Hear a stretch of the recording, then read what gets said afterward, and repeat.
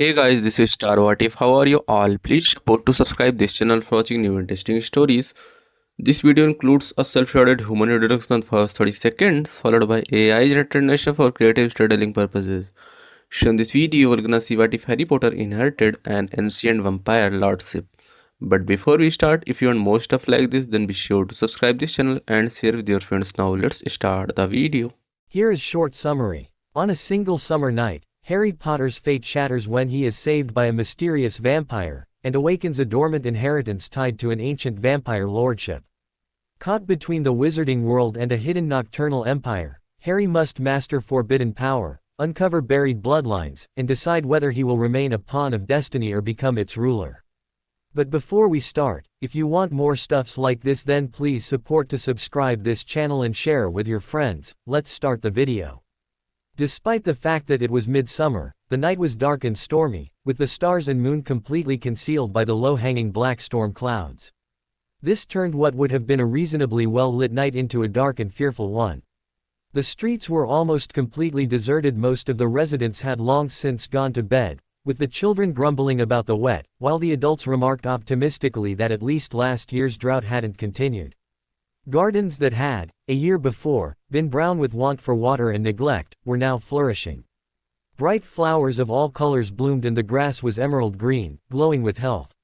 In the garages, cars gleamed with newly applied polish and frequent washing. Now, the stifling heat of the year before was a scarcely recalled memory. A light sprinkling of rain was misting the night air, and the tarmac on the road glittered like crystals in the warm yellow glow cast by the streetlights. Soon the rain would get heavier, the sprinkle almost a warning, telling anything that might be out still to get under cover and shelter from the deluge to come. But those who were still out at this late hour saw no need to heed the warning. A lone young man walked down the empty streets, the misty rain covering him in a wealth of minute droplets, each of them glowing with all the colors of the rainbow as the street lamps shed their light upon him. He didn't notice the effect. Instead, his haunted green eyes were focused intently upon the tops of his sneakers, which were falling apart on his feet. He walked with his shoulders hunched and his head down, messy black hair falling into his eyes, though he made no move to push the strands away. He just didn't care. He was wearing a t-shirt that had been his cousin's once, and it hung around his too thin figure, the fabric itself so thin that it mostly stuck to his skin, even though the rain was still very light. The jeans he wore were the same, ripped in a couple of places, and belted around the waist so that they didn't fall down. He didn't shiver, even though it was reasonably cool, and the rain made it even cooler. He didn't even seem to notice the temperature. All his thoughts were directed inward with such intensity that there was no room for the consideration of the physical world. Every night for the past 2 weeks since he had returned from Hogwarts, Harry James Potter had been out on the streets, wandering aimlessly around, for the sole reason that he needed to get out from Privet Drive and the Dursleys. More so than any other year, Harry hated being forced to return to this place. Privet Drive seemed so alien to him now. Always, he had felt that it was, in some obscure way, right for him to come back here each year, even though every time he did he longed to be elsewhere. This year, however, even that obscure sense of belonging was gone, as if it had never been. His heart ached with a peculiar sense of loss. He had always taken it for granted that he could simply come here. He knew that his relatives hated him, and he hated them in return, with equal measure, but now that it was gone, he realized that he missed the feeling that he had a place here. That he had a place anywhere, for that matter. That loss, however, was only minimal, a small grief added to a greater heartache. His godfather was gone. Sirius Black, the only man who Harry felt he could have regarded as his true family, was dead. And now Harry really was alone. Green eyes filled with tears, but they did not fall. Somehow Harry managed to hold them in check once again, as he had every night since he had returned here. His heart felt empty. The place where Sirius had once been was a black hole, king in all of Harry's positive emotions and leaving a void in their place. He tried to lock his memories and emotions away, but every time he thought that he had succeeded, they slipped around whatever he was using to block them, extending tendrils of pain through his mind and heart. As well as grief, there was anger. He didn't belong here, so why was he still here? Because no one would let him leave. Every message that he had sent to the Order had been requesting that he be allowed to leave Privet Drive, and every time he received the same reply, "It's not safe for you to be anywhere else." Harry sighed heavily. He wasn't sure where he wanted to be, anyway. While he didn't belong here, he didn't know where he did. He didn't want to stay with the Weasleys. Watching them, with their close family relationship, would have been like twisting a knife in his gut. Besides, Ron couldn't understand, what Harry was going through. Ron had always had someone there for him. He was unable to process the thought that there could be a time when there wasn't anyone for you. And that was what Harry was going through. He'd thought that there was no one, had pretty much accepted that with an air of cynicism. But then Sirius had appeared, and suddenly there had been someone. Now that someone was gone, leaving Harry alone again. But it was worse the second time, because he knew what it was like to have someone. He would not return to Grimmauld Place. To be in the place that had been Sirius's prison would have been worse than being with the Weasleys. Nor could he go to Hermione. She didn't understand him either. She seemed as incapable as Ron at comprehending what Harry was feeling. But she was worse, because she tried to understand, tried to talk to him about it, and Harry didn't want to talk, at least not unless it was with someone who had lost, as he had lost. And he didn't know anyone like that. Except Remus. Remus, Sirius's best friend, the only one of the Marauders still alive, someone that Harry might have been able to talk to. But Remus had shut out the world, retreating deep into himself to grieve, and there was no place in the werewolf's sorrow for anyone else, not even Harry. He had been given leave from the Order, and had by all reports backed out of the war until he could deal with the grief. No one was entirely sure what he was doing. Last Harry had heard the werewolf had been ignoring all correspondence, and anyone who went to see him was met with silence or told tersely to leave. And so Harry was left right back where he had started. He wished that school would start again. Then, at least, he would have something to take his mind off things. Ron and Hermione would be there, but whenever he needed to escape from them, it would be easy enough to slip away and be alone. The 2 weeks that the holidays had so far lasted for, had seemed like an eternity. The Dursleys tried to be nice to him, but they were too used to treating him like dirt, and he was too upset to respond with anything other than a sullen silence. Aunt Petunia called him down for meal times, but on those occasions that he left his only remaining sanctuary he played with his food and ate little. They let him off his chores, so he locked himself in his room and didn't come out. They bought him a new bedspread, a warmer one, because the summer was colder than usual, which he had accepted without a word. Dudley offered to let Harry play his computer, once, but Harry turned the offer down. Uncle Vernon called him whenever the news started, but Harry didn't want to hear about the latest suspicious disappearances. He didn't need to be reminded of the war that had torn away the only parental figure he had left. And at night, as he wandered the streets, he was left alone with his thoughts and the foul weather. The Dursleys didn't know of his late-night wanders. Each morning, just before dawn, he returned, had a shower and went to his room, which was where they found him every morning. He didn't leave the house until they'd gone to sleep. He gave them no reason to suggest that he was doing anything suspicious. He knew that the Order didn't like his nighttime wanders, because they weren't safe, but he refused to give them up, and eventually they had stopped asking him to. But they had good reason to fear for his safety. They were in troubled times now, and one never knew where Voldemort would next strike. It was Harry, after all, who Voldemort most wanted dead, but at the same time, it was Harry who he was afraid to directly attack. Voldemort didn't know the prophecy. He couldn't be sure that if he tried to kill Harry again, the spell wouldn't backfire as it had 15 years ago, and send Voldemort back to his half-life. But just because he wouldn't kill Harry didn't make the boy safe. If Voldemort could capture Harry, then the boy could be no danger to him. But Harry didn't care. He would not be imprisoned in a house he hated, as his godfather had been, driven stir-crazy as Sirius had been. He would not let that happen to him. He wouldn't let it happen. He couldn't let himself be taken by the madness that had eventually taken Sirius, when the need to escape that was so great that one would be glad to take death over being imprisoned. He did not hear the soft scuff of a foot against the path as a figure stepped out in front of him, didn't see the man who suddenly stood before him, just continued walking, placing one foot in front of the other, a monotonous movement that required no thought, leaving his mind free for other contemplations. He did, however, notice when a cold, slimy voice spoke a soft incantation and ropes appeared from midair to bind him, ankles and wrists, and a gag appeared magically, keeping him from crying out in shock. Somehow he managed to stay on his feet, and he looked up, his damp hair still falling in his eyes, obscuring his glasses, making it hard to see the person in from him. It was male, Harry could tell from the voice, but it was impossible to tell from the appearance of the figure before him. Tall, and wearing a fairly shapeless black robe, stood the figure, a silver mask covering his face. One hand was raised, clutching a wand. A triumphant gleam shone through the eye sockets. Death Eater. Rodolphus Lestrange smirked beneath his mask. So, this was the oh-so-famous Harry Potter, the one who had somehow managed to survive confrontations with the Dark Lord time and again and had, through what could only be luck, managed to thwart several of the Lord's plans to return to life. The other Death Eaters spoke of the boy in hushed voices, when they spoke of him at all, in case the Lord took exception to them speaking of his enemy. They were wary of him, convinced that he was more powerful than he was. The boy was supposed to be cunning, always somehow managing to escape the traps of the Death Eaters, even those the Dark Lord himself set, but now Rodolphus knew that there was no cunning about him, it was only luck.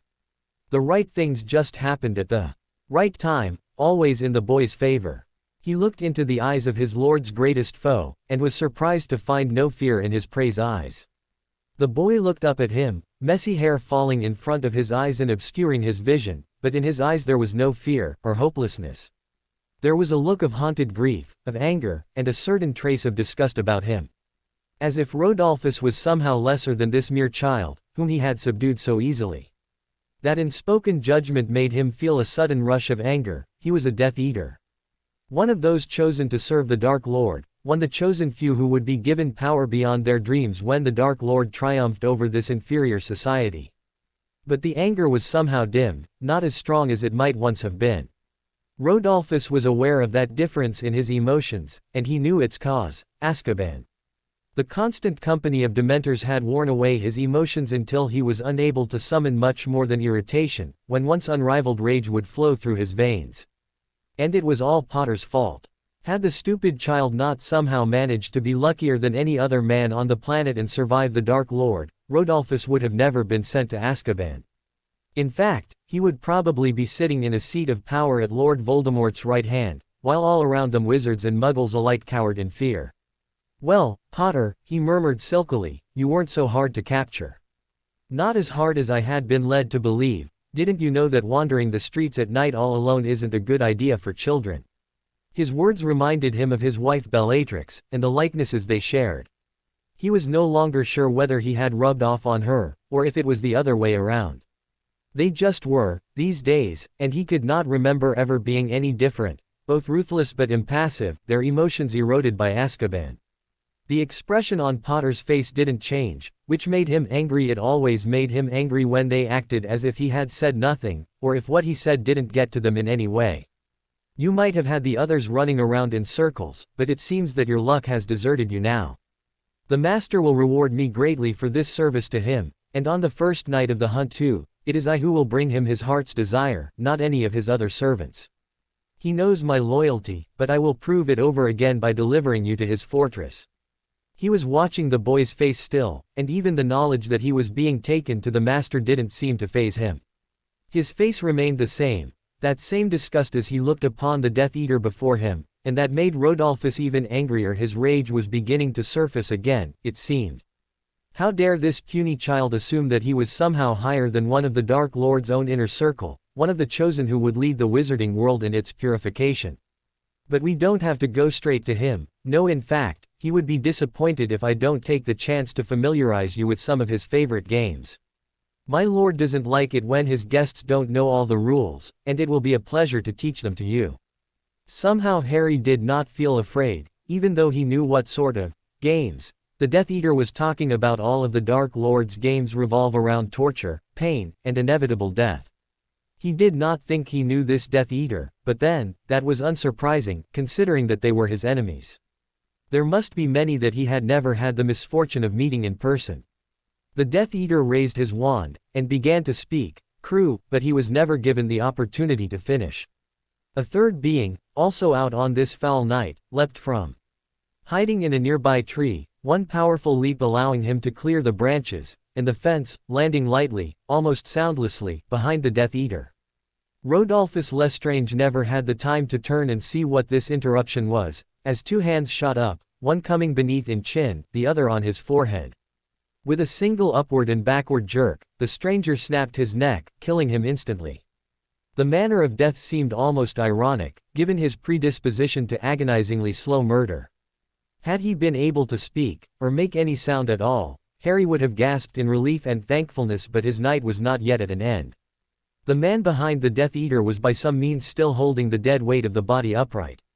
Without looking at Harry, he bared his teeth, and Harry watched with a morbid fascination as his rescuer's canines lengthened, and he pulled the cloak away from the Death Eater's neck, biting down delicately. His rescuer was a vampire. He wasn't even sure that the thing was his rescuer anymore. Maybe it had just seen the opportunity for a meal and taken it, or maybe it had seen the opportunity for 2 meals. He couldn't move. The restraints that the Death Eater had placed on him held him tightly. He had tried freeing himself, when they first seized him, to no avail. He tried again while the vampire fed, once again without success. Finally, after what seemed like an eternity, the vampire released the body of the Death Eater, which crumpled to the ground, and looked straight at Harry. If he had been able to make a sound, Harry would have cried out in shock, for the vampire's eyes, like a cat's, were reflective, and they shone bright silver in the light of the street lamps. Canines shortened, suddenly looking frighteningly normal. The vampire stepped over the dead body, now drained of blood, and moved gracefully, sinuously towards Harry. He moved with flawless elegance, and Harry took in his appearance. With a slim lithe yet strong body, the vampire looked to be only in his 20s. His eyes, when they weren't reflecting the light, were a silvery blue, and his lips curved in an almost gentle smile. Harry's eyes explored the vampire's face, young, completely unblemished. Long black hair formed a messy halo around his features, which were thin and all too familiar. Rather than going for his neck, the vampire reached behind Harry's head, and Harry was sure that his neck was about to be snapped just like that of the Death Eater before him. The vampire, however, seemed to have other ideas, and instead of killing Harry where he stood, he undid the gag and let it fall to the ground at their feet. For a moment, they stood staring into one another's eyes, while Harry's mind screamed at him to do something, but the vampire had only given Harry back the ability to speak. His wrists and ankles were still bound. But something about the vampire made Harry feel not afraid, but rather intrigued. The familiarity of the face irked him. He had his suspicions, and if said suspicions were true, then he needed to know, needed to confirm. And if they weren't, well, he was no worse off than he had been before. Death, he was sure, would feel as numb as life right now. So he spoke, a single, confused syllable that hung in the air between them, ringing with importance. Dad. For a moment, the word hung between them, palpable in the stormy night air. Then the vampire gave a soft chuckle and stepped behind him, undoing the bindings on his wrists, then his ankles, speaking, "No, Harry, I'm not James, though I am a Potter. Resemblance has always been strong in our family." Now free to run, Harry hesitated, the vampire's words effectively canceling his instinct to bolt.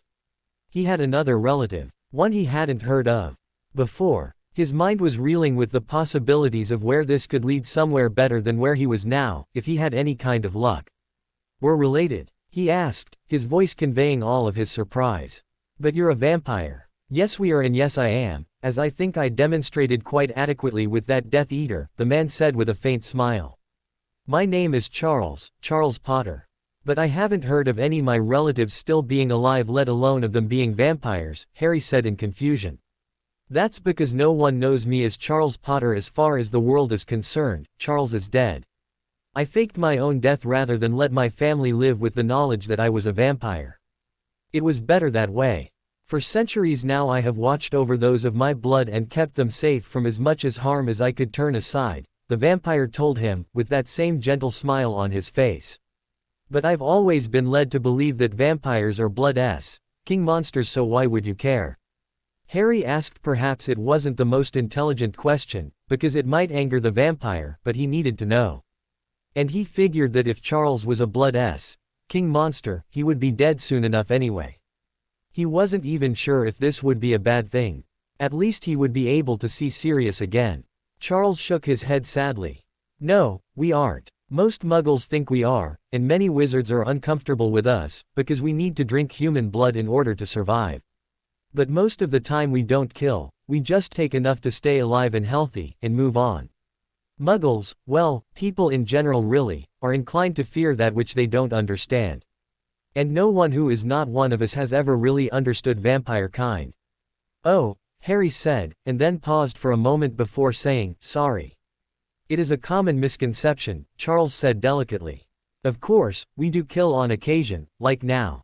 But he was going to hurt you, and I couldn't allow that. Besides, Death Eaters are monsters, and thus they cannot be allowed to live, if one is going to drink from them. Harry nodded. He didn't see anything wrong with killing Death Eaters. That was a good thing, as far as he was concerned.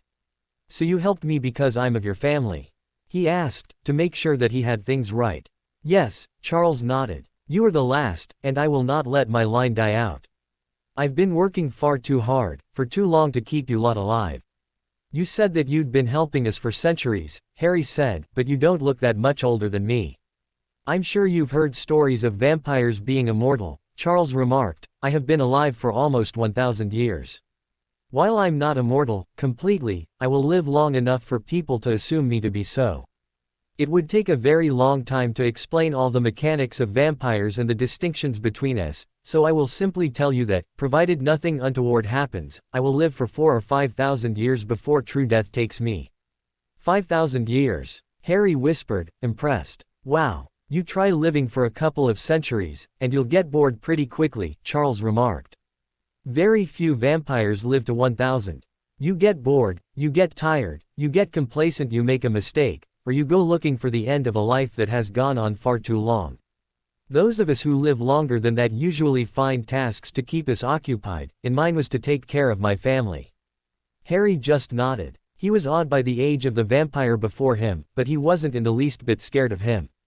If death was coming for him, then it was coming. There was no way of avoiding death entirely, and he would rather die at this vampire's hands than at a Death Eater's. At least death would be quick, clean and hopefully relatively painless. But he did not think that Charles would kill him, somehow. Charles scowled faintly suddenly. On that note, I've been watching you since you arrived back here with this family of yours, and I can't say I like what I see. You are the heir to one of the most powerful families alive, you are one of the most famous people in the magical world, and you are being treated like dirt by muggles who are little more than that themselves. It's not like I can do anything about it, Harry muttered. I have to stay with blood family, otherwise I'm not protected from Voldemort. Or at least, that's what the order tells me. I'm not allowed to leave, and even if I did, I don't really have anywhere else that I want to go. Nowhere that isn't full of memories or people I'd rather not have to face. Memories of your godfather, Charles nodded, and Harry looked at him in surprise. I do keep tabs on what goes on, you know. Nothing much happens without me finding out about it sooner or later. Usually sooner. Harry smiled a little. But I think I have an alternative for you. You can come and live with me. I'm your relative by blood, after a fashion, and there aren't all that many people who would be able to find where I live, let alone want to challenge a fully fledged wizard vampire to get to you. Charles had started walking down the road, and Harry had followed him without much thought. At the vampire's words, however, he came to a dead stop once again. A vampire had just asked him to go and live with him. Harry wasn't sure if it was a joke or not, and he didn't know which he wanted it to be. Hadn't he been praying for an escape, this summer more than ever? Hadn't he been wishing, all his life, for a relative to turn up and steal him away from the mundane life in Little Whinging? In all his imaginings, though, he had never come up with this. Who would imagine living with a vampire? Charles looked back when he saw that Harry had stopped, and walked back the couple of paces necessary to place himself in front of Harry again. I know that it must seem abrupt to you, Harry, but I have been watching you for almost a month, and it has been gradually dawning on me that there are few other alternatives. I promise you, you could not be safer than if you were with me. I would never harm one of my blood, you least of all. You have nothing to fear from me.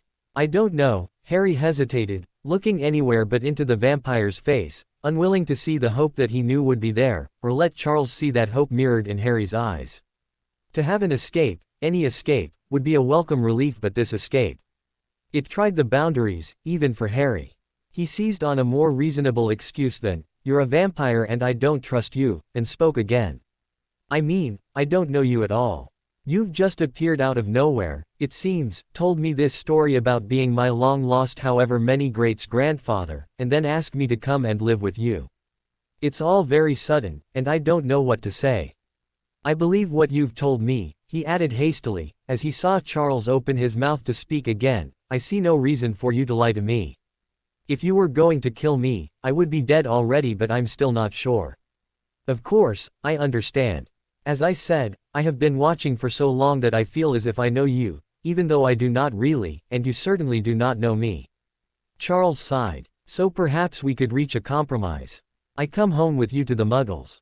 I won't let them, or that person who is supposed to be guarding you, see me. We get to know each other, and then, in a little while, you can make your decision, and we shall act upon it. Harry still hesitated. Inviting a vampire home didn't seem like a particularly good idea to him. But then, he was being offered a chance to escape from the Dursleys, and that could only be a good thing. How could he turn that down? He couldn't, really. And this was a long shot better than going straight back to wherever Charles's home was. For a moment, he continued to think about it, in utter silence, while they walked together. The rain got heavier, falling in proper drops, rather than mist, but he didn't really notice. Finally he said, "Sounds good to me," and smiled a little at Charles. Charles smiled back. "Me too," he said, and Harry knew that he was being completely sincere. He was tempted to just accept the offer and get out of here, but he wanted to get to know the vampire before he did anything. At least then he could not be accused of acting recklessly in the future. "Promise you won't hurt any of my family," he added as a thought occurred to him, suddenly wary. "Of course," Charles said. "I drained that Death Eater for a reason, you know. I have taken enough blood to last me a week or so, then I will need to feed again." "Do you eat other stuff?" Harry asked curiously, suddenly wanting to know more about vampires. They were supposed to have covered them in first year at Hogwarts, but that had never happened with Quirrell as the teacher. He knew only what little he had heard from his friends, which wasn't particularly factual, just a gathering of stories designed to scare the listener.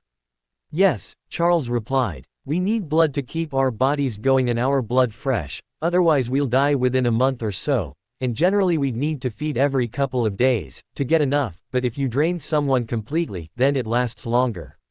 We do not need to eat normal food, but we still hunger for it, and it provides some sustenance." Harry nodded. Made sense, he supposed. "Can you go out in the daytime?" he asked, since most legends said they couldn't. In a fashion, Charles replied, "It is possible for a vampire to go out in daylight, but it is not a common practice amongst us. The sunlight hurts our eyes, which are designed to see at night time, and our skin burns very easily. We begin to go red after 5 minutes or so, and start to blister after about 15 minutes in the sunlight. It is highly unpleasant. It's also far easier to hunt under the cover of darkness.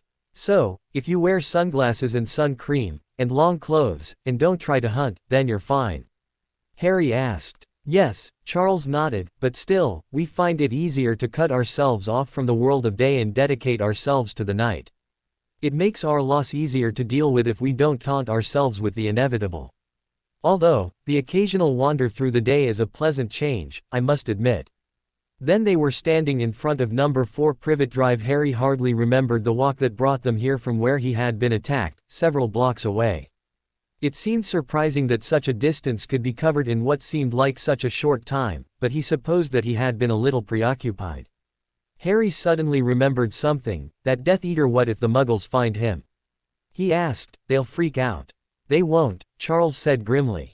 "The Death Eater killed your watcher before he did anything else, and someone will be coming to replace him soon enough. When they discover him missing, they'll search, and find the Death Eater. They'll know what it means, finding him with his blood completely drained, and they'll take the body away, then they'll come to check on you and make sure you're safe. I'll hide when they show, and you just have to tell them that you never saw a thing. They'll assume that I found the Death Eater on his own, before he got to you, and that'll be the end of that, although they'll warn you not to go out at night, because it isn't safe with a vampire around." Harry jerked as if he had been touched with a burning coal when he heard that the Order's watcher had been killed looking out for him, and he felt as if the killing would never end. It was his fault, it was all his fault, and if he hadn't been here, who could say how many people would still be alive? He hated it, hated that he was the center of this cyclone of death and despair and there was nothing he could do. He wondered who the Watcher had been, and felt guilty someone had died because of him, and he didn't even know if it had been a man or a woman, someone he knew or a complete stranger. The Death Eater had probably never known that information either, but that hadn't stopped the man from killing whoever it had been. Well, he would find out who it was soon enough, and then perhaps the guilt would ease a little. He felt even guiltier when he realized that he was feeling relieved because he knew that the Watcher could not have been Remus. Remus was possibly the one person that Harry couldn't lose. It would be awful if any of his other friends in the Order died, but he didn't know if he would have been able to cope if it had been Remus who had died that night. He shook his head, trying to drive those thoughts from his mind. He didn't want to think about death. He had spent far too long contemplating that eventuality, for himself and for all of the people that he knew. Too often in the last 3 weeks had he found himself wondering how he would feel if Ron died, or if Tonks, or any of the others. "So wizards fear you as much as muggles do?" Harry asked, as much to distract himself as anything else. "Wizards do not trust us," Charles corrected calmly. "They believe that it is too easy for us to have accidents, even though they know we don't usually kill. But you only ever seem to hear about the vampire attacks where the victim died, because otherwise most don't know that they've been attacked." Harry opened the front door and they headed inside and up to Harry's room, where he gathered clothes and got ready for the shower he usually had when he returned home, and the vampire inspected his surroundings. Somehow Charles didn't seem to be even slightly damp, despite the rain. Soaked to the skin, and still a little shocked from the occurrences of the night, although he had mostly come to terms with things already, Harry clung to his routine. He didn't even think to tell Charles what was going on, and Charles didn't question it.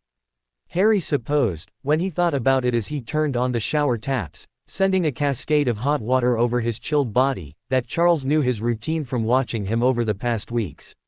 Outside, the heavens opened and released a torrent of rain, as if all they had been waiting for was for those still living to make their way inside. The raindrops roared as they hit the rooftop, and Harry was willing to bet that the Dursleys wouldn't even be able to hear his shower over that sound. When he returned after his shower, Harry found Moody standing outside the door to his room, raising his hand to knock. The rain must have covered the noise of his parroting in as well. "Potter," he said, in surprised relief, and Harry gave the slightest nod, trying to figure out what he was supposed to do now. Act surprised that Moody was here, would probably be a good bet. "Has something happened?" Harry asked, forehead creasing a little as if he was really confused by what was going on. "Why are you here? We thought you might have been dead," Moody said, not even seeming to have heard what Harry had said. "What?" Harry asked, trying to sound surprised. "Why? What happened? You're usually out wandering the streets this time of night," Moody said disapprovingly, "and it seems that our fears were justified. Your Watcher tonight was killed. It's not safe for you to be outside anymore. We searched, and found the Death Eater whose wand delivered the curse. He was found dead, and bloodless. That means there was a vampire, too." Harry let his facial expression change to one of fear and grief.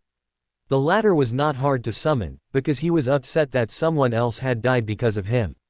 He wondered, then, if he should spill the beans and tell Moody that Charles was here, but when he opened his mouth to speak, he instead said, "Who?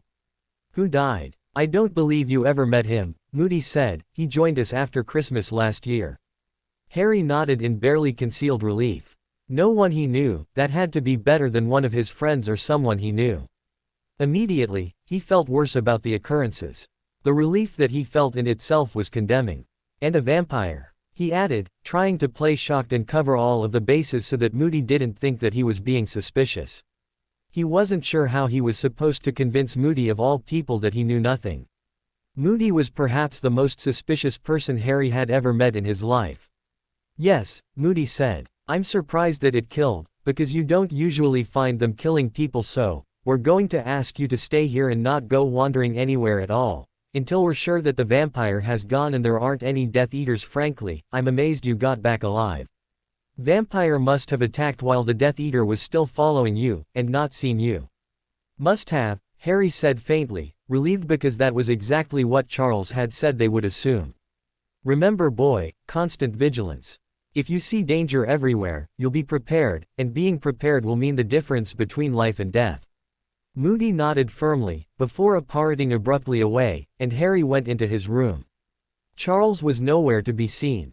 "He's gone," Harry remarked, and for a moment, there was no movement in the room. Then there was a knock on the window and Charles's head appeared there. Harry hurried over and opened it, and the vampire climbed agilely through. "It was just like you said. He assumed that you'd attack the Death Eater without seeing me, and before the Death Eater had found me," Harry told Charles, who nodded thoughtfully. Harry yawned, surprising himself. He hadn't been sleeping much, hadn't seen much point to in the last weeks. He only woke up after a few restless hours from nightmares. "You should sleep," Charles remarked. "I don't want to face the nightmares," Harry said quietly, and was surprised at himself because he didn't talk about his nightmares to anyone. They had not involved Voldemort, only Sirius and Sirius's death, so he had seen no reason to speak to the Order about them. While his scar often prickled when he woke up, or even burned sometimes, he didn't think that it was very important. His scar always hurt a bit. Voldemort was constantly active these days, whether that was out in the open or out of sight of the magical world. Charles looked at him for a moment, and nodded. "I suppose I know how you feel. I have nightmares too," he said softly. "But you can't let them have power over you. You have to face them, and tell them that you aren't afraid, and then they will leave you alone. You need to sleep, your body cannot survive without it. Dreams are only dreams, and they cannot truly harm you." Harry hesitated. He didn't want to face the nightmares that would come if he slept, but he also didn't really want to sleep while there was a vampire in the room with him. He thought he could trust Charles, but it went against every instinct. He had to sleep while there was a blood-drinking being nearby, even if said being was already apparently satiated. He yawned again, and found himself nodding, going over to lie on his bed. Charles dragged the chair from Harry's desk over and sat down beside his head, reaching out a delicate hand and stroking the damp hair back from Harry's forehead, taking off his glasses and putting them on the bedside. The last thing Harry remembered before his eyes drifted close and a deep, peaceful sleep overtook him, was the soft touch of Charles stroking his hair back, and a song seeming to croon very softly in his ears. When Harry woke up again, it was late in the morning and Charles was gone. Harry wondered if the man had been a dream that he had the night before. Since he hadn't had a good night's sleep since Sirius's death, anything was possible, wasn't it? He blinked bleary eyes and sat up, reaching for his glasses and putting them on, letting the room swim suddenly into focus. He got up, and looked around his room, as if searching for a sign that the night before had been real. His room was messy, clothes and the contents of trunks spilled out across the floor from when he'd been looking for something, but hadn't had the inclination to pack everything up again. The desk was completely empty, because he hadn't gone near his summer homework. He leant back in his bed, feeling at once disappointed and relieved. Relieved because if Charles had only been a dream from the night before, then he wouldn't have to think about the life-changing decision to leave the Dursleys, but disappointed because he had lost the chance to do just that. He shook his head faintly. Why could he never make up his mind what he wanted? It was always like this, so many things that he wanted that all seemed at opposites to each other. Before he could continue this line of thought, the door was pushed open and Charles came into the room, bearing a tray of food and humming softly under his breath. "Ah," he said, smiling at Harry when he saw the boy sitting up, his glasses having just been hastily shoved onto his nose. "You're awake. Breakfast." Harry was so surprised that Charles was actually real, that he simply nodded his head. He realized that he felt happier than he had been in weeks, even months. While both the disappointment and relief could be related to this situation, Harry decided that whatever else he felt, he was happy that Charles had come into his life, whatever the outcome might be. He felt curiously attracted to the vampire. Charles pushed the tray into Harry's lap, and Harry looked up at him. "Aren't you hungry?" he asked. "I won't feel hungry for human food until later this afternoon. I am rather bloated from the Death Eater," Charles replied. "And before you ask, your relatives didn't see me, nor did the Order Watcher. Magic turned his eyes away, and your relatives are all out and about. Your uncle has gone to work and your aunt is driving your cousin somewhere and will be spending some time gossiping when she gets there." Harry smiled a little at that, and was surprised to find himself hungry enough to dig into the small meal that Charles had brought him. "There wasn't much food left," Charles said apologetically. "I expect your aunt will be doing some shopping before she comes home as well." "That's okay," Harry said, "it's more than I usually eat for breakfast." I noticed that, Charles said disapprovingly. You won't get anywhere by starving yourself, you know. It won't bring your godfather back, believe me, I know. I tried it myself. I tried not to drink blood for weeks on end because I thought that it would make things go away, but it never did. It only made me weak, sick and thoroughly miserable. I'm not trying to starve myself, Harry protested, suddenly worried that Charles would think less of him for not eating much. I just don't feel hungry. I guess it's got a lot to do with serious being, you know, but it's also to do with the fact that I'm used to not eating as much when I'm here. I guess my body just expects it these days. Charles looked very annoyed at those words, but he said nothing else about it, so Harry let it lie as well. He certainly had little wish to discuss his life at Privet Drive. He was more than happy to forget about the things that he had endured here in the past. How are you going to explain your presence to the Order? Most of the time, I won't be seen by them. I doubt that we'll be leaving the house much, somehow. But when we do need to leave, then we can go at night. Once you have decided what you want to do, we will also have to think about what you want to tell the Order. There will be time for that later though. About that, Harry said hesitantly, and Charles looked at him expectantly. I've decided I want to come and live with you. The brief moment in which he had been convinced that Charles had been a dream had been enough for Harry to realize just how much he did want to take the vampire up on his offer. Charles smiled brilliantly. Excellent. I was so hoping you would choose to accept, he said quietly. In that case, I suppose we will have to decide what you want to tell the Order sooner rather than later. What do you think we should tell them? Harry asked. The Order will not react well to the knowledge that you are living with a vampire, Charles stated. We could tell them that you are living with another relative, but they are well aware that anyone of your blood still classed as being amongst the living are all in the old pureblood families and therefore probably your enemies. Telling them who I am would only reveal that I am a vampire. So telling them truth is probably a bad idea, Harry extrapolated. That leaves telling them a lie. That is an option, Charles nodded. If I may suggest, you could simply tell them that you have left the Dursleys and have gone somewhere that you consider to be even safer than this house, and have no intention of returning, no matter what they might think is best for you, and that you will see them all when school starts again. Harry thought about it for all of a second before nodding. That's a good plan. I like to avoid telling outright lies whenever I can, Charles said. The more lies you tell, the easier it is for you to slip up and make a mistake. Far better to tell the truth and just leave things out, in this instance my being a vampire. What they don't know won't hurt them. That's very devious, Harry remarked. Deviousness is a Slytherin trait that seems to have been sadly overlooked in today's generation, Charles said. You were in Slytherin? Harry asked, surprised again. Do I detect a hint of prejudice in that question? Charles asked, sounding both amused and annoyed. Despite what the current generation seems to think, Slytherin is not synonymous with evil.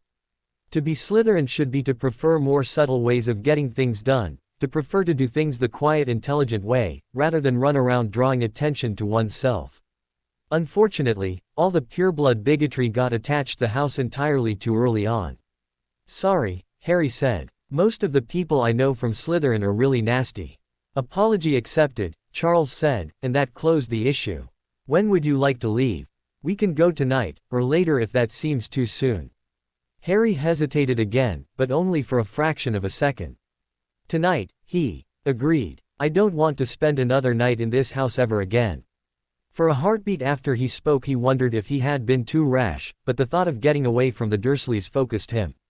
Even if he and Charles did not get on, anything had to be better than being locked away here, isolated from his friends, from his world. It was time to leave. Harry spent the day cleaning his room thoroughly while Charles watched and gave a little magical aid. Becoming a vampire didn't stop me from being a wizard, I just got the added advantage of vampire magic, he said when Harry asked him about his using a wand. They packed everything of any importance to Harry into his trunk. You will not require any of the Muggle clothes, Charles said, turning his nose up when Harry opened his wardrobe. You will not really need your robes either, as we can buy you new ones without any trouble, but if you wish to bring them, go ahead. Harry thought about, and ended up packing one of his school robes and his dress robes, just in case he wanted them. His most important possessions went in the trunk first: his invisibility cloak, his photo album, his firebolt and various gifts from his friends over the years. His school books were the next in, followed by his wand. That's about everything, Harry admitted. Charles nodded. In that case, perhaps you would like to write your letter to Headmaster Dumbledore. Hedwig can take it to him and then continue straight on to my home. We should be gone before she reaches the headmaster. Harry nodded and sat down at his empty desk, rummaging in his bag to dig out a quill and ink. He thought for a long time about what he should write to the headmaster. Dear Professor Dumbledore, I know that you believe remaining with my aunt is the best thing for me, but I cannot agree. I need time, and someone who understands what I've been going through to help me get over Sirius's death.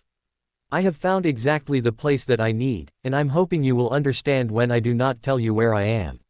I know that you will not approve, but I have every intention of going through with this, no matter what you might think of the arrangement. I am safe, don't worry about that, and I will be at Hogwarts for the new term, when September the 1st comes around.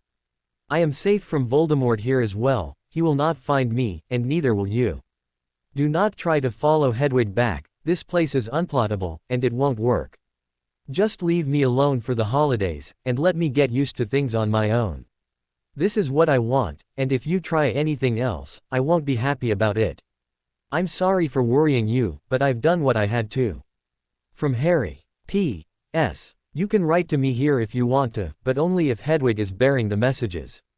Do not try to persuade me any differently. My mind is made up. But I would like to hear from my friends, so please let them know that they can send me letters here. He offered the finished product to Charles, who read over it quickly.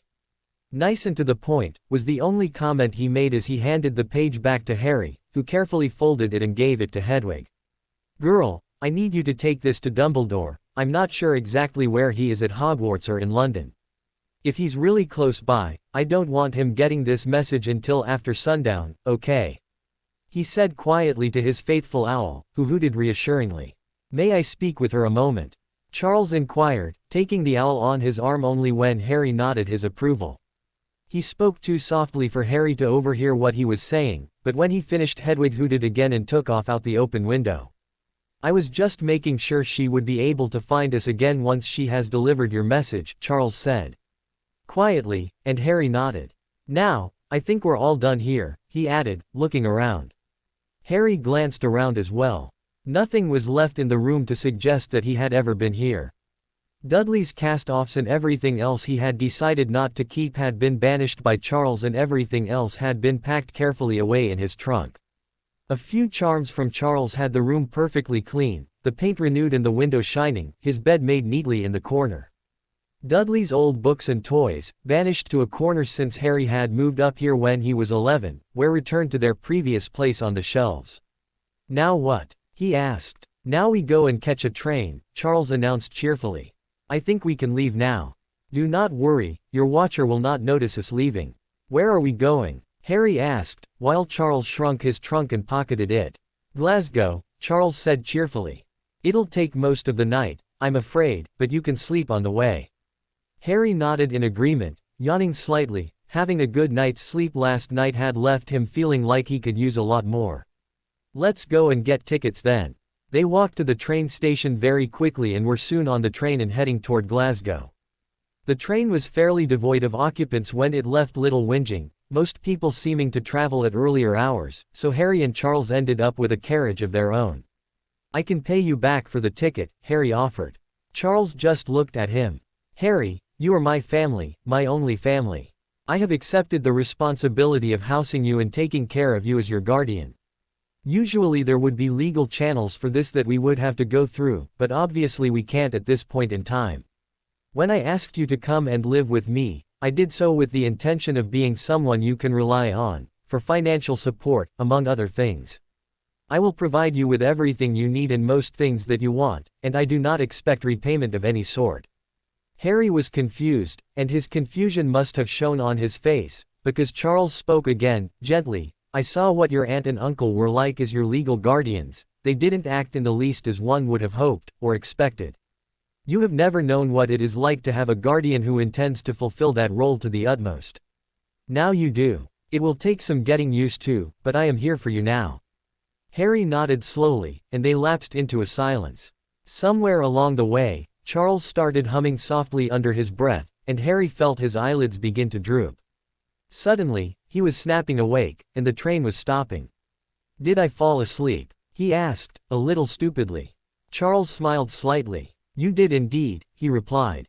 We are now in Glasgow, and not far from our home. Come along, we'd best get moving. I'm looking forward to the comforts of my own home, and I think you will like my house. I am quite eager to get your opinion on it. Harry got up, a little unsteady from sleeping sitting down, and followed the vampire out of the station and down the deserted streets of the city at this late hour.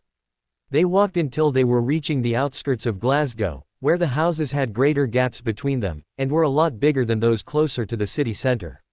Some time later, they started up the driveway to a large estate house, with sweeping grounds and a small water garden off to one side. The house itself was old, with cathedral windows and a wide staircase leading up to the huge front doors. There were statues at the bottom of the staircase too. Dragons, with their wings spread back, mouths agape, staring down at the approaching pair. The place screamed of money, Harry thought as they walked. The front doors were arched and made of some old wood, and on either side of them stained glass windows rose, etched with patterns of roses and vines. Nice, Harry remarked, although the word was incredibly inadequate to describe the luxury that was paraded before him. I'm glad you approve, Charles accepted the compliment. This is one of the Potters' ancestral houses. It was overlooked by the family during a war in the 1800s, so I moved in and made myself at home. I've been here ever since. The people around here believe that it's held by a family who all look very much alike, which is true, as the Potters do tend to bear an uncanny resemblance to one another. What about the ministry? Harry asked. Don't they realize that you're a vampire? They would realize, wouldn't they? They think that the Muggles are just being superstitious. They know that the house belongs to wizards, or they think it does, anyway, and they have the supposed death certificates of the previous people in the family. They don't care. I send a generous donation to them each year, and they keep out of it. They have no reason to suspect me, and they won't bother to look for one as long as I keep giving the money. But that's bribery, Harry said, shocked. Isn't that wrong? Charles laughed. So innocent, he remarked, and smiled slightly when Harry looked annoyed by the comment. As far as I'm concerned, it's a donation I give to the poorer parts of the ministry, particularly the health organizations. They need the extra money, and take it as a bribe, although to begin with it was never intended as such. It simply turned out that way, and it's easier to get by for both of us, with this arrangement. I guess, Harry said slowly, deciding to let the comment about innocence slide for the moment.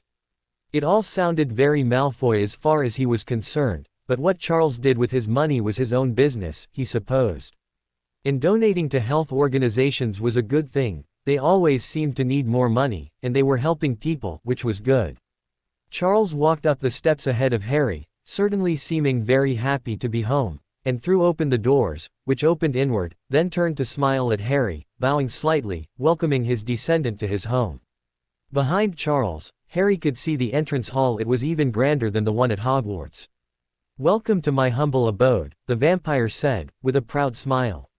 He had reason to be proud too, Harry thought, looking around. This house had electricity, a Muggle luxury few wizards employed, either because they were too proud, or because they didn't understand enough about it to be able to use it even if they did have it. But the vampire seemed to have no such reservations. Lit by a giant chandelier and numerous lights almost hidden in the rest of the splendor, golden light fell down upon a plush red carpet. There were small plants scattered around the room, making it look more welcoming, with golden statues of magical creatures interspersed among them. The walls were wood paneling, polished until it shone, and lining the walls were gold-framed portraits of Harry's ancestors, looking down upon their descendant with expressions varying from stern to happy grins, sad smiles, and many others. There were no portraits that portrayed anger, which was one thing that Harry noted. They all looked very like him, except for those who must have married into the family. Charles wasn't kidding when he said family resemblance was strong amongst the Potters. Ahead of him was a sweeping stairway, leading up to the next floor. Going along to either side of it, deep into the ground floor of the mansion were long galleries, with more portraits, and, Harry imagined, eventually, they would find doors leading off to other rooms. Above the staircase was a huge tapestry, made of red cloth, with names picked out in gold embroidery. He could not read the names, although he knew whose they would be, for he had seen a tapestry very similar to this one gracing the walls in Grimmauld Place, recounting the names of past blacks, although this one was a lot better preserved than the blacks had been. This was an account of his own ancestors. This tapestry dwindled down, and as each generation came, there were less people within it. Now, Harry realized with a sad jolt, there was only name on the bottom row, and that must be his own. But there was one other Potter left as well, even if he was a vampire, although according to the tapestry, Charles would be dead. "Why is the room all in Gryffindor colors?" he asked. "You said that you were in Slytherin." "And so I was. But I did not build this house, I just moved in when everyone else seemed to have forgotten about it. Most of your line was in Gryffindor. My grandson married the descendant of one of Godric Gryffindor's brothers, so you can claim some Gryffindor blood, although not the blood of Godric himself, as he died childless," Charles replied. "I'm related to one of the founders of Hogwarts," Harry demanded, surprised. "Many people can claim the same thing. While Godric had no children, he had 8 siblings, all of whom had rather large broods. The Weasleys have more Gryffindor blood than the Potters, and several others do as well. It comes out more in our family and in the Weasleys than it does in most. All of the Gryffindor family had the red hair and the tendency for many children. The Gryffindor genes seem to have been overridden by the Potter ones in our own family." "Do the Weasleys know about that?" Harry asked, thinking that Ron would have probably mentioned that he was descended from Godric Gryffindor if he knew. "Oh, certainly. You know how important blood is to the old families," Charles said, "but as I said, a great many families have Gryffindor blood on in them. It is hardly something to brag about." It was similar with Ravenclaw and Hufflepuff, although Slytherin's line dwindled sadly over the years. As you know, Voldemort is his only surviving descendant. Potters, like the Weasleys, have a tendency to end up in Gryffindor, except in extreme situations. "The Sorting Hat wanted to put me in Slytherin," Harry told Charles, a fact which had told in the past only to Albus Dumbledore. "I'm not surprised," Charles said. "After what happened with Voldemort, it would have been expected you were linked to the heir of Slytherin through that scar of yours. It is unsurprising that you should have certain magnetism in the direction of that house. You fall under the category of extreme situation, and you evidently chose to avoid that particular house. I'd heard that Slytherin had a lot of evil wizards from it, and I didn't want to end up there, so I asked not to go there. It put me in Gryffindor instead, which I've never regretted. Our choices make us who we are," Charles said easily, unknowingly echoing the words that Albus Dumbledore had spoken back when Harry was in his second year at Hogwarts and worried that he might not belong in Gryffindor, even though he loved the house. Harry smiled happily at that, and was put at ease by Charles's words, that there had been others like him who had been influenced towards other houses. He wouldn't have wanted to be a black sheep in the family, after all. "The entrance hall is one of the grander rooms in the house," Charles added. "Most of them are a lot less imposing, but our family has always been proud of its wealth and heritage, and most of the public rooms are just as intensely decorated. I've never had the inclination to change it. The dining room and the ballroom are most notable for their appearance, although the library is, I would be the first to admit, quite impressive as well." Charles led Harry up the staircase to the second floor, and, although the main corridor was pretty impressive, when Charles led them off it and into a small living room, Harry blinked a little from the difference. This room was lit by soft lamps, rather than harsh lights, and the pictures on the wall were just that, pictures of flowers and fantasy landscapes, rather than portraits of the old Potters. The carpet was blue, rather than red, and there were inviting leather armchairs around an empty fireplace. Charles gestured for Harry to take a seat, and a bell that was sitting on the mantelpiece above the fire. A moment later a young woman appeared in the doorway. "Master Charles, you have returned," she said with a smile, then noticed Harry, "and you have a guest." She wrinkled her nose slightly at the ragged appearance of Harry's clothes, but otherwise seemed unsurprised at his presence. "You were successful then?" "Yes," Charles nodded. "Lucy, this is Harry Potter, the sole surviving member of my blood. He has agreed to live with us for the remainder of the summer. Harry, this is Lucy, she is my maid." "Pleased to meet you," Harry said. "Likewise, Master Harry," Lucy nodded and returned her attention to Charles. "Can I get you anything?" she inquired. "You can indeed. A light breakfast and tea for me, anything for you, Harry." "Ah, the same I guess," Harry said, and Lucy nodded, leaving the room quickly. "If you ever need of anything here, just ring the bell, and someone will come for you, either one of the house elves, there are 2, or Lucy," Charles replied. There is a groundskeeper, a man by the name of Wilfred, but you'll meet him later. You have house elves? Harry asked. Of course. They have been serving the family for generations, Charles replied, although the Potters never went in for treating them as anything other than willing servants, never as many families do.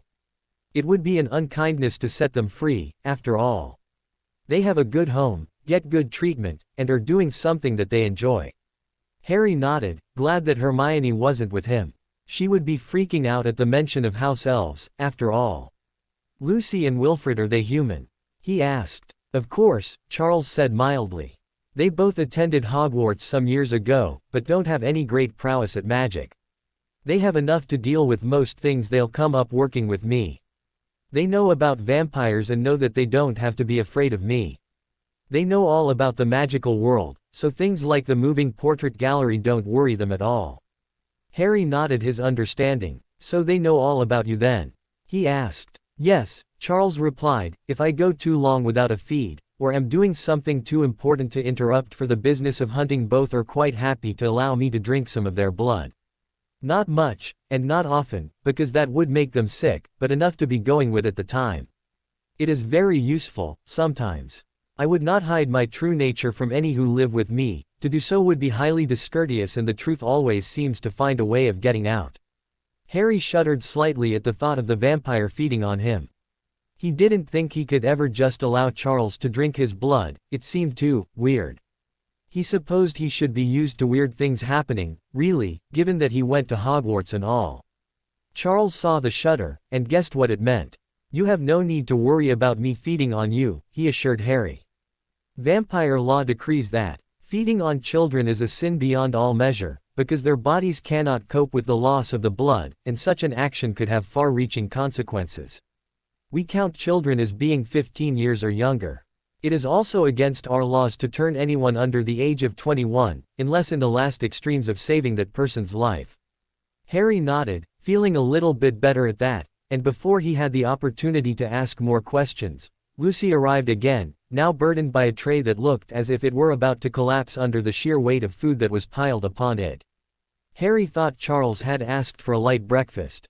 She set the tray down. Anything else, Master Charles? No, that will be all for the moment, Charles replied, and Lucy curtsied and hurried out to go about her other tasks. Dig in, Charles advised Harry, nodding to the breakfast, and Harry was surprised to find himself feeling very hungry. He and Charles both ate rather ravenously, and Harry wondered if Charles was getting hungry for something other than human food. He shouldn't be, if what he had said about draining the Death Eater was true. When they finished, Charles rang the bell again, but it wasn't Lucy who came to take the plates away. When the plates disappeared without any sign of someone being there, Harry guessed that a house elf had come to deal with them. I would suggest giving you a tour of the house, but it is rather large and you still seem weary from the journey. Perhaps I could show you to your room instead, Charles offered. That would be great, Harry admitted, covering a yawn. He followed Charles out of the room and down a new passage. There was a main corridor on the second floor, Harry would learn, that led to a couple of small rooms, as well as the main, public, rooms on this floor, but there was a warren of passages that led through the rest of the floor, leading to all of the private rooms, of which Harry's bedroom was one. As the house was magic, Harry was fairly sure that it was bigger on the inside than it appeared to be from the exterior of the dwelling.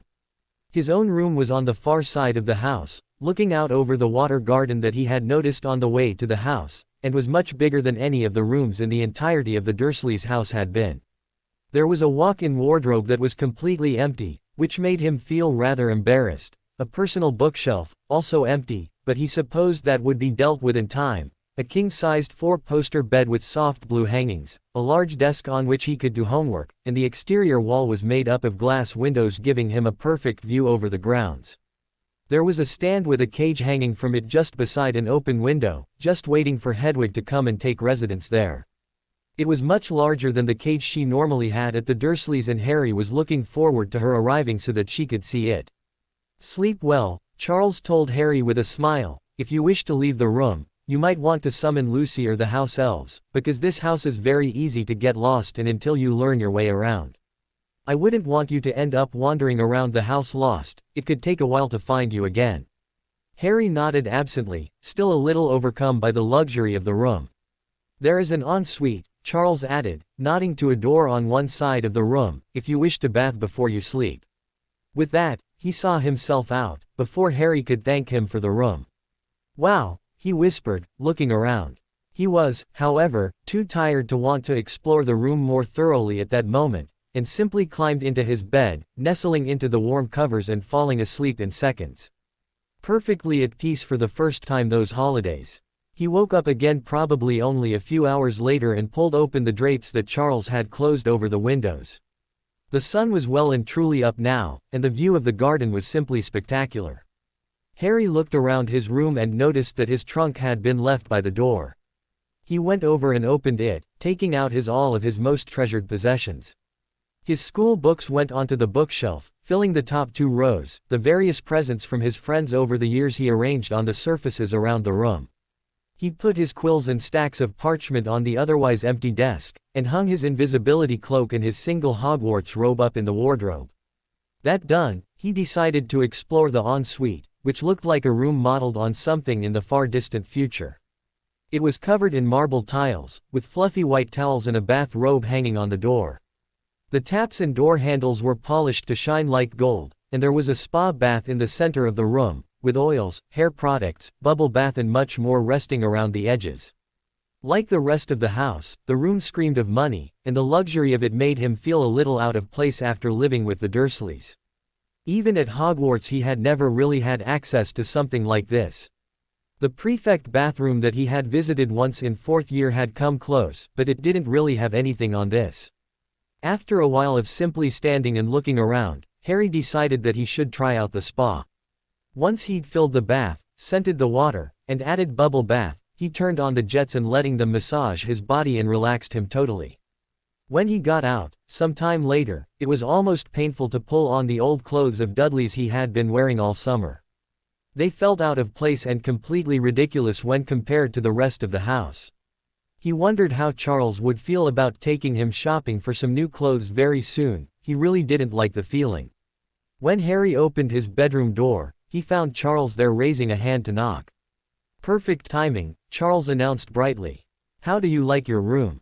It's amazing, Harry said, although the word inadequately conveyed his feelings. Charles smiled though, seeming to know exactly what Harry meant. I was thinking that perhaps you would appreciate a shopping trip later this afternoon. Charles offered. That sounds like a brilliant idea to me, Harry said. Dudley's things were never nice, but they make me feel really out of place here. Charles frowned. I find myself disliking the Dursleys more and more. You should never feel out of place in your own home, he said. We shall remedy the situation immediately, rather than waiting for the later afternoon, I think. We shall have lunch and then leave for a shopping expedition. Charles escorted Harry to the same room they'd eaten in the day before, where a meal was already waiting for them. They ate fairly quietly, just enjoying each other's company. Charles, Harry asked part way through the meal. Yes, Harry. What relation are you to me exactly? Charles frowned, eating another mouthful of food while he thought it over. Exactly, I am your 16th times great-grandfather, he said eventually. I would suggest referring to me either as your uncle or your cousin in company, though. Harry nodded. Grandfather, let alone great-grandfather, seemed extremely inappropriate considering that Charles looked to be no older than 30. When the meal was done, shortly after, they went downstairs and out through the front doors. As they walked down the stairs, an impressive-looking black car appeared around the side of the mansion and pulled up in front of them. Its windows were blackened so as not to let too much sunlight through, and Harry noticed that Charles was already looking uncomfortably after just a few seconds in the afternoon sun. The driver's door opened and a middle-aged man with graying brown hair stepped out. He was dressed in an expensive-looking suit, and bowed carefully to both Charles and Harry, which made Harry feel slightly uncomfortable, though Charles seemed to take no notice of it. Harry, this is Wilfred, chauffeur and groundskeeper. Wilfred, this is my grandson, Harry, Charles introduced them. Pleased to meet you, sir, Wilfred nodded politely. His accent held traces of London in it, Harry thought. Wilfred, like Lucy, didn't seem surprised to see Harry, although Harry figured that the groundskeeper and chauffeur would have been told all about him by Lucy not long after his arrival. Likewise, Harry said, somehow thinking that it would be inappropriate to shake this fellow's hand, since he was supposed to be a family servant of some sort. Certainly Wilfred didn't offer to shake.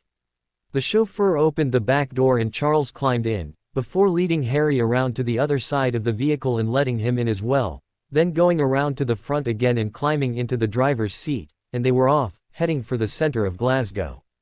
Both Charles and Wilfred evidently knew the city very well, because they went straight to a large shopping complex in the center of town, but rather than parking there, drove around the block to park in the street adjacent. All of my clothes are tailor-made, it's the only way to dress, Charles explained calmly to Harry as Wilfred opened the doors for them. I see no reason not to do the same for you, although of course we shall purchase some more casual clothes for you as well. He led Harry straight into a small shop set a little back from the street front that most people seem to overlook a little. Mr. Elson doesn't particularly like tending to the needs of the general populace, Charles informed Harry as they stepped into the shop, Wilfred walking a little behind them. So most people don't tend to notice it. Regular customers bring those they believe will suit him, and he usually deigns to serve them. He serves both wizards and muggles, although he is a wizard himself. He prefers to do things the muggle way whenever possible, however, being muggle-born himself. Harry nodded slightly, accepting the explanation. The shop was rather dark and more than a little unwelcoming. He unconsciously moved a little closer to Charles, for the support of knowing that there was someone there with him. A moment later an older man, dressed in an old-style suit, stepped out of the darkness and smiled faintly in greeting. Charles Potter, a pleasure to see you again, sir, the man said. His back was very straight and he looked every bit as imposing as Professor McGonagall did. His hair was completely gray and neatly cut, but he walked with all the energy of a far younger man. John Elson, likewise, Charles nodded. I've brought my young ward, Harry, here for a new wardrobe.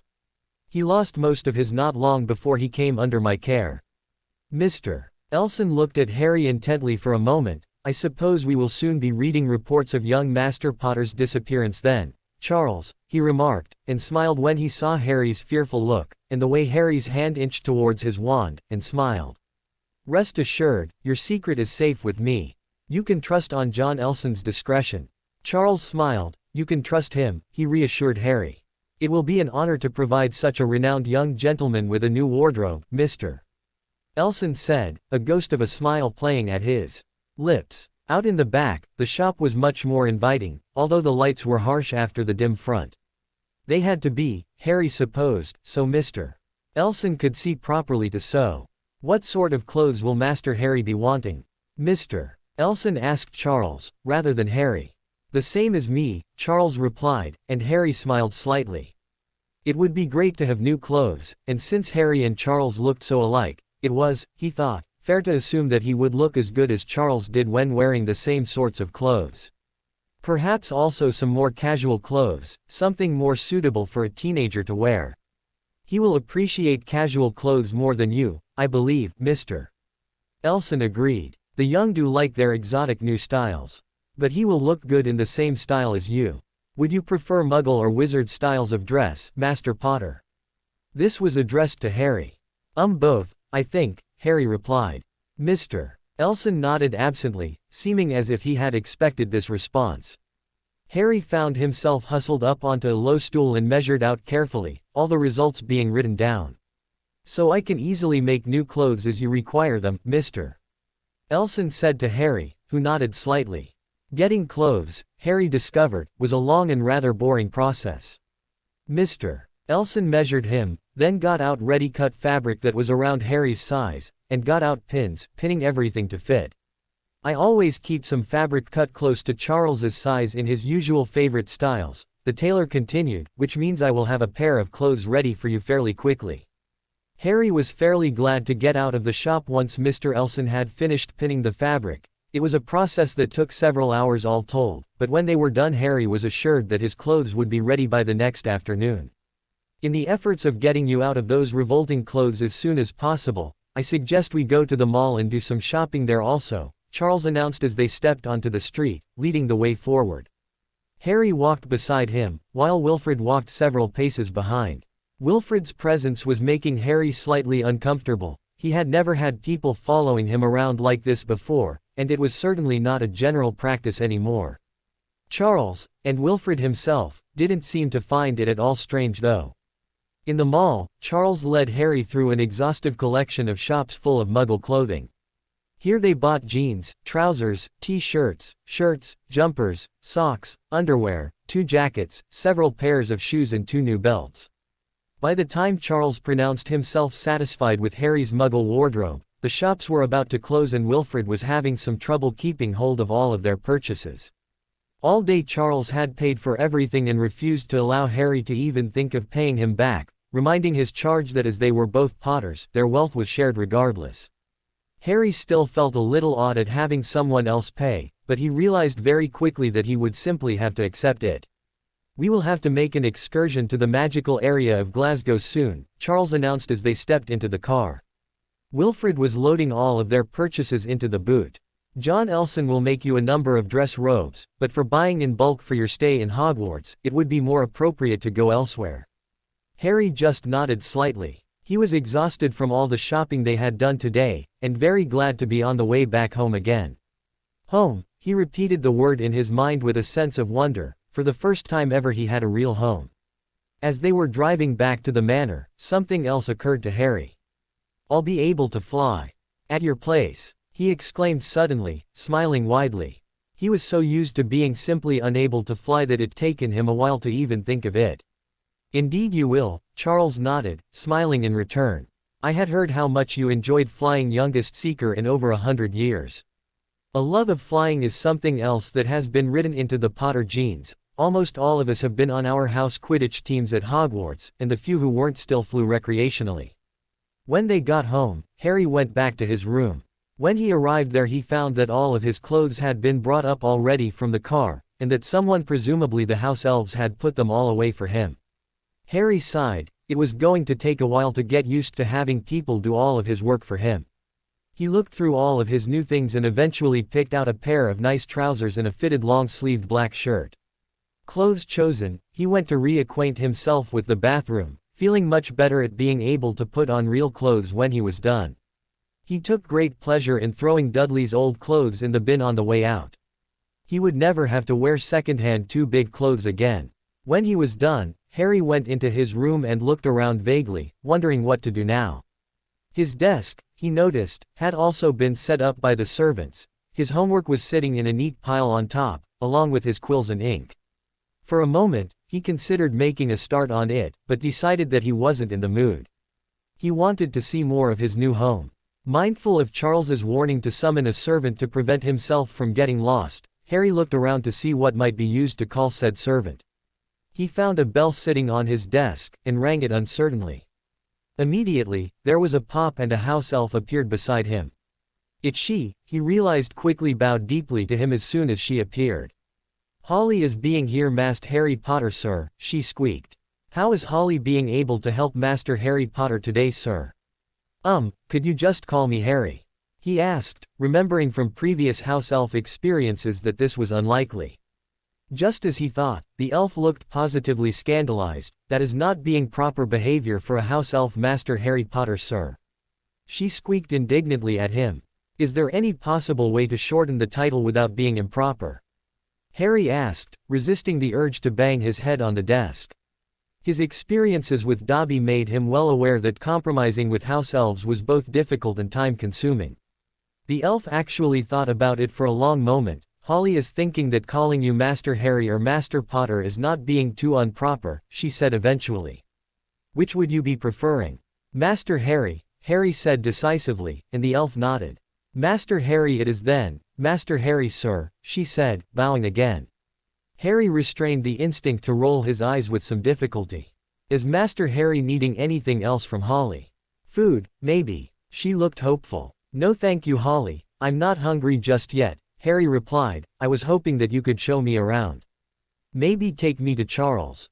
Holly is afraid she cannot take Master Harry to Master Charles, Holly said sadly. "Master Charles is being with very important guests as is not to be bothered by any of the servants until he is done." "Oh right, he said that earlier," Harry remembered. "Can you take me somewhere else then?" Master Charles is telling Holly that she should take Master Harry to the library if he is not having anything else to do, Holly offered, after thinking for a little while again. Okay, Harry said, not really minding where he went. The library would be as good a place as any to start exploring from, he supposed. If Master Harry would come with me, Holly said, and backed out of the room. Harry followed, and was led down a dizzying selection of corridors. As he walked, he did his best to note anything interesting or unusual so that he could find his way back here if he wanted to. He wanted to be able to find his own way around as soon as possible. Unfortunately, most of the mansion was both interesting and unusual, and he stopped Holly several times to look at different portraits, tapestries and ornaments. Eventually, they reached a door and Holly came to a stop. There is being 3 different ways into the library, Master Harry, sir, she told him. One is for guests, it is being very large and impressive. The other 2 is being much smaller, on each side of the library, and is for the family only. Holly is taking Master Harry to one of these, sir. That's fine, Holly, Harry reassured her. Does Master Harry want Holly to come in with him, or is he preferring to poke around on his own? I should be fine on my own, thank you, Holly, Harry said politely. Holly nodded. Holly is leaving Master Harry now then, she said. If Master Harry needs anything, he can either say Holly's name and she will come, or he is being able to ring a bell and one of the others will come to help him. She vanished with a crack and Harry was on his own. Harry was not expecting what he found on the other side of the door. The room was gigantic, with a vaulted ceiling, and it was lined with floor-to-ceiling shelves, all of which had ladders to reach the upper limits of. All the surfaces Harry could see were dark wood paneling, and the carpet was the same plush red as the entrance hall. He noticed that, much like the rest of the house, this room was lit with electric lights, hanging between the shelves and positioned so as to give the room a light, airy feel. In various places around the room, Harry could see tables and desks with chairs, as well as comfortable-looking armchairs that seemed to invite anyone in the room to pick up a book and settle down to read for a while. Harry was surprised at welcoming. This library seemed very different from Madame Pance's domain at Hogwarts. It wasn't nearly as stuffy, nor did he get the slightly threatening feeling that he always had at Hogwarts, as though Madame Pance was already swooping down on him for breathing on one of her precious books. Each shelf was carefully marked, both with the general subject of the books within it, and also by author, in alphabetical order. Not only were there wizard books, on everything from transfiguration, charms and potions to obscure histories, traveler accounts and much more, there were also Muggle books, histories, general school subjects, and advanced studies on just about everything Harry had ever seen in novels from all sorts of genres. In short, Harry had never seen anything like it. It was the largest collection of books he had ever seen. Even the magical section was almost twice as large as the Hogwarts library, which didn't have any Muggle books at all. He even found books both on and in foreign languages. He lost track of the time as he wandered through the shelves, occasionally climbing a ladder out of curiosity, but mostly staying on the ground level. He occasionally picked up a book and flipped through it absent-mindedly before returning it the shelf. He could only imagine what Hermione would think if she could see this room. She would probably never leave. For a while he couldn't think where to actually start, until he noticed the section dedicated to the dark arts and defense against the dark arts. Walking through those shelves he found a lot of books he recognized from his research for DA last year, but mostly they were completely new to him. Without much clue what was in each volume, he started picking those randomly off the shelves and looking through them. Most were much more advanced than anything Hogwarts had to offer, and, with the prophecy very much in the forefront of his mind, Harry resolved to read as many of them as possible before he went back to Hogwarts in September. Before he had really realized it, he had a huge collection piled up to take back to his room, just to start with. Holly, he called, and the elf appeared instantly beside him. How is Holly being able to help Master Harry? She asked. Could you show me back to my room? Harry asked, moving to pick up the books he had picked out. Master Harry, you is not thinking about carrying those back to your room. Holly cried, and Harry stopped guiltily. No, no, no. You is letting Holly take care of that. She told him, and the books vanished with a crack. They is waiting in your room, Master Harry, she told him. If you is ever needing to take books there, you is asking Holly to do it for you, it is her job. Okay, Holly, I won't do it again, promise, Harry said, holding up his hands in surrender. Good, Holly announced, oblivious to the sarcasm in his tone, and then led him back to his room. Harry once again did his best to memorize the route they took, thinking that he might need to get shown the way once more, but that he could probably get from his room to the library mostly unaided by now. When they got back to the room, Harry found that all of the books had been placed neatly on his bookshelf in alphabetical order. "Is Master Harry needing any foods?"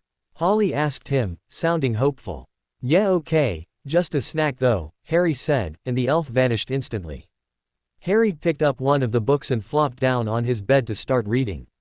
He had barely started reading when Holly returned, bearing a tray with a glass of milk, some orange juice, biscuits, miniature sandwiches and crisps. She left the tray on his desk, so Harry got up and took his book over there to settle down. The book was fascinating. It mentioned a lot of techniques that Harry had never even considered, and he already couldn't wait to get back to Hogwarts and try some of the spells it mentioned out. After a little while of reading, however, he started to get a little fidgety and decided to put the book down for a while and explore his new room properly instead. When he opened the drawers of the desk, he discovered more quills, muggle pens, parchment and booklets of paper, along with everything else he could have thought necessary. In the bottom drawer, much to his surprise, he found a laptop with its cords set neatly beside it. It was not the only muggle item in the room. Harry had found a CD player and a couple of CDs. Although they were all of classical music, it didn't surprise him at all to think that this would be where Charles's taste turned to, and there was a TV in one corner of the room, although it had not been plugged in.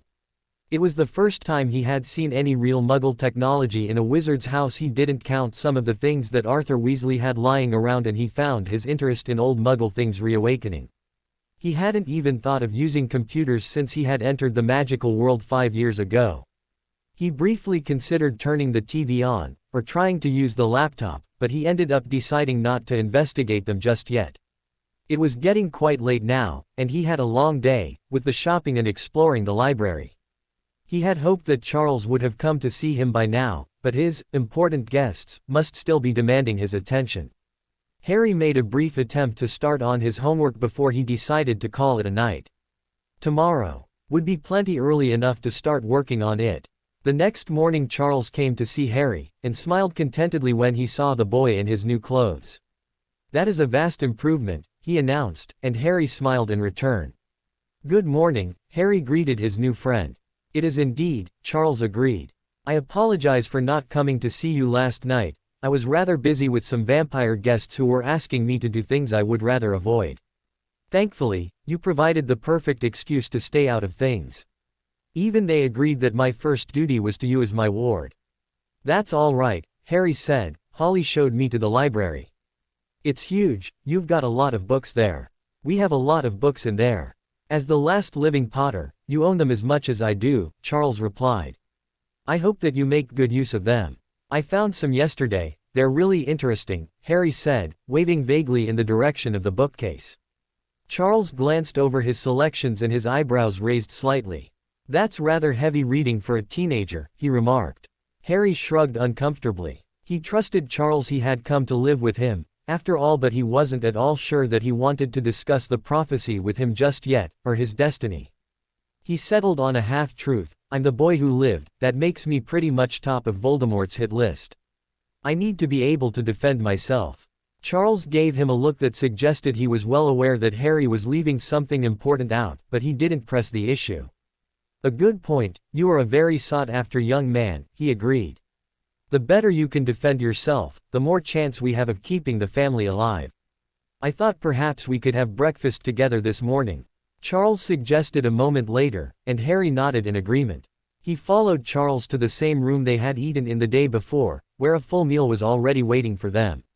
While they ate, Harry asked as many questions as he could about the house and its history, and about his ancestors. Charles seemed more than delighted to share anecdotes about almost all of Harry's family, and talk about the various other properties that the family owned. Harry was surprised to hear just how wealthy his family was. It wasn't really something he had ever considered before, beyond knowing that he was very well off. The dishes vanished as soon as they had finished eating, and Harry immediately noted that the table had changed from the day before. It now sported a glass top with a chessboard inlaid in silver in the center. "Do you play?" Charles asked, looking hopeful.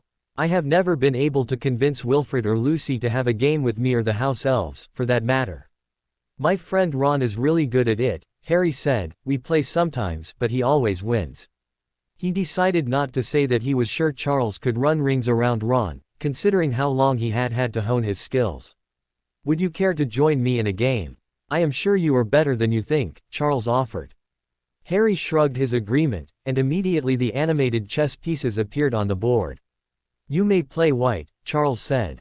Harry nodded, and made the first move. Charles played, and then Harry did. With Ron, he had never really gotten all that better at playing, because he just moved without thinking. Charles claimed a very easy victory in the first round, then reset the board and showed Harry different moves he could have made to save himself. When he felt that Harry had a better idea of what was going on, they started a second game.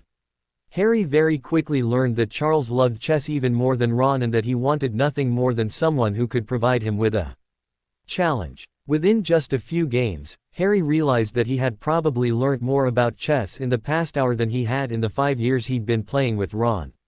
He was actually thinking moves through now, examining different possibilities before he actually made his move, and even though he didn't come close to beating Charles even once, when they stopped playing a few hours later he felt that maybe he'd be able to give Ron a run for his money when he got back to Hogwarts.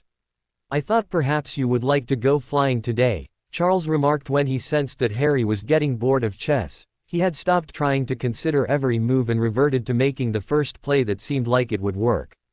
That would be great. How far can I fly? The borders of the property are clearly marked, Charles said, showing him to a window and pointing to the wall that ran around the entire property. The area within the wall is warded so that no muggle will see you. The wards continue upwards so you can fly as high as you like as long as you don't pass over the barrier. Awesome, Harry said, smiling broadly. Do you need me to show you back to your room? Charles asked, and Harry nodded. He realized, when he got back to his room, that he could open a window that was more than large enough for him to fly out of. I suggest that you leave the window open so that you know where to return once you have finished flying, Charles said, but if you can't find it, just land anywhere on the property and call Holly. She'll be able to show you back. Harry nodded. He changed into more casual clothes again, jeans and t-shirt, and mounted his firebolt. With Umbridge's ban having been in place for most of last year, Harry was absolutely delighted to be able to fly again. He spent hours and hours in the air soaring around, only returning to his room when he was starving. He had a quick shower and changed clothes yet again before calling Holly and asking her to bring him lunch. While he was waiting for her to get back, he found that Hedwig had returned and was sleeping in her new cage, and that there was a letter resting on his pillows. He went and opened it, half dreading what the headmaster might have to say about him leaving the Dursleys. Dear Harry, leaving your relative's house was very irresponsible of you. The Death Eaters are out in force, as are the Dementors of Azkaban. 2 members of the Order of the Phoenix have already died all too publicly in recent times, not counting Robert, who died while trying to keep you safe. You say that you are somewhere safe, but do you really understand the protections that are over you at your aunt and uncle's? Please, take heed and return. I personally set up your protections there, and I know them better than anyone else could.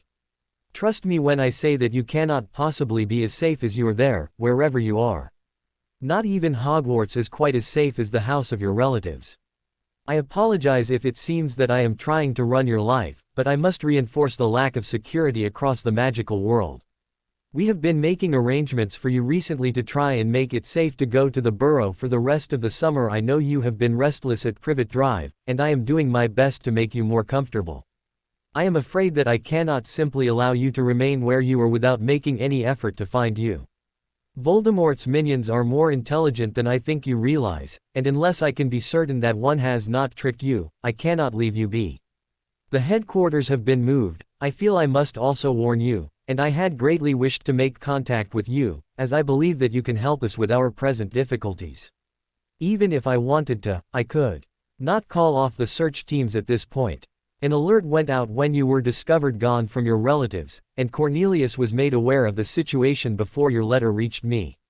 He is edgy enough at this point in time. The public are already starting to call for his resignation, and I believe that he sees finding you as being the only way that he could possibly regain their support. The longer you remain disappeared, the closer he will come to being forced to resign. He will not do this without protest, I warn you. Please, Harry, send word to the Burrow and let us know where you are. We will come to you and see if your current position is defendable, and do our best to make whatever security measures necessary. If we cannot secure your current location, then I will have to ask you to return to Privet Drive, or to the Burrow, if we have finished with our current arrangements by then. Yours truly, Albus. Harry frowned at the missive, trying to decide how it made him feel. It irritated him no end that Dumbledore wasn't willing to stay out of his life, but at the same time he knew that Dumbledore was just trying to do his best to look out for Harry. He wondered how he should respond, but in the end decided to leave it and talk with Charles about it. He already knew that he would be telling Dumbledore as firmly as possible that he would under no circumstances allow the Order or the Ministry to come to him and make sure he was safe, but he didn't want to be rude about it. He left the letter on his desk and ate his lunch when it arrived, then started to do some of his homework for the summer, and read some more of his new book. Later on the afternoon Harry noticed a number of other books appear on his bookshelf, along with a note from Charles. Harry, I noticed your reading material from earlier. While it showed considerable thought in regards to defense using spellwork, I would also suggest these titles, which include the defeat of several prominent dark wizards throughout history, including the diaries of the people who defeated them. I have also sent you a number of books on politics, with the thought that you would do well to understand just how much power you wield, and a number of ways which you could use that to your advantage in your fight against Voldemort. While flat-out attack is a way of fighting him, it is not the only way. Another would be to remove his support base. If you could win back his allies and get them on your side, your power would grow substantially and his would decrease. While a lot of his followers will never listen to Dumbledore, given his little order and other actions he has made, and will not come around to Fudge's side because the man is so clearly incompetent, if they were offered a third option, i.e., yours, they may change their minds on where their loyalties lie. I apologize, this was supposed to be just a quick note to let you know that I provided you with some books that I felt you should read, not a lecture. If you wish to discuss the subject I just raised, might I suggest that we do so over a meal, or better yet a game of chess. In any case, I hope you find the books to be both helpful and interesting, and I am sure we will speak very soon. Charles. Harry smiled at the note. He supposed that Charles had a valid point. He had always considered himself to be part of Dumbledore's side, but it would perhaps work out better if he set himself up as an individual who was allied with Dumbledore and, potentially, the Ministry. He put that matter out of his head for the moment. He would discuss it with Charles, as suggested, and see what conclusions they came to. He looked through the book that Charles had given him. The history of the Ministry seemed to be about how and why the Ministry of Magic was formed, and how it had changed from its original goals. The other titles were wide-ranging, but there were several on purity of blood, and the old wizarding families. Harry had never really thought about them before, but he supposed that it would be a good idea for him to know where those families were coming from, and especially what made them turn to Voldemort for the solution to their problems. If he understood why they did things the way they did, maybe he would be able to change their minds on the topic. He decided that he would finish the book he was reading first, and then tackle Charles's suggested reading. Good evening, Harry, Charles greeted his young ward later that afternoon. How was your day? Great, Harry said, smiling. The book I'm reading has heaps of really good pointers for spell work, and some really interesting spells as well. It's making me really want to get back to Hogwarts so that I can experiment with them. No need for Hogwarts, my dear boy, Charles grinned. I have spent a very long time in this place, and one of the more sneaky touches I've added is a block on the Ministry charm to detect underage spellwork. I thought it might come in handy sometime, and evidently I was right. Harry's eyes widened. You mean I can actually use magic here this summer? Yes, indeed you can, Charles grinned at him. If you want to practice combat magic, I'm something of an expert on the subject. I can probably help you out with it if you like. That would be really, really great, Harry said enthusiastically, and Charles smiled quietly in agreement. If I may also suggest. Charles paused, waiting for Harry's nod before he continued. A strong body makes channeling strong magic a much more accomplishable feat. I would suggest you enroll in either the local gym or one of the local martial arts clubs or both. Martial arts would also help you to achieve mental calmness, something I see is often difficult for you. Harry thought about it for all of a few seconds. He remembered sneaking out of his cupboard to watch Dudley's martial arts movies when he was much younger, and he remembered how much he had loved the way the people in them moved. Learning martial arts would be cool, he said to Charles, who nodded. I will see about getting you enrolled in the local school then. I believe the biggest school here practices taekwondo. Harry shrugged in sincere ignorance of the differentiations between schools, and Charles nodded again. I will also see about setting things up for you here. I will ask that some of my gym equipment be moved to the room to the left of yours, and for a potions lab and general practice room for spellwork be set up to the right of your room. It's really no big deal, Harry tried to say, but Charles waved it away. The majority of the rooms in this house are unused, he told Harry. There is in fact absolutely nothing in the rooms adjoining yours, and I suggest that you make use of them. I have a very large store of potions ingredients also, that has little else to be used for. Harry nodded, realizing that, like with all arguments he had with Charles, there was no chance that he would win them. Charles was much too stubborn for that. I also wanted to talk to you about Dumbledore, he said instead. He sent back a reply demanding that I tell him in the order where I am so they can come and evaluate the safety measures here, or they'll keep looking for me all summer. Let them look. They will not find you here, my wards are far too extensive for that. But it would do well to be careful in composing your letter to Dumbledore, he is not someone you want to be too at odds with. I suggest telling him politely but firmly that you have made up your mind. And would appreciate him keeping his nose out of your business, and that if he keeps asking you will simply stop responding at all. I guess, Harry said, a little doubtfully. I'll go and write some draft letters anyway. I need to tell my friends a bit about what's going on. Hopefully they'll understand that I'm not going to tell them about this and won't pester me too much on Dumbledore's orders. I am sure everything will work out fine for you and your friends, Charles told him gently, and Harry nodded. I hope so. I don't see why it wouldn't. They couldn't tell me anything last year, and if they try to get me to talk I can just remind them of that. How very Slytherin of you, Charles remarked, and Harry blushed slightly. He didn't like being compared to the Snake House, but he didn't want to say so in front of Charles, who had been a Slytherin, after all. He left Charles shortly after and returned to his room. Dear Headmaster, I have made my own wishes very clear, I feel. I do not wish to be disturbed for the remainder of the summer. I am satisfied that I am safe and the people I am with have my full trust. I am happy and doing exactly what I want to be doing. I am learning more than I would anywhere else, I think, and I feel confident that my stay here will significantly increase my chances of surviving Voldemort's next attack. I will repeat my request that you stop looking for me, although I know that you won't listen. I am telling you this for your own good, you will not find me, no matter how hard you look. If you wish to waste your time, then please be my guest. I was only trying to save you time. I have enclosed letters to my friends, but please let everyone at headquarters know that I am well and that I miss them. If I thought I could come and see them and be able to return here afterward I would do so, but I know that you would demand I stay with you should I show my face in the wizarding world, so I will keep my distance. I will see you at Hogwarts on September 1st. Have a good summer, Harry. He looked over the letter and nodded, it wasn't too rude at all. He then pulled another sheet of parchment over and wrote a quick message to Ron and Hermione, who were both already at headquarters. Hey guys, I'm sure that Dumbledore has already told you that I've run away from home. If he hasn't already he's going to ask you to find out where I am. Let me start by telling you that you can try all you like, I won't reveal my current location or any specific details of my summer. I'm sure you'll be just as understanding as I was when you couldn't tell me what was going on last summer. Perhaps you'll understand how I felt. No, Hermione, I'm not doing this in revenge. I want to stay here this summer and I don't want the Order interfering with that. I already miss you guys and I'm already looking forward to seeing you on the train. Yes, Hermione, I've made a start on my homework. No, Ron, I haven't turned into a bookworm and I can actually fly while I'm here. I was flying most of this morning and it was brilliant. I hadn't realized how much I missed it.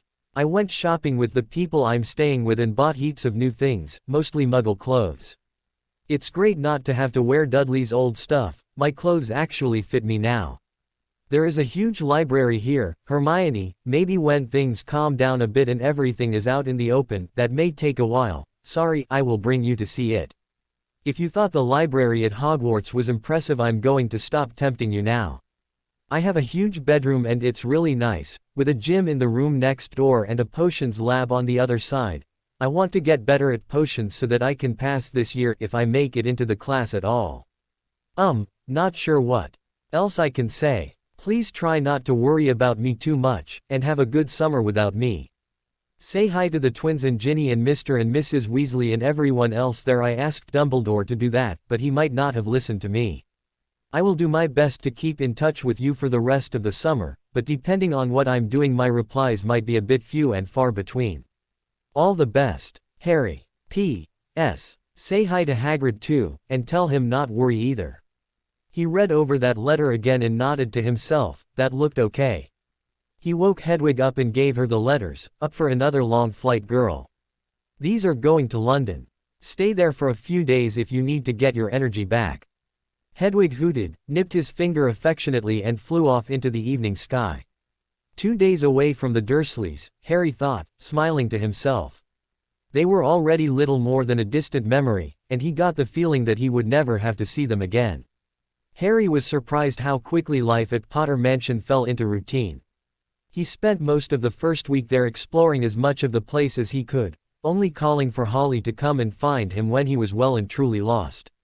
By the end of the first week he knew his way around, although there were several doors that were locked and Charles had asked him not try and get into them. He spent a fair bit of time flying, still rejoicing in the freedom he felt while in the air, and he also spent a lot of time reading. He finished the first book that he had picked up and spent hours in the room next to his bedroom practicing different spells and techniques. He was reading some of the other books that Charles had recommended, in particular the ones on politics. He was surprised by how fascinating the subject was, all the ins and outs of the law and what was acceptable behavior. He already had a few ideas on how he could approach the ministry this year, and how to deal with the press. He started going to Taekwondo as well, and since he only had 2 months of summer before he would be returning to Hogwarts, he was going there 3 times a week to try and learn as much as possible so that he would be able to practice on his own when he got to school and didn't have access to the dojo. Taekwondo, Harry found, was a great deal of fun and also very difficult at first. Even after just 1 week he was already feeling a great deal fitter than he ever remembered being. The exercise and large meals at Potter Manor were toning him up very quickly, and he was already starting to go through his growth spurt. Even after just 1 week he was noticing a change in his spellwork as well. Taekwondo was improving both his physical strength and his mental clarity, and Harry was quickly finding that the spells he cast were gaining in power.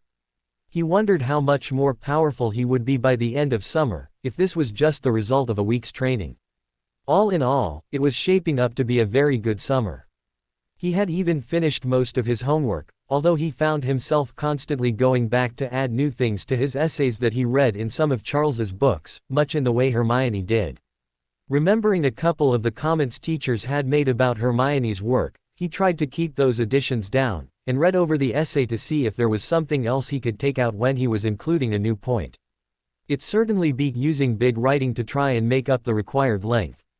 That weekend they made a trip to the magical area of Glasgow, spending a few hours there getting new robes for Hogwarts as well as general wear, new flying gloves and some new books that Charles had ordered into the local bookshop. While they were there Harry spent quite a lot of time trying desperately not to laugh. Everyone was talking about how Harry Potter had disappeared.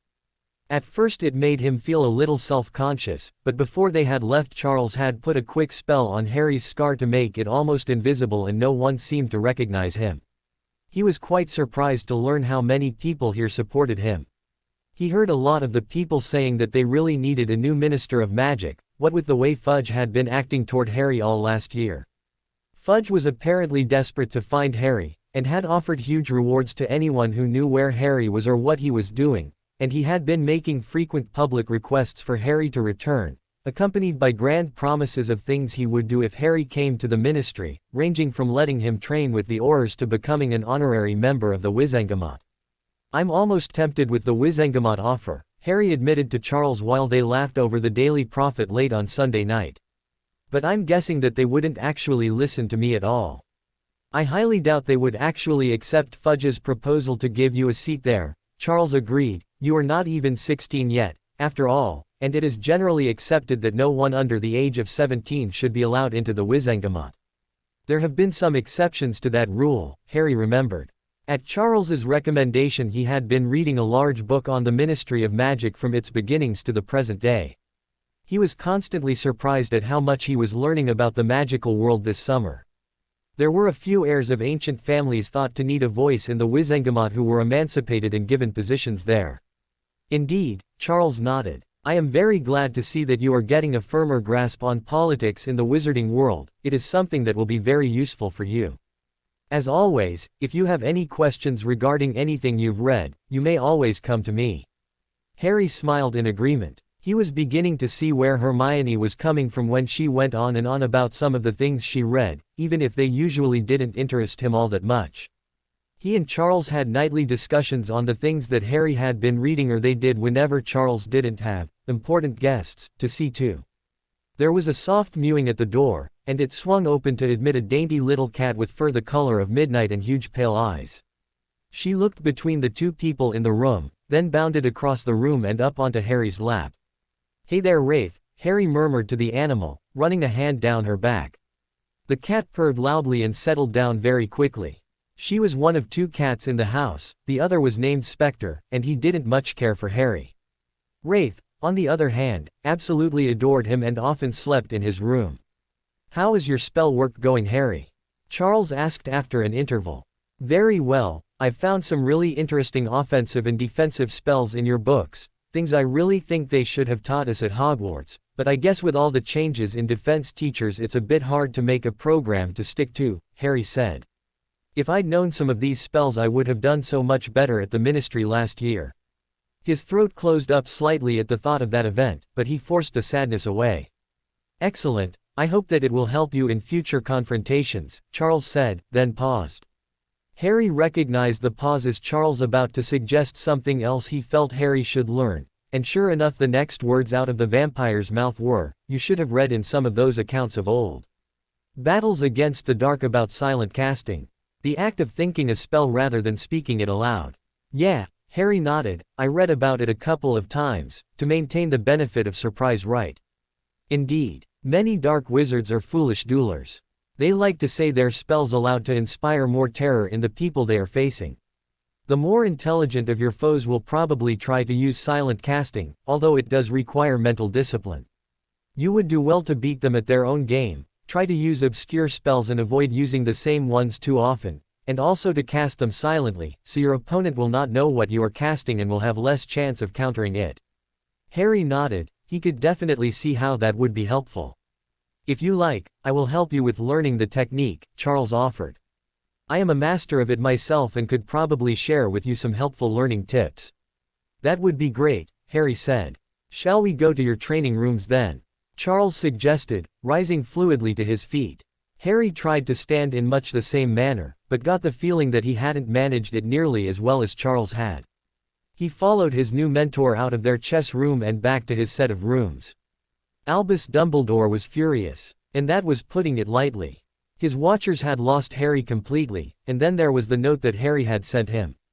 How could the child possibly know the dangers that he was in?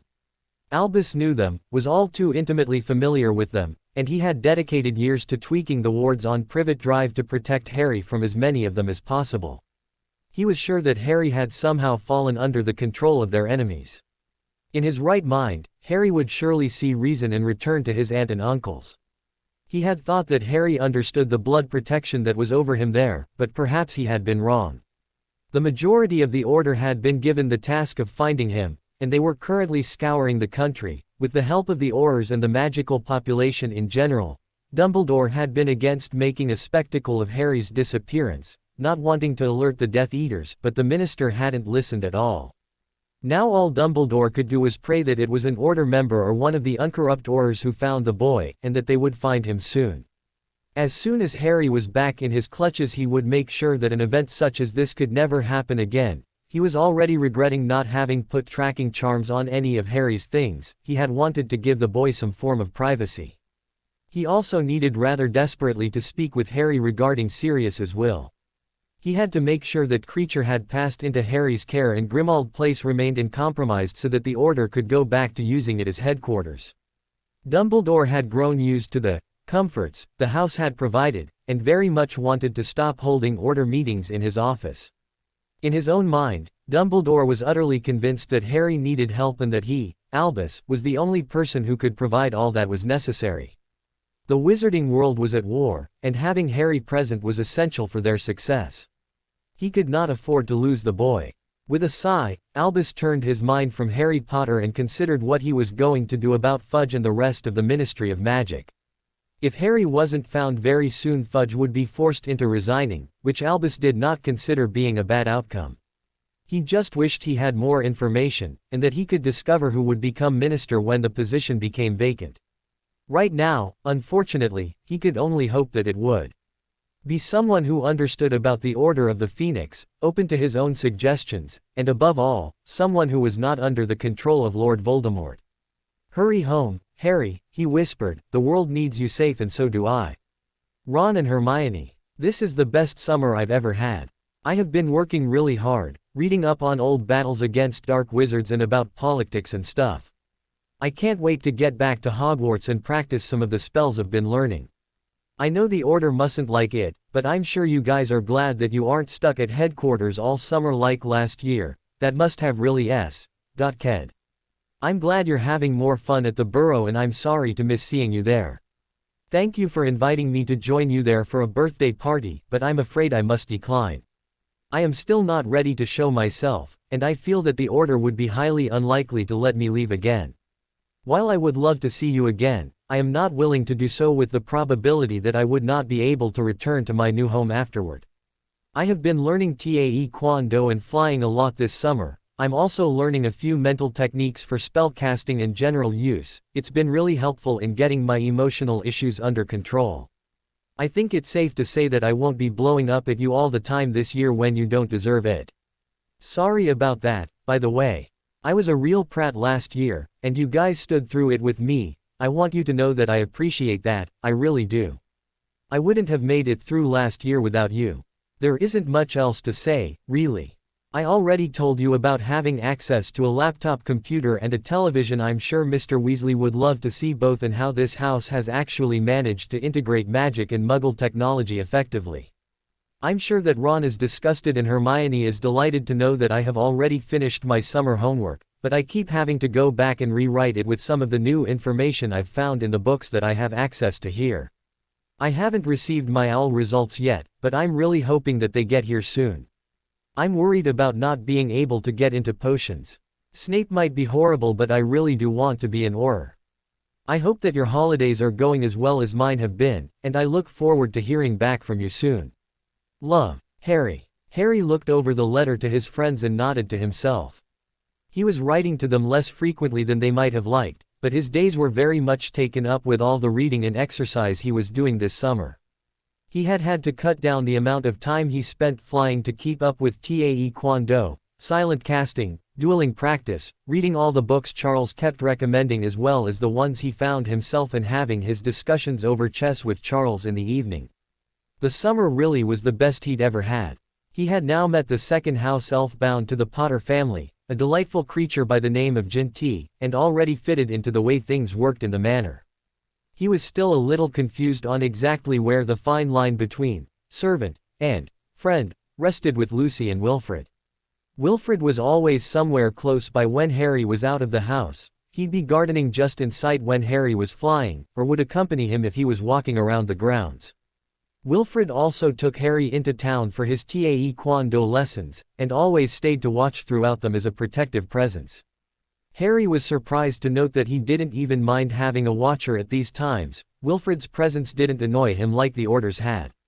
The two of them would spend hours discussing Quidditch and the performances of various professional players. Wilfred was a huge fan of the sport and Harry would sit in the front seat of the car when it was just the two of them going out and about. But when Harry asked if the groundskeeper would come flying with him, he was given a scandalous look and was immediately aware that he had crossed the line of propriety. It is something that you will get a feel for where exactly propriety kicks in. Wilfred and Lucy were both raised to serve other people, and I was raised to have servants. We fit together, and once you get used to things, you'll fit in as well, Charles told him when he complained. I don't see why he can't come flying with me though, Harry said again. It wouldn't be proper, was all Charles would say on the subject, and Harry reluctantly let it drop. He knew that since Wilfred agreed with Charles, there wasn't likely to be anything he could do about it. A knock on his door stirred Ron Weasley from his sleep and he stumbled over to open the door, blinking blearily at Hermione. Ron, I need to talk to you, she said quietly, taking a half step forward. Ron moved back from the door to let her in. He was still too much asleep to be embarrassed by the fact that he was dressed only in tattered boxers. Hermione didn't pay attention to them anyway, closing the door firmly behind her and turning the lock quickly. She whipped out her wand and muttered a few soft incantations, which Ron's slowly wakening brain identified as locking and silencing charms. Whatever Hermione wanted to talk about, it was important. Just before she turned away, Ron realized that Hermione was in his room and he was wearing almost nothing. He dove behind the bed and pulled his brilliant orange blankets over to cover himself at least a little as she turned around, and heard her tutting somewhere above his head while he scrambled around looking for his robes. Don't look, he ordered his friend and she sighed. I'm standing at the door looking towards it, Ron, if you want to move around the room. Honestly, I don't care what you're wearing. Internally, Ron cheered. Hermione wasn't disgusted by the thought of him being BPD. He was careful not to let his thoughts show on his face though. He wasn't entirely sure she was interested yet, and he really didn't want to make a fool of himself in front of her. He respected their friendship much more than that. He grubbed around on the floor for a few moments, sorting through the piles of rubbish that had been growing since he had returned to the burrow at the beginning of the summer. What did you need to talk about? He asked as he located a reasonably clean-looking robe and pulled it on. Harry, in a tone that clearly stated he shouldn't have even needed to ask. Silently, Ron berated himself. Of course she wanted to talk about Harry. Everyone always wanted to talk about Harry. With some difficulty, Ron shoved his feelings of jealousy aside. He had been thinking about their famous friend a lot lately. What about him? Ron asked. It's all right to turn around now, he added when he realized that Hermione was still looking studiously in the direction of the door. He flopped onto his bed as she turned, and patted the area beside him. He was quietly delighted when Hermione settled herself there with no objection. That last letter he sent, he mentioned that he had taken up taekwondo, she said quietly. What's that? Ron asked. He'd been wondering since he had read the letter. It's a muggle sport, I guess, Hermione said, casting around for the closest word wizards had to describe martial arts. I've been trying to decide if I should say something to the order. There probably aren't all that many schools of taekwondo around. Well, there will be a lot, but he said that he was in a fairly large dojang. That's what they call the place where they train, and there probably aren't a lot of big schools in the country. It probably wouldn't be all that difficult to track down the one that he's signed up with. So what are you waiting for? Ron asked. Tell the order and let's get Harry back. But do you think we should tell them? Hermione asked, anxiously twisting her hands in her lap. In his letters, Harry sounds really happy where he is. He's getting over what happened with Sirius and he even apologized for how nasty he was to us last year. I don't think he would like being dragged back to Privet Drive, or worse, taken back to headquarters with that insane house elf. I know that Dumbledore doesn't think that Harry is safe, but Harry seems so sure that he is. Am I dreaming or something? Hermione speaking against Dumbledore, and insulting house elves. Ron teased her absently, his thoughts were stuck on what she'd said. It was true, he couldn't remember the last time Harry had seemed so happy, for so long. I was just thinking Dumbledore was doing what he thought was best last year as well, avoiding Harry, making him take those lessons with Snape. The lessons with Snape didn't work at all, and Harry not learning occlumency got Sirius killed and left Harry blaming himself. Dumbledore avoiding Harry left Harry feeling that Dumbledore had lost all confidence in him, and you could see how that made him feel. Those things may have been done for Harry's benefit, but they didn't seem to do him any good, did they? And I'm not insulting house elves, Creature is most definitely insane, but it's not his fault, it's a byproduct of how he has been treated. Ron nodded slowly. Yeah, I remember, and I think you're right. We've got a pretty important choice to make. Harry might not be safe wherever he is, and Dumbledore probably knows what he's talking about with the wards, and maybe Harry has been taken by Death Eaters but we're Harry's friends, and the really important question to ask is whether or not Harry would ever forgive us if we told the Order and they brought him back. Ron let the comment about house elves slide. There were more important things to consider now. I really don't think he would, not for a very long time anyway, Hermione sighed. So that's it then. We keep this to ourselves and let Harry enjoy the holidays. Yeah, Ron nodded. And if he isn't on the Hogwarts Express, then we'll tell Dumbledore and they can go and find him. He can't not come to Hogwarts. But what if he really is in danger? What if he gets killed because I didn't say anything? Hermione, if he is in danger, then he's probably not really doing TAE Quan do, and nothing we say could really help him, Ron pointed out, and Hermione sighed. To his surprise, she leant up against him. I worry, that's all. I feel better now, knowing that you came to same conclusion I did, though. Cautiously Ron wrapped his arms around her. Harry will be fine. He always is, somehow, he pointed out. I hope so. Several more weeks passed in a haze of summer bliss. Harry still wrote to his friends, but less often now. Nothing had really changed, and he knew that Ron and Hermione were both getting annoyed with his illusions, especially since he always refused to say anything concrete. Sometimes he did it on purpose, just so they would know how he had felt the year before, but mostly he tried not to be too vindictive. Harry eventually figured out how to use the laptop computer in his room. He was surprised at how much of the Muggle world he had forgotten in the years he'd been at Hogwarts. Everything about the computer had been foreign to him, although some of that was due to the huge advances that technology had made in the years he'd been away. Once he had figured out how to use the computer, he spent a lot of time browsing the internet. With a lot of sifting and careful choice of keywords, Harry managed to find some real sites from his world, although mostly anything to do with magic was highly fictional. The websites he found were actually very interesting.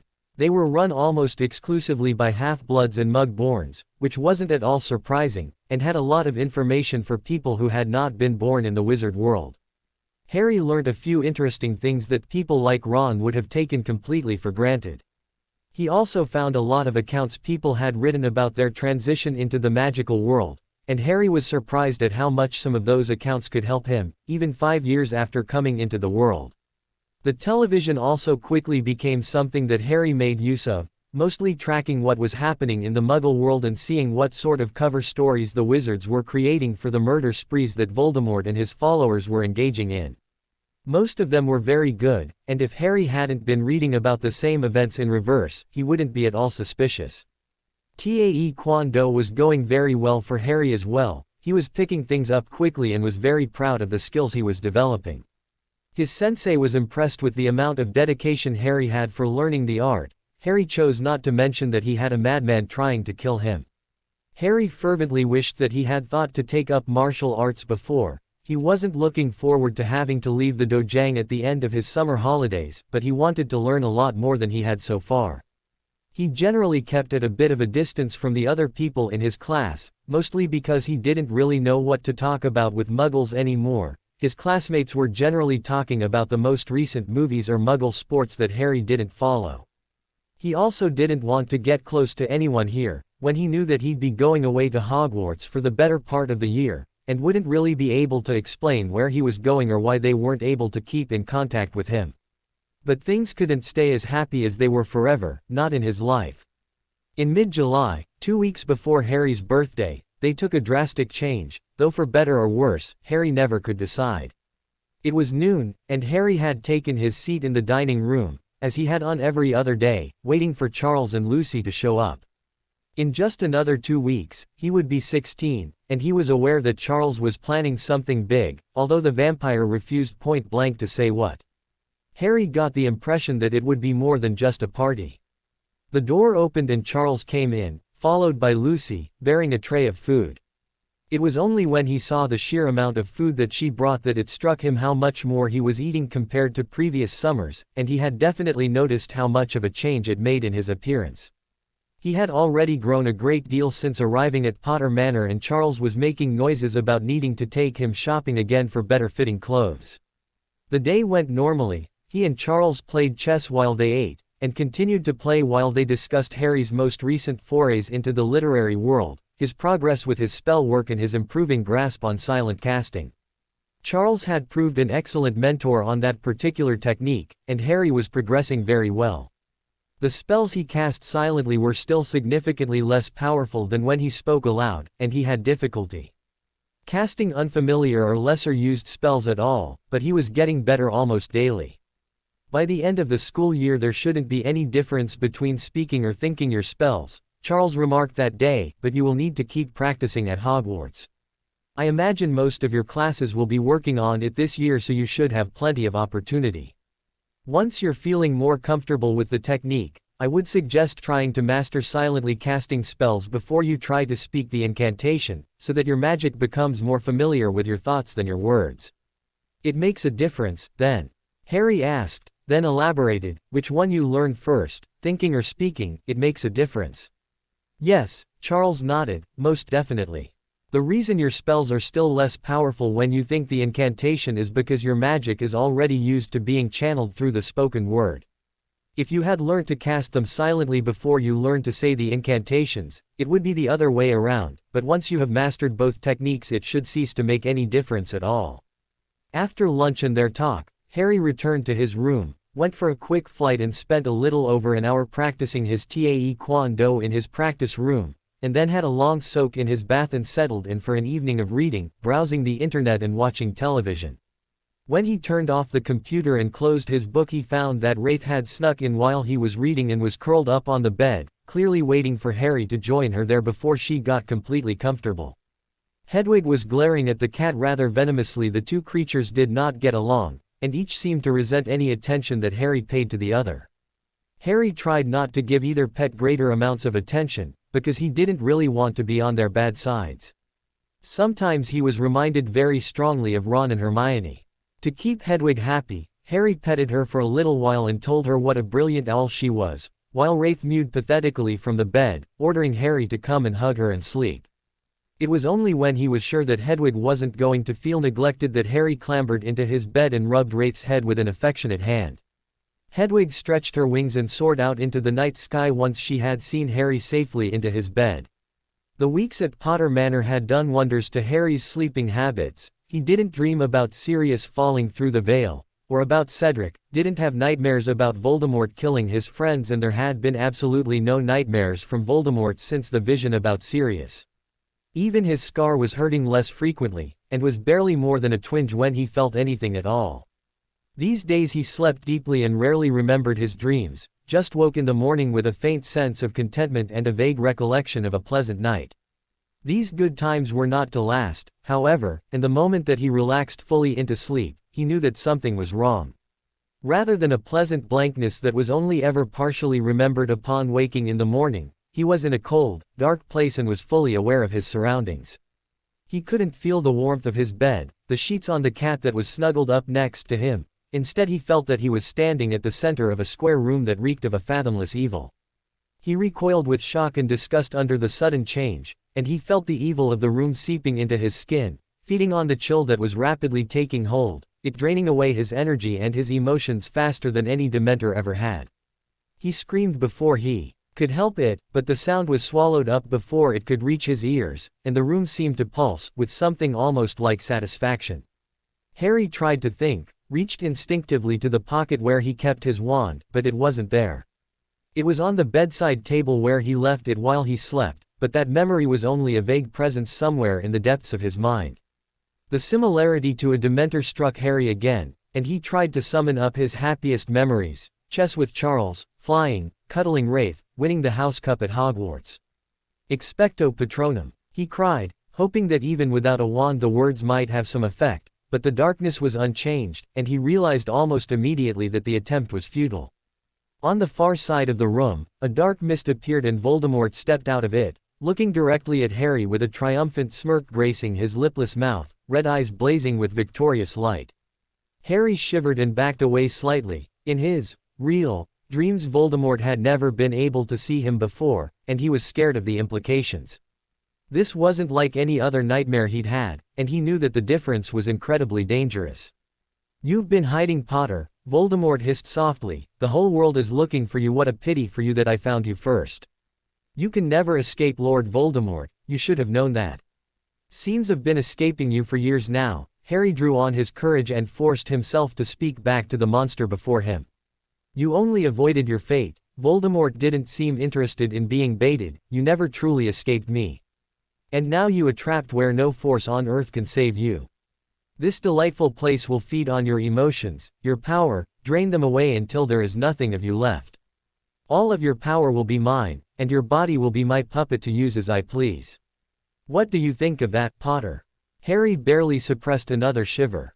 The malevolence and the coldness of the room were getting to him, his skin was already numb, and he could hardly feel his body anymore. But his emotions were still burning strong, he somehow knew that they would be the last to dim. "You're bluffing." His voice was stronger than he expected, his words full of a cool confidence that was a product of the time he had spent with Charles. "This is no bluff, little Potter. You are going to die here, and now you know exactly what will happen when you do. I do so hope that the knowledge will make your last moments of life as miserable as they should be. You will be aware of your impending death, your utter destruction, until the very last second. Lord Voldemort remembers what those moments were like, but where I had my backup plan, there will be nothing for you beyond death."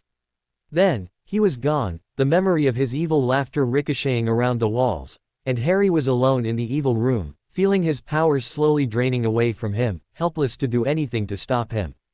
But he tried. He would not give in without a fight, damn it. No way was he going to let Voldemort win easily, even if defeat was seemingly inevitable.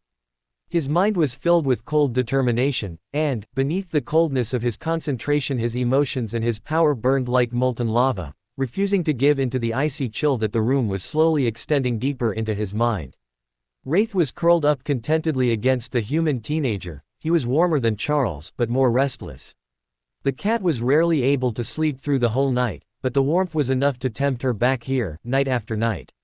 The cat was already quite used to waiting for the boy to settle. He tended to move around a little during the first little while he was sleeping. Wraith quickly realized that tonight was different, however. First, the human's heart started beating faster. She could hear it pumping blood and adrenaline through his system, and his breath was coming faster, more urgently. He was sweating now, but it was a cold sweat, and Wraith could feel his body heat dissipating as though an unknown source was creating a void in king all the heat out. Wraith inched back, as the bed around the human got colder and colder. She didn't want that coldness to touch her. Wraith remembered her duty then. The new master was in definite trouble, and she was there to watch him as well as get petted and generally have his company. She had no idea what was wrong with him, but she could feel the badness that was coming off him in waves. She hesitated a fraction of a second more, not wanting to leave her new human alone, then nodded firmly to herself and leapt from the bed, racing through the house as fast as she could move until she came to a door left purposefully ajar and sprang through it. Inside the library, Charles was roaming his bookshelves, looking for the most appropriate selections to leave with his young ward over the coming days. He spent many nights here, looking for the titles he thought would be most beneficial. He was so absorbed by his task that he at first didn't notice he had company. The black feline took a flying leap, landing elegantly on the table and mewing loudly for attention. Immediately, Charles snapped the book shut and sprang to his feet. "Something's wrong with Harry?" he asked, and the cat mewed again, affirmatively now. Immediately the vampire was moving, darting through the corridors with a speed greater than any normal being could hope to accomplish. Her duty done, Wraith padded slowly back to the bedroom of the young human who scratched so well, knowing that the master would see to it that the child was all right.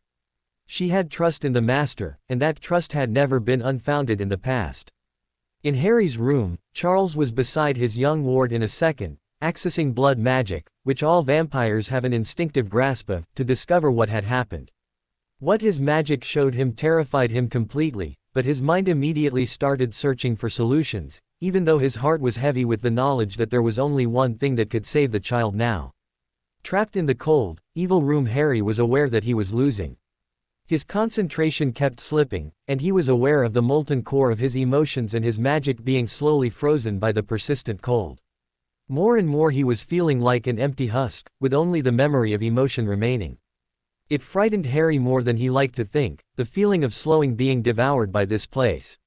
He kept fighting, pushing all of his willpower and concentration into the fight, but he knew that Voldemort had been right, and the battle was already lost. He didn't like the thought of giving up, though, and he resolved to fight until the last moment even if his death and defeat were inevitable now. In a distant corner of his mind not taken up with fighting the cold, he hoped that Charles would realize that he was different when Voldemort took over his form, and make sure that the Dark Wizard gained no further power from this. He was still holding on to the distant hope that perhaps something would happen at the last moment, that anything could happen to get him out of this battle, even at this late time. Suddenly pain flared, racing through his body like a shock wave, and the black room was dissolving, the evil presence still clinging, unwilling giving up its hold on him, but the pain was so severe that he forgot about his fight. Then the room seemed to fade away. This is it, Harry thought, defeated and exhausted. I'm dying, and Voldemort has won. For almost a week, Harry tossed and turned, coming close to the brink of waking up, only to fade back into the deepest recesses of unconsciousness. Through those endless 7 days, Charles stood by, never sleeping, rarely eating, doing everything he could to lift his young ward from those dark caverns of the mind, and bring him back to the light. And, painfully, slowly, Harry responded. His cold flesh gradually began to warm again and his breathing took on a more regular pattern. His skin was paler than before, and healthy color refused to come to his cheeks. Charles ordered the curtains to remain shut day and night, and had a magical fire built in the room, keeping the inside temperature as hot as any summer day should be. Throughout that time, Lucy came by often. She would bring food, warm cloths to rest on Harry's forehead, or just words of comfort and hope. With her help, Charles battled against the darkness that was taking over his mind while Harry continued to be unresponsive to all attempts to awaken him. Charles had allowed himself to get closer to Harry than he had to anyone else in over a century, convinced that his last descendant would be a safe person to befriend, that the boy would not leave him anytime soon. But perhaps his judgment had been too hasty. He wondered if was at fault for Harry's current condition. But no, if he hadn't intervened, Harry would have died anyway. The boy would wake, and all would be well. He just hoped that it would be soon. As he sat there beside Harry's huge bed, noting the way that Harry seemed even more washed out than was natural because of the bright colors around them, bleaching his already pale skin to a deathly white, Charles sighed softly. The bedclothes were warm reds, as were the walls and the hangings around the bed, and the bright flowers that Lucy had gathered had been set around the room as well, so that it would seem more welcoming when Harry finally awoke. But the whole effect only highlighted how pale and thin Harry seemed at the center of it. Tenderly Charles's delicate hand stroked back Harry's fringe. "It's long since time you woke up, child," he murmured. "We miss you, and we want you returned to us. Please, come back to us.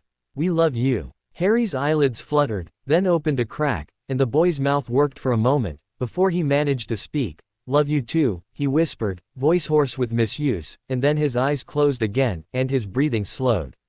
He was asleep again, but this time it was a deep, healing sleep. No longer was he held prisoner by the harsh unconsciousness that had plagued him. Charles softly rang the bell in Harry's room, summoning Lucy. "He has awakened, the cycle is broken. He sleeps now, but it is a healing rest," he told her when she came. "Bring food, lots of it. He will need it after so long without." Lucy nodded, and hurried away, and Charles returned to Harry's bedside, and waited for him to awaken properly. There was much that he needed to talk about with the boy, and none of it was anything he wished to discuss. He told himself that his actions had been for the best, but had they really? Had he perhaps been selfish, acting on what was best for him, not Harry? He could not know, not for sure. He had done the only thing that he could have, that much was certain. Lucy returned with steaming food piled high on a silver platter, which she left at Charles's direction on the bedside table, before retreating from the room at Charles's request. "I need to speak with him first," he said to her. "I will summon you when that is done. Be ready." She looked into his eyes and must have seen some of the torment he felt reflected there, because she nodded without protest and left. When he returned to the bed, he found Harry stirring, the sense of the food wafting through his nose, calling to his starving belly, and summoning his body to awaken again. Harry's body was weak, and he needed Charles's help to sit up, propped up on his pillows. Charles had to help him eat, when his arms were too weak to wield the knife. Harry could manage to lift the fork to his mouth, chew and swallow the food, but his hand shook alarmingly. As he ate though, his arm steadied, and he did not stop eating until all the food was gone from his plate. When Charles set the platter aside, Harry looked after it longingly, as if wishing there had been more to eat, but there would be enough food later on. For now they needed to talk. "We have much to discuss, you and I," Charles remarked, and Harry looked at him, nodding slowly. "I was in a dark place," he said, voice wavering, then firming again. "It was evil. Voldemort came to me, and he said that the place would steal my powers and destroy my soul, giving them all to him instead, and that when my soul and mind were gone, he would be able to take over my body." He shuddered slightly, thinking how close he had come to that fate. Then another part of Voldemort's speech came back to him. "He said he knew where I was, he's going to find us." Charles looked at the boy, and was alarmed by the lack of reaction these words seemed to cause in him. Harry's voice was without much emotion as he said this, yet Charles knew that discovery was one of Harry's greatest fears, and a week ago, Harry would have been going frantic with worry over the remotest possibility, yet here he was, speaking as calmly as he might about a painting on the wall, or a news article he had read. "He won't," Charles assured him softly, choosing not to address this issue as yet. "He can't. There is no way he could find you. I assure you that this is the case. You know I wouldn't lie to you." Harry nodded slightly, before continuing his explanation as to what had happened. Although he knew much of what had gone on, Charles let the boy talk, knowing that it would make some things easier for Harry to understand later. The boy needed to come to his own conclusions about what had happened to him. Harry calmly described how he had fallen asleep and immediately appeared in the room, talked briefly about how the room had felt, and then recounted the conversation he'd had with Voldemort when the Dark Wizard had appeared there. He finished by describing the fight he had put up against the room. "But, just before I would have given in, I felt pain. Pain greater than anything I'd ever experienced. At first I thought it was death coming to take me, but then I realized it was helping me." "Do you know what it was, Charles?" Again, Charles realized there was little emotion in what Harry was saying. He chose words that might encourage emotion from those he related the incident to, but as far as Charles could tell, his voice held little inflection that could be taken as emotion, and his face was smooth and still. "Yes, I know," Charles said softly. Harry looked up, hearing the pain and guilt that filled Charles's voice, and he knew immediately what had happened, easily putting things together in his mind. "You turned me, didn't you?" Harry asked, still without any emotion in his voice, which worried Charles further. Harry found his own lack of reaction strange as well. Much as he had come to love Charles, he had never felt any desire to be a vampire, knowing that to do so would end the life he knew irrevocably, but now it suddenly seemed to be unimportant. Vampires fascinated him, and he felt that he probably understood the race more clearly than any human ever had. He had read a number of books from Charles's library, and the powers that these books hinted at, some of which Charles had confirmed had been highly attractive. He remembered thinking how much he would have liked to learn to use those powers, but he also remembered that he had never thought the sacrifice to be worth it. He had always known that he would never make the choice to exchange his humanity for knowledge and power like Voldemort had. But the choice had been taken away from him now. Voldemort's actions had caused Harry to lose his own humanity, but Harry didn't feel angry about it. He knew what had happened and he accepted it. These thoughts flashed through his mind in the instant before Charles spoke. "Yes and no," Charles said slowly. "I have started the process of turning you, but becoming a vampire is not a one-step process. All of your human blood must be drained and replaced with vampiric blood. In the past, we tried to do this all at once, but it was usually fatal for the human and sometimes for the vampire as well. It is now done in several stages, to keep both parties safe. I took some of your blood and replaced it with my own, to make you only partially vampiric. Academically speaking, you would probably be considered half vampire, and therefore half human still. It was very wrong of me, both to feed on you and to begin to turn you, but I did not want to watch you die. I have wronged you greatly, and if you wish to hate me, I will consider it my due punishment. I do not blame you," Harry told his friend and ancestor. "I would have died, and the consequences of that would have been horribly far-reaching.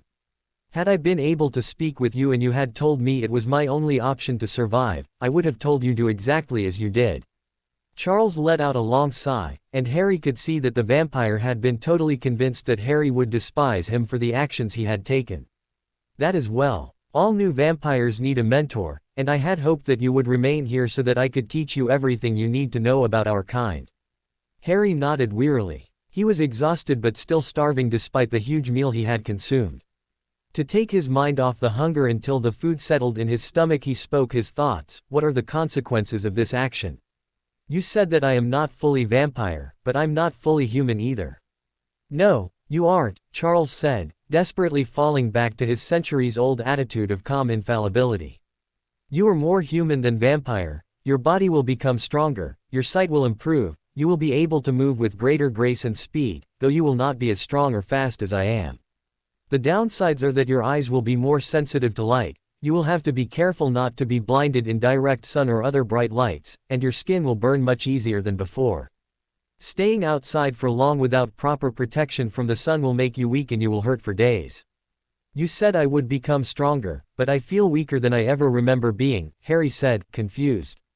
Charles sighed wearily. The cost of your new abilities is the need to drink the blood of the living to survive, he said heavily. You will not need to feed often, nor take much when you do, but if you do not, then your body will fail and you will die, like any vampire will if he does not drink. To stay alive, you should need to take no more than a mouthful of blood every couple of months, but that will just sustain your new abilities.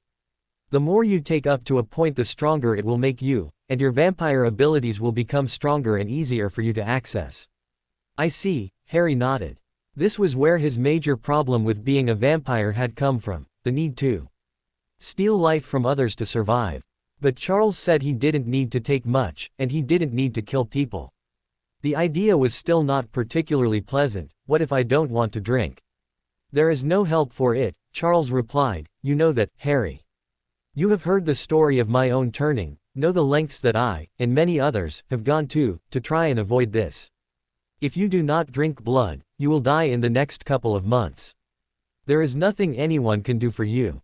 That is why it is a crime to change someone before they are ready to be turned, especially someone as young as you. Harry nodded. He did know. He had been trying to avoid it, because while it didn't seem utterly repulsive, it didn't seem particularly attractive either. And he did not want to die. Anything had to be better than that. I know I must drink, he assured Charles, who looked worried by Harry's attempt to deny what would be one of the main factors in his continued existence. I wish it were not the case, but there is no help for it.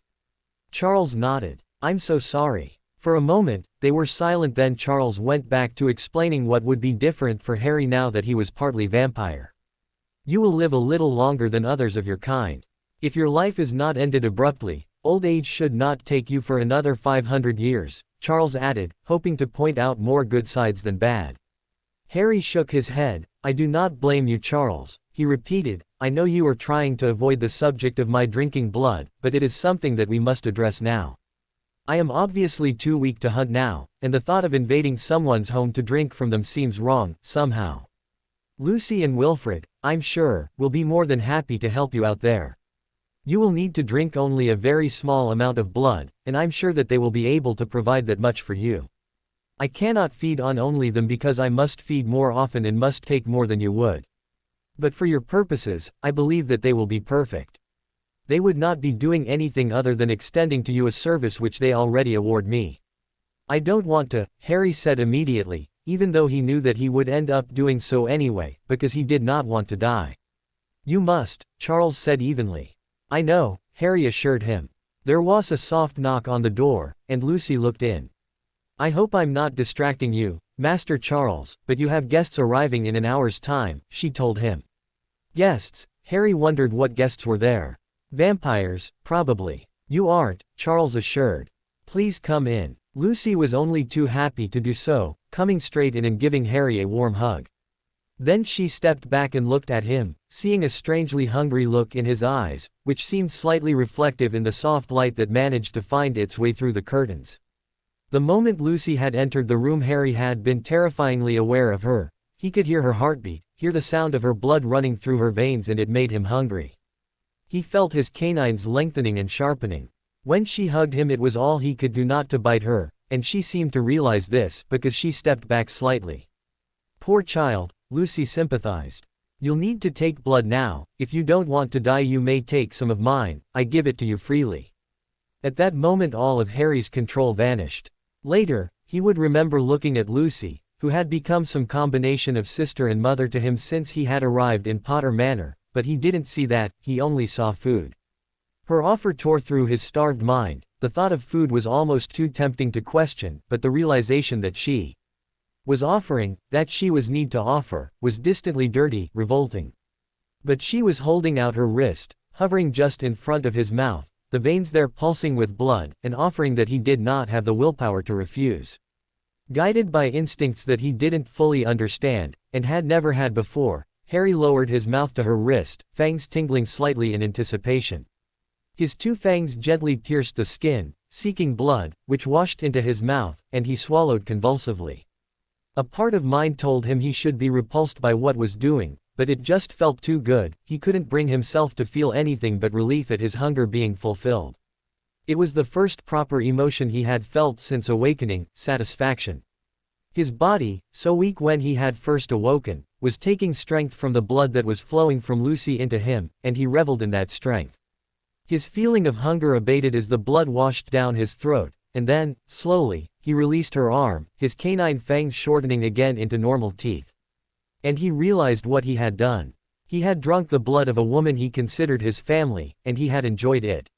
He could still feel faint traces of enjoyment that lingered with the satisfaction, and he found it slightly disturbing on a fundamental level. "I'm sorry," he said to Lucy, and winced internally at the lack of feeling in the words. Lucy looked at him in sympathy. "I'll leave you two to it," she said, then looked at Harry. "Remember, I gave you permission," she added to him, hugging him gently around the shoulders before leaving the room. Charles leant over and embraced Harry, who hugged him back tightly, burying his head against Charles's chest, needing the reassurance of someone who understood him. He felt like he should cry with the emotions that should be filling him, but instead, he just relaxed in the comfort, and the emotions faded. "It'll be okay, Harry. Here you are surrounded by those who understand you, who love you. Lucy and Wilfred are more than used to donating their blood to me, and they will be just as happy to help you. You have nothing to be ashamed of here. It will be a lot easier for you than it was for me." "How so?" Harry asked, as Charles released him, leaning back against the pillows. They had never really talked that much about the way vampires had behaved before they had come up with laws to govern their lives. Harry knew only that these laws existed, and that they hadn't always existed. Mostly they had talked about all of the legends about vampires, as Harry questioned which ones had actually been true. Very few, as it turned out. In my time, vampires were feared beyond measure, and with good reason. Vampires were violent, monstrous, they had no morals and existed to do what they willed. I was one of a select few that did have morals, and that made it hard for me. I had no one willing to let me feed upon them. The idea would have been unthinkable to the people of my time. I had to survive as best I could, running from anywhere where I might have once had friends, so that there was no chance of ever attacking someone I cared about. They were hard times, but eventually I found those who could help me. A small group of vampires who, like me, did not follow the general pattern of doing what we pleased in the world. That group decided that things had to change, that vampire society couldn't go on the way that it had been. Together, we did the unthinkable. We hunted down our brethren and killed them. Those who had no morals had to be destroyed for the good of the world. People hated the vampires, and I certainly couldn't hold it against them. There were more vampire hunters in that time than there were at any other point in history. That was only a few hundred years after vampires first came into existence. The hunters were wiping us out, the good vampires along with the bad. They would not stop until the killing did, and the killing would not stop until every one of those old vampires was dead. While we killed off those who would never submit to any kind of boundaries, we began asking those we thought might accept if they would like to join us, and leave the old ways behind them. And in that way, we began building the present-day society of vampires. For a while, I think, humans believed that we had been wiped out, because the killings had come to an end, and the hunters vanished as if they had never been. But eventually, of course, they realized that we were still out there. My friends and I became the Vampire Council, And it was us who saw that every vampire obeyed the laws that we had passed to try and make ourselves less feared, although we always will be to some extent. There are always mistakes, and some who become vampires never should have been turned. They are dealt with by whoever finds them first as, or the hunters.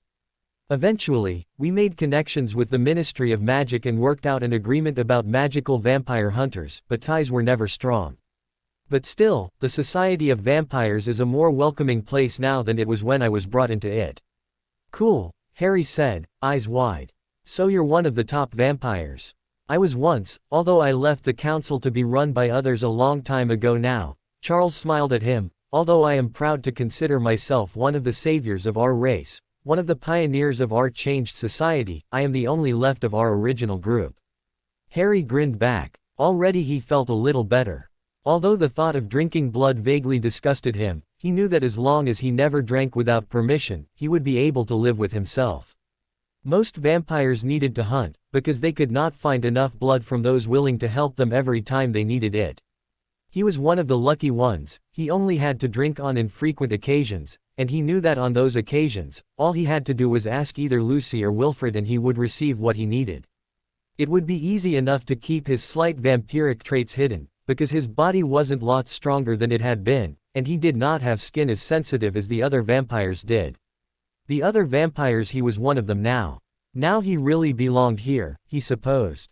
I think it's about time you got up, Harry, Charles said softly. Have a shower, get dressed and come meet me in the library. There are more things that you need to know, now that you have become one of us. Harry nodded, and Charles left. When he stood up, Harry could feel the difference in his body. The weakness from when he had woken up had passed completely. He felt stronger and more awake than he ever remembered being in his life. The level of fitness he had attained through Taekwondo and flying this summer suddenly seemed like a joke to him. He could feel the power in his body and knew that if he wanted to, he could run for miles or work out all day and not feel the strain. His whole body was also tingling with energy. He was highly tempted to ignore Charles's request to go to the library and instead go out flying or practice Taekwondo, but at the same time he could still feel the evil chill of the room he had been held in. It was still lingering just under his skin. He showered thoroughly, scrubbing his skin until it was bright red in protest, trying desperate to cleanse the evil from his person. The scalding water and soap were not strong enough to rid him of the evil entirely, so when he dressed and left the bathroom he didn't feel quite clean. When he reached the library, Charles was pacing near the door, and he offered a tense smile when Harry stepped through. Come, I need to show you a part of the library you haven't been to before, he said, beckoning. Harry followed him through the shelves right the far back of the library. Charles eventually stopped in front of the shelves that lined the back of the library and removed a group of the books on one of them. He pulled Harry slightly closer and pressed his hand against the back of the shelf. The shelf rotated immediately, and Harry looked around at the room in which they had arrived. The room was very dark, but Harry found that he could see perfectly. It was almost completely bare, save for a pedestal in the exact center, over which a blood-red stone was resting in mid-air, pulsing brightly every second or so. What's that? Harry asked, feeling somehow drawn to it, and stepping forward a pace and half unconsciously lifting his hand toward it. That is my bloodstone, Charles replied, or rather, one of my bloodstones, because I have two. Bloodstones are used to store a vampire's power in some ways.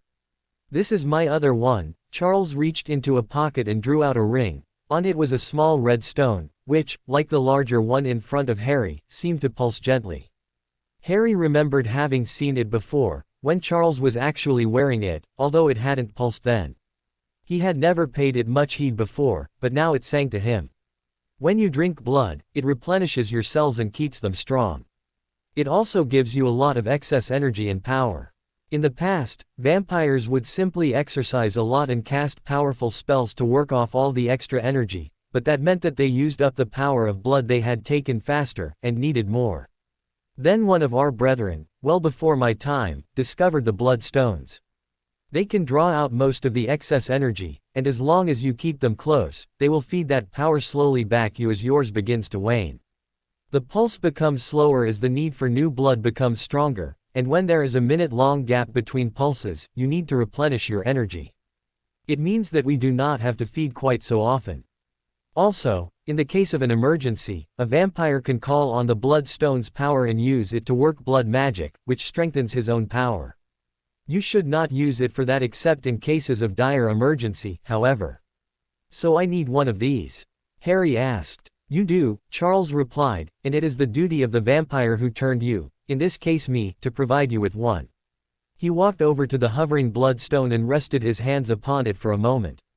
Suddenly the surface rippled, as if it had turned to water, and a small drop separated from it, before it returned to solid stone again.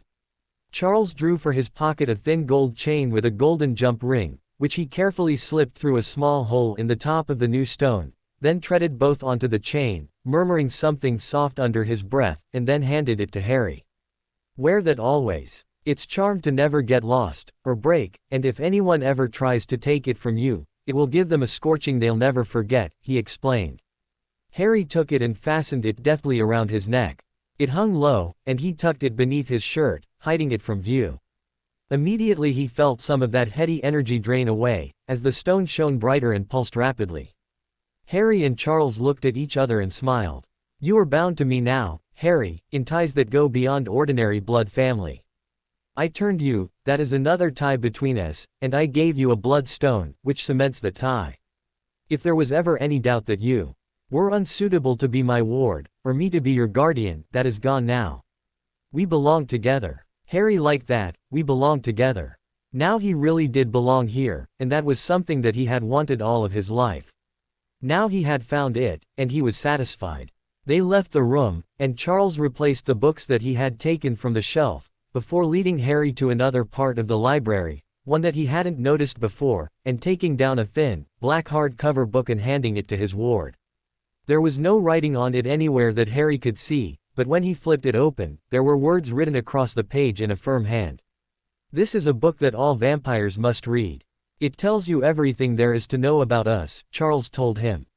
It will explain your powers and everything else. There are more parts to that book than you could imagine, and each of them will come and go at some point while you read it, depending on your circumstances and what you need to know. Thank you, Harry smiled, I'll read it very soon. It's evening now, and you might want to go out and have a fly. I'm sure you've missed the experience, Charles remarked. There are some vampire friends of mine coming tonight, and I would like to talk to them before they meet you. You've never introduced me to them before, Harry pointed out. Charles had had several vampire visitors before now, and always before Harry had been instructed to remain in his room, or elsewhere in the house. You were not part vampire then, Charles said, sounding slightly tense. You must be presented to the council now, and they must judge if I acted wrongly when I turned you. You won't get in trouble for that, will you? You saved my life. I broke the law. They will be the judge of whether my cause was just, and if they feel that I disobeyed the law in its essence as well as its letter, then they will punish me as they see fit. Harry frowned. I hope you don't get in trouble, he said. You did the right thing. I certainly hope that they agree with you on that, Charles said, giving another tense smile. I must go and prepare for their arrival now. I will call you when they are ready to speak to you. Try not to fly too far. Harry nodded and returned to his room. He considered flying for a moment, but then decided against it. He didn't want to keep Charles or the other vampires waiting if they called while he was still in the air. He considered the clothes he was wearing, jeans and a t-shirt, and decided it might be a better idea to dress more formally. Once he was dressed to his own satisfaction, he sprawled across the bed and petted Wraith absently as he picked up the book he'd been reading about dark arts. It was less concentrated on the defense against them, but Charles had suggested it would be a good idea for him to have a better idea of what he was up against. It was almost an hour later when Charles knocked on the door. Come with me, he said tersely, our guests will meet with you now. What did they think? Harry asked, following Charles out of the room. They are reserving their opinion until they have spoken with you. They are members of the Vampire Council and as such the greatest authority in your life at present. I suggest you treat them with utmost respect. I would anyway, Charles, they are guests in our home, Harry pointed out. Charles had also been giving him lessons in social etiquette, something which Harry had had absolutely no understanding of before arriving in Potter Manor. Of course you would, Charles nodded, pausing for a moment and taking a deep breath to calm himself. My apologies, Harry. This whole situation has made me tenser than I would like. Harry simply nodded and decided it would probably be better not to speak. Charles led him to the formal dining room on the second floor for the meeting. Charles paused by the door before opening it. "They wish to speak with you alone to begin with," he said quietly, and Harry nodded, took a deep breath and opened the door to walk in. The main dining room was huge, not quite as large as the Great Hall at Hogwarts, but fairly close. Harry hadn't spent a lot of time inside the room before, it always made him feel extremely insignificant. He had always thought it was the type of room you would only like to be in with a crowd. The three people who were waiting for him there were by no means intimidated, they seemed to almost fill the room with their presence, and Harry felt very dwarfed. He realized that he knew these three were old, not as old as Charles, but old, that they had all fed recently and that they had huge amounts of power at their disposal. He was very aware of why they had been chosen to sit on the council. They were all seated on the far side of the table, and a gesture from one of them indicated he should sit opposite them. He slipped silently into the chair, and gazed across the table at them. He truly felt like a child in their presence, and he wished that Charles was there with him. "It is a pleasure to meet the descendant of one of our founding fathers," one of the males said softly. "Our greetings to you, Harry Potter. My name is Roberto, my companions are Julia and Anne-Marie." He gestured slightly to either side of him, and each woman nodded slightly as he said her name. "It is an honor to meet you," Harry said politely. "I welcome you to my ancestral home."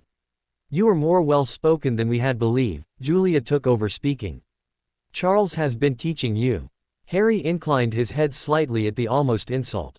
"Indeed. My sire has made a point of improving any and all areas of my education that he found lacking. This summer has been an education. You have enjoyed it?" she asked, arching an eyebrow. "Immensely. Charles has provided the happiest home I have ever known," Harry said firmly, pushing aside the feeling that there was not enough fervor in his tone. "Your previous guardians did not have a happy household. Not as far as I was concerned. I was nothing more than a freak and a burden to them. I am sure that they were happy to see the back of me when Charles suggested I come here." Glances passed between the counselors at that, but they didn't push for more information. "We have here a very unusual situation, Harry Potter," Anne-Marie said eventually.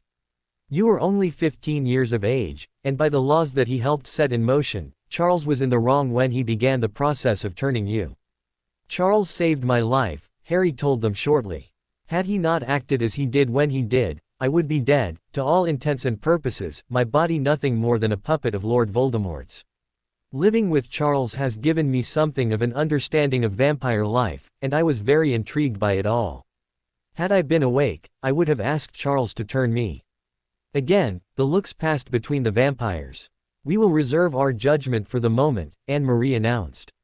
"At present, you may consider that we have given our approval, but we wish to wait and see how well you fit into our society. Charles won't get in trouble though." "Not yet," Anne-Marie assured him. As if at some pre-arranged signal, Charles opened the door and walked into the room and stood behind Harry with a hand on his shoulder. "Counselors, may I present to you Harry Potter, a new vampire I have sired," Charles said formally, and Harry instinctively knew that he was to remain silent. "As a representative of the council, I am pleased to welcome Harry Potter to our ranks as a new vampire. We, the council, will protect you as best we can from vampire hunters and speak on your behalf at the Ministry of Magic. As a member of our society you will respect and uphold our laws. Should you disregard our authority our judgment will be swift and final," Anne-Marie said. "As a representative of the council, I am pleased to welcome Harry Potter to our ranks," Roberto said quietly, and Julia echoed his words. "As Harry Potter's sire I, Charles Potter, will teach him our ways and our laws. I will provide him with everything he needs until he is ready to make his own way in the world. Should he break our law through ignorance, I accept that this will be the fault of my teachings, and that I will be punished in his stead," Charles continued with the ritual. "Harry Potter, Charles has offered to teach you our ways and our laws. Are you satisfied that he will do so in the proper fashion? If you are not, speak now and we will find another." "I am satisfied," Harry confirmed. A round of seated bows completed the ritual. "You may remain here for our discussion with Charles if you wish," Anne-Marie offered, "but as your sire he will speak for you until you are judged knowledgeable in our customs enough to speak on your own behalf." A quick glance at Charles confirmed to Harry that the decision was up to him. "If it pleases the council and my sire, I will remain, he said, the formal words seeming somehow appropriate to the occasion. A matter of great importance has come before the council, and though you are no longer a part of it, Charles, as one of the founders, we would appreciate any opinion you have on the matter. My counsel is always at your disposal, of course, Charles responded, falling back into ritual. What is the matter that has been raised? The wizard who calls himself Lord Voldemort has approached us and suggested an alliance. Harry shifted slightly but held his silence. As much as he wanted to speak, he knew it wasn't his place. He caught the glance that Charles sent his direction, also warning him to remain silent. What does he offer us in this alliance? Freedom, Anne-Marie replied. The Ministry of Magic has always smiled and told us they are our friends, but they have also always silently endorsed vampire hunters. The killing of a vampire has a maximum sentence of 2 years in Azkaban. He also promises us mutual aid, available upon request, something the Ministry has never offered and never will. He has promised us places of power in his new world, and respect from those who follow him. What sort of freedoms does he offer, or is it just a generic word? Inquired. The freedom to feed is the main one. We have not killed in centuries, but if it was known that we had fed somewhere, muggles and wizards alike would be up in arms and wanting us to be hunted down. Voldemort has promised that we will be free from any persecution should we feed.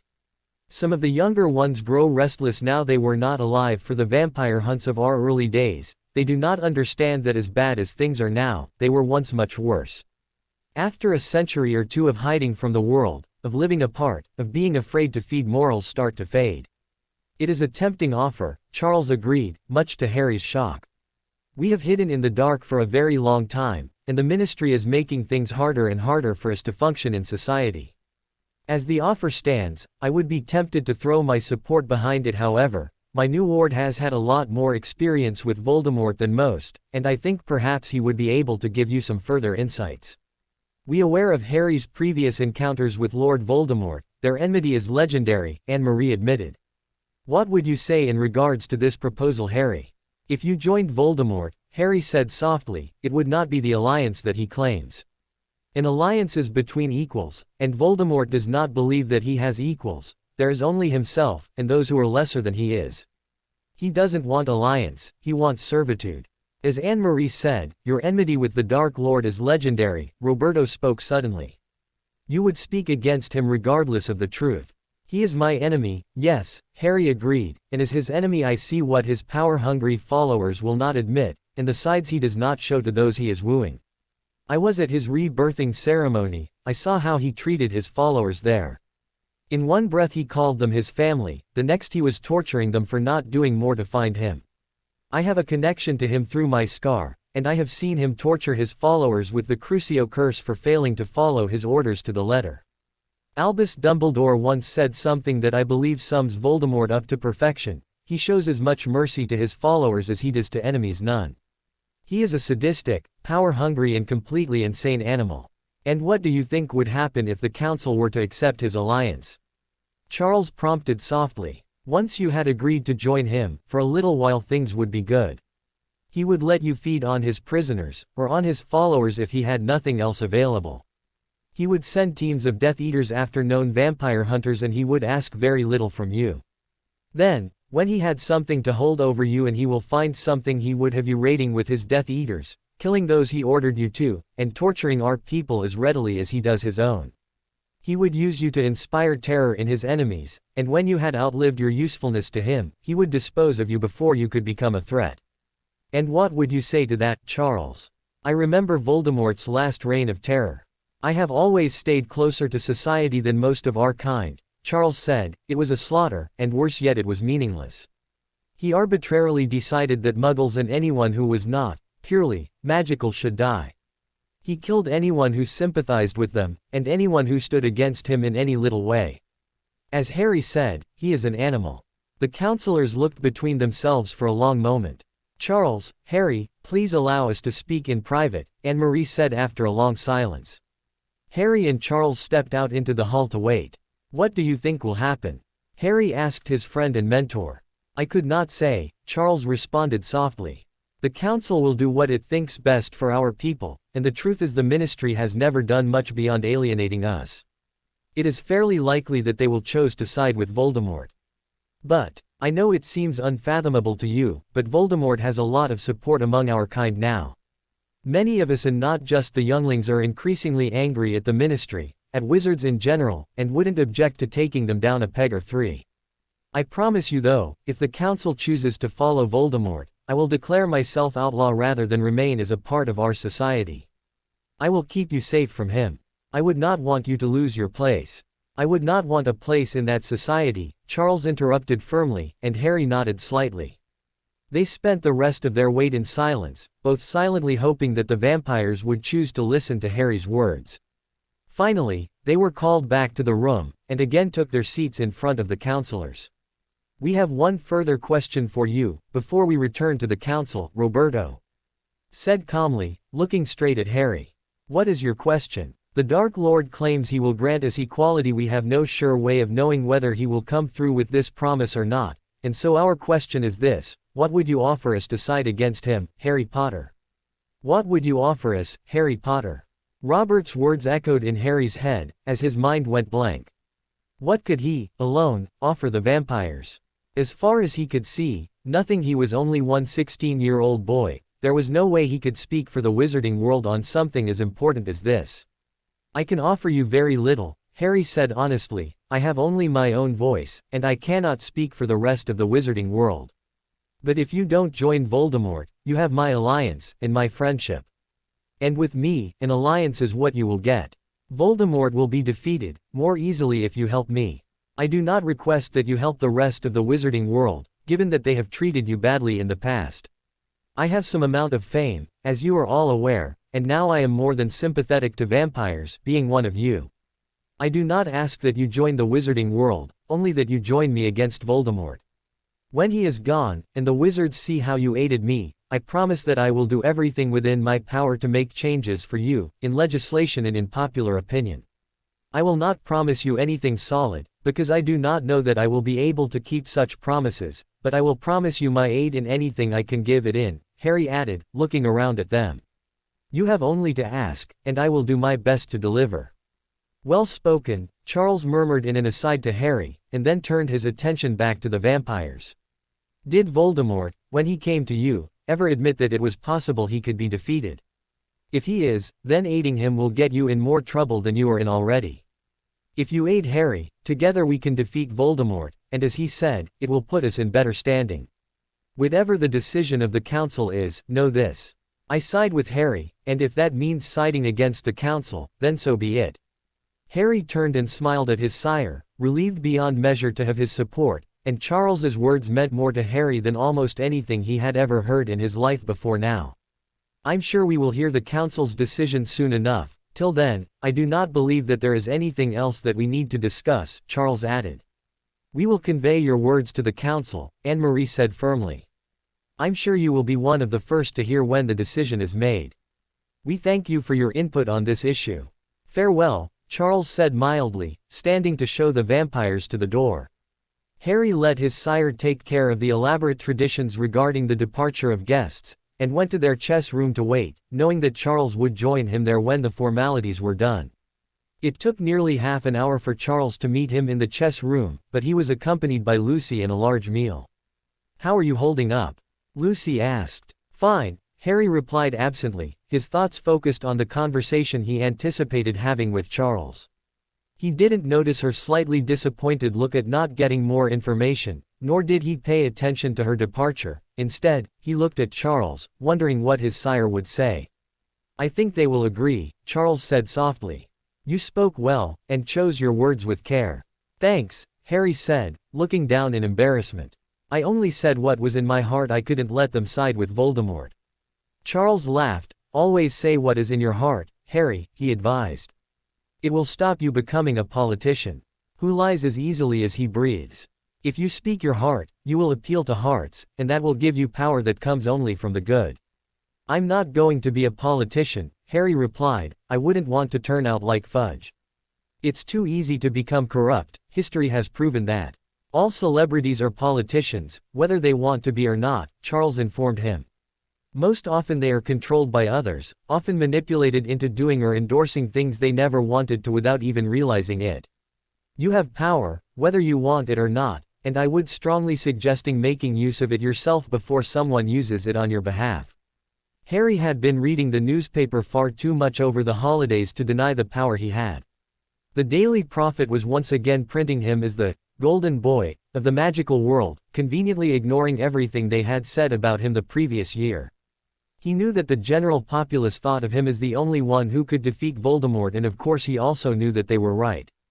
"Charles, there's something I need to tell you." Harry paused for a moment while Charles looked at him expectantly.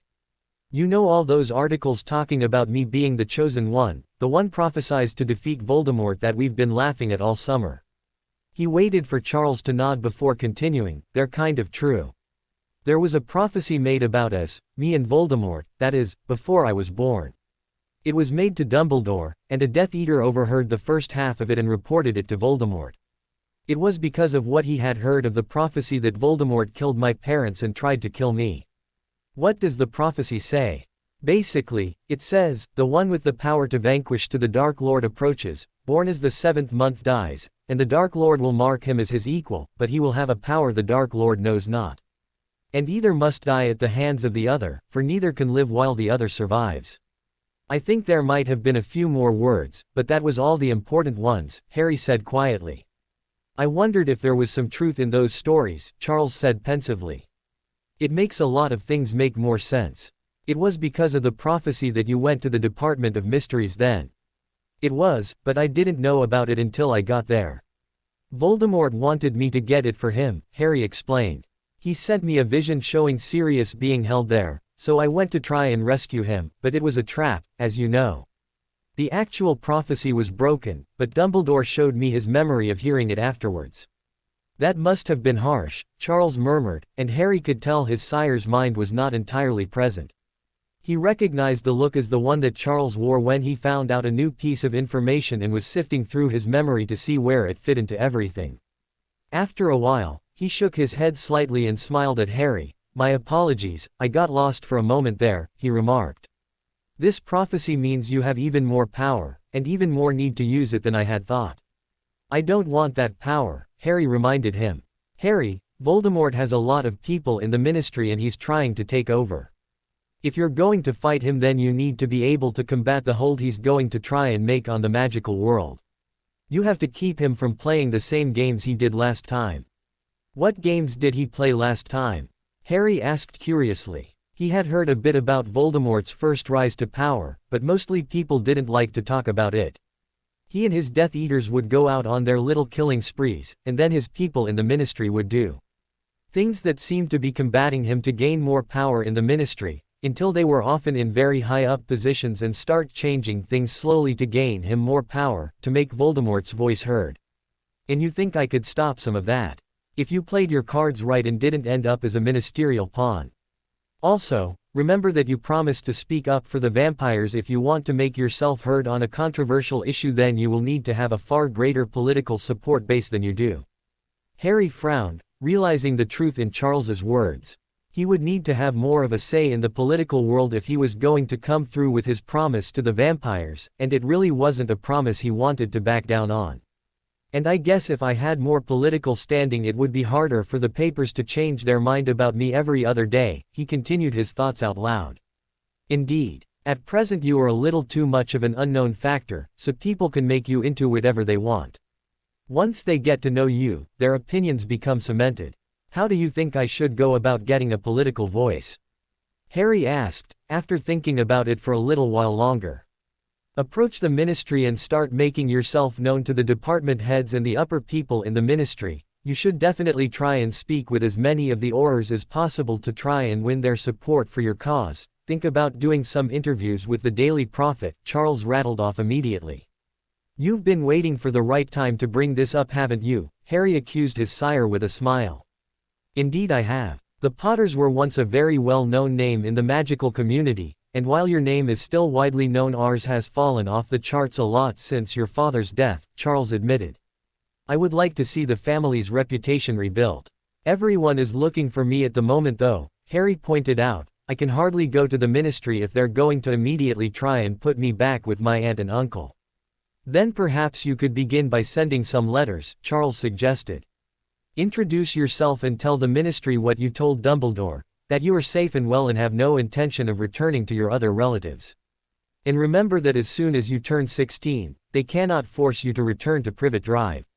Harry nodded thoughtfully. That's true. It's a shame Fudge is such an idiot. I don't really want to condone his actions. About that, Charles said, grinning. While you were unconscious, Fudge finally responded to the pressure being put on him and resigned as minister. He's been replaced by a man named Rufus Scrimgeour, who is in the Department of Magical Law Enforcement. He has also put out requests to hear from you, and has vowed to continue the search until you are found. Then I guess I'll write him a letter so that he can consider me to be found already, Harry remarked. Would you read through it when I'm done? Of course, Charles nodded. It took them several tries, but eventually they got a letter that they were both happy with. Dear Minister Scrimgeour, first, please allow me to congratulate you on your recent promotion to the position of Minister of Magic. I sincerely hope you will be better suited to the position than your predecessor and that you will take every possible step toward limiting Voldemort's return to true power. I am aware of the various attempts that you, your predecessor and Albus Dumbledore have been making to find me over the summer. I have already informed Dumbledore to no effect that I left my relatives of my own accord and have no intention of returning. As long as I know that I will be forcibly returned there should I make my current location known, I will remain out of sight. I would ask that you tell the Aurors searching for me to stand down. Their attention would be better placed elsewhere, namely in combating the Death Eaters. I will not take up any more of your valuable time now, but I will also take the opportunity to express my desire for a closer relationship with the ministry than I have had in the past. I believe I can be of assistance in the fight against Voldemort that we are now engaging in once again.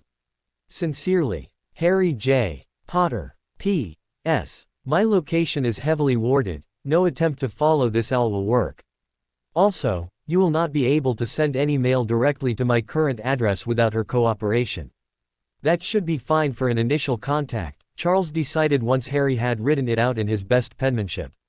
That was not exactly what I had thought to discuss first with you this evening. What did you want to talk about? I wanted to talk to you some more about vampires, Charles said. Have you started reading that book yet? No, I haven't had much time, Harry reminded him.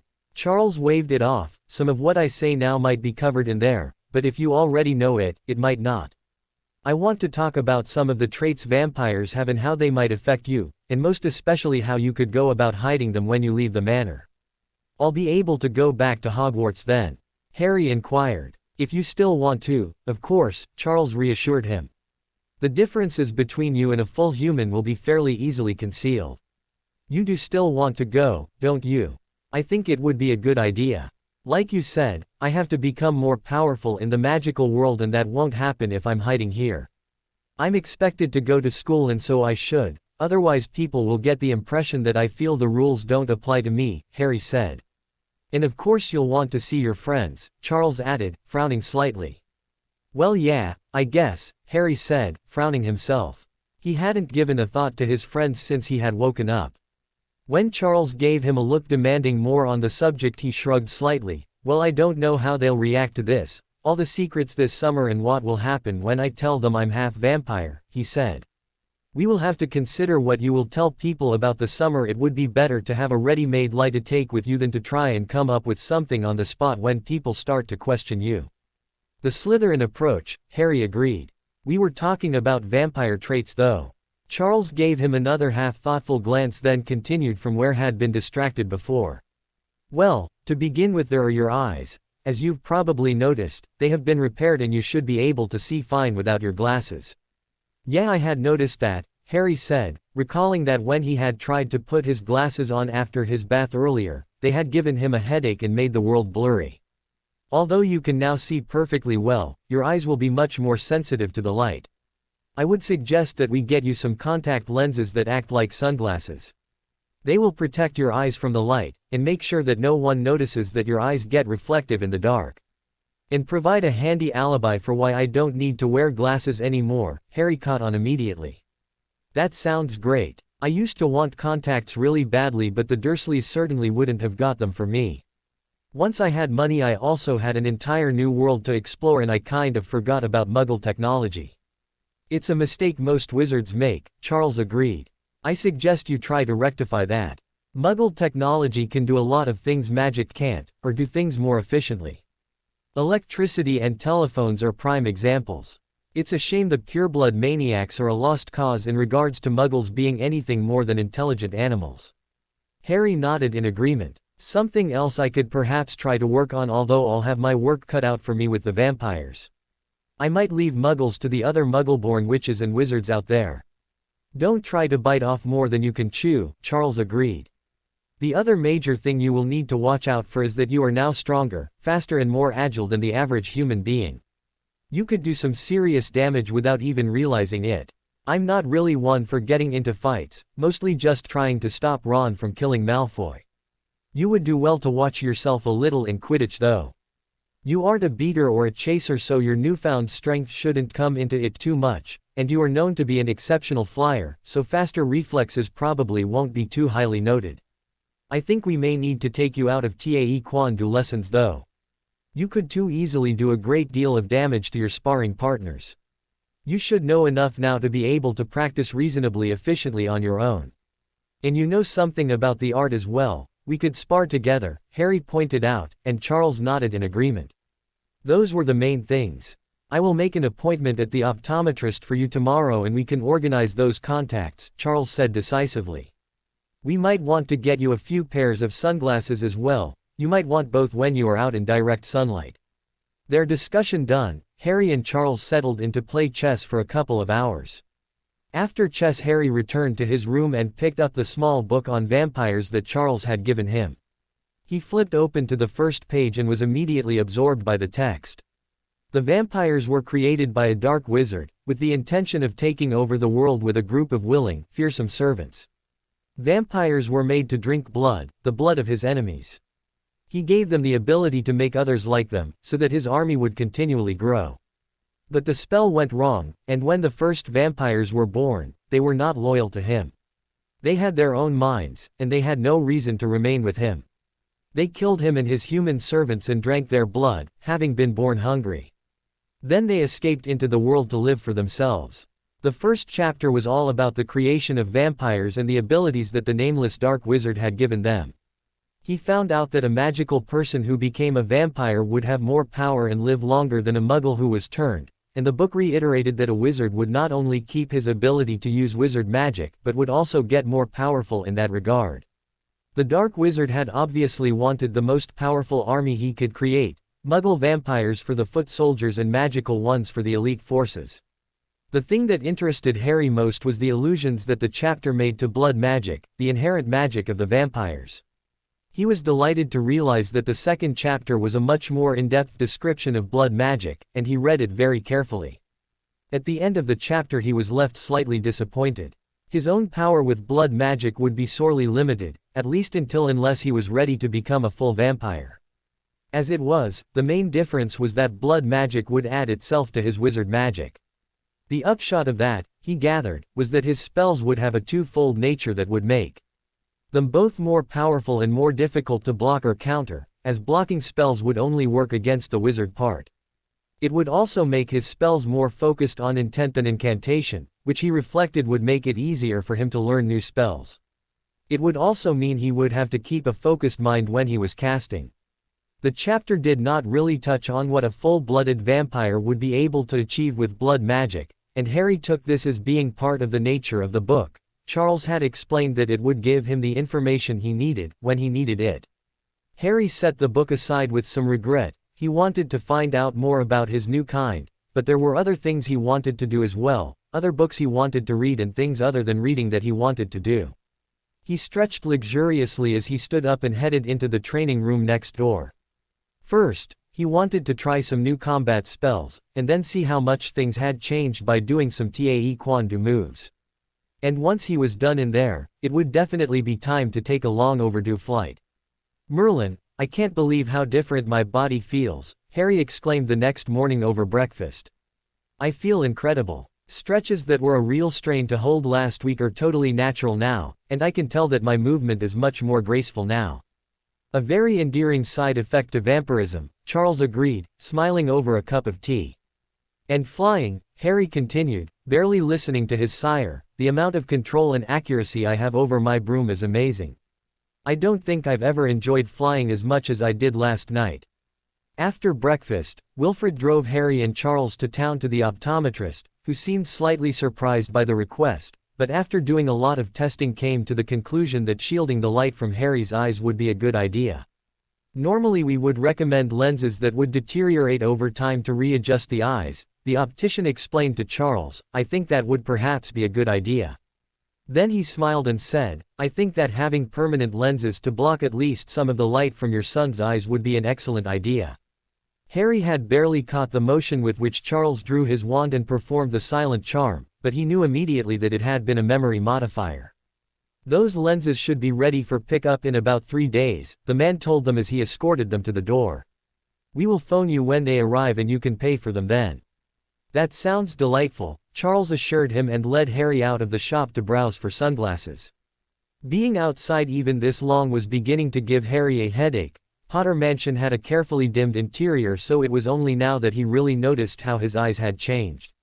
Sunglasses were quickly taken care of, with Harry buying a pair that were unassuming but good-looking and effective. Charles paid the money without really noticing how much it was. They left the shop. "I would suggest a trip to Mr. Elson's," Charles remarked as they left. "Having some good quality dress robes would be a good idea, I think." "Whatever you think is best," Harry assured him, and stood patiently through a series of long fittings with the tailor without complaint.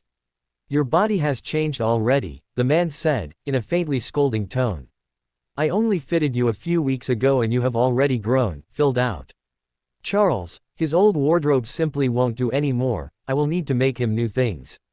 "As you recommend," Charles smiled slightly.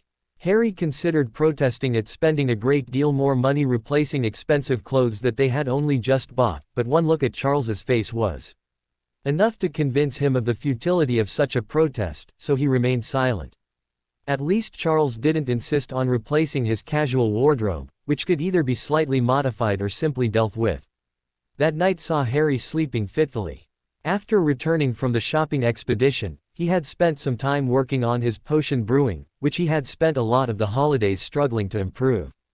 If he wanted to be an Auror when he finished school, then he needed to know potions. He was sure that he hadn't gotten the outstanding that he would need for Snape to let him into the class this year, but he had been hopeful that he would be able to convince the potions master to take him on if he showed how much he had worked to improve. Since he had started, he had come to realize that he actually quite enjoyed brewing potions, when they were ones that he found interesting and when Snape wasn't breathing down his neck all day. Now he actually found the practice vaguely soothing, and that afternoon it provided a distraction from thoughts of the evil room that Voldemort had trapped him in. When potions began to fail at holding those thoughts at bay, Harry exhausted himself first in taekwondo exercises, and other stretches, and then with flying, so that by the time he went to bed he could hardly see straight and had even worn down his vampiric stamina. But even exhaustion didn't help him sleep, and when he woke to a cold sweat in the middle of the night, he decided that he would simply have to go to Charles. He made his way through the silent, unlit house with no difficulties. His eyes picked up even the faintest hints of light, and they were enough to let him see as well as if there was full sunlight. He came to Charles's bedroom door and knocked, but there was no answer. Harry frowned slightly, then continued on through the house until he reached the library. "Charles," he called as he stepped into the room. "Harry," Charles emerged from the shelves with an air of surprise, setting the books he had so far selected aside. "What are you still doing up? I think we might need to talk," Harry said, slightly uncomfortable. "Would you like to go to our room, or speak here?" "Here is fine," Harry decided after a few moments. Their room would be more comfortable, but he didn't want to wait to talk. "What's happened?" "It's about what Voldemort did, what happened in that place," Harry said, squirming. He didn't even want to think about it, just remembering it made the dirty feeling he had grow stronger. Charles waited patiently for him to continue, which Harry was grateful for. "It's like the evil of that place never really left. I feel dirty, but I can't wash it out. I haven't been sleeping well because I keep dreaming about it, and another thing, since I woke up, I've been feeling really detached.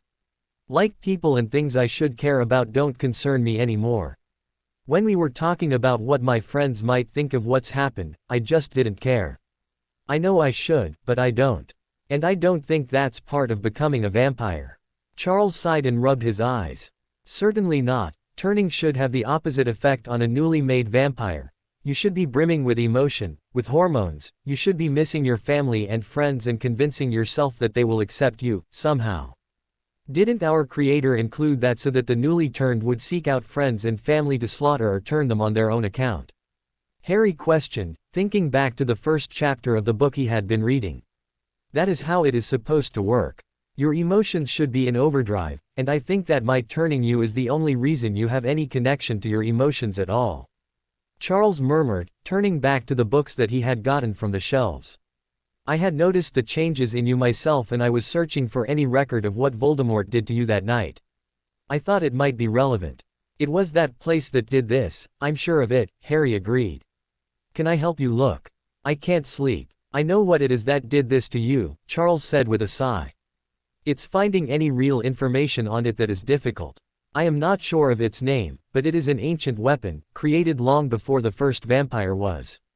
It has been used by the most feared of all dark wizards for generations beyond count, although no record of its use has been made in over 500 years now. No one remembers who created the thing anymore. I know that it is almost impossible to locate and extremely difficult to access or control. The fact that Voldemort has discovered the key to it is troubling to say the least. We will have to find some way of disabling it before he can use it again. So it can be destroyed. There is a legend, Charles said slowly, almost a prophecy. It says that the great darkness can only be destroyed by he who has escaped its shadowy embrace. I am sorry, Harry, I know you already have one prophecy hanging over you, but you are the only person to ever escape that place. Another thing that only I can deal with, Harry said. So how do we do it? I have no idea, Charles sighed heavily. It will take research, power and time, the last of which we do not have a great deal of. Especially now that we are certain you did not escape unscathed. Possibly even more important than destroying this thing is finding out what it did you and reversing it. And until we figure out how to destroy it, Voldemort can attack anyone with it. I think it will be all right, Charles said slowly. From what little I've found, it takes a lot of power to operate. Right now, I believe, Voldemort will be unable to do much magically, and until he recuperates and gains the amount of magic he needs again, we should be getting somewhere with it. Besides, the operator of the room can only attack people who they have a connection with. That's you, Albus Dumbledore, and those others who have come face to face with Voldemort himself, and fought with him themselves. Very few of these people remain alive today, so there are few who are in danger. It is Albus who is in the most danger now. Harry nodded slightly. Dumbledore is a powerful man. Losing him would be a tremendous blow to the magical world, he remarked. Although I am the chosen one to defeat Voldemort, Dumbledore is and always will be the head of the fight, the person that everyone looks to. And there it is again, that lack of connection, Charles said thoughtfully. You don't care whether Dumbledore dies or not, you are just aware that you should care. Before all this happened you would have been up in arms, first upset at having something else on your shoulders, then swearing to deal with it. Harry's eyes gleamed faintly in the semi-dark of the library. Oh, but I do swear, he said softly, his voice filled with power and seriousness. I swear that I will find out all I need to about this weapon and I will destroy it, and Voldemort, if it takes my last breath to do so. A faint tingle ran down his spine and he felt as though something deep within him was highly satisfied by his promise. Charles looked almost disturbed by his words, however. You should be careful what oaths you make from now on. Your innate blood magic can feel your honesty and belief in things, and it will bind you to a blood oath as strong as any unbreakable vow if it finds the situation appropriate, and it will not always be appropriate. So should I ever change my mind about destroying Voldemort or his new weapon, my own magic will kill me. Harry inquired. Yes. Then I will be very careful about giving my word on things. I think that in this particular situation it was both justified and safe, Harry said coolly. Yes, this time it was safe enough, Charles agreed. In any case, we should concentrate on the task at hand. Harry nodded and turned to the books that Charles had left him to search though. Charles found more books and brought them to the table and sat down to read as well. It was Charles who found something first. Here it's not a reference to the room specifically, but what happens to the rest of the world when it's been activated again. Basically it says that as soon as the room is activated again, its evil begins to spread. The evil of that place will spread dissent, distrust and fear. It will demoralize the population, reduce them slowly to something only a step above animals. That will be very dangerous. Voldemort does not truly control it. His followers will be affected as much as anyone else, but they at least will know what they are fighting. And now that we know this is happening, we can alert the Order and the Ministry, Harry said softly. The public as well, if possible. If they know what is coming, then they can fight it as well. They will not be able to fight the Death Eaters at all if they are hiding in fear. We can tell the Order yes, and maybe the Aurors, but not the whole Ministry and certainly not the general public. Charles corrected him, and Harry looked at him in confusion, his question clearly written on his face. You of all people know how happy people are to discredit anything that might threaten their day-to-day lives. Most people would consider this weapon to be nothing more than a myth, and even if it is proved real, you will only cause them to panic and become more susceptible. So the only real thing we can do to help them is to destroy the room itself, Harry said tiredly. It will be a challenge, but yes, that is all we can truly do to help. If the Minister, the Aurors and the Order are all made aware of the situation, perhaps they can also help us search for information that will help you to destroy it. You may be the one who has to do the actual destroying, but that doesn't mean you can't ask for help on finding out how to go about doing that. Harry nodded. I know. We'll figure this out, together or with the help of the Order and the Ministry. If it's been around for this long, then there must have been theories made on how to destroy it, even if there was no one who could actually do so. They returned to their reading, but they only found one further reference that night, one that was repeated in a number of books on advanced dark arts. It at least gave them a name to put to what had happened to Harry. The legend of the Carker de Malice, also known as the Prison of Evil, has roots that go as far back in history as we can discover. The very name has connotations of disaster. Legend tells us that only the most powerful and evil wizards can command the prison, and even they must use a lot of energy to work the spell, which is intended to trap an enemy of that wizard within the room. Once trapped, the person will go through a process which results in the destruction of their soul, rather like the key of a Dementor. However, rather than being an empty husk, the once person will be completely under the control of the Dark Wizard. If the Dark Wizard is cunning, it can take a long time for the deception to be revealed. The controlled one is the perfect weapon, generally able to find out anything, go anywhere, without arousing much, if any, suspicion. Even when the deception is discovered, many times the friends of the lost one are unwilling to see to his or her destruction, believing that a cure might still be found, though none ever has. That was all there was, and it was pretty obvious that the writer had not truly believed that the Carker de Malice was anything other than the legend he described it as. Harry sighed. Nothing there, nothing at all.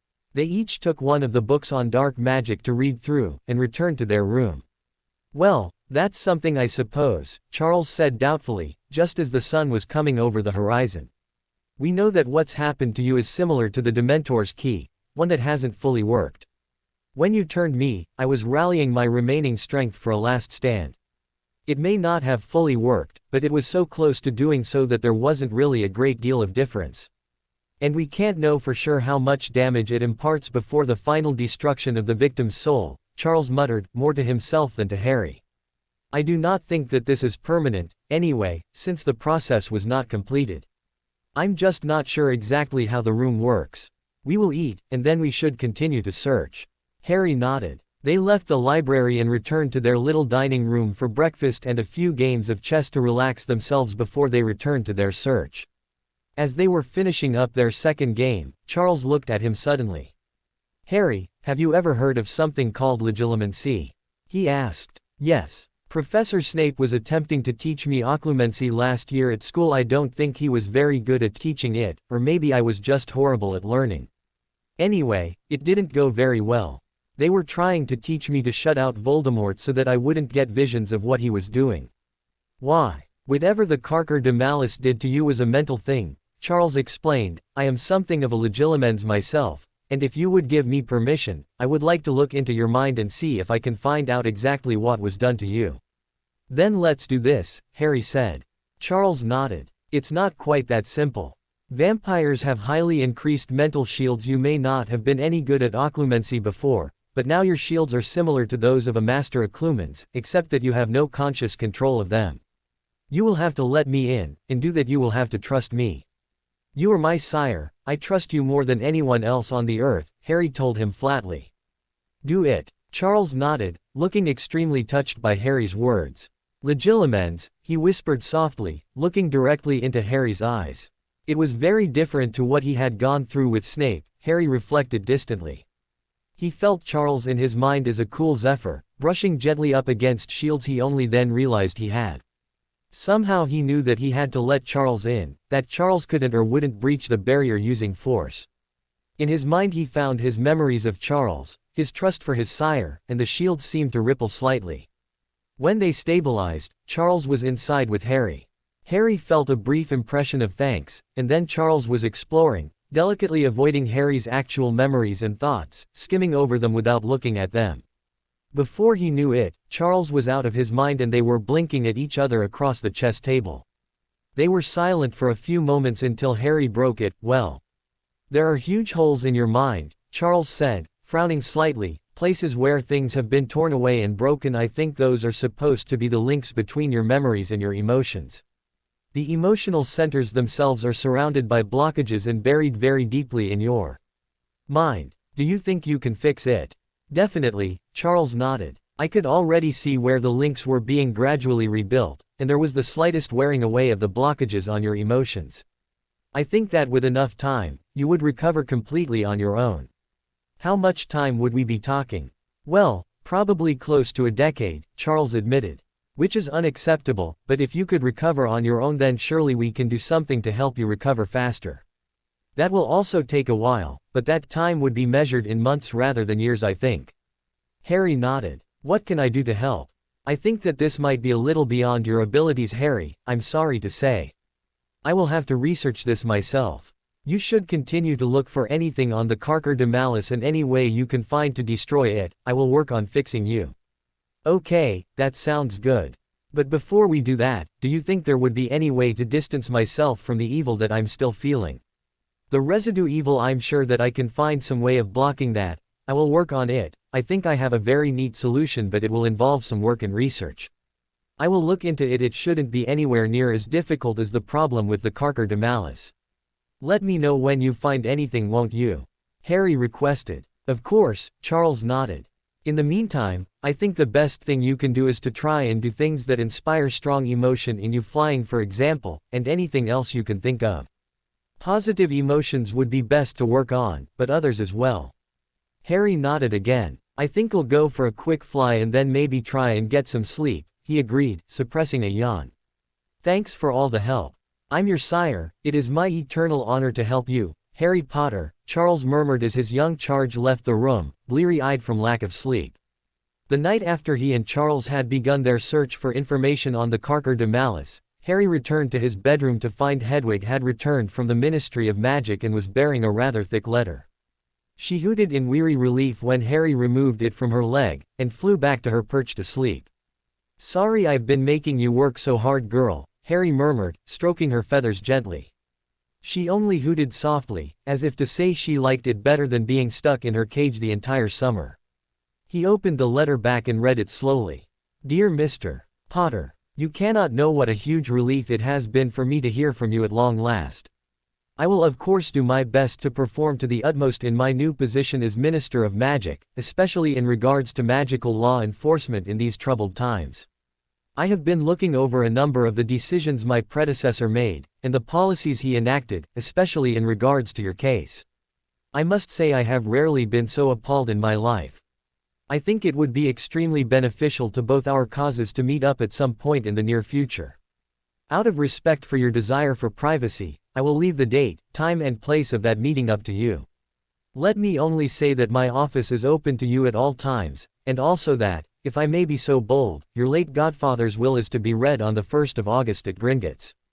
Perhaps this would be a suitable time and venue for you. I have called off the Auror's search for you as per your request. It is wonderful to know that you are safe and well, and my main purpose in searching for you was to ensure that this was the case. Unlike Mr. Dumbledore, I am prepared to accept your word on your status. The ministry as a whole, and myself personally, would be only too delighted to accept your proposal for a closer relationship in the immediate future, and I would be willing to do whatever possible at my end to ensure the success of such a relationship. I have heard from several sources of your desire to be an Auror. It is most certainly a worthy calling for the boy who lived, and I would very much enjoy sharing some of my own experiences regarding the Department of Magical Law Enforcement with you. Of course, anything we can do to further your career goal is never too much to ask. Thank you again for your correspondence. I hope that we will be able to maintain this contact. Sincerely, Rufus Scrimgeour, Minister of Magic. Harry read through the letter twice and shook his head slightly. He remembered a time when he would have found the unconcealed flattery to be irritating and the blatant offers of help to be generous. The flattery no longer bothered him at all thanks to the Carker de Malice, and he was no longer naive enough to find the help offered generous. It was now deemed barely acceptable, considering the treatment he had received in the past. The information regarding the reading of Sirius Will was interesting. He was faintly surprised that Dumbledore hadn't mentioned it to him, as it seemed to be the perfect lure to get him to return to the wizarding world. He would have to speak with Charles about attending, and making the appropriate arrangements. He put the letter on his desk and turned to the other things that the minister had sent him. Confirmation that all of Umbridge's decrees had been overturned, especially the lifelong ban on Quidditch, made up most of the remaining documents included with the letter, but there was also a security pack that had apparently been issued to all homes. Harry glanced through it and dumped it in the bin after coming to the conclusion that it was complete rubbish. He filed the other documents away in his desk just in case he ever needed to refer to them. He considered writing to his friends at headquarters, but decided that he was too tired to make it seem as though he cared, and instead climbed into his bed with Wraith. The time before his birthday practically melted away. He didn't see as much of Charles as he would have liked, as his sire was constantly in the library or traveling wherever he felt necessary to try and find more information on the Carker de Malice. Harry read as much as he could find on the Carker de Malice, but found very little beyond what he had discovered. He spent as much time as he could flying or looking through his old photo album at the pictures of his parents and Sirius. He figured that his memories of or about them would be considered positive. He had already gotten used to his contact lenses, although putting them into his eyes had been awkward at first. He had adjusted to them very easily, and they made it much easier to move around the house when the lights were on, or to go outside during the daytime hours. Charles, during one of the increasingly irregular meals they shared, had told Harry to write to Gringotts regarding his godfather's will and ask that if the reading was intended to be public, if he would be able to view it from a private location, as he didn't want to be seen by anyone else who was present.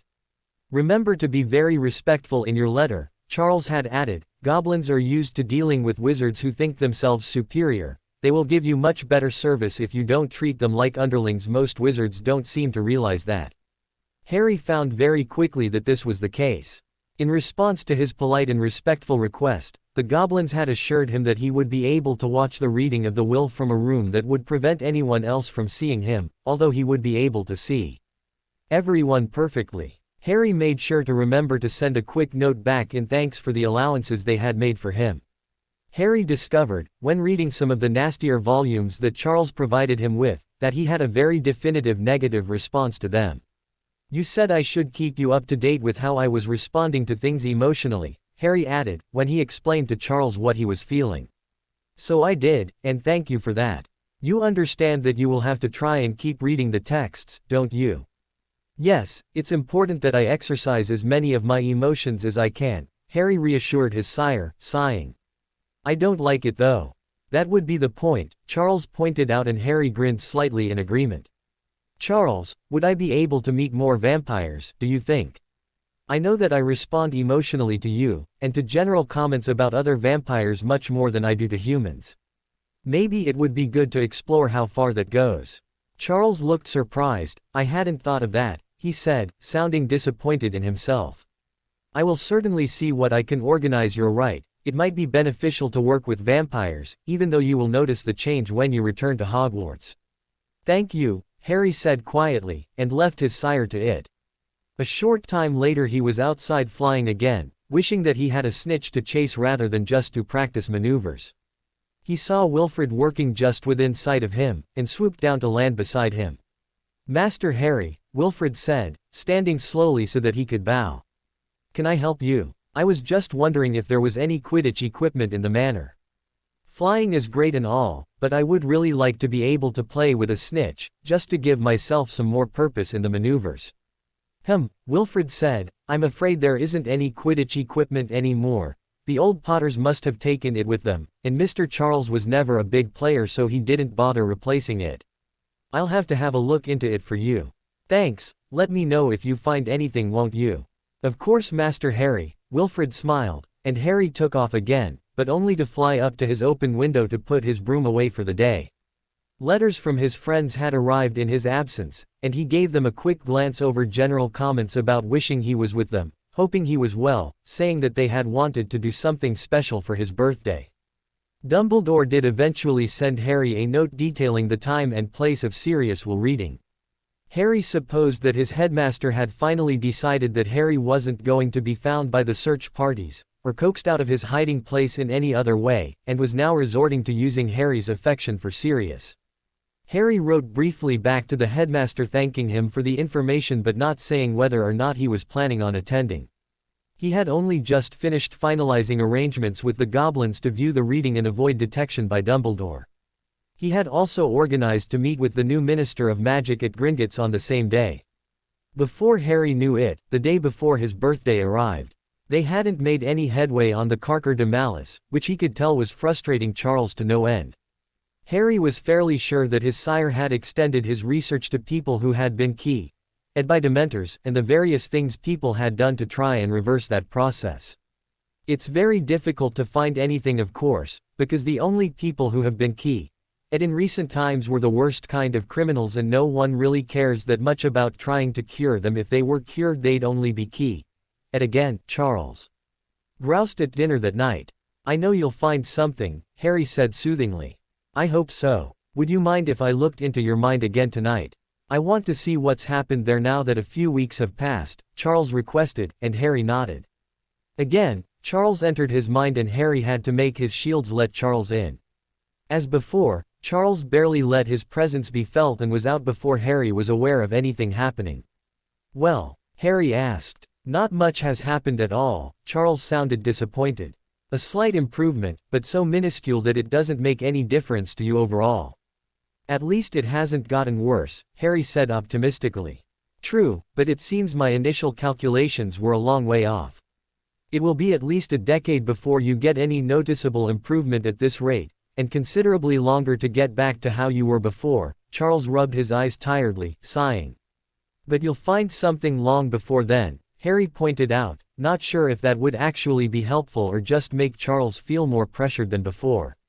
You've been around for centuries and you're putting everything you have into finding a cure. Something must happen sooner than a decade from now. I hope so, Charles sighed. I know so. But in the meantime my emotional state doesn't detract from my life. I may not have happiness but I do not have depression either, Harry pointed out. It's going to be fine, Charles. Somehow we'll make it fine. I'll see what I can find at Hogwarts discreetly, of course, and send anything that seems useful back to you. Charles took a deep breath and let it out slowly. I am sorry to bring up such macabre subjects the night before your birthday. This has just been so frustrating for me. Harry smiled. Don't be sorry. I'm having dinner and a few games of chess with my sire. I'm perfectly content. You still feel more connected to your emotions around me then? Charles asked. Most definitely. I look forward to seeing you. I miss your company when you aren't here, and my memories of you still evoke emotion, unlike my memories of my old friends, or conversations with Lucy and Wilfred, Harry said. Charles nodded slightly. I wonder how much of that is my being your sire and how much is that I'm another vampire, he wondered aloud. Harry gave an eloquent shrug and moved a piece on the board. Checkmate, he said quietly. He was 99% certain that Charles couldn't get out of it, and if he was right then it would be the first game against his sire that he had won. Charles was immediately distracted from his musings about Harry's emotions and reabsorbed by the chess game. Congratulations, he said after several minutes of examining the board. You beat me. Very well done. Harry smiled proudly as the board reset itself. You were distracted, he pointed out. I was, and that was very devious of you, Charles smiled. But it was a completely fair win all the same. I very rarely offer my full concentration to a game after all. Would you like to try your luck again? Of course, Harry said, and waiting as for the first time Charles made the first move. It felt slightly strange to be playing with the black pieces, and a few times during the game he got slightly confused. Partway through the game, the clock struck midnight. Charles immediately rose to his feet and walked around the board to embrace Harry. "Happy birthday," he said, as Harry hugged him back. "Would you like to open your presents now or in the morning?"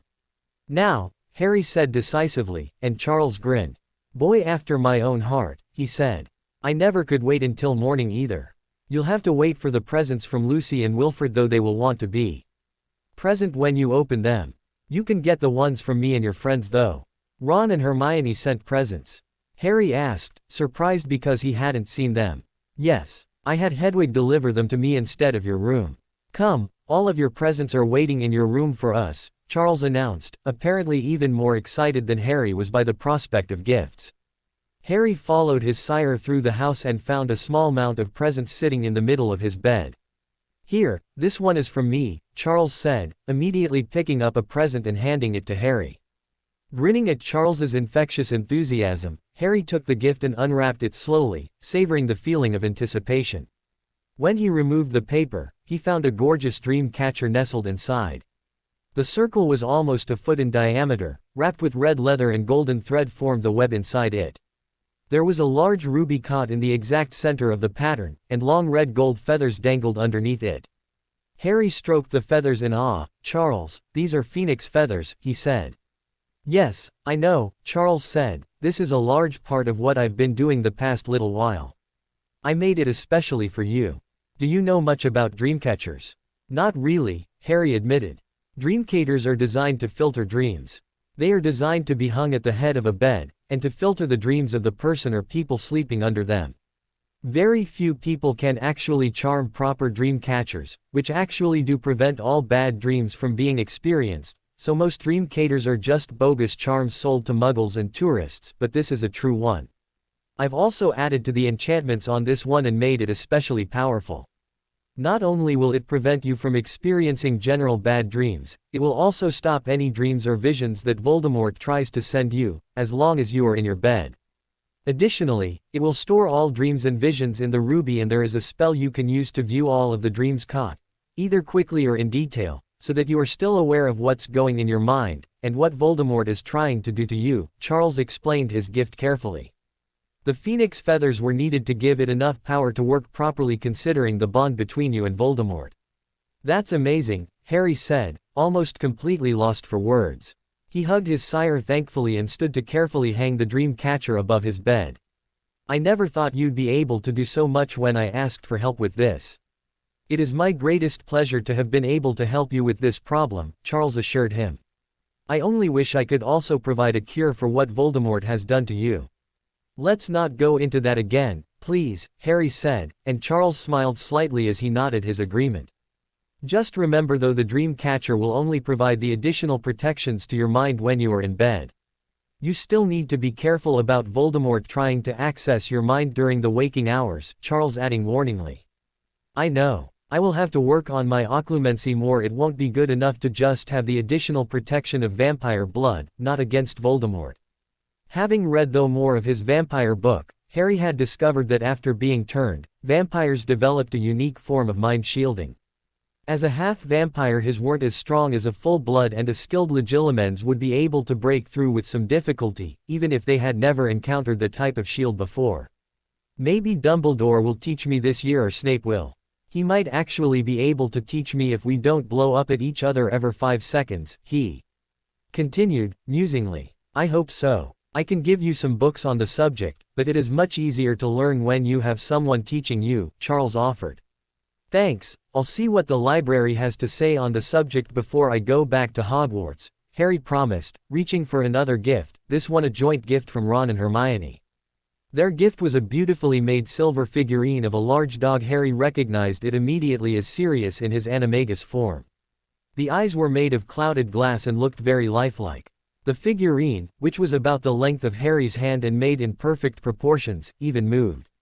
Its tail wagged gently, and when Harry put it on the bed, it walked around a few times and then lay down and closed its eyes. Harry smiled down at it, feeling the familiar sensation of his throat closing up and tears gathering in his eyes. Although he made no effort to suppress them, the tears remained unshed, his grief not quite strong enough to move him to actual tears. "It's perfect," he said softly, reaching out to run a single finger down the figurine's back. The eyes opened for a moment and it panted slightly at him before sleeping again. "Did you ever see Sirius in his animagus form?" he asked Charles. "Not personally. But from all the accounts I heard this is a very accurate representation," Charles replied. Harry nodded, looking at the dog for a long moment before reading Ron and Hermione's note. It was just a quick one, saying that they hoped it would help remind him of all the good times that he had with Sirius. The rest of the presents were far less remarkable. The twins sent him a huge number of newly developed pranking supplies and very nifty items that they were playing with. Molly sent him a hand-knitted jumper and a birthday cake. The last thing he opened that night was the second present that Charles had gotten for him, and he found a beautifully made enchanted trunk inside. It was made from a dark timbre and had been inlaid with gold. His name was on the top and the Potter family crest was on the front, an ornate letter P surrounded by a dragon and unicorn. Inside, there were 3 separate compartments. "I was thinking of having a more extravagant one made for you, with an internal library and full rooms, but I didn't think it would be necessary," Charles told him with a grin. "This should be all you need." He showed Harry how to work it. The first 2 compartments were easy to see and access. One of them expanded to have hanging space and drawers for him to store all of his clothes properly. The other was segmented so he could store all of his books by subject so that he would be able to find them easily, and contained drawers that he could put supplies and parchment in when he wasn't actually using it. The third compartment was a hidden one, and the lock for it was located in the middle of the P on the family crest. His bloodstone was the perfect shape to fit within the oval of the P, and all he had to do was put them together and then open the compartment. This compartment was also segmented, with places for all the possessions he wouldn't want anyone to see. There was a place for the vampire book that Charles had given him, the Marauder's map, his invisibility cloak, and places where he could put new things that he might get and not want people to find. The trunk had a way less charm on it so that it would be easy to transport even when it was jammed full of Harry's belongings, and also had a book bag. "I charmed this one myself," Charles told Harry proudly, and explained that the bag was linked to his trunk with blood magic, and that if he used his blood magic, he could request anything from his trunk to appear in his bag, or send anything from his bag to his trunk. "So, you won't get caught out with that map, or your invisibility cloak, and won't need to go running all over the castle if you realize you've forgotten a book you need," Charles said with a grin. "The bag will also expand on the inside to fit any amount of stuff inside, and has way less charm on it so it will be easy to carry around or store." Harry hugged Charles again in delight. This trunk really would make things easier at Hogwarts. He wouldn't have to worry about running around after things, and as long as he didn't leave things in the common room, he would be able to access anything he had forgotten to bring to class through the bag. He took all of his new presents and placed them around the room, putting the figurine of the Padfoot on his bedside table. Charles banished all of the wrapping paper before saying goodnight. "I'm sure you're going to have a very big day tomorrow," Charles said, using the most mysterious tone of voice he could summon up, and Harry smiled tiredly. "I'd better get some sleep then," he decided, giving Charles a final hug and collapsing into his bed to sleep. The next morning Harry woke up more excited than he remembered being since his ordeal with the Carker de Malice. He was going to have a real birthday. He let the feeling of a pleasantly uncomfortable sensation of anticipation build as he got up and slowly showered and dressed. The sun was well above the horizon when he made his way to the room where he always went for breakfast. Charles hadn't been joining him as often lately, but since Harry hadn't been told anything about what was planned for today, he decided that he would go there and see what happened. As soon as he walked into the room, the entire household jumped out and yelled, "Happy birthday!" before taking turns at hugging him tightly. Even the 2 house elves were present, looking slightly overwhelmed at being in the social presence of their masters. The table with the chessboard was covered by a tablecloth and 2 cakes, the one that Mrs. Weasley had sent and one that was presumably made by the house elves or Lucy were sitting on top of it. Each cake had 8 lit candles, and Harry was told to blow them all out and make his wish. While he did this, his new family sang the happy birthday song as loudly as they could, the house elf voices creating a slightly discordant sound, and Harry cut them all pieces of cake to sit down with. The house elves were almost overwhelmed by being presented with their own slices of cake and told to pull up chairs. Despite Charles being a good master, they had always stuck to tradition and remained socially separate from the family. When they had eaten cake, Harry was presented with the last of his presents. Lucy gave him a diary, with a cover that was charmed to look exactly like Hogwarts, a history so that people wouldn't try to read it.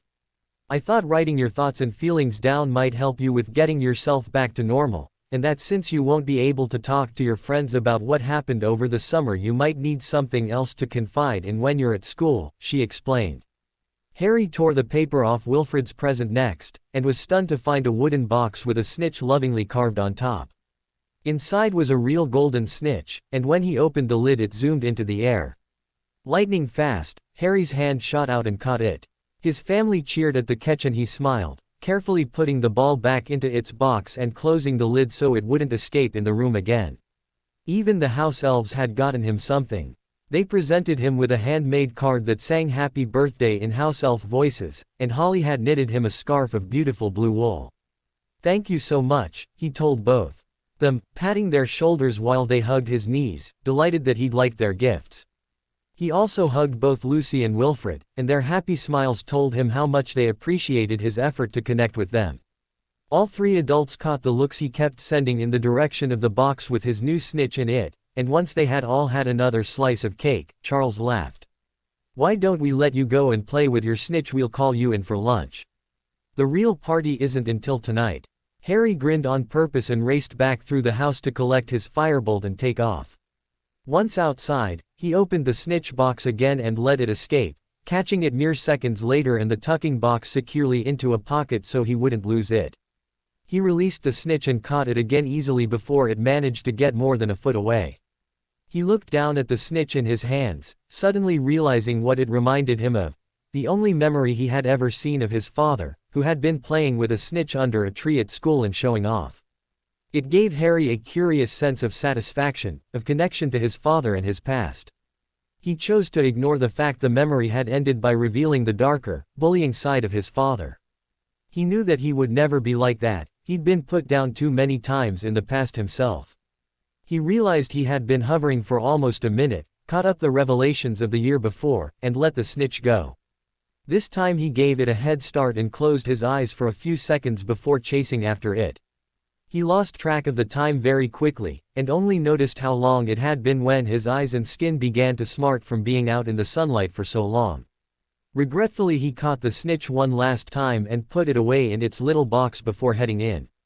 It was only as he landed that he remembered Lucy's comment about the real party being that night and wondering what exactly would be happening then. When he went looking for Charles to ask what was going to happen, he couldn't find his sire anywhere, and even drawing on the limited amount of blood magic he had to access the blood bond between them, he couldn't get any sense of the man. Frowning, he called for Holly.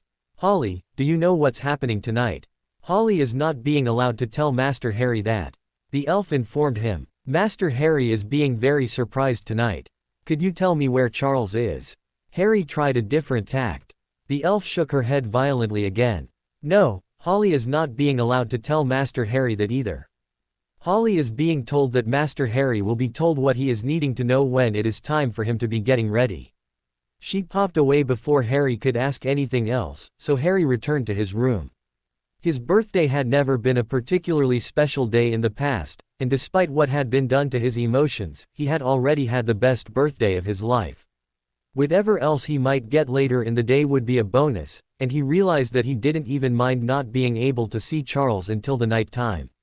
Harry spent the day in his room, reading yet more books. He had decided that since it was his birthday, he wasn't going to read any of the unpleasant books that might be able to help him with the Carker de Malice, and instead spent the afternoon reading up on more offensive and defensive magic and trying out some interesting new spells.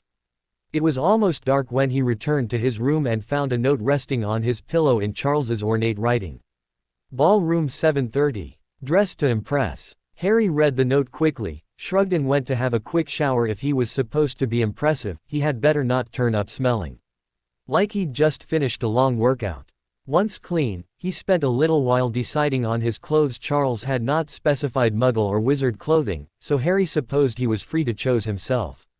He opted for muggle dress, and picked out black slacks, a dark red silk shirt and a fashionable coat from his wardrobe.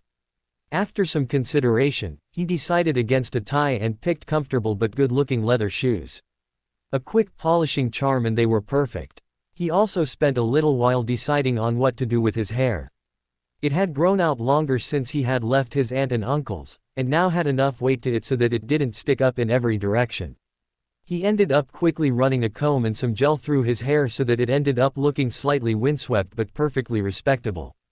Once finished, he eyed himself briefly in the mirror and decided that he looked impressive enough for anything Charles might have in mind. Harry made his way quickly to the ballroom after that, as he only had 5 minutes before he was supposed to arrive. At exactly the specified time, Harry knocked lightly on the door, which swung open as soon as he touched it. Inside was a scene that took his breath away.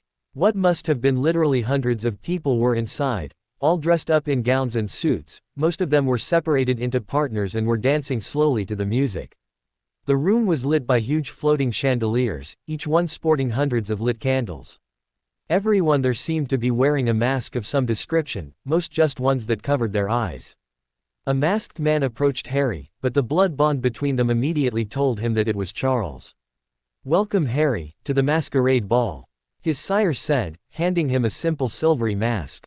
Without protest, Harry slipped it over his head and adjusted it so that he was comfortable. "Who are all of these people?" Harry asked, although he already had a fairly good idea. "They are your people, all the vampires that I have had the pleasure of knowing over the years who accepted my offer to come to your party. They all wanted to meet the famous half-vampire who has promised to do so much for our kind," Charles explained. Harry only nodded slightly as Charles had confirmed his suspicions. "I suppose I should mingle," he remarked, feeling faintly nervous. "Remember, this is a masquerade. They do not have to know who you are unless you want to tell them. Later we shall have a grand unmasking, and then perhaps things will get a little hectic, depending on how you handle the situation. What advice do you have for me on this?" Harry inquired. "None," Charles said cheerfully. "I want you to become a force to be reckoned with. You can't do that if you are constantly turning to others to find out what you should be doing. You need to become comfortable with acting on your own. Off you go now." Charles stepped away from a slightly bewildered Harry and bowed politely to a vampire lady nearby, offering his hand to escort her onto the dance floor. She curtsied slightly as she accepted his hand and they were gone before Harry could protest being left on his own. Harry stood rooted to the spot, watching as his sire swept onto the dance floor, gracefully leading the beautiful vampire woman in the complex steps of the dance. He took a look around the immediate area and noticed the food-laden table behind him. With the thought that eating was safer than dancing, he made his way over to the table and picked out a few delicacies to eat. He managed to hover there, exchanging vague pleasantries for almost 10 minutes before a young-looking vampire woman approached him. From what little he could see of her face and skin, Harry judged that she would have been turned in her early 20s. "Why do you hover by the food when there is dancing to be done?" she asked him, her voice filled with gentle laughter. Harry gave a remarkably free smile and sketched a bow. "I was waiting for a beautiful girl to dance with," he said, offering her his arm. Charles had taught him a few different dances. He hoped that it would be enough to not make a fool of himself. "If you wish to dance with beautiful women, you may have to go looking for them in future. Most have no need to look for partners," the girl said, a faint trace of rebuke lurking beneath her laughter.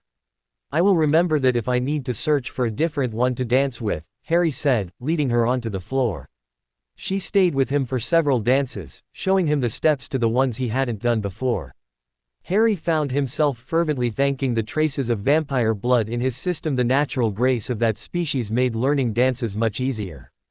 In breaks between the dances they spoke a little, never of particularly personal things, in respect for the masquerade aspect of the event.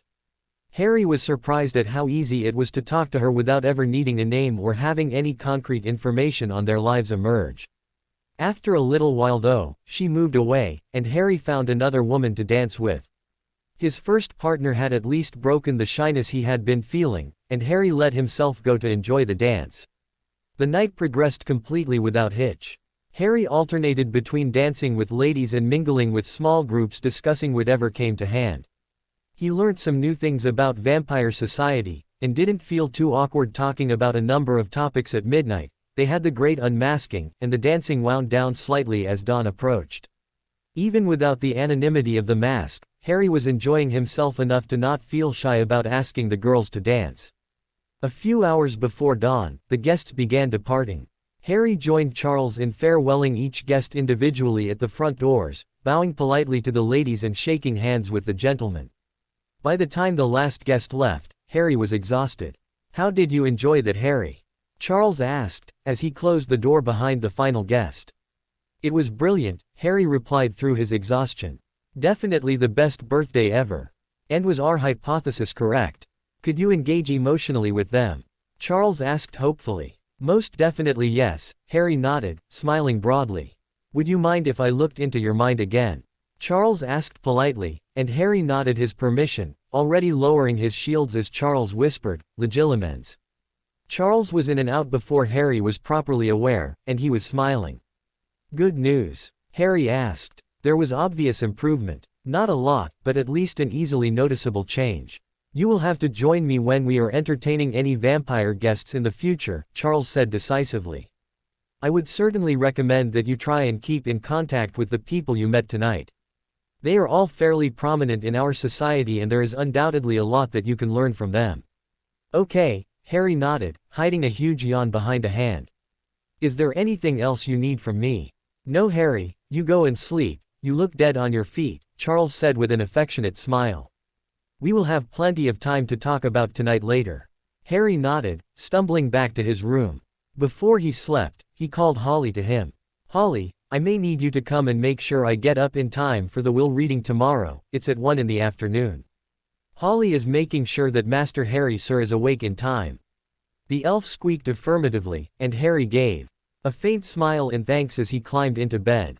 He gave Wraith a very brief stroke before sleep claimed him totally. It had been a very good day. Gringotts was as huge and imposing as ever, Harry noted distantly, as he and Charles made their way down Diagon Alley. They were moving at a speed that would get them to Gringotts as quickly as possible while drawing as little notice as they could get away with. Harry looked different enough, without glasses, his hair grown out and dressed in his finest robes, that people shouldn't recognize him. A quick charm on his scar had made it seem much less noticeable than before, but it was fairly likely that someone who actually knew him well would be present on the street. Harry knew that a large number of people in the Order would be present for the will reading also. They didn't speak to each other either. Harry's voice would be far more recognizable than his appearance at this point, and it would make the day extremely difficult if they were spotted. They made it to Gringotts safely, and Harry heard Charles sigh softly in relief. Harry yawned as surreptitiously as possible while they waited for a staff member to speak to. He had slept straight through until midday, and Holly had needed to be a little inventive when she tried to wake him. A shower and a light meal had made him feel less annoyed at being awake, but he was still very tired after the dance the night before. "We are here for the reading of Mr. Blackswool," Charles murmured quietly to the teller when they finally reached the end of the queue. "Mr. Potter and escort." The teller nodded and summoned another goblin. "Gaptooth will show you to the room you requested," he said, also quietly, and Charles nodded in thanks. Harry and his sire followed the new goblin out one of the many doors in the bank. They were led to a small room with a glass wall on one side. Through it, they could see a far larger chamber filling with people. Harry recognized Hermione, the Weasleys, Remus Lupin, Albus Dumbledore and many other members of the Order of the Phoenix making their way into the room and sitting down. He also noticed Draco Malfoy and his mother, and a number of people he recognized as being mainly Slytherins from school, accompanied by older family members. These must be all the pureblood relations to the Black family, he decided. Malfoy, he knew, was a reasonably close relative. He hadn't paid much attention to the other names of distant family on the tapestry at Grimmauld Place. "This chamber is completely unnoticeable from the other side," Gaptooth explained to them quietly. "You will be able to hear everything that is said perfectly clearly, however." "Good day." He was gone before either of them could say anything. "Goblins on a whole detest wizards," Charles said quietly, as he and Harry took the only 2 seats that had been provided. "Our society has wronged them too many times to count now, but they remember every single slight we have ever done them. You would think that we would be smart enough to keep on good terms with the beings that hold all of our money," Harry remarked absently. He was looking at the room filled with people from his life and trying to find some semblance of emotional attachment to them. There was nothing. The people in the room before him could have been strangers for all the concern he felt for them. He watched as those who were friends of his looked around hopefully. Albus Dumbledore was doing a fairly good job of feigning unconcern, but Harry could tell that the old wizard was paying as careful attention to each new arrival as anyone else in the room. "They're looking for you," Charles remarked. Harry nodded in agreement. "I know. Dumbledore isn't doing a very good job of pretending. He doesn't care, is he? He seems to have everyone in there fooled, but then, they are distracted. Are you feeling any temptation to go and talk to your friends? If you want to go back, you know I won't stop you," Charles said quietly. "You are my sire, and I am not yet well enough versed in vampire laws and customs to think about leaving your side for any amount of time," Harry pointed out. "That wasn't my question. No, I feel no inclination to speak with them. I feel no connection at all to anyone in that room, positive or negative," Harry told him. "I am getting a better idea of what's happened to your emotions," Charles told him quietly. "I hope to have a cure by Christmas, but by the end of the school year at the very latest." Harry nodded. "It would be good to feel again," he said quietly, missing the sympathetic look his sire sent in his direction. Charles was prevented from speaking as a goblin walked into the room carrying an important-looking document. Harry listened quietly as his godfather's will was read. It went much as he expected it might. Sirius had left monetary amounts to Remus and a few other people he had been close to, but everything else had gone to Harry. He had been named head of the Black family as Sirius's heir, and had been left all associated properties, inheritances, monies and artifacts, including the family elf. Harry noted that both Draco and Narcissa Malfoy looked highly disgusted by the proceeding of the will, and knew from that expression that they couldn't do anything about what Sirius had left in his last will and testament. Everything Sirius had done was strictly within his power. As the room on the other side of the glass began to empty, Harry overheard part of conversation between Dumbledore and Remus, who had remained until everyone else left the room. "I was truly hoping Harry would be present today. Until we can speak to him, we have no way of knowing whether it is safe to use Grimmauld Place as headquarters. I was hoping he would be here too, but for slightly more selfish reasons," Remus sighed. "I feel that I failed him, disappearing as I did to deal with Sirius's death on my own. I should have been there for him." A pause, then, how could Harry's presence determine if Grimmauld Place was safe? Harry noticed that Remus actually seemed interested in the answer. The last time they had spoken, the man had been so apathetic it was impossible to talk to him. "I'm not sure how Sirius claimed Harry as his legal heir, or if the process he used actually worked. Since his actions gave Harry control of Creature, if Harry could summon the elf and give it an order that the elf obeyed, then it would confirm that Sirius did in fact do everything right when he was organizing his will," Dumbledore explained. "Well, Harry has promised that he will be attending Hogwarts in September, so I suppose we will simply have to wait until then to find out if it is still safe. Your current location is not so bad from all reports. Everyone seems to be coping all right. It doesn't have quite the same security," Dumbledore pointed out.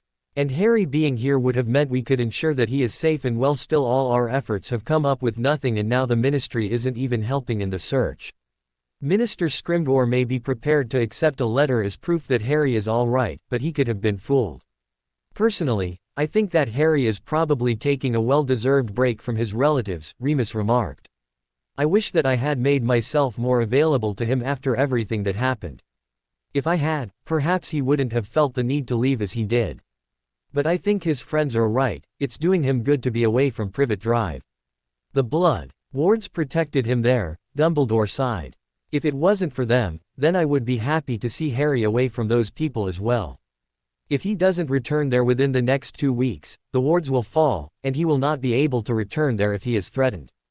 If it gets that bad, then he can hide in headquarters with all of us there to protect him," Remus pointed out, "or in Hogwarts. It will be the last place to fall should Voldemort get further ahead in this war. Harry will be fine, Albus. He's been keeping himself alive for years now, I'm sure he will continue to do so." "I hope you are right, Remus. The consequences of losing him would be more dreadful than I like to think about." With that, the conversation ended as Dumbledore left the room. Remus stood there for a few minutes longer, as if hoping that Harry would suddenly appear, then he left as well. That was interesting, Charles remarked softly. The bit about the blood wards falling, you mean?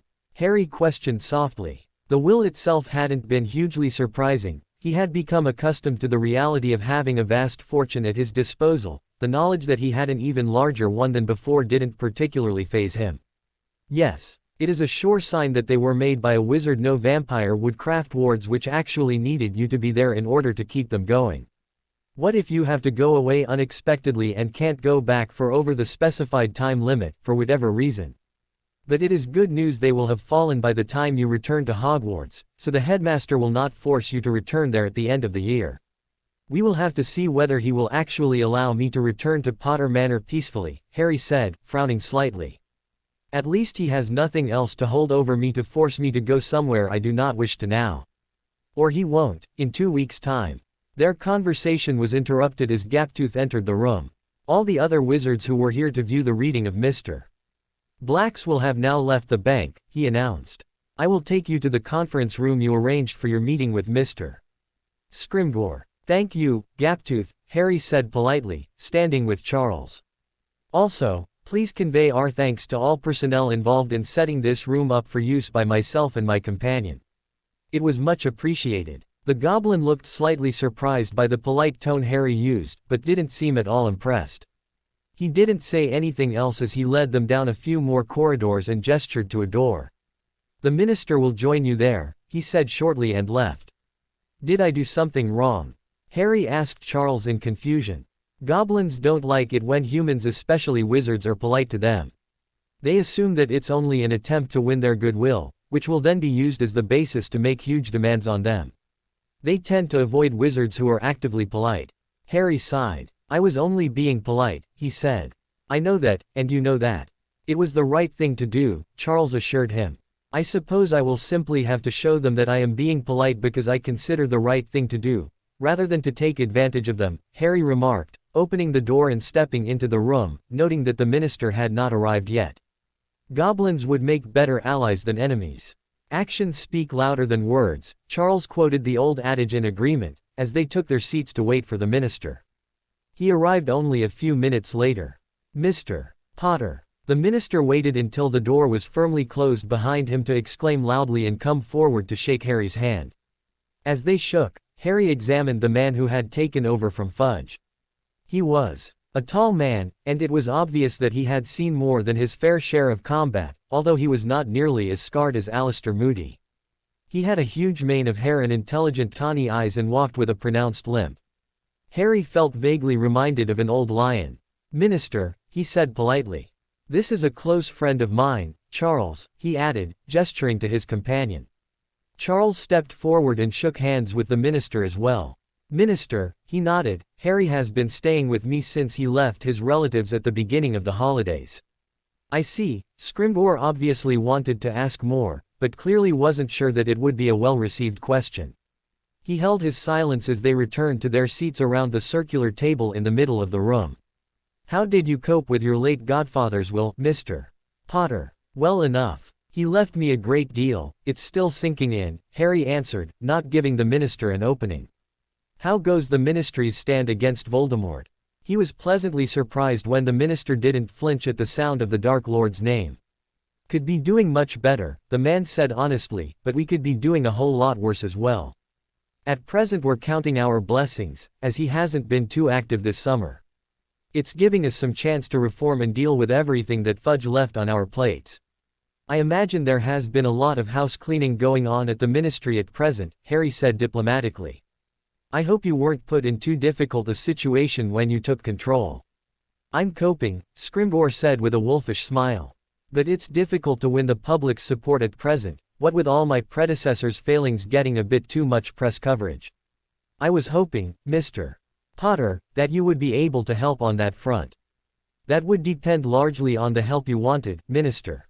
Rufus, please, the minister said. Had Harry not seen the faintly calculating gleam in the man's eye as he said, he would have almost believed that the comment was offhand. Then you must call me Harry, he interrupted before the minister could continue. Of course, Harry. Rufus couldn't quite hide how happy he was to get Harry's permission to switch to a first-name basis. I was hoping that you would like to become a more public figure at the ministry. Possibly come by and have a few tours of our departments, maybe a few photos with the Aurors. I heard you wanted to join them. I'm afraid that won't be possible at present, Harry said politely. I would be happy to take you up on your offer at some point in the future in exchange for a few concessions on your part, of course. Concessions. Harry saw the change in the minister's eyes, from pleased to trapped. He knew, and so did the minister, that Harry was needed. Concessions he asked for would have to be carefully considered, and if not granted outright then compromised, at risk of losing the public's support entirely. I will want your assurance that the press does not treat me as they have in the past. The constant up-down of their opinion of me has been distressing, and tends to make my life unnecessarily difficult. I realize, of course, that the ministry doesn't have a lot of control over the profit, but as our friendship will be of mutual benefit, I'm sure that there will be mutual support. I will say good things about the ministry, but you must also say good things about me. Harry watched as the minister relaxed, and gave an internal smirk. Of course, you have no need to fear a repeat of my predecessor's mistakes regarding your image, Rufus said. Was that all? No. As you said, I have an interest in joining the ministry, possibly as an Auror, possibly in another department. I haven't quite decided yet. I would like your assurance that my opinions and suggestions, should I choose to voice them, will be listened to. The minister froze, then forcibly relaxed. He looked like he was carefully weighing his response to Harry's request.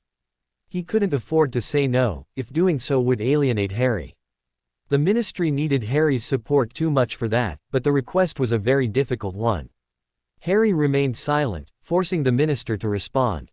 Of course, any suggestions from such a well-regarded young man would be taken very seriously by the ministry as a whole. The minister bowed to Harry's demands, although he certainly didn't promise to act on Harry's suggestions. Harry didn't let his satisfaction show that was just the first step towards getting vampires a better lot in magical society. I am aware, of course, that suggestions I make might not be in line with the direction the ministry is moving. I do not expect such suggestions to be necessarily actioned, just seriously considered, Harry added. He didn't want the minister to be backed into a political corner, it would make him dangerous. Was there anything else you wished to discuss? It has already been a long day for us. When could we look forward to your presence in the ministry? You will most definitely need to wait until school begins, I'm afraid. I have no plans to move into the public view until then. You and I will both undoubtedly need to speak with Professor Dumbledore regarding the matter of allowing me off school grounds to attend tours of the ministry departments and any functions you might want my presence for. I would also consent to meeting with reporters, or conducting interviews via the Flow network or letters during the school year, in which I would be happy to mention my involvement with the ministry, Harry told him firmly. That sounds delightful, my dear boy. Would you mind if I mentioned in an upcoming press conference that we had met and were looking forward to a much closer relationship? Again, the minister could not help but show how desperate he was for Harry to agree. I would have no problem with that at all, Harry assured him. But now my companion and I must really be returning to our home, if there was nothing else. We are expecting guests tonight. Of course, the minister nodded. Thank you for taking the time to meet with me today. Think nothing of it, Minister, Harry returned politely, opening the door and holding it to allow the minister to pass through first. I look forward to seeing you more in the upcoming school year. He and Charles left the bank shortly after, and Charles paraded both of them back to Potter Manor, relieved to get out of the hustle of Diagon Alley and away from the stressful possibility of someone recognizing Harry. I think that went well, Charles announced as they settled into a light meal and a game of chess. You dealt with the minister admirably. Harry nodded absently, his mind elsewhere. Charles, in the will, it was said that I was to receive all associated inheritances. What did that mean? I didn't receive any inheritances, as far as I'm aware. You haven't read anything about inheritances yet? Charles inquired. Harry shook his head. An inheritance cannot be claimed by a minor, and can only be claimed by the head of a house. Unless you are emancipated before you turn 17, you will have to wait until next year to receive any of the inheritances you are due to receive. And you can't claim them on my behalf? Harry asking, wanting to confirm. No, no relative or legal guardian can claim any inheritance for their charge. You have been named head of the Black family, and as such you are the only one who will be able to access the inheritances. What do you think they will be? Harry asked, with only the barest hint of curiosity. That is not for me to say, Charles dismissed the query. You will not learn anything of your inheritances until it is time to accept them. I will say no more on the subject. Harry nodded, making a mental note to look into inheritances in the library as soon as possible. Charles's reticence on the subject was enough to make him want to find out more. Knowing as much as possible about anything and everything to do with his life would be important. Harry, you were listening to the conversation between Dumbledore and the werewolf, weren't you? Remus Lupin, Harry said automatically, and Charles gave him a strange look. The werewolf. His name is Remus Lupin. And yes, I was listening. It would be a good idea to confirm that your godfather did everything correctly when he was organizing his will, Charles pointed out. Perhaps you should summon the house elf he mentioned, to make sure. Otherwise the entire will could be called into question. Harry gave a slight nod. Creature. He barked, and with a loud crack the revolting, mad house elf appeared. Harry saw the disgust on Charles's face as he looked down upon the wreck of a being in front of them. Creature was, as usual, muttering insanely under his breath. Silence, Harry ordered, and the elf looked surprised when he stopped speaking. The outrage on Creature's shriveled face was almost comical. It would seem that Sirius did perform the magic correctly. I am your master now, Crether. The elf was shaking his head in silent denial. You organized for your last master to die, Creature. That is a death sentence for any house elf, as I am sure you are aware, Harry continued. But I understand that Sirius and you shared a mutual hatred for one another, and that this was mostly why you acted as you did. I will not have you executed, though it is within my rights. You will have to earn the right to this continued mercy. You will act as a proper house elf. You will not speak rudely to or about me, my old friends, Sirius or any other member of the Order of the Phoenix. You will not give away any information related to these people to anyone besides myself, without my express permission. You will return to Grimmauld Place and you will continue to assist them in the clean-up that is going on there. Do you understand? You may speak. Creature understands, the elf said resentfully. Good. In return for your good behavior, I ask that you bring any objects that members of the Order of the Phoenix discard, be they dark artifacts or family heirlooms, to me immediately. I will find an appropriate place to store them, and decide on a case-by-case basis what to do with those objects. Rest assured nothing will be destroyed or discarded without a very good reason. New master will not destroy the noble house of Black. Creature asked hesitantly. I will do nothing of the sort. I want you to go to Albus Dumbledore and tell him that we have spoken. Tell him that Sirius performed the magic correctly and that I am your master now, and that Grimmauld Place will still be open for use as headquarters. And Creature. Yes, master. Bring me those things that you ferreted away in your little nest downstairs. I will take care of them here for you, and I promise that they will be well looked after. Yes, master. Creature vanished, but just before he did, Harry saw for the first time a look of happy contentment on the elf's face. That was remarkably well handled, Harry, Charles remarked. Without all the emotional attachments to my godfather, I can see that his treatment of Creature was a huge factor in the elf's betrayal. Harry shrugged. If I treat him decently, then he will have no cause to try to betray me as well. He could provide a good ally in the fight against Voldemort if we can convince Bellatrix and the Malfoys that Creature is still loyal to them, while retaining his loyalty ourselves. You are thinking more objectively. I would consider that a great thing if I didn't know the reason behind it, Charles told him proudly, but sadly. When we get your emotions functioning as they should, please don't forget how to do that. I'll try, Harry acknowledged. I know you will, Charles smiled at him. There was a sudden crack beside them and Ginty appeared, holding an envelope. Mr. Charles, Master Harry, the elf bobbed his head at both of them. This is being just delivered to Master Harry's room. Ginty is thinking Master Harry is wanting it right away. He offered the letter to Harry, who recognized it immediately as having come from Hogwarts. Must be the owl results, he said to Charles, not even noticing when Ginty vanished again. His job done. Well, go on then. Open it. Charles ordered, much more excited than his young ward at the prospect of seeing the exam results. Harry offered a brief smile at his sire and very slowly broke the seal on the envelope. He could see Charles's anticipation building, and got some small pleasure out of the suspense he knew he was causing. He opened the accompanying letter first, and read through it quickly. Dear Mr. Potter, Please find enclosed a copy of your results for the owls you sat at the end of last year at Hogwarts School of Witchcraft and Wizardry. Congratulations on achieving your owls.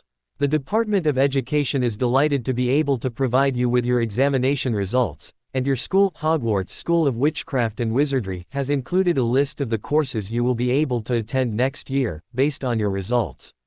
After this year, your attendance at school is not compulsory. Should you wish to leave Hogwarts School of Witchcraft and Wizardry, and move directly into the workforce, simply send a message to your school informing them of your decision. Should you choose to sit UNUTS, we advise you select your courses for the next 2 years very carefully. Your subjects, the marks you receive for the NUTS themselves and your assignments throughout the school year will have a huge impact on the careers that will be available to you. Signed. And then followed a long list of signatures from all of the ranking members of the Department of Education. Harry skimmed over them without much interest. He handed the letter to Charles to read through, and smirked slightly at the look his sire gave him. While Charles read through the letter, Harry took out the next sheet of parchment in the envelope and read through it very carefully. Mr. Potter, please find below a list of your results for the owl examinations you sat last year. Astrology. The student has received an acceptable grade in the practical examination, and an exceeds expectations grade in the theoretical component of the course and has achieved an overall grade of acceptable. Care of magical creatures. The student has received an exceeds expectations grade in both the theoretical and practical components of this subject, and has achieved an overall grade of exceeds expectations.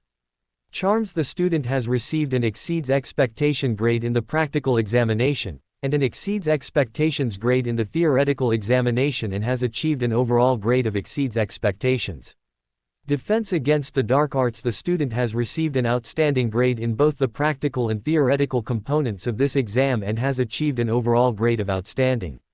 The student has received bonus marks in this examination by casting a corporeal Patronus at the examiner's request. Divination. The student has received an acceptable grade in theoretical component of this course, and a poor grade in the practical examination and has achieved an overall grade of poor. Herbology. The student has received an exceeds expectations grade in both theoretical and practical components of the examination and has achieved an overall grade of exceeds expectations. History of magic. The student has received a dreadful grade in the theoretical examination for this subject, and has achieved an overall grade of dreadful. Potions. The student has achieved an acceptable grade in the theoretical component of the examination, and an outstanding in the practical component and has achieved an overall grade of exceeds expectation. Transfiguration. The student has received an exceeds expectations grade in both theoretical and practical components of this exam and has achieved an overall grade of exceeds expectations. Overall, the student has achieved 1 outstanding grade, 5 exceeds expectations grades, 1 acceptable grade, 1 poor grade, 1 dreadful grade. The student has received 7 owls, and failed 2 subjects. Once Harry finished reading through the marks, he read through it again, with one eye watching Charles. The vampire was actually fidgeting with his eagerness to find out how Harry had done in his exams, and Harry took a brief pleasure in breaking through Charles's reserved outer shell. Looking over his results, Harry couldn't help but think that he could have done a lot better. His time with Charles over the summer had shown him some of the benefits of study, and he knew that if he sat the same exams again today he could do much better than he had the year before. Then again, the year before he had been struggling with Fudge, Umbridge, Snape, Dumbledore and Voldemort, as well as his own adolescent hormones kicking in. He supposed that in light of that, he had done well enough. Here Charles, Harry finally took pity on his sire and handed over the grades. He smiled slightly as Charles snatched them from his hands. He waited patiently for Charles to read through his results. His own thoughts were mostly on the potions grade. He knew that Snape refused to teach anyone who scored less than an outstanding in his subject, and over the summer Harry had found a new appreciation in the art of potions. He had hoped to continue learning about it through the school year. His old dreams of being an Auror had faded since he had been turned. His goal was still to become part of the Ministry of Magic if he could, but it no longer mattered to him whether that was in law enforcement or another department. It would have been nice, he supposed, to get into the exclusive Auror academies, but as dreams went it was a fairly small one. What do you think of your marks, Harry? Charles interrupted his musings on the future. I could do much better now, but last year was a difficult year and I think I did as well as I could have at the time, Harry said honestly. I'm disappointed in potions. Grade 1 was definitely hoping to continue the subject this year. Are you actually disappointed or just a turn of phrase? Charles asked. Harry considered. Disappointment is the emotion I should be feeling. I have no actual emotional response to this news, he said after a moment, and Charles sighed slightly. Harry pulled out the other documents in the envelope. The next one down showed a list of classes available to him at Newt level. Astronomy General. Care of Magical Creatures Advanced or General. Charms Advanced or General. Defense Against the Dark Arts Advanced or General. Divination General. Please note that Professors Trelawney and Firenze consider proper examination of your talents in this area to be impossible, thus the course is open to all students, regardless of whether they took divination at all level, or how they performed. Herbology Advanced or General. History of Magic General. Please note that although you received a fail grade in this subject, Professor Binns accepts all students for Newt level classes, regardless of pass or fail grades in the OWL examinations. Political Studies. Potions, Advanced. Transfiguration Advanced or General. At the bottom of the page was a note from Professor McGonagall. Potter, I have managed to convince Professor Snape to accept you into his class, but this comes with added requests. You are to attend weekly after-hours potions lessons with Professor Snape, as well as hand in an extra essay each week for each one that you did not get an outstanding in last year, and if he does not feel that you are performing on par with the rest of the class, then he reserves the right to remove you from his class at any given time. If you get an outstanding in the examinations at the end of your 6th year, then in 7th year none of these conditions will continue to apply. If you fail, you will not be allowed to continue in the subject. Good luck in your career, Potter. I've done what I can for you. Professor M. McGonagall. Charles, he said softly, and handed his sire the page. There you go then, Charles announced cheerfully, you can do potions after all. Are you still going to pursue a career as an Auror? I'm not certain anymore, Harry said with a shrug. I would like to become a figure of some influence in the magical world, for more than just my defeat of Voldemort. I want to be able to speak out about the injustices that are being done most specifically to our vampire brethren and be in a position to have some of that legislation changed. It's of no particular concern how I manage to do that. I see, Charles nodded slightly. If you want to keep up in potions with these restrictions, I would advise that you start on the assignments from last year before you return to school. It will help you keep on top of things once you get there. I was thinking the same thing, Harry nodded. I'll owl Hermione and ask her if she still has a list of all the assignments. I think I may have lost a few over the year, or thrown them out in disgust. What other subjects do you think you'll take? Charles asked him, and let Harry think about it for a little while. Well, I'll definitely need to take all the basics: charms, defense against the dark arts, transfiguration, potions. I won't take divination, it was a waste of time before and I don't think that's going to change. I don't think I'll take history of magic either, the professor is extremely boring and I've barely learned anything from him in the past. What about care of magical creatures, astronomy and herbology? Charles prompted. I'm less certain about those. Although Hagrid is a friend, he isn't the best teacher in the world. I think that I will learn enough about dangerous creatures if I simply continue to talk to him than I would in the class. Herbology would be good as so many plants go into potions, although the subject itself doesn't particularly interest me. Astronomy, there's nothing really for or against it. And political studies. I've never heard of the course, but depending on the teacher it could be really interesting, Harry allowed. It would be a better course to cover what actually interests me in the history of magic course, I imagine. Charles nodded thoughtfully. I would suggest not taking astronomy or care of magical creatures. Free your time up so that you can concentrate on the classes that will get you the farthest and still have time for Quidditch, socializing and any independent studies you may want to pursue. Harry nodded his agreement, taking out pen and paper to draft a quick letter to McGonagall. Dear Professor McGonagall, you have my sincere thanks for speaking to Professor Snape on my behalf regarding potions. I promise I will complete all assignments past and present to the best of my ability. You will not regret giving me this chance. In regards to the subjects I would like to take this year, could you please sign me up for charms, defense against the dark arts, political studies, potions and transfiguration? Thank you again. See you in September, Harry Potter. He went to show the letter to Charles, who shook his head. You should no longer need my opinion on letters before sending them, his sire told him. I trust in your ability to word letters appropriately. In the future I would like you to share that trust. If you are drafting a particularly delicate letter and feel unsure of yourself, then by all means come to me. Harry nodded. I should probably send this immediately, he remarked, standing up. Until tomorrow. Until tomorrow, sleep well, Harry. You too, Charles, Harry returned, heading back to his room. He gave the letter to Hedwig, who took off immediately, then wrote out another letter to Hermione, asking her for the essays they had been supposed to work on for potions the year before. He would get Creature to deliver the letter tomorrow. His schooling for the next 2 years mostly organized, Harry pulled out his 5th-year potions textbook to read through. Even if he didn't have the essays just yet, it wouldn't hurt to start refreshing his memory now. If everything went according to plan, Harry should have a fairly calm remainder of the holidays, aside from trying to finish all of the various projects he had started up at the manor and getting everything ready for his return to Hogwarts. As he turned off the light to go to sleep some hours later, he remembered that very little in his life had ever gone according to plan before. Ron, I'm worried about Harry again, Hermione sighed, running her hands distractedly through her frizzy hair.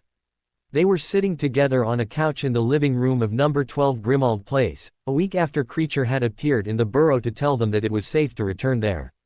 Dumbledore had needless to say been very shocked. Creature's appearance meant that at the very least Harry knew the contents of his godfather's will, but could also mean that the boy who lived had been present at the will reading and overheard the conversation that he and Remus had had there.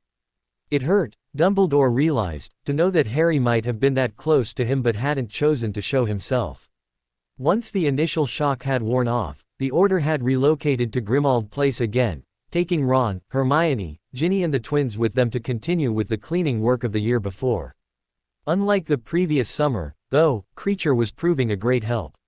Various things that were supposed to be thrown out still went missing, but they didn't reappear in Creature's nest, which had been emptied of all important items before they had arrived again.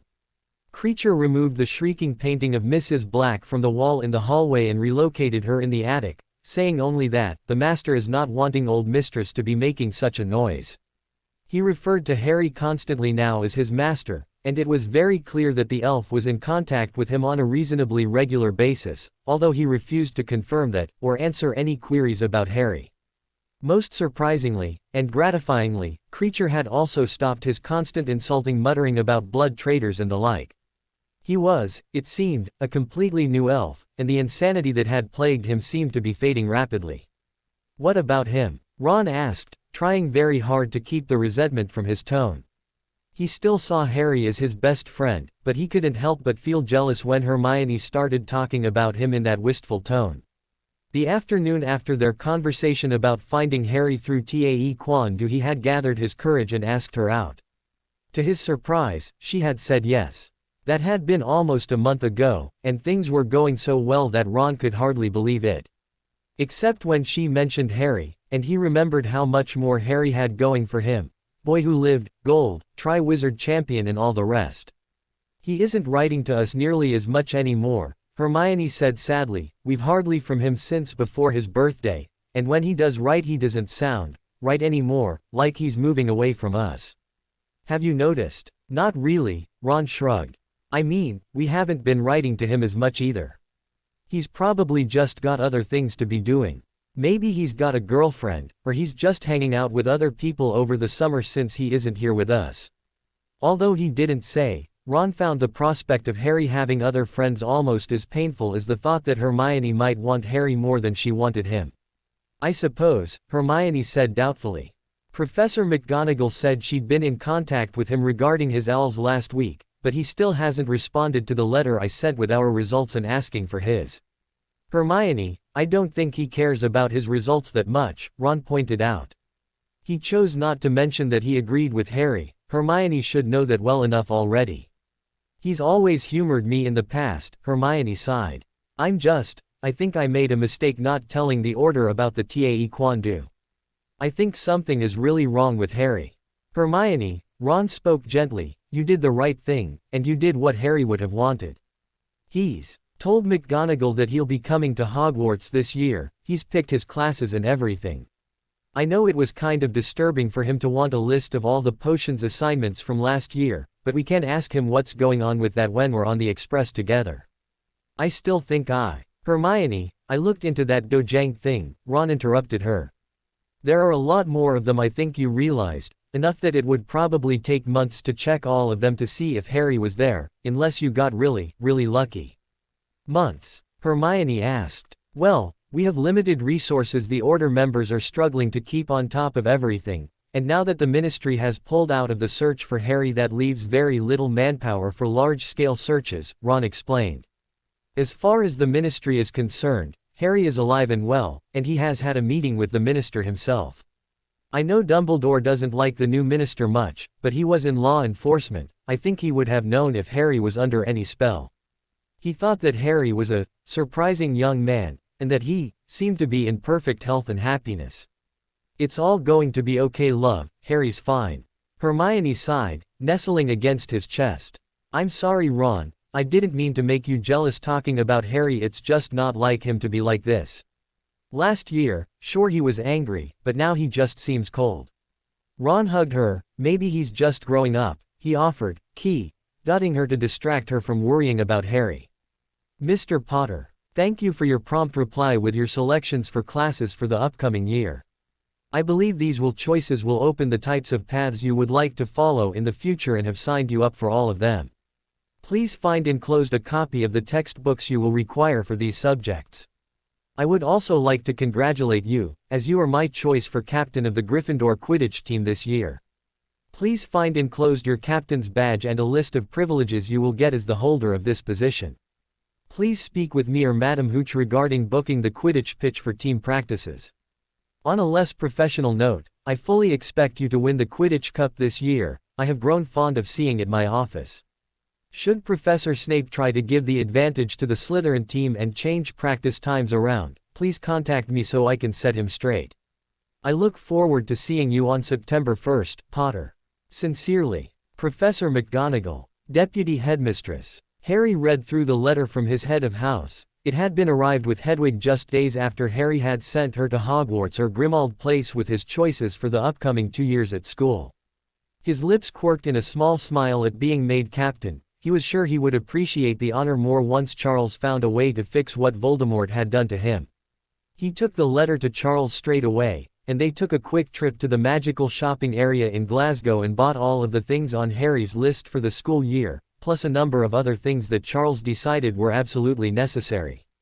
The last month of the summer holidays proved much busier than the start had been, and Harry gradually grew used to miming emotion so that when he arrived at Hogwarts, he would be able to pretend with the people who didn't know him, anyway, that nothing had changed. Harry thought that only Ron and Hermione were all that likely to notice the changes in him. I think that my best option is to point that people change, and that I realized how acting rashly got Sirius killed, Harry said to Charles one afternoon. They were trying to make sure he had his story straight once he got to Hogwarts. It wouldn't do to slip up. That should be enough to keep those who don't know you well satisfied. Do you think it will appease your close friends though? How many of them have ever lost the only parental figure in their life? Harry asked with a small smile and a shrug of his shoulders. My close friends have absolutely no idea what I went through when Sirius died, and everyone responds to grief differently. They haven't seen me all summer. It's plausible enough. It should be easy to direct conversations away from that line of questioning though, if I need to. You really are getting much more Slytherin in your thinking, Charles said proudly, and Harry gave another smile. Now that I see the advantages, I think I will remain as Slytherin as possible. As you've pointed out, to be truly Slytherin is to be ambitious but cunning, staying out of the limelight and moving in the shadows to achieve your goals, which seem like far more admirable goals now that I think about them properly. I was letting my dislike for certain members of the House cloud my judgment in the past. Also, rushing in with blind confidence and courage hasn't really worked too well for me before, he pointed out. Thinking things through has made this summer progress very well. I'm glad you think so. Have you decided what you are going to tell your friends about the rest of your summer? Where you were, what you were doing? Charles asked. I have thought about it. I've decided that the simplest thing is to tell them that for the moment it is to remain a secret and I will speak of it when I'm ready. I will ask them not to keep bringing it up, and say that I will tell them when I'm ready, Harry said. You think they will accept that? Your friends are very loyal to you, Harry. Harry shrugged. It doesn't matter to me whether they accept it or not, he told his sire. That is all I am prepared to tell them, so long as I stick to that, then I won't slip up and give away things I didn't want to.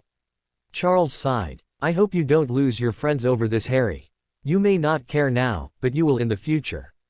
His only response was another shrug. If things go south the way I am now, when I get my emotions back I'm sure that we will be able to rebuild the fences, Harry said, standing up and stretching. If you'll excuse me, I still have a lot of work to get through, I should probably get to it. Harry did indeed have a lot of things to do. He was juggling his time between redoing all of his potions assignments with some help from Charles practicing Tae Kwon Do, spell casting, silent casting, making potions, flying and trying to deal with all the things that Creature was bringing back from Grimmauld Place.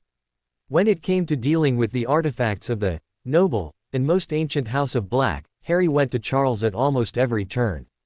Creature spent most of the last month bringing new items on an almost daily basis. Harry had a lot of it destroyed or discarded after long arguments with Creature that generally wound up as compromises.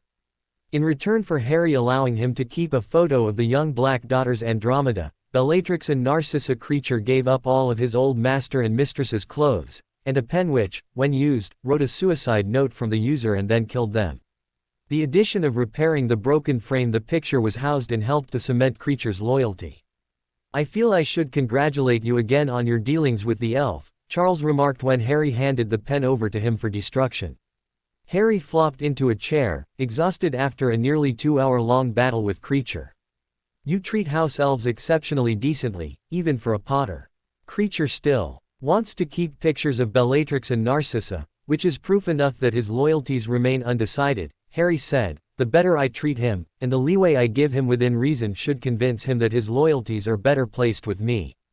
I do not want him to betray me as he did Sirius, and I would prefer not to have to kill him to prevent that. It is my hope that, over time, he will not feel the need to cling to the belongings of the Death Eaters in the Black family, and will be completely loyal to me. My treatment of him during these early stages will, I hope, influence him to trust me. I had thought that was your reasoning, Charles nodded. An insane house elf is a danger, but a reformed one would, I imagine, be even more loyal than normal ones. That is my hope, Harry nodded. Having a very dedicated selection of friends and servants will be very important if I am to do what I must. A frantic knock on Harry's door 2 weeks before he returned to Hogwarts dragged his attention away from the potions essay he was writing. He was doing a good job with them, he thought. He was almost halfway through the year's assignments now, and he could tell that the quality of his work was a lot better than it had been the year before. He opened the door to find Charles standing, breathing slightly heavily, looking as though he might have actually run all the way to Harry's room. Harry, the counselors have returned with their verdict on Voldemort's proposed alliance. Get changed and come with me, you should hear this too. Harry didn't waste time in replying. He closed the door in Charles's face, changed his clothes as rapidly as he could into the most respectable things he could reach easily in his wardrobe and ran a wet comb through his hair. It had grown out even further since his birthday and now fell to his shoulders. The added weight had turned his previous messy hair into almost tamed locks. He gave himself a once-over in the mirror and decided that this was as presentable as he could become in the short time he had, and hurried back to the door to join Charles. Main dining room, he asked his sire, who nodded, and they set off in a brisk but too hurried pace. Charles straightened his clothes as they walked. It wouldn't do to look at all disheveled in front of these guests. The same 3 counselors that Harry had met the first time, Julia, Anne-Marie and Roberto, were waiting in the dining room, already seated and sipping delicately at the wine provided by the house elves. Mr. Potter, Master Potter, Anne-Marie greeted them. Counselors, Harry and his sire responded, offering them short bows from the waist before taking their seats. We promised that we would let you know as soon as we made a decision regarding Lord Voldemort's proposed alliance, Anne-Marie said. We gave him our response yesterday. As of this point in time, the Vampire Council's official standing on this matter is neutral. We have informed Lord Voldemort that we see no need to involve ourselves in human conflict at present, but that our stance may change in the future.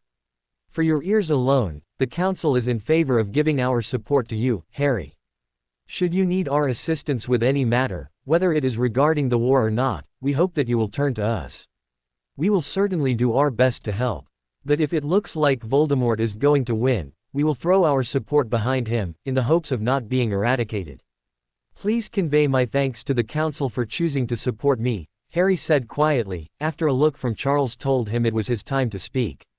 I am honored that you would give me this chance to prove myself to my new people. I have already started implementing my plans to get vampires a better position in our world. I have approached the Minister of Magic, at present merely to make myself known to him and to begin building a support base there. He has already given me his promise that he will take any suggestions I might choose to give him under consideration. When myself and Charles consider the time is ripe, I will suggest to him that he change legislation regarding vampires, and propose his own alliance to you in an effort to deny Voldemort further supporters.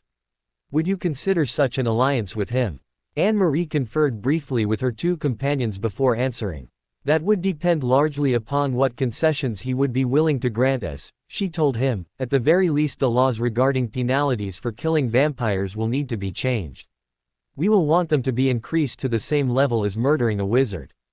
Also see if you can get his permission to use blood from Muggle blood banks as food. We already do from time to time, of course, but it would be nice if it were legal. Harry nodded. I will do my best. Depending on how he takes my suggestions, I may even try to set up a similar system to the blood bank in the magical world, so that people who are willing can donate their blood to vampires. I don't imagine there will be a lot of takers, but you never know.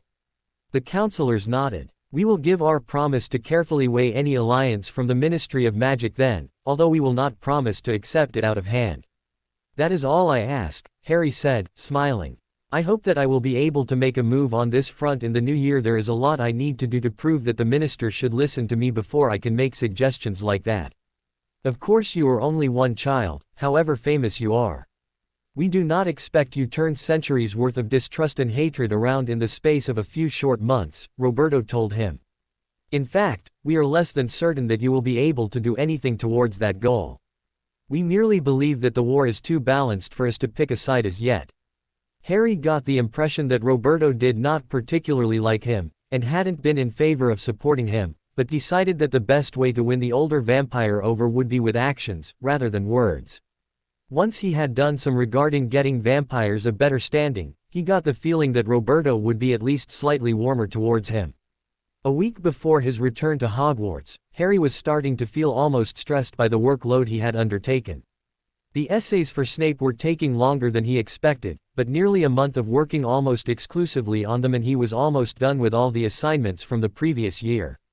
He had had to cut down his flying time to just an hour or so every day so that he would be able to complete all of the assignments in time to start the year. He didn't want to start with a year's worth of homework for potions taking up all of his time, and knowing Snape, the potions master wouldn't ask for the assignments in the same order that he had the previous year. Harry was determined to have as much time as possible for his extracurricular activities. He hadn't seen as much of Charles as he might have liked, but not spending several hours of every day playing chess with his sire gave him more time for his other work. He was still trying to get through all of the books that he was reading on defense against the dark arts, curses, vampires, politics and historical wars, although he had given up on the thought of actually succeeding at that particular task. As often as possible, he and Charles would practice Tae Kwon Do together, although Harry was getting quite good at working on it by himself now as well. He had also mastered silent casting to a more than acceptable degree, and as Charles had reminded him, he would have plenty of opportunity to improve on that front during the school year. His next biggest project was continuing to sort out everything at Grimmauld Place remotely via Creature. The house elf was improving daily, his sanity was returning and with it his desire to tend to Harry's desires. He had brought all of the darker gray artifacts to Potter Mansion from Grimmauld Place, and these were being sorted and stored slowly sorted through by Charles and to a lesser extent Harry. Creature was now a much cleaner elf, and was apparently washing the rags that he wore. He no longer looked and smelled anywhere near as revolting as he had previously, and one day presented Harry with his picture of the Black Daughters, muttering that Harry should keep it as a reminder of his ties to the Black family, which Harry took as a very good sign of Creature's increasingly loyalty to him. On the rare occasion that Harry thought of his friends in the Order, he wondered what Hermione thought of the improvements in Creature, and wondered just how annoyed she would be with him for having a house elf. He also wondered what the old house looked like now. Creature had apparently been doing an exhaustive amount of cleaning, with some assistance from the Weasley clan and the other occupants. The Daily Prophet was reporting a gradually increasing number of attacks from Voldemort as the summer progressed, from which Harry and Charles reluctantly deduced that Voldemort was gaining strength. "I wonder what would happen if he were to try and use the Carker de Malice on me again," Harry said aloud one afternoon, in one of his and Charles' increasingly infrequent meals together. "Being partially turned saved me last time, but if I had already been a vampire when I became trapped there, I wonder if it would have actually worked." Charles tilted his head slightly to one side and considered. "It's a very good question. Rather than vampirism giving you the ability to survive that place, it was possibly the fact that your mind and physical state were altered while you were inside that actually freed you. That was my thought. Do you think he would use it on me again once he regains his strength? Thanks to the minister, he knows that I'm actually still alive, and he will have already realized that I'm not under his control at all. I would consider him unlikely to risk it. He failed to use it on you once, and as he doesn't know the specifics of how you escaped, I doubt he would try it again.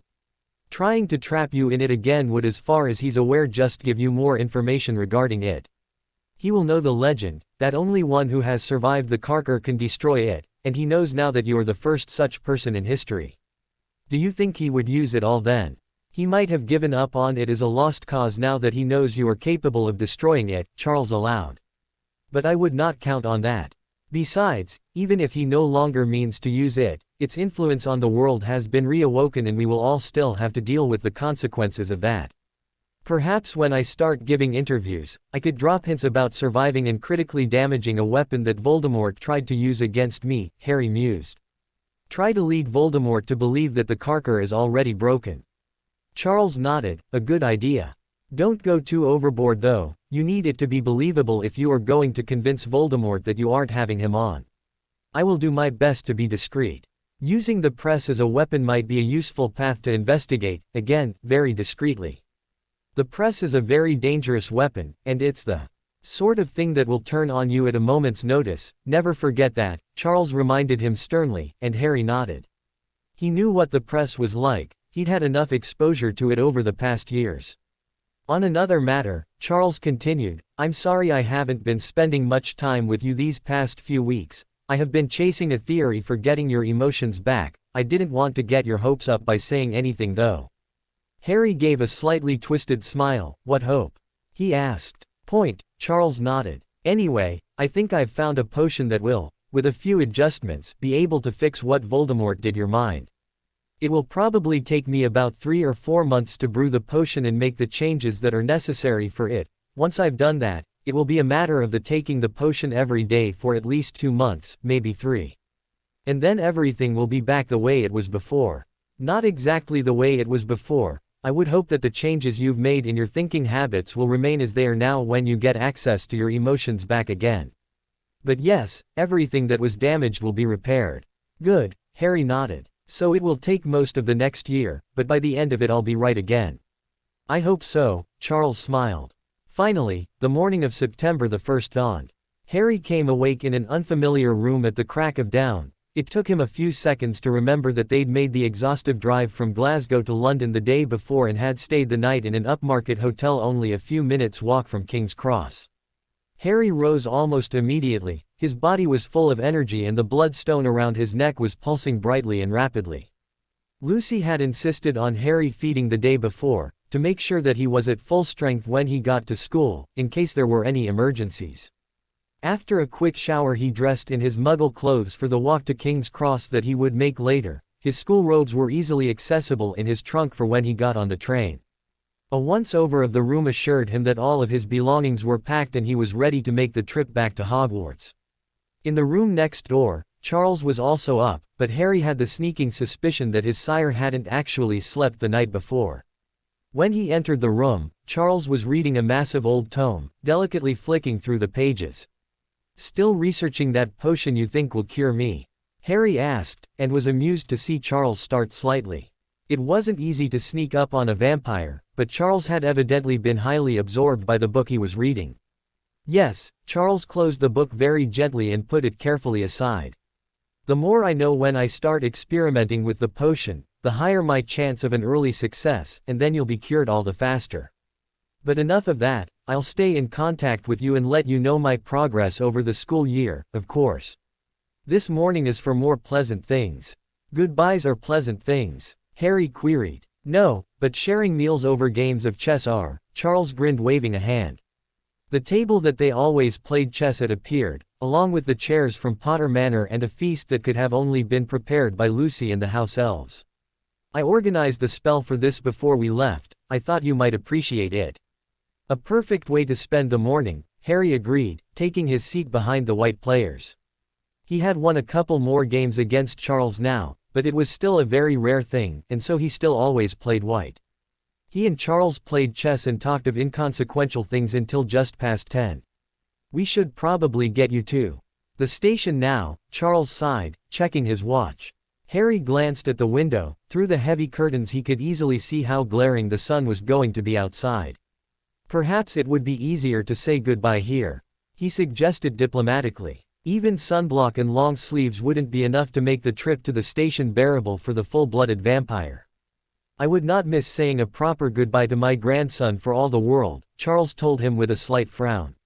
You do not need to protect me, Harry. It's my job to protect you. All right then, Harry nodded. Wilfred collected his trunk, and the three of them walked around the corner together, Wilfred hanging back slightly with the luggage to give Harry and Charles a final chance to say goodbye. I'll keep in touch, of course, and let you know what happens with Dumbledore and the Order and the Ministry and all of that stuff. You had better, I will come to Hogwarts looking for you, Charles warned. Do what you can to make sure you'll be able to come home when you need to feed so that we can take care of that privately. I'm sure you can convince Dumbledore that you need to do so. Harry nodded slightly. He could see Charles's skin already beginning to redden, though his sire made no complaint about the sunlight. A few seconds later and they were stepping inside King's Cross Station. Harry just caught his sire's sigh of relief to be out of the glare, but didn't comment on it. I will leave you here, don't want too many questions about me being raised, Charles said quietly as Wilfred put the trunk down. You will be fine to get to the platform and onto the train, I presume. Of course, Harry nodded. Then take care, Charles said, and the two of them hugged briefly.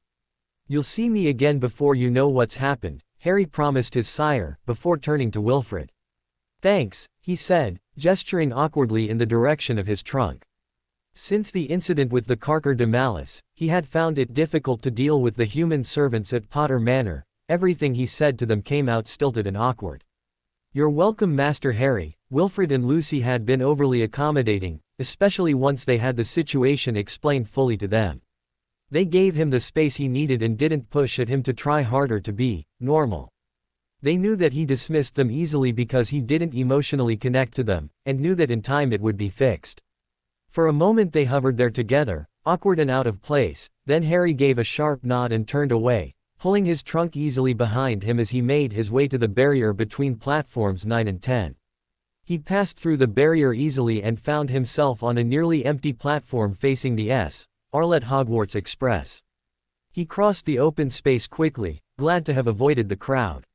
He would find somewhere reasonably out of the way to settle in for the ride to Hogwarts. The longer he could wait before having to deal with the students who knew him, the better. He wasn't sure if he would be able to keep up the facade of normality with them, and he would rather have as much time to mentally prepare himself as possible. He took the compartment at the very end of the train, changed into his robes and took out his 6th-year potions book, settling down to read. All of his other subjects were likely to progress through the course texts in a reasonably linear fashion. Snape would probably jump them off the deep end, especially in regards to Harry. While he read, he was vaguely aware of the platform outside filling with people. The noise level was horrendous, and a quick glance out the windows told Harry that families were escorting their children to the train in as large a group as possible, probably fearing that Voldemort would attack the high-profile target. The Daily Prophet had made mention of extra security measures being in place on the train this year, after a lot of concerned parents had gotten all the ministry and the prophet office to inquire about the safety of the children. The measures seemed to consist of oars patrolling the train, and a full squad of hit wizards mounted on brooms and watching from the air, just in case. As 11 o'clock neared, the crowd on the platform decreased at least slightly, as more and more the children got onto the trains, but none of the adults seemed inclined to get off the platform, even the ones who probably couldn't see the train or their children through the mass of bodies. Harry quietly reflected that he was glad to have arrived early and been aboard well ahead of the madness outside. He considered that if Voldemort wanted to make a statement, attacking the crowd of parents would be a much better idea than going for the train. Most of children wouldn't a threat to him for years, if they ever were. Soon after, the train was in motion, pulling slowly away from the platform and then gathering speed.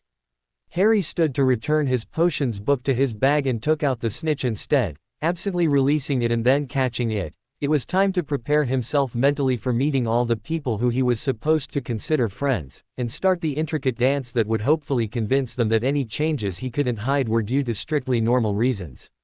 He started running through all of the things that he was or wasn't going to tell his friends, along with different vocal inflections and the facial expressions he would have to use in everyday communication.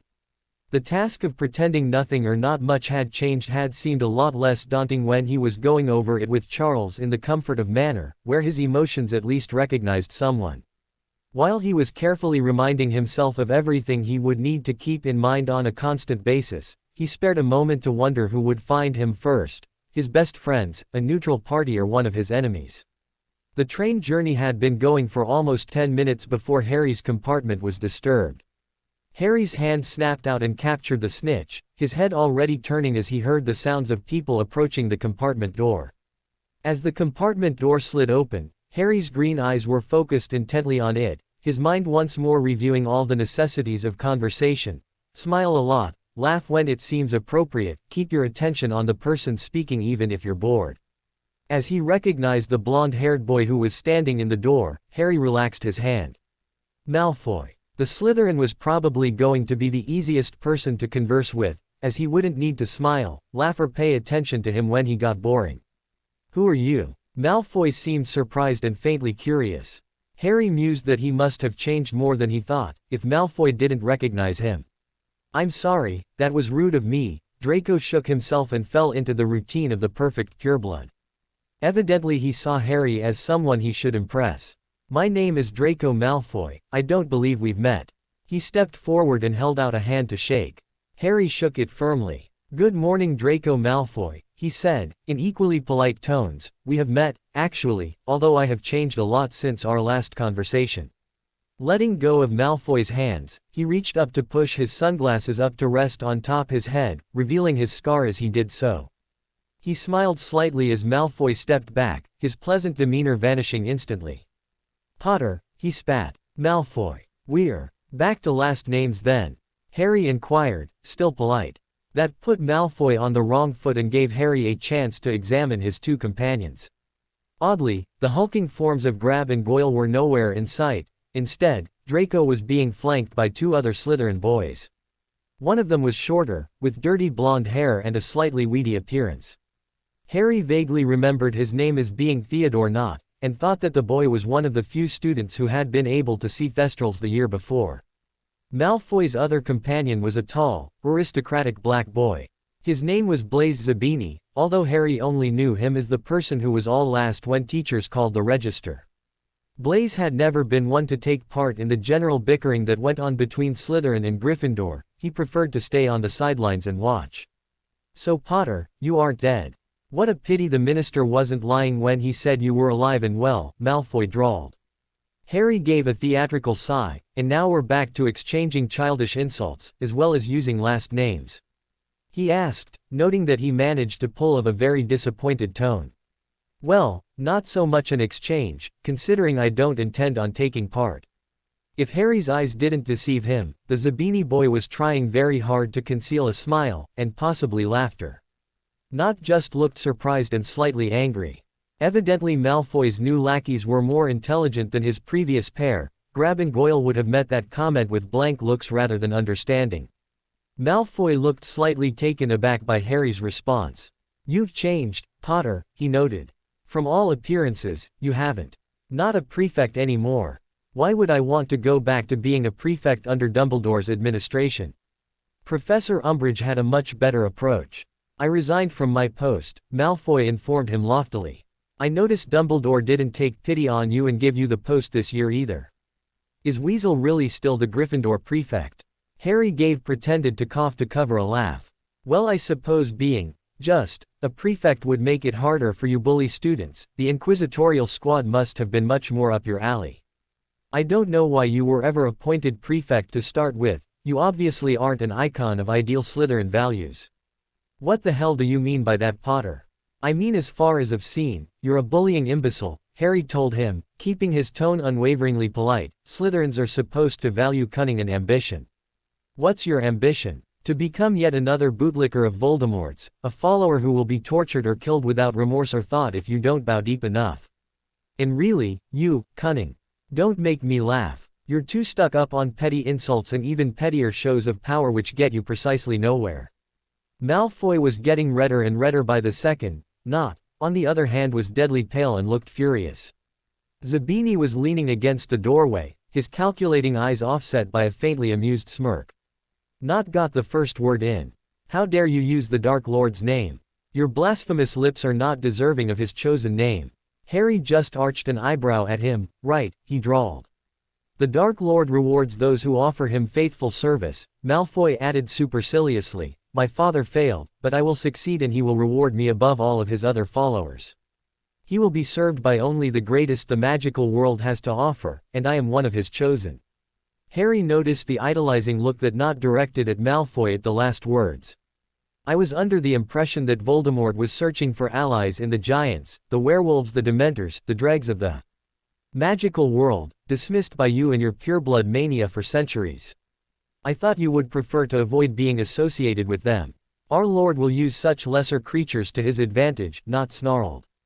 They will serve their purpose and be destroyed as they should been centuries ago when they have outlived their usefulness to his cause. As will you, Harry pointed out, feeling like he was banging his head against a brick wall. He was determined, though, to try and at least make the Slytherins hear him this year. They didn't deserve the fates they would suffer if they joined their Dark Lord. Join his ranks and you will eventually be destroyed for no greater reason than that your death amuses him. You don't know what you speak of, Potter. The Dark Lord has promised us greatness.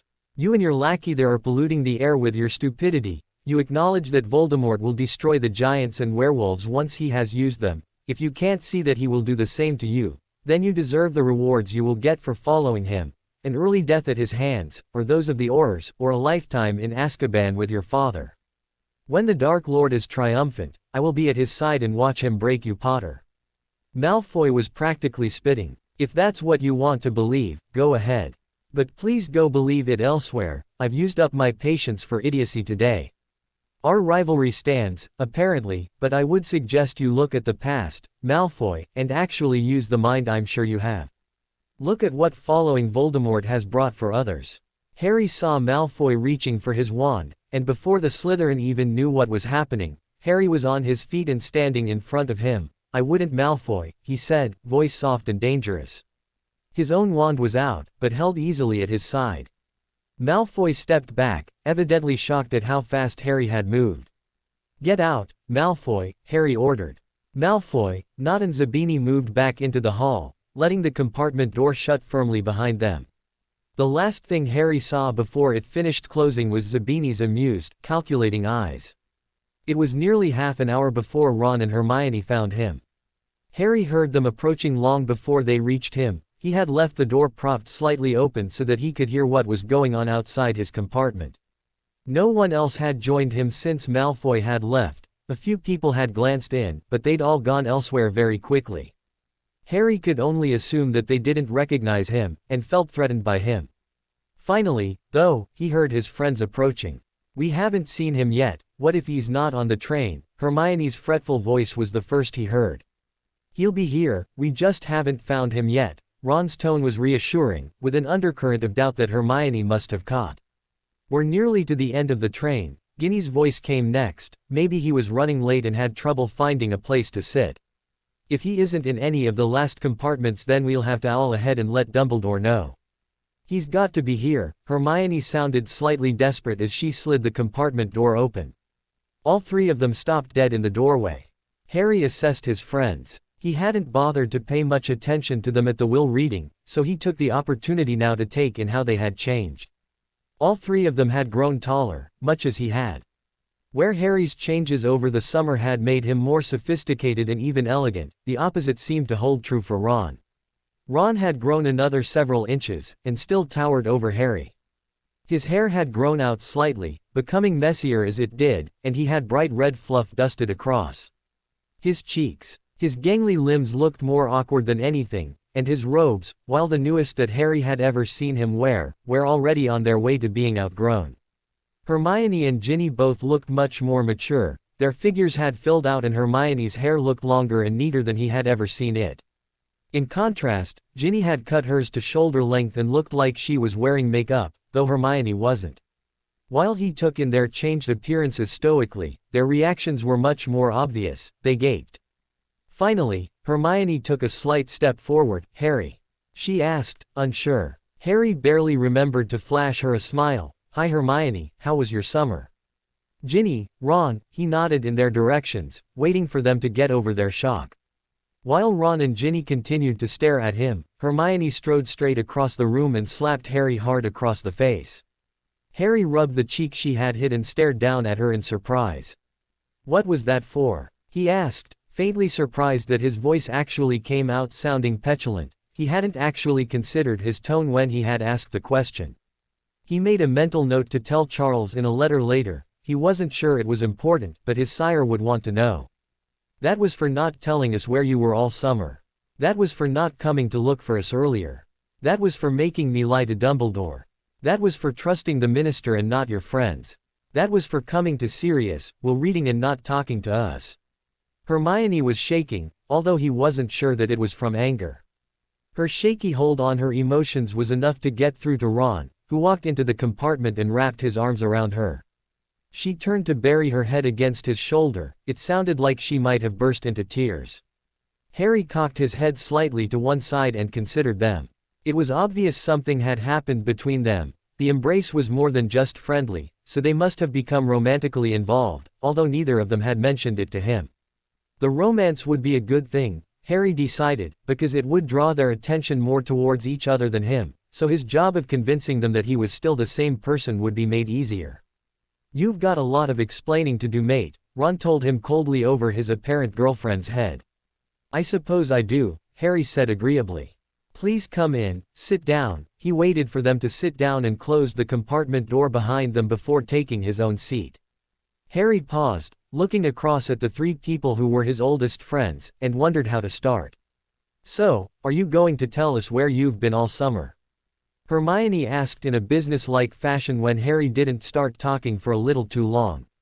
Her tone said she had complete faith that he was going to tell her everything she wanted to know. "I was staying with a good friend in Scotland," Harry said. "His name is Charles. I met him in the first week of the holidays."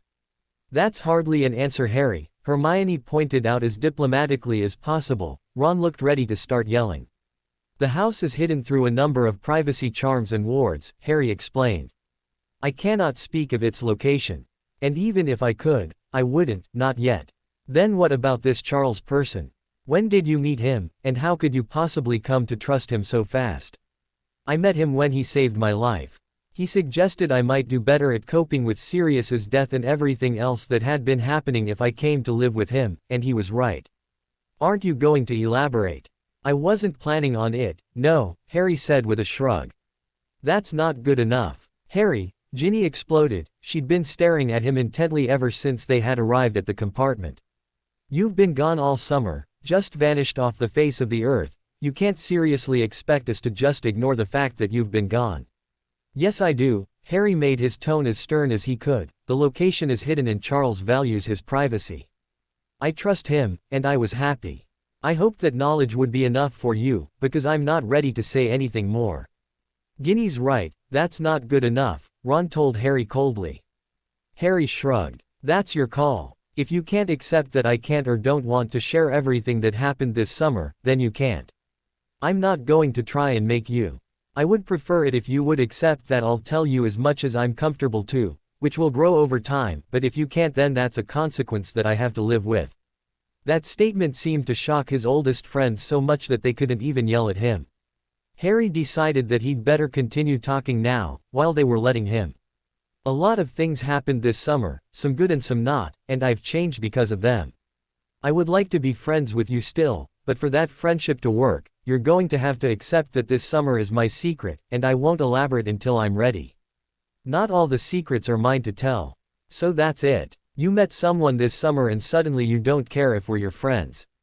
Ron demanded. I do care, Harry told him as earnestly as he could manage, or I will, when Charles figures out this cure. I want to be friends, but I'm not going to tell you everything that happened. If you want to ask me questions, you can, and I might answer some of them, but not all. If I say I'm not going to answer something, then I'm not going to, so don't push me. The expression on Ron's face was a curious mix of bafflement, hurt and anger. Hermione and Ginny's weren't much different. You're right, mate, you've changed. We've been waiting all summer to see you again, but now I kind of wish you'd stayed gone. We're your friends, and last year we were all doing our best to put with your mood swings and crap.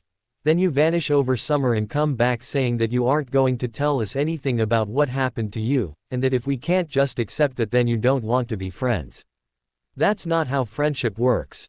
You used to trust us, you used to tell us what was happening. We've been your friends for years and we deserve to know what's happening in your life. We aren't just going to say, oh, you've been gone for months and we've been worried about you, but we're going to pretend it didn't happen and move on. We deserve better than that. Harry sighed. This wasn't going as well as he had wanted it to. He wasn't sure how much of that was because of his emotional detachment leaving him hard-pressed to use the right words. He had planned on keeping close to Ron and Hermione, on the basis that when he got his emotions back he would want to be around them, but at present he really didn't care at all. I'm not in a position right now where I am prepared to tell you what happened over the summer. Harry addressed Ron slowly. I'm sorry if you can't deal with that, but that is how it has to be. If you need time, then take it. At that, Ron blew up. So suddenly someone else is suddenly more important than we are. Fine. Go running to him next time you need help in one of your stupid dangerous schemes, or the next time you need help saving your damn godfather. I'm not going to risk my life for someone who can't trust me. Come on, Hermione, Ginny. Ron stood up and stormed out of the compartment, Ginny following immediately. For a moment, Hermione hovered, uncertain, but she followed her new boyfriend, as Harry had known she would. Harry watched the compartment door sliding shut behind them and frowned. That was not how he had expected that conversation to end, but he supposed they had a right to be angry with him. Maybe they would calm down soon, and when they had would be able to accept how things were with him now. He pulled some parchment and a quill out of his bag and settled down to begin a letter to Charles. Already the lack of his sire was an ache in his stomach. He wanted to talk to Charles about what had just happened, but since he couldn't, he would have to simply write it all in a letter. He was interrupted partway through when the compartment door slid open again. Neville and Luna walked in without waiting for an invitation and sat down. Harry looked at them calmly, wondering what they were doing here. Ginny told us what happened with you, Ron and Hermione, Neville began. I kind of get where they're coming from, but if you don't want to talk, then that's your business.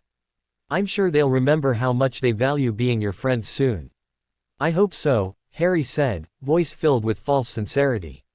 No you don't, Luna surprised him by saying, and both he and Neville looked at her, as if hoping she would elaborate. You must have heard how they were deeply involved in the Snitlid coup. It's perfectly understandable that you would want to keep your distance. In fact, I was going to suggest you do exactly that. I know I will be. Neville shook his head slightly and, thankfully, dismissed her earlier comment on the basis of the insanity of the second part. Harry, however, filed the comment away for future examination. Maybe Luna wasn't as loony as people tended to assume. Anyway, Neville continued after a moment of silence, we thought we'd come by and tell you that if you need someone to talk to while Ron and Hermione figure out their priorities, you can always come to us. Thanks, Neville, I appreciate that. I was really hoping that they would be alright with me not being ready to talk yet, but apparently I was wrong.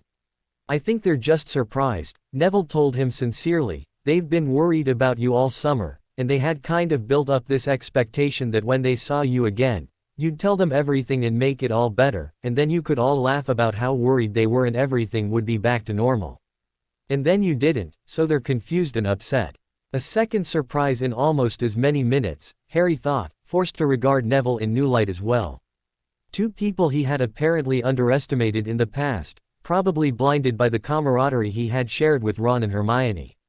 We also wanted to ask about DA, Luna added. It was ever so much fun last year, that excitement at the Ministry and all. Harry blinked. Only Luna could consider being attacked by Death Eaters in the Ministry of Magic to have been fun.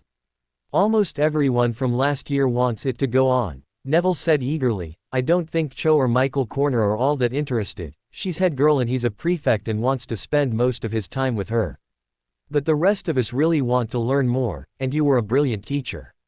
We should have a much better defense teacher this year, Harry pointed out, turning the idea over in his head. He remembered enjoying DA last year, and the students certainly did have the right to learn to defend themselves properly. Having people to practice spells with would probably be good as well. And it would be a good chance to build alliances. Yeah, but you weren't just teaching us defense, you were teaching us offense, Neville explained. You faced Voldemort yourself, and you were teaching us about that as much as anything else. I really liked DA, it helped me a lot, and not just in learning how to defend myself and my friends. I really want to be involved in it again this year. Harry nodded. You learned a lot last year, he agreed. I spent a lot of time in the holidays researching different spells and styles of fighting, mostly for me, but it would be easy enough to extend that to DA, I think. I think we should get back to school and settle in a bit, though, and see what the new defense teacher is like before we make any firm plans. Once all the Quidditch teams know when they're training and people have gotten back in the habit of doing their homework and all that, then we can talk about setting DA up again and finding a time that suits everyone. That sounds really good, Neville said, smiling brilliantly. Would you mind I went and told the others what you just said? They really want to know what's going on. Be my guest, Harry nodded, and watched as Neville sprinted from the compartment. Luna remained behind, watching him with her intent pale eyes, head tilted slightly to one side as though he was a puzzle that she was determined to solve. You were all right after the whole ministry thing? Harry asked her politely. Oh yes, Luna nodded brightly. Daddy was worried about me at the beginning of the holidays, he thought I might be slightly traumatized by what happened. But eventually he realized that it was a good thing we had done, and we went hunting Snorlax together. We found some spores and a few tracks, but we didn't actually see any. Maybe next holidays then, Harry suggested, his smile almost natural. Luna was easy to talk to, she didn't expect anything from him, and was almost as disconnected as he felt.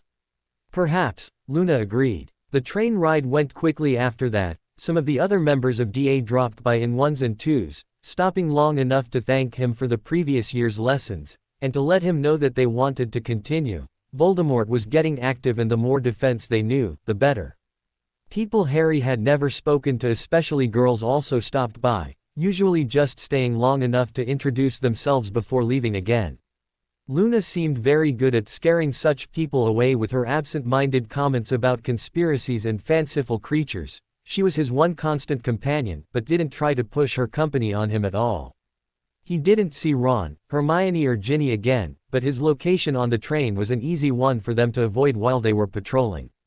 The Aurors, on the hand, seemed to stop by every 5 or 10 minutes and Harry often invited them to sit down. Conversation with Aurors was far harder than it had been with the minister, or with the vampires he had met over the holidays, but by the end of the train ride he felt confident that he had given a good impression. Hopefully he would be able to keep in touch with them, contacts in the Aurors would be useful. When they reached the station, Harry was very relieved to disembark. It had been a long time since he'd been confined inside for long and he had more than once been tempted to get his firebolt out and fly above the train for a while. He probably would have tried it if he didn't know the Auror guards would have stopped him. Along with Luna and Neville, who had joined them again for the final part of the ride, Harry made his way to the Thestral-drawn carriages. He paused before getting in, to gently pat the animal that was drawing it. He was slightly surprised when it nuzzled its head against him affectionately. Somewhere nearby he heard Ron exclaim loudly, "We rode on these things." Evidently he had learnt to see the Thestrals since the train ride home the previous school year. Harry climbed into the carriage and leant back, closing his eyes for a moment.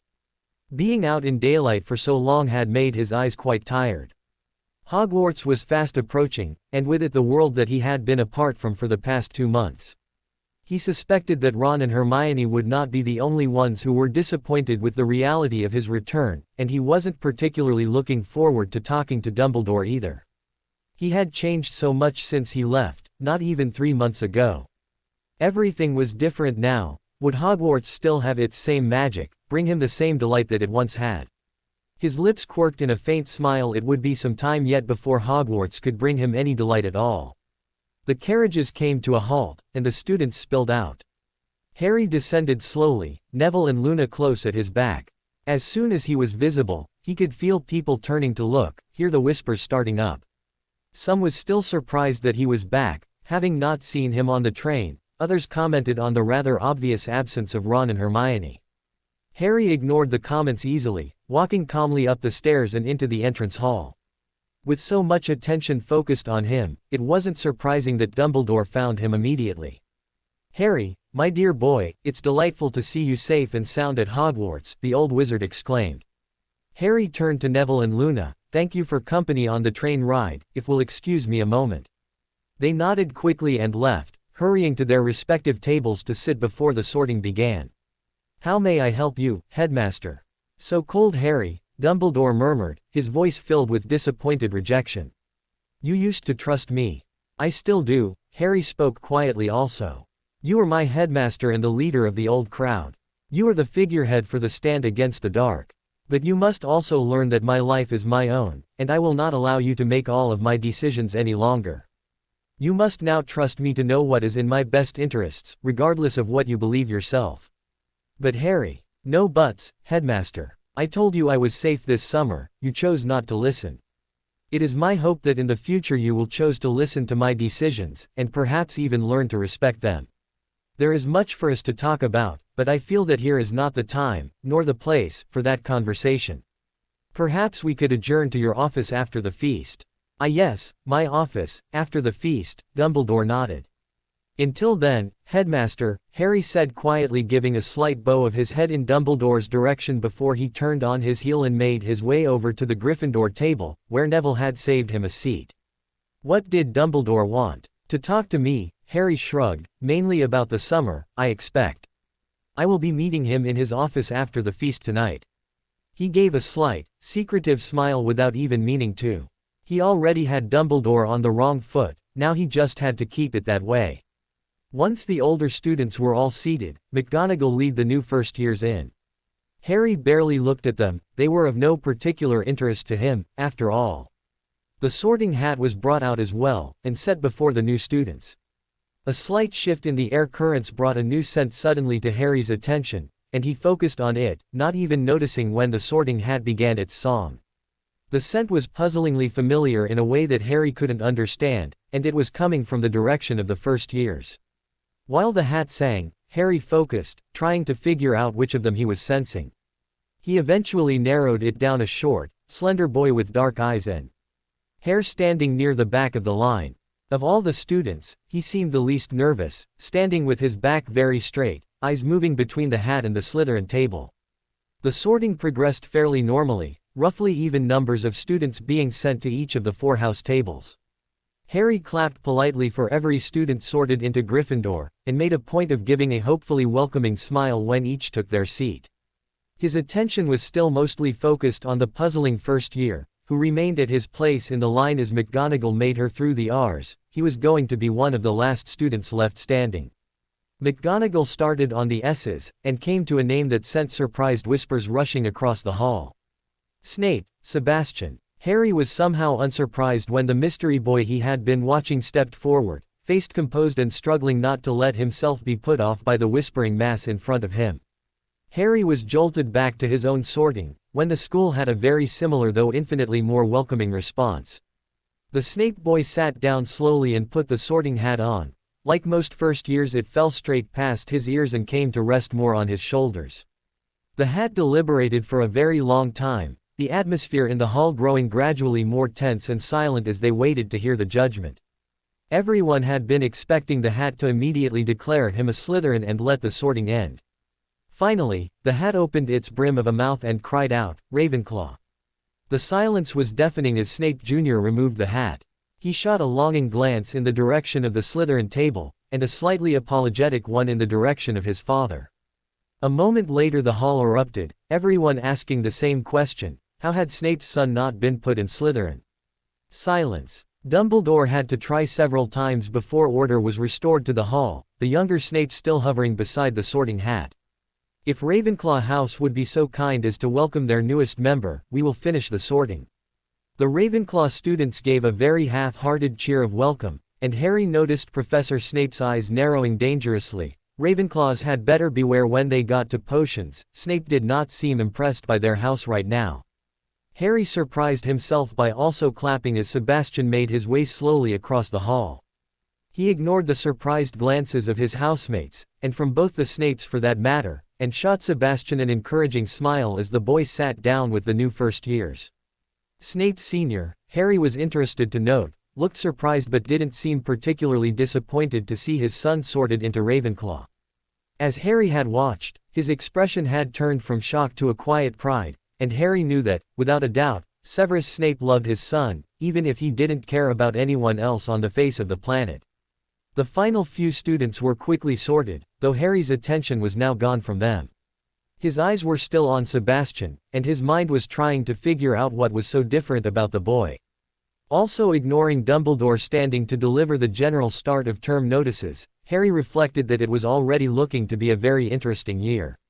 The feast passed by in a blur for Harry. His mind was busy worrying at the problem that was Sebastian Snape, so it was difficult to remember to respond properly to the variously housemates who came to talk to him.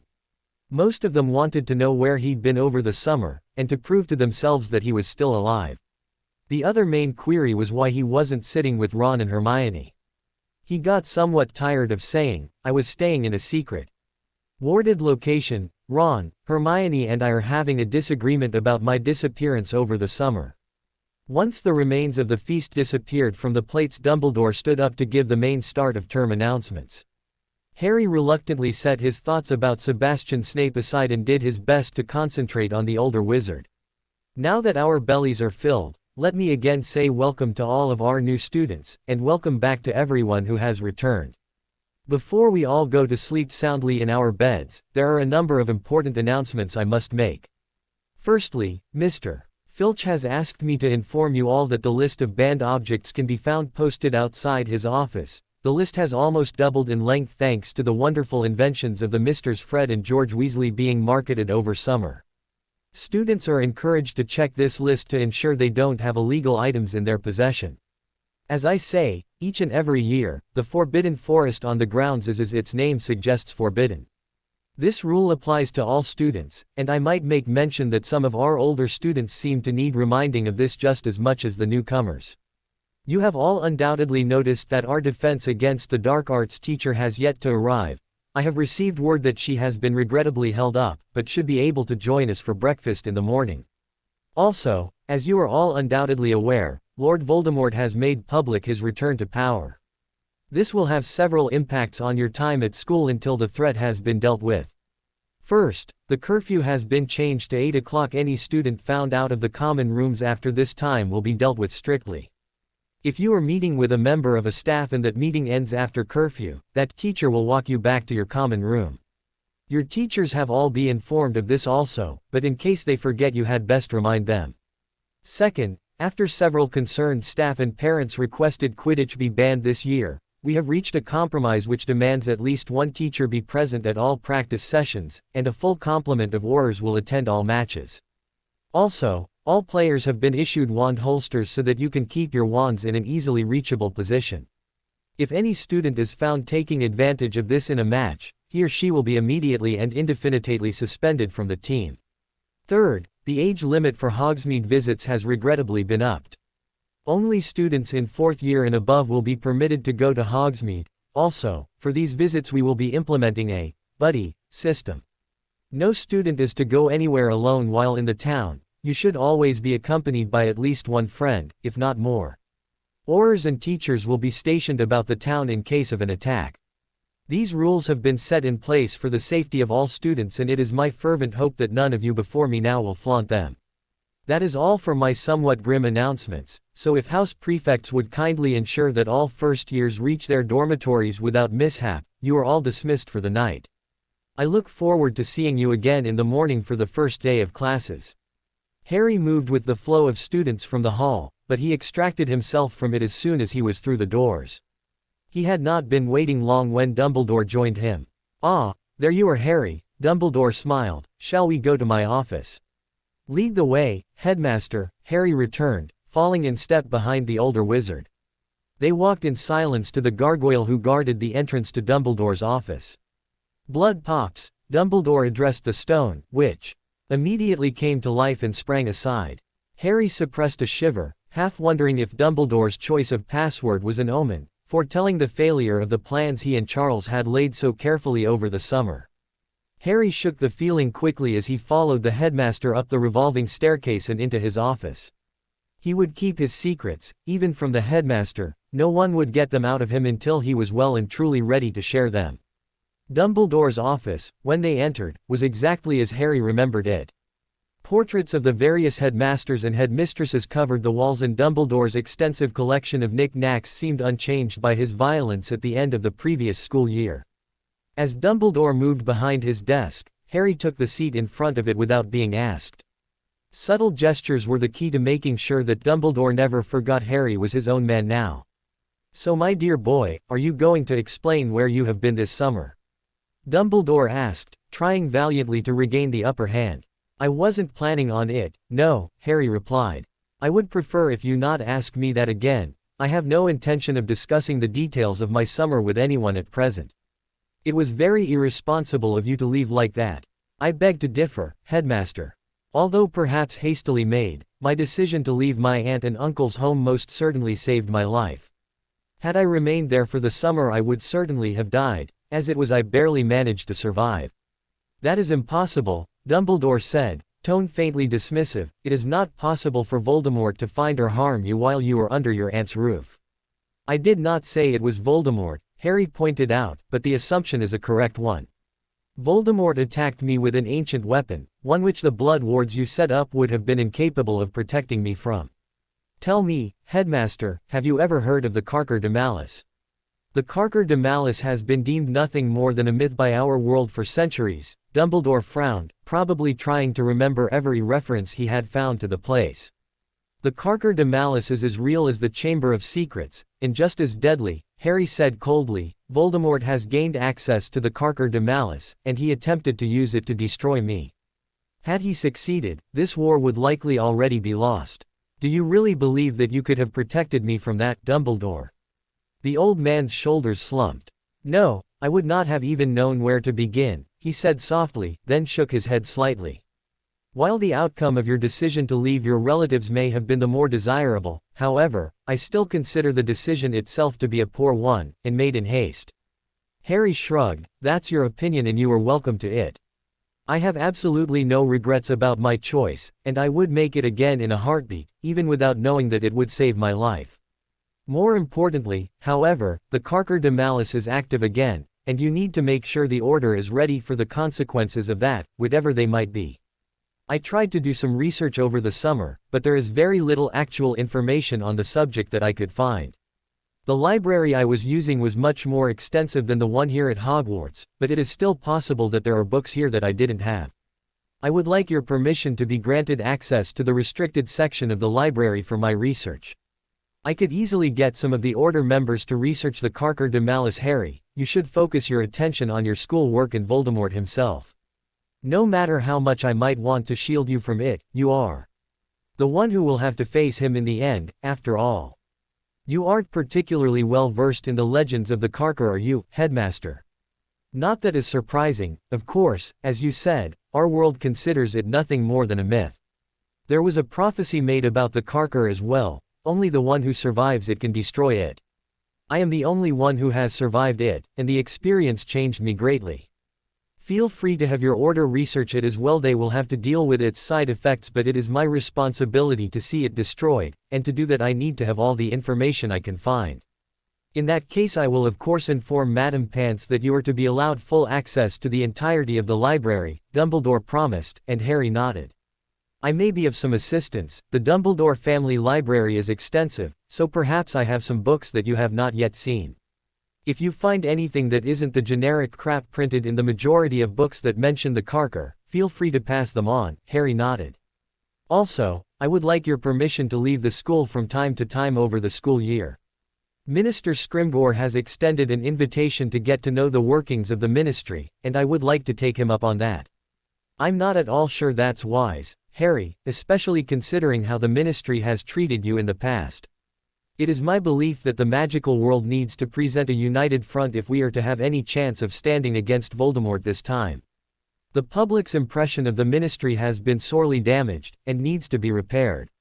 The ministry is a rallying point, and they can make life difficult or easy, but if they are to be successful, they need to rebuild their image. I intend to help. Dumbledore looked as though he wanted to protest that, but instead he simply nodded with a weary sigh that was perhaps supposed to make Harry reconsider his decision. I will make sure the appropriate arrangements are made. You will need to inform me at least 2 days before you wish to leave the school grounds, and you will need to have an escort. Of course, Harry agreed amiably. I believe that was all I needed to cover with you, Headmaster. Would you be so kind as to escort me to the Gryffindor Tower? I believe it is long past curfew and I would quite like to get some sleep before classes start tomorrow. He started to stand. Of course, my dear boy, Dumbledore nodded graciously. They walked most of the way to the common room in silence, but just as they were turning last corridor Dumbledore finally spoke again. One last thing, Harry. The Weasleys have extended an invitation for you to join them for Christmas, either at the Burrow or at Grimmauld Place. I promised Molly I would organize things. I already have holiday plans, but I will send a letter to Molly thanking her for the thought, Harry answered immediately. If you could be convinced to rethink that decision, I will let you know, but I certainly do not expect that to be an issue at this point in time, Harry said firmly. Do you have the password? He added, as they came to a halt in front of the fat lady's portrait. Dumbledore gave it, a trifle unwillingly, and Harry bidded him a firm good night before crawling through and into the common room. It was as empty as the corridors had been. Apparently none of the students wanted to stay up too late on the first day back before classes. Harry went quietly up to his dormitory and pulled the drapes closed around his bed so that he wouldn't disturb his roommates. He wasn't even remotely sleepy yet. He was still overly energetic from feeding and didn't need more than 3 or 4 hours of sleep each night. As the buzz from feeding gradually faded, his need to sleep would become more pronounced. He pulled his trunk up onto the bed and started unpacking.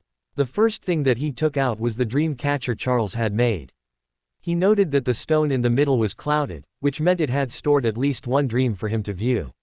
He had checked it several times since he had gotten it, usually finding nightmares revolving around Sirius and Cedric. Since his emotionless state should have meant he wouldn't experience such nightmares, he knew that they had to have come from Voldemort. It was getting time to go through the dreams and empty the stone again, but not tonight. It would take a while, to look through all the dreams and then to remove them one by one, and he did want to get some sleep before classes began. He hung it carefully above the bed and turned back to his trunk.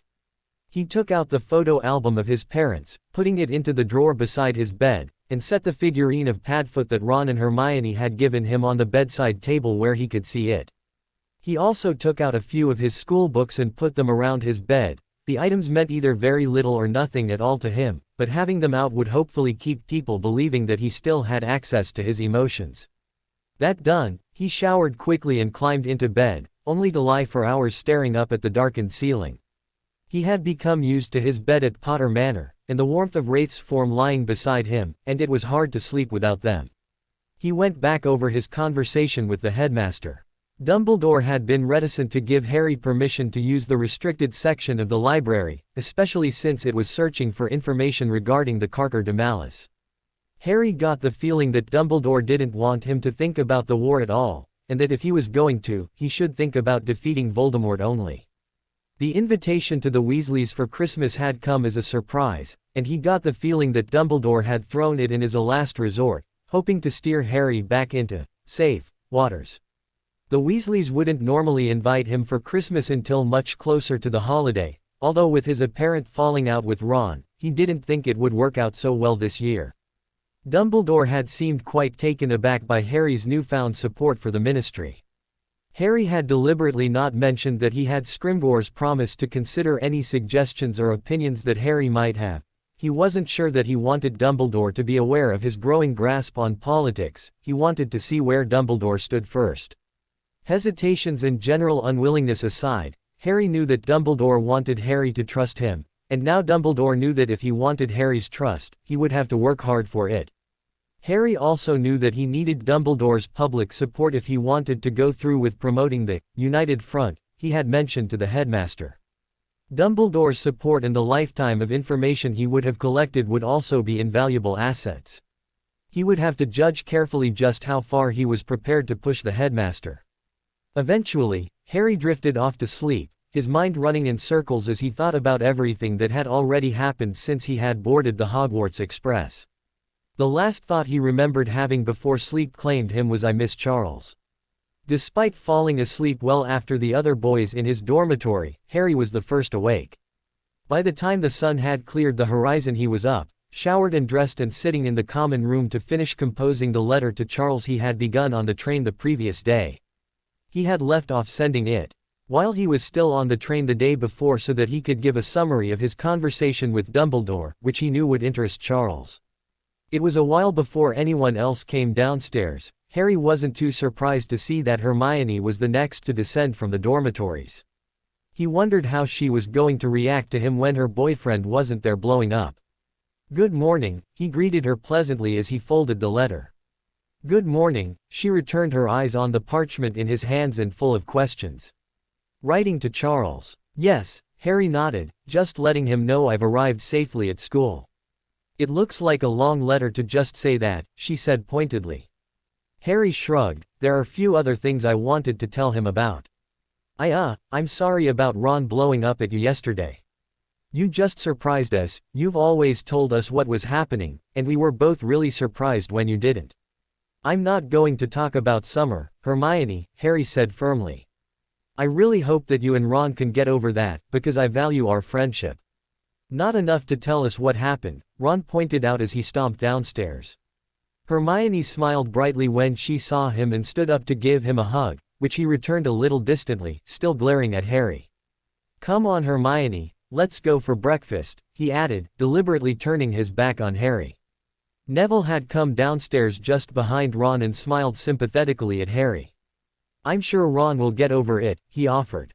Harry gave what he hoped was a reassured smile. "Yeah, I know. It might take a while though. Would you like me to come down to breakfast with you?" "Since Ron and Hermione have already gone, it would be nice to have company," Harry replied, standing up and absently brushing his robes into place. "I need to go via the Ollery though, if that's all right with you." "I need to post something to my gran, so I need to go there too," Neville assured him, and they left the common room together. "You look really different this year. I didn't want to say anything yesterday, what with Ron being a git. You look much more grown up." Harry flashed a slight smile. "I did a lot of growing up over summer. The friend I was staying with, his name is Charles, insisted that I dress well and learn about the things I will need to survive in this world. I was amazed at how many things I just didn't know about, the sort of things that I guess you and Ron grew up with." "What sort of things?" Neville asked curiously. "Well, a pretty example is silent casting," Harry said, "but lots of little things as well. Some cultural knowledge, some things about magic in general that I never really got before." "You didn't know about silent casting? I wondered why you didn't bring it up in DA last year, but I didn't really want to say anything. My gran says that Hogwarts normally starts teaching it in 6th year, she thinks they should make it younger though, get us in the habit early. Do you think it will be hard?" Harry debated whether or not to tell Neville that he had already learned a lot about it. "I think it will be hard at first, because you have to learn an entire new way of thinking and working with magic, but once you get the hang of a few spells, it will probably get easier and easier. I hope it won't be too hard. I'm finally starting to feel like I might have caught up with the rest of you guys. I don't want to fall behind again." Now that the conversation was actually moving, Neville seemed to lose his nervousness about talking to Harry. I think you'll define. But if you have any trouble with it, I can probably give you a hand, Harry offered, reminding himself to smile. I read a lot about it over summer. I think I'll get the hang of it pretty quickly. Really? That would be great, Harry. I learned so much when you were teaching us in DA last year, Neville said enthusiastically. Who do you think our new defense teacher is going to be? They weren't at the feast last night. I have no idea, I just hope they know what they're doing, Harry shrugged, although I don't think that Dumbledore could get away with hiring anyone substandard, not now that everyone knows Voldemort is back. The remainder of the walk to the Ollery and down to the Great Hall was filled with a discussion of the best and worst teachers they had had so far, and what they hoped for in the teacher for this year. Neville was easier to talk to than Harry had expected. He didn't require nearly as much attention as Ron and Hermione did, and their conversation could wander along different and interesting topics very easily. When they reached the hall, Ron and Hermione were already seated and Ron was determinedly not looking in Harry's direction. Hey Potter, did you finally decide you're too good for Weasley and the Mudblood? Not that Longbottom's much better, but at least he's pureblood. Draco called. Harry turned and offered Malfoy the most polite smile he could muster, always so interested in all the latest gossip, aren't you, Malfoy? Not a very masculine approach to life. He turned back to his conversation with Neville, as even the Slytherins started laughing at Malfoy. If Malfoy responded, Harry didn't hear it. I said I'd sit with Luna this morning. Neville turned awkward again as they walked across the Great Hall. You don't mind, do you? Not at all, Harry assured him with a faint smile, and Neville turned to sit with Luna at the Ravenclaw table. Harry found a seat at the Gryffindor table. Unlike the other times when he had been fighting with Ron and Hermione, Harry didn't feel alone. What seemed like half of Gryffindor came to talk to him, much like they had the night before. He noticed that Ron seemed to get more annoyed with every person that Harry spoke to, even when they only exchanged a few words. Partway through breakfast, Professor McGonagall came down the table handing out timetables. Harry glanced at his and noted that potions was going to be his first class of the day. Suddenly reminded of the night before, Harry turned to stare at the Ravenclaw table, looking over every student sitting there and eventually coming to the conclusion that the younger Snape wasn't there yet. Harry had forgotten to include a question about the boy in the letter he had just sent off the Charles, but he would have to make sure he did make a mention of the boy to his sire soon. His gut told him that Charles would be able to help him solve the mystery of why the boy stood out from the crowd. Just as Harry was about to stand to head down to the dungeons for his first lesson of the year, the doors to the Great Hall opened and a beautiful and familiar witch swept into the hall, removing a light traveling cloak and shaking out a mane of silvery own hair. Harry heard a hissed intake of breath coming from near where Ron, Hermione and Ginny were sitting. Ginny was looking daggers at the young witch who had just entered the hall, which surprised Harry as he was sure that Ginny had never met her. He turned his attention back to the new arrival as she sauntered up to the Great Hall and shook hands with Dumbledore. The two exchanged polite words, and Dumbledore turned to address the students. Some of you may recognize Miss Fleur Delacour from her brief time here as the Beauxbatons champion during the Tri-Wizard tournament. I am delighted to welcome her back this year as Professor Delacour, your new defense against the dark arts teacher. Every male in the Great Hall burst into great applause, all of them seeming to be trying to crane their heads to see Fleur better. Harry clapped as well, though not nearly as enthusiastically as the majority of his gender, and was one of the few who weren't openly ogling the new teacher. Fleur smiled brightly at the welcome and sat down between Snape and McGonagall, chatter airily with them. Snape rose shortly after she joined them, and Harry quickly stood as well. Snape disliked it when students arrived for lessons after he did, and it would not be a good idea to antagonize the potions master on the first day back at school. When he reached the dungeons, he found a group of students already waiting there. There were only 3 other Gryffindor students, among them Hermione, Seamus and one of the girls that Harry knew little about. He thought her name was Mary, but wasn't entirely sure. Ernie Macmillan looked to be the only Hufflepuff to have made it into the class, but there were a number of Ravenclaws and more than half of the Slytherins. How in Merlin's name did you make into this class, Potter? Can't have been through your ability, everyone knows you're rubbish at potions. Did the Ministry make some sort of exception for you? That will be enough, Mr. Malfoy. Snape had arrived. For whatever reason, we are plagued with Mr. Potter's presence in this class for at least the next year. We will all simply have to learn to live with it, however detestable it might be. He saw anger on the faces of every non-Slytherin there, but didn't bother to force any expression onto his own face. Snape couldn't get to him this year, and he didn't intend to pretend that he could. Once the door to the classroom was open, Harry moved to a seat near the back of the room where he would be reasonably out of the way and went to sit down. "Nobody is to sit," Snape announced, just before anyone actually tried to. "You are all here because you have shown exceeding ability in potions. That is not enough. Over the next 2 years you will have to at least double your ability if you hope to pass this subject. If you are to have even the slightest hope of success, you will need not only your own intelligence but the assistance of your classmates. I expect you to leave all class rivalry behind when you enter this classroom. It will only detract from the more important consideration of this subject. As such, you will all be sorted into cross-house pairs. You will keep these pairs for all of this term. At the beginning of the next I will consider changing them around." That said, Snape started calling out sets of names, and 2 by 2 the class sorted itself out and sat down. Harry was paired with Blaise Zabini, the dark-skinned boy who had apparently been pressed into service as Malfoy's latest minion. Harry hadn't seen Crabbe or Goyle yet this year, and was wondering if they had failed to pass too many subjects the year before. "Potter," Zabini greeted him as they took their cauldrons to the back of the classroom. "Zabini," Harry nodded cordially in response. They were silent after that, taking their cauldrons out and setting up the workstation quickly and effectively, then sitting down to wait for their next instructions from Snape. The class was already going very differently from anything Harry had previously experienced with Snape. "Mr. Potter, can you tell me what time of the month Fluxweed must be picked at if it is to be added to the Polyjuice potion?" Having read all of this year's textbook already, Harry was well aware that Polyjuice potion was mentioned only at the very back of the book. There was a list of ingredients but no actual instructions on making the potion. He quickly reviewed his knowledge of the textbook to make sure the answer was actually included before answering, "The full moon, sir." Snape looked surprised and faintly annoyed that Harry had known the answer, and jabbed his wand at the blackboard. The recipe for a complex-looking potion immediately appeared there. "You will need your partner's help with this potion. Begin now." Harry turned to Zabini. "How would you like to work this, Zabini?" "One of us prepares the ingredients and cleans up the workstation, the other mixes the potion and cleans the cauldron." "Works for me, Potter," Zabini nodded. "Swap every lesson." "Sounds good. Which would you prefer to do today?"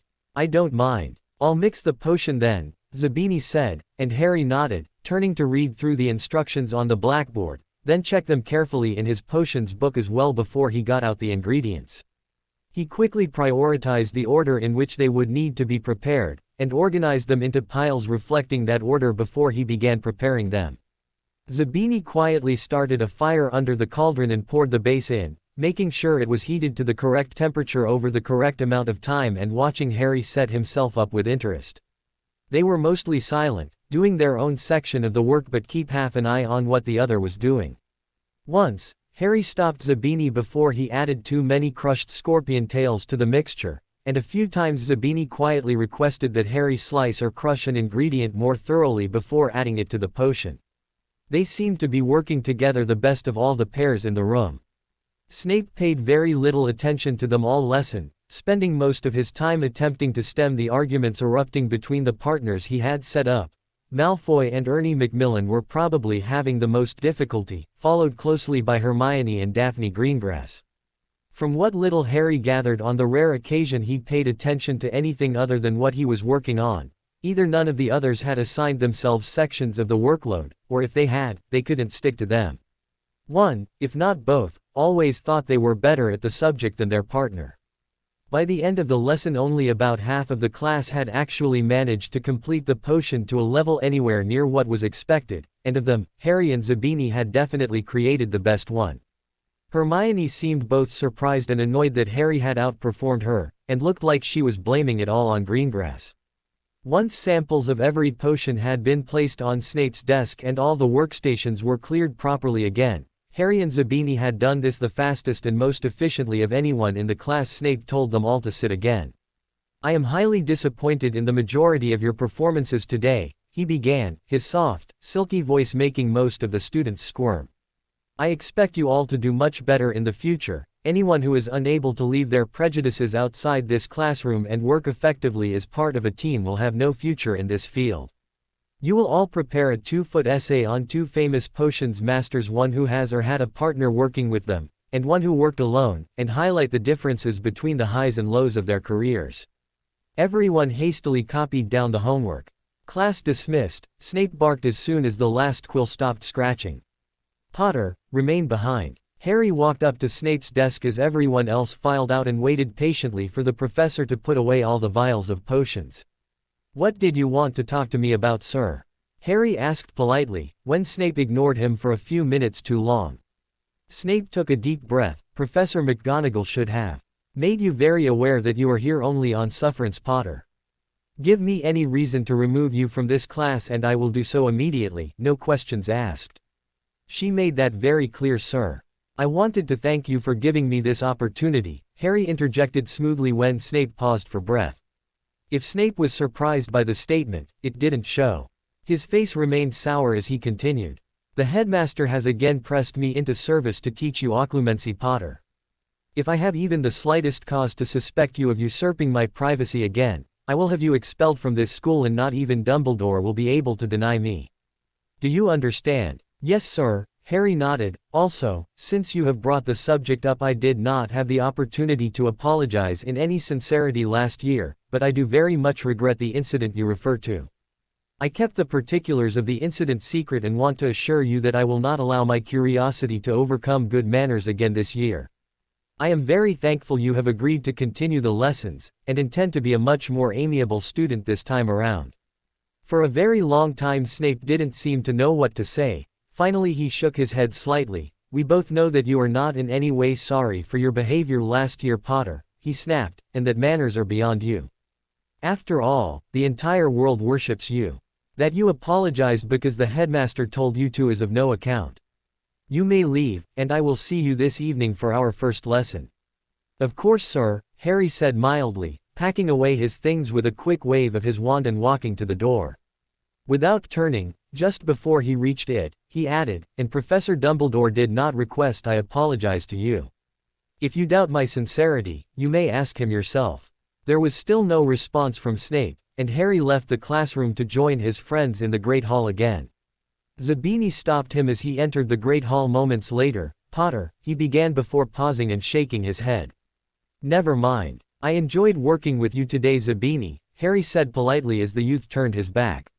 He continued across to the Gryffindor table before the Slytherin boy had a chance to respond.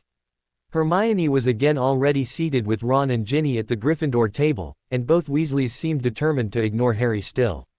Harry tuned into the conversation around the hall. Much of it seemed to focus on Fleur and her teaching methods.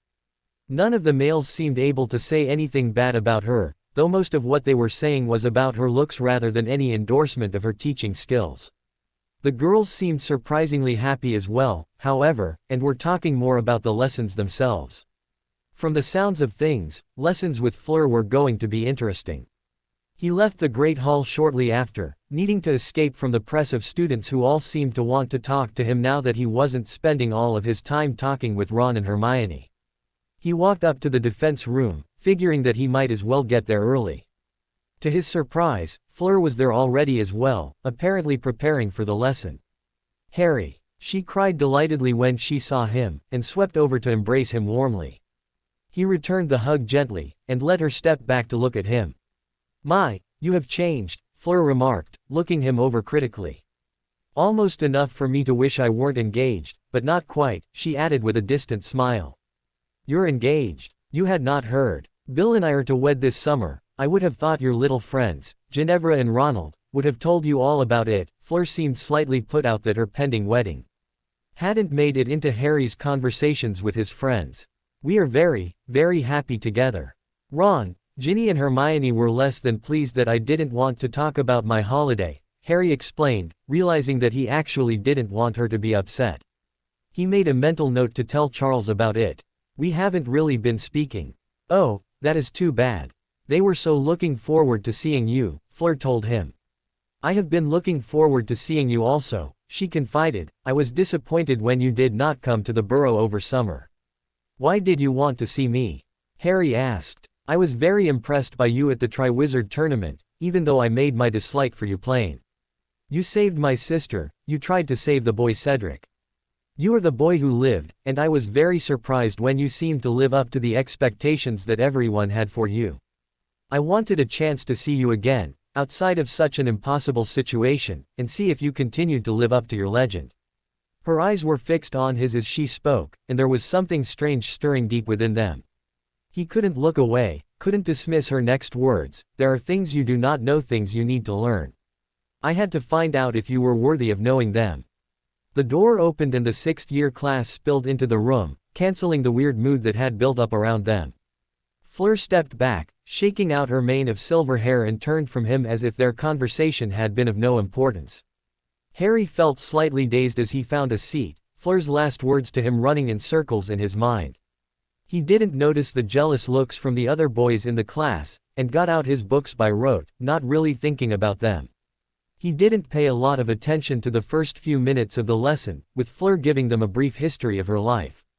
I returned to England after I finished my schooling at Beauxbatons. I had been intrigued by many things during my stay here for the tournament. Your culture, your way of doing things is very different to what I was used to in France.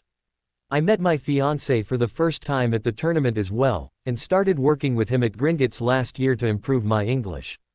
Now that I speak your language fluently, I have decided to return to my dream, which is teaching.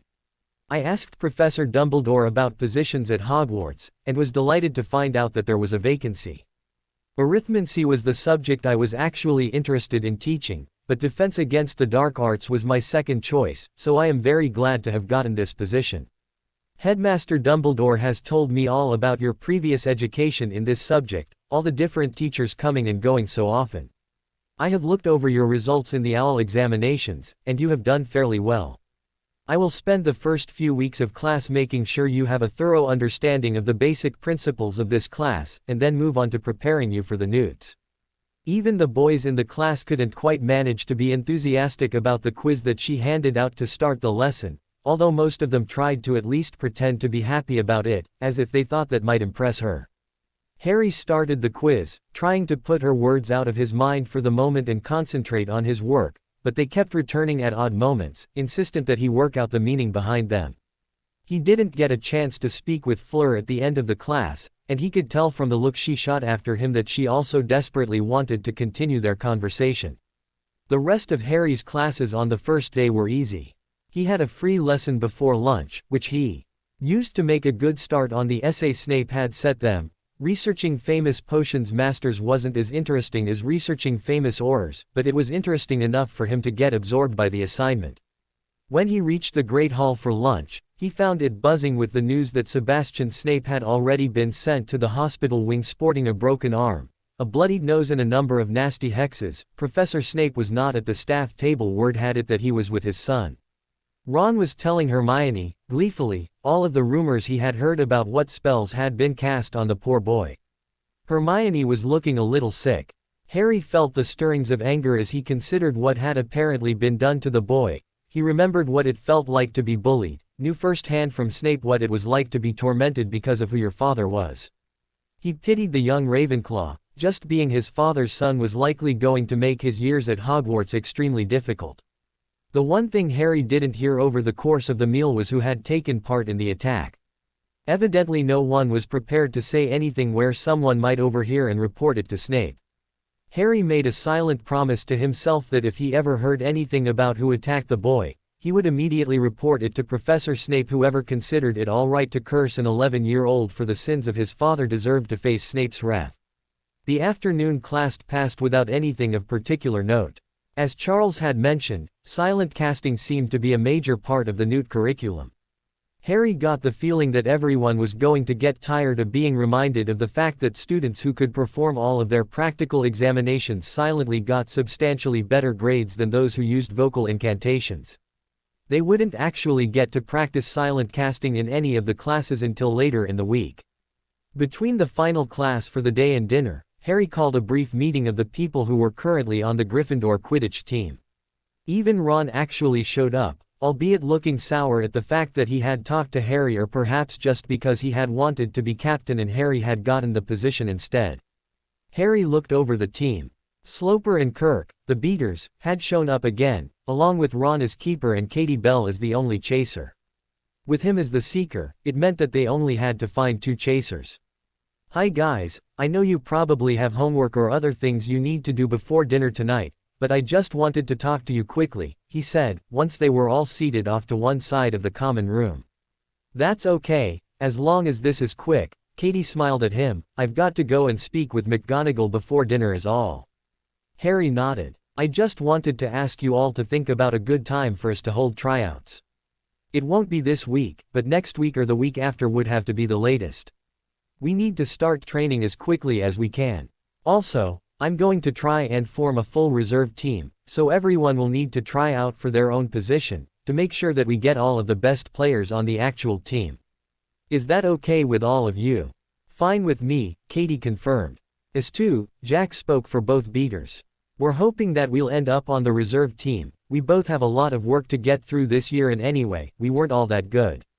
You should be able to find better replacements for the actual team." In the face of otherwise unanimous approval, Ron nodded sullenly, but as soon as the other members of the team were gone, he was glaring at Harry. "Is this your way of trying to get me off the team then?" he demanded. "Of course not," Harry said firmly. "I hope you stay on the team.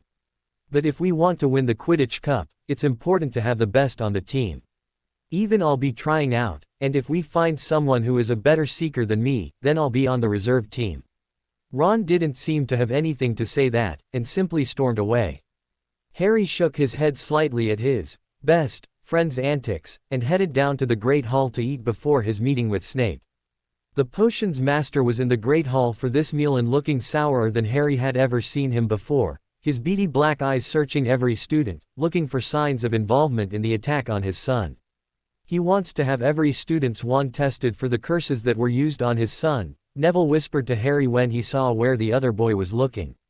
But Dumbledore said no, because Snape has always been opposed to that suggestion when other students were cursed and its Slytherin involvement was suspected. He told Snape that if he wants that privilege for his son, he'll have to agree that everyone in the school has the same right. "Why are you whispering?" Harry whispered back. "Snape's really angry. He might give me detention for talking too loudly," Neville replied, voice still hushed. "Oh," Harry started speaking normally again. "He really does look very angry, and I've got detention with him tonight." He tried to sound dismayed, and thought he did a reasonable job of pulling it off. "Unlucky," Neville said sympathetically. Harry nodded absently, his thoughts straying in the same direction as Snape's must-have who had been behind the attack on Sebastian. Not long after, Snape rose from his seat at the staff table and swept from the hall, sending a meaningful look in Harry's direction. "See you later," Harry said to Neville, standing up and following Snape from hall. The volume of conversation increased significantly as soon as Snape left the room, Harry noted distantly as he followed the professor down into the dungeons. As soon as the office door closed, Snape was standing in front of Harry, wand resting on the teenager's nose and eyes filled with a dangerously cold anger. "If I ever find out that you were involved in the attack on my son, Potter, you will pay," he hissed. Harry made no attempt to feign emotion, and gazed back at Snape with suddenly cold, dead eyes. Snape took a half-step back, alarmed by the look that Harry leveled on him.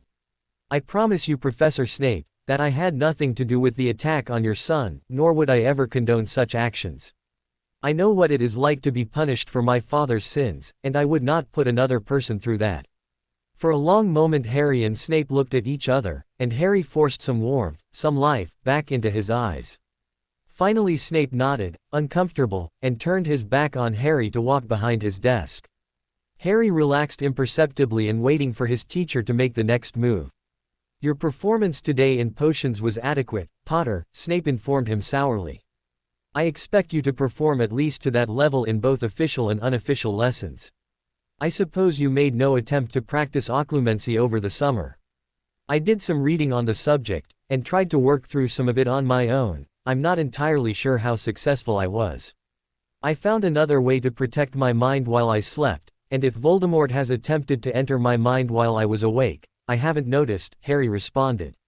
"Do not use the Dark Lord's name in my presence again," Snape ordered, drawing his wand again. "Legilimens," he incanted without warning, and Harry felt Snape enter his mind. The potion's master slammed up against the natural shield, and Harry could feel him questing against it, trying in vain to get inside. Finally, Snape broke the spell and frowned at Harry. "What book did you read to make a shield like that?" he demanded. Harry hesitated. He hadn't thought much of the natural vampire occlumency shield that Charles had told him about until now. If he was reading the situation correctly, it wasn't the sort of shield a normal witch or wizard would create, but he didn't have a lie made up. He shrugged uncomfortably. "There were a few books, I just tried to figure out what worked for me and this is what I ended up with." "Will it work?" Snape continued to look at him suspiciously for a long moment, and Harry met his eyes unwaveringly. "I would like to read the books you speak of," Snape said finally. "Your shield should be adequate to keep the Dark Lord from your mind at a distance. I am less certain that it will work if you are stupid enough to confront him in person again, which I am sure you will be. I will see what I can do about getting you those books, sir. They belonged to a friend I was staying with over the holidays. I am not sure if he will part with all of them, but I will try. It is important that I am able to defend my mind from anyone who would seek to access it." It was easy to see that Snape wanted to push Harry more, to try and find out how the shield worked, but Harry wasn't going to let that happen. "If my shields are adequate at present, perhaps we could work on potions," he suggested coolly. "You have made it very clear that I still need to prove my ability in that field." The rest of the evening passed surprisingly well. Snape gave him a potion from the previous year to work on, and settled in to make as many caustic remarks as he could. Harry either ignored the gibes, or responded as politely as possible. He was interested to note that Snape seemed to find politeness even more infuriating than answering back. It was definitely something to remember if he wanted to annoy the man when he got his emotions back. He finished the potion easily. It was surprising how much difference it made not getting riled up by Snape's vitriol, or perhaps it was just the practice that he had gotten over the summer. Snape gave the sample of potion that Harry provided him with a look of disgust, which Harry took to mean he had done well, and dismissed Harry for the night. "You will return on Thursday to make another potion and I will conduct a more thorough test of your shield then," Snape informed him. "You will also write a report on the effects of the draft of peace." He was interrupted by Harry reaching into his bag and pulling out a stack of paper. "I took the liberty of going over all the essays you sent us last year, sir," Harry said quietly, depositing the pile on Snape's desk. "I redid all of them to the best of my ability."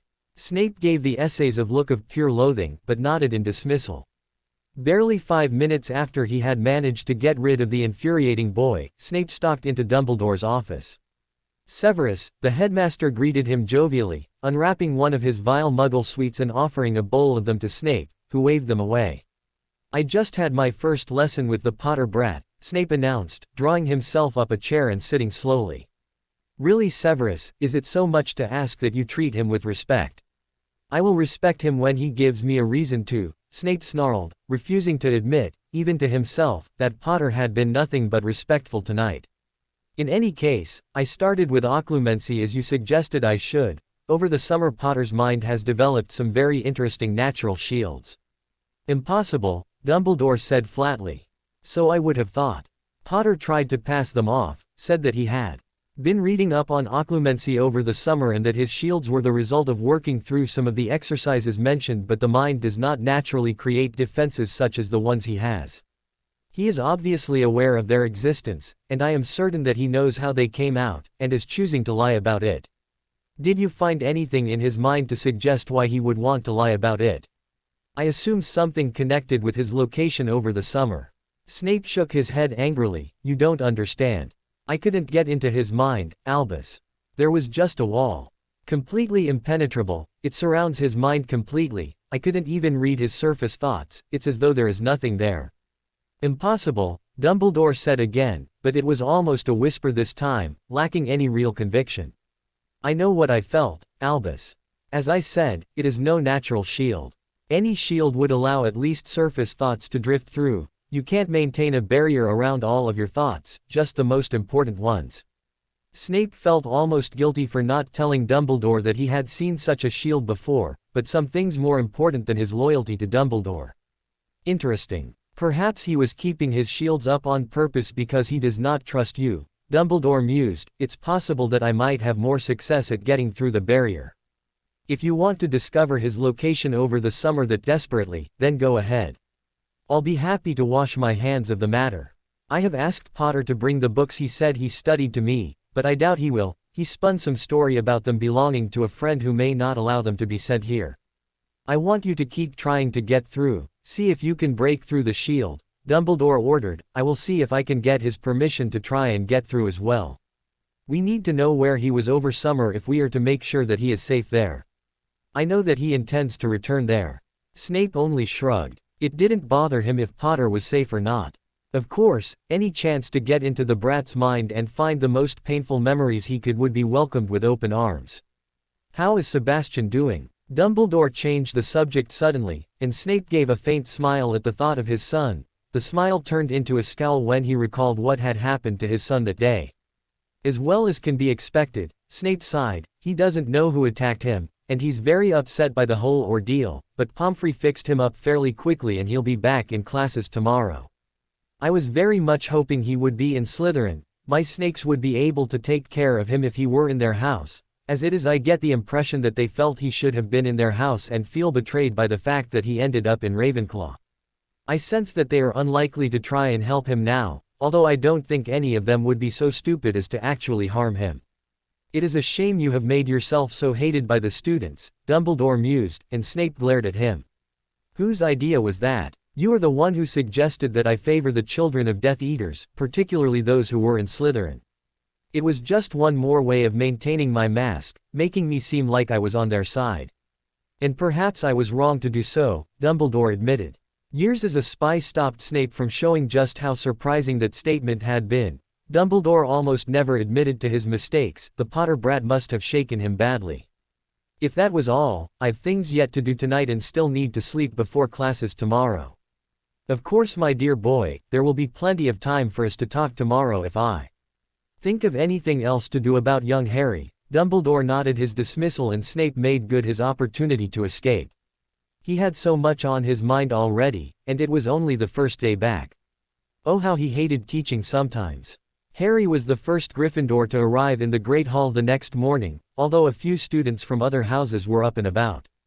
He noticed that Zabini was one of the few Slytherins to be up this early. The black boy was sitting at the far end of his table and ignoring his housemates entirely. Today looked to have a promising start. Harry had political studies first and was looking forward to seeing what the lesson was going to be about. While he made a start on his breakfast, Harry also took out parchment, ink and a quill to draft a quick letter to the minister, to let Rufus know that he would be able to get away from Hogwarts to visit the ministry on occasion, so long as it didn't interfere with his school work. Eventually he was joined by other sixth-year students, Neville coming over to sit with him again. Ron and Hermione were amongst the last ones down. Harry overheard them talking about their morning classes and was vaguely relieved that Ron was taking care of magical creatures and therefore would not be in the political studies course. Hermione was taking arithmancy instead. Neville, on the other hand, was taking political studies. Really? Harry asked, thinking that it didn't really fit with his knowledge of Neville. Well, it's got to be better than getting eaten by something in care of magical creatures, Neville joked, and Harry barely remembered in time to smile in agreement. Seriously though, my Gran insisted. Political studies has always been part of the sixth-year curriculum. It's supposed to help the heirs of ancient and/or noble houses prepare for coming into their inheritances. In the past 100 or so years the class has been gaining popularity outside of pureblood circles, but since I'm the heir of the noble house of Longbottom I have to take it. Harry frowned slightly. There was that. Inheritances, again, he really had to look those up soon. It had been easy to overlook after hearing it in Sirius's will, but now that it had been brought up several times he really needed to find out what they were.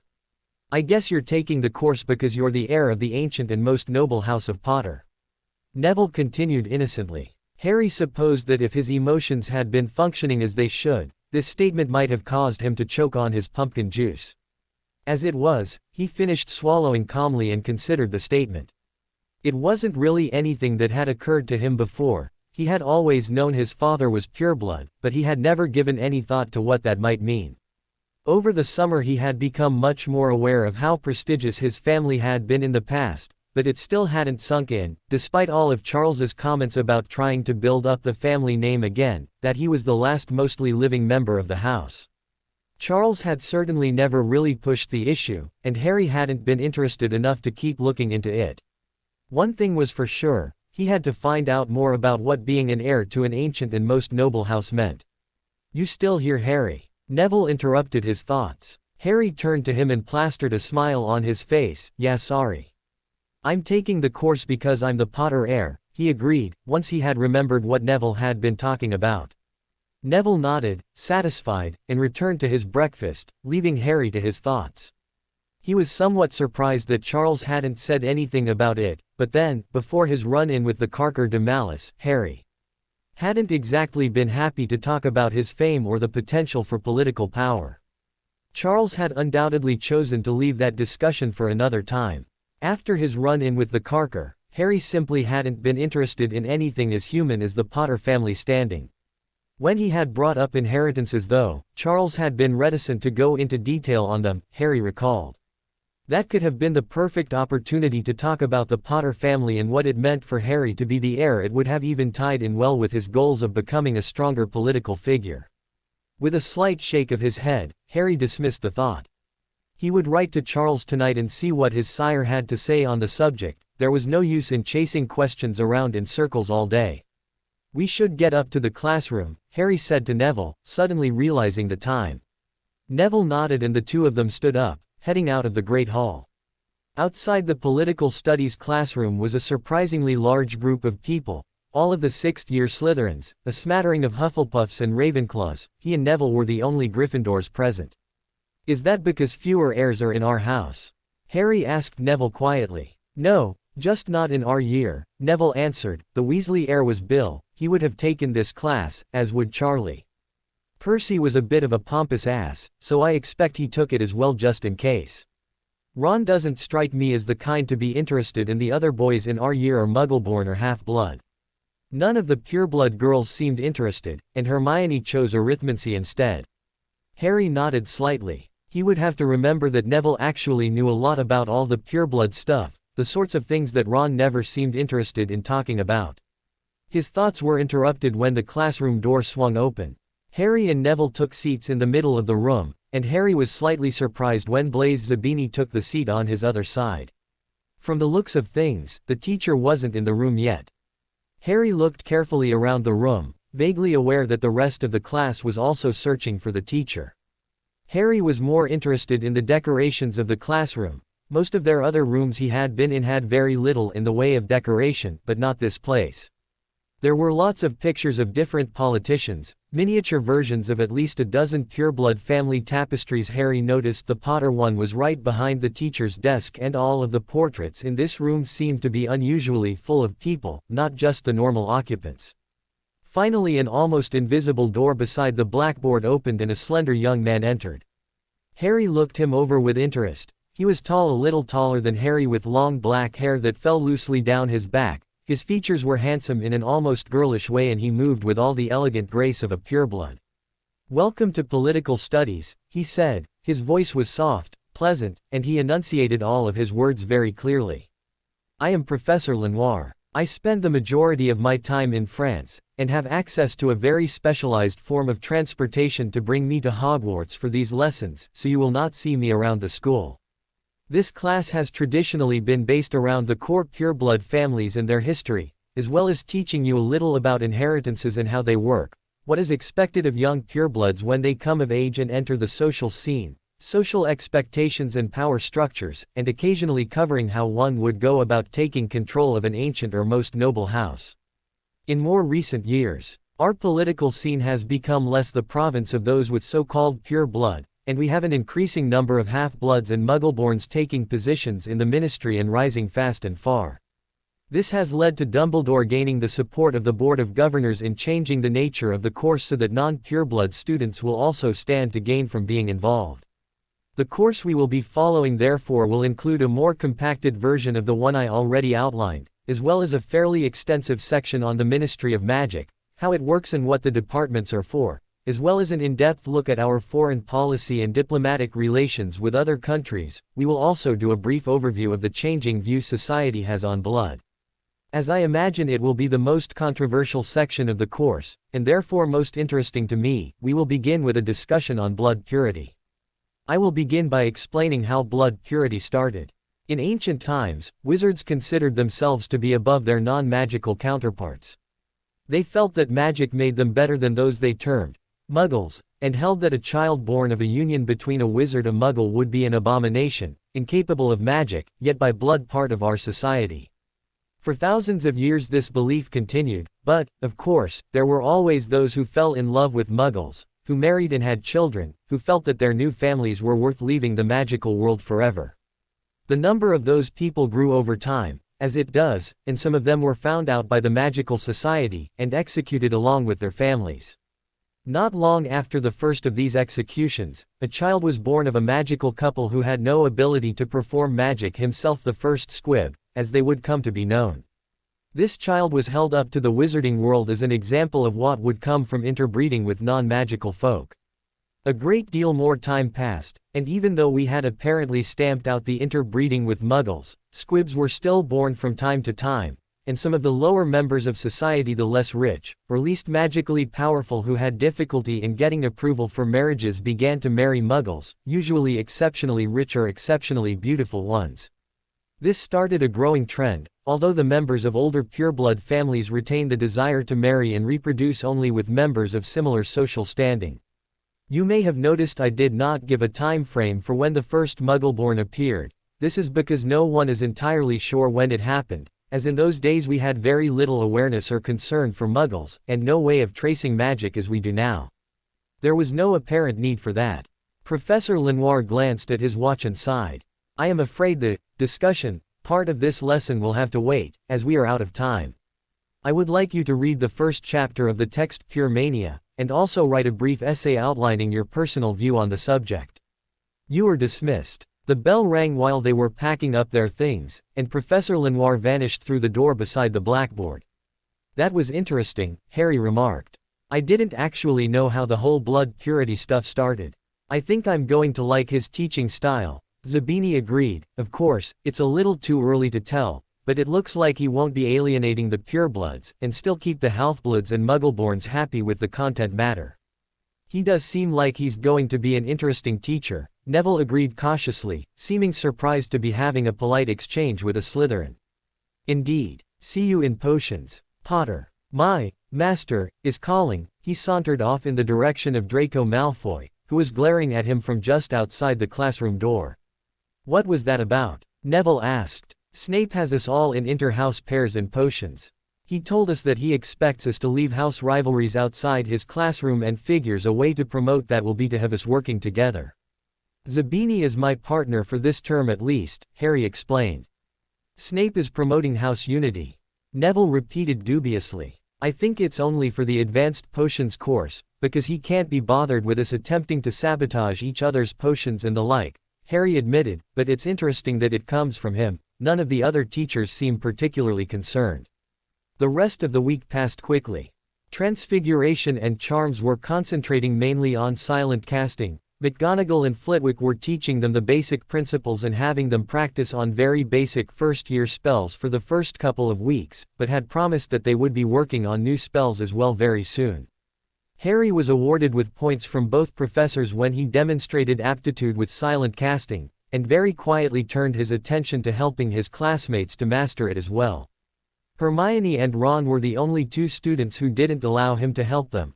Ron because he was still angry and Hermione because she was determined to do it on her own, or at least with only the teacher's help. All in all, Harry decided as he left the library on Friday afternoon after finishing the last of his homework for the week, it had been a pretty good first week back at school. He had Dumbledore slightly on the wrong foot and trying to earn his trust, Snape and Malfoy confused by his sudden lack of response to their taunts. His two new teachers for the year seemed both interesting and talented, and no one had figured out that he was half vampire, although he was sure that he wasn't hiding his emotional state as well as he could be. Dear Charles, it has been difficult not to write you with every tiny detail of each of my days since I got back to Hogwarts. I wish that you were here with me, to share a meal and a game of chess and to talk about things honestly. As per my first letter, things are mostly under control here, although a number of interesting things have happened. Dumbledore is still suspicious of me. After my occlumency lesson with Snape he could not get through my shields, but I think he knows that I didn't actually make them myself. Dumbledore called me to his office and asked me for permission to try and get through my shields. He said he wanted to test them against a stronger mind than Snape's. I agreed, but he was unable to breach them. It is my belief that he had intended on letting Snape break into my mind and forcibly extract all of my memories of the summer so that he would know where I was and be able to find me should I try to return.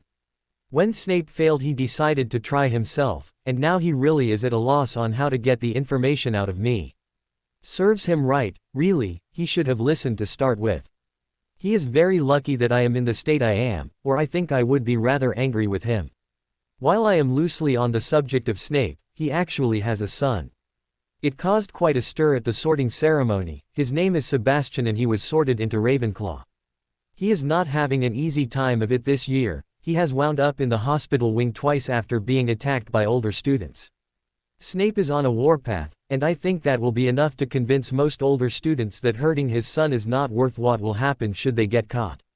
More interesting, as far as I am concerned, is the fact that the son is not like the other students, or the father for that matter. There is something about him that reminds me of home, something in his scent that brings you to mind. Although I am certain that he is not a vampire, he isn't that like you. I am hoping that you will have some insight, as trying to figure him out is becoming quite frustrating. Oh, and I have Dumbledore's permission to research the Carker and other things, though I did not mention those to him in the restricted section of the library. He has given me a pass so that I can go there at any time and look at any books I wish. If Hermione was talking to me, should be ecstatic. On that note, Ron and Hermione are still not talking to me, although it is much more Ron and Hermione. She told me the other day that she doesn't want to antagonize Ron by talking to me openly, but she is trying to get it through to him that he still wants to be friends with me, and to just get over it and start talking to me again. I have simply been spending more time with Neville and Luna. Classes are going well. Defense is actually being taught by someone I know. Her name is Fleur Delacour. I competed with her in the Triwizard tournament 2 years ago, and she is part Vila. She is engaged to Bill Weasley, Ron's oldest brother. Just before our first class, she told me that she needed to find out if I was worthy of being told something, but we were interrupted by the rest of the class, and I have not managed to find her since. Political studies is being taught by a Professor Lenoir. He is currently teaching us about where the whole pureblood mania came from, and getting us to express our own opinions on the subject. I have mostly kept quiet, although I did mention that the smartest witch in our year is a Muggleborn. Malfoy is talking a lot about his family and tries to make a lot of derogatory remarks. Professor Lenoir encourages us all to speak on the subject and doesn't tell us off for having opinions, although he does give Malfoy detention for using the term mudblood. I am looking forward the rest of the class. We will be covering a lot of interesting topics. Many of the former members of DA have come to me and asked me to continue with the club. I am thinking that I will take it up again in another 2 or 3 weeks, give everyone a chance to settle into school again and all of that. I will be holding tryouts for the Quidditch team next Thursday afternoon. I am aiming to get a full reserve team, in case of accidents. It will also make training much easier, as we will be able to have actual games against another team and improve both sets of players at the same time provided I can find enough people. The minister has asked me to go meet with him again on Saturday morning. Dumbledore wasn't happy about it, but he has agreed to let me go. He really wants to get back in my good books, and when he realized that he couldn't talk me out of it, he agreed fairly quickly. I will send you another letter on Saturday evening to let you know how that went. How goes your own research? I think I have done fairly well at convincing people that the changes in me this year are the fairly normal result of growing up, but I am not sure how long I will be able to keep up the facade. All my love, Harry. Harry woke early on Saturday morning. His sleeping habits had made the transition back to school very easy on him. He had plenty of time to finish his homework, do his extracurricular research, and had still had time to start on a lesson plan for DA. The common room was still empty when he came downstairs, unsurprising considering that it was just past sunrise. Harry looked around, trying to decide what he should do now. His meeting with the minister wasn't until 11 and he had already finished all of his homework. He briefly considered going down to the library to see what information he could find on the Karkar, but decided against it. Madame Pants probably wouldn't have the library open yet. A short time later, Harry slipped through the castle doors and out onto the grounds. He wasn't sure what he was going to do out here, but it felt right. He walked past the greenhouses, noticing Hagrid's cabin out of the corner of his eye. He turned to look at it, realizing that he hadn't been to see the half-giant yet this school year. He made a mental note to do so soon. The Quidditch pitch, Harry decided, was as good a destination as any, and headed in that direction. As he walked, he was considering summoning his firebolt from the Gryffindor Tower, but he was distracted when he saw someone moving on the edge of the Forbidden Forest. He focused on the figure, and immediately recognized the long silver blonde hair. What was Fleur doing near the Forbidden Forest so early in the morning? Her words from earlier in the week came back to him. There are things you need to know, things you need to learn. I had to find out if you were worthy of knowing them. He still hadn't had a chance to speak with her about them. He had not managed to get to the defense rooms ahead of his classmates, nor had he ever seen her alone in the hallways or at meal times. He had gone to her office once, but there had been no answer when he had knocked. He started jogging toward her, realizing as he got closer to her that she was engaged in an exercise that seemed similar to taekwondo. He slowed down as he approached, admiring the easy way she moved between positions. "Hello, Ari," she greeted him, her accent back in force and her voice a little distant. "Good morning, Professor," Harry returned. "Please, we are not in class. Call me Fleur. Would you care to join me?" "What are you doing?" Harry inquired. She opened her eyes and looked at him, and for a moment time and space seemed to freeze. There was something totally alien in her eyes, a strange, unknowable power that caught and held him. Then she blinked, and it released him. "Some exercises. I understand you were learning taekwondo over the summer." She had lost the French accent again. Harry nodded and walked to stand beside her, letting himself fall into the routine of kata. He let his eyes close, occasionally opening them again just to check her position, but for the most part lost in the exercise. He had no idea how much time passed before the two of them stopped as one and opened their eyes. He caught the briefest flicker of that strange power again, but it was gone almost before he had noticed it. They looked at each other in silence for a long moment before Fleur broke it with a quiet sigh. "You really do almost make me wish I wasn't engaged," she told him, "but my darling Bill is worth it like you. He is immune to my Vila aura. You have that in common, thankfully."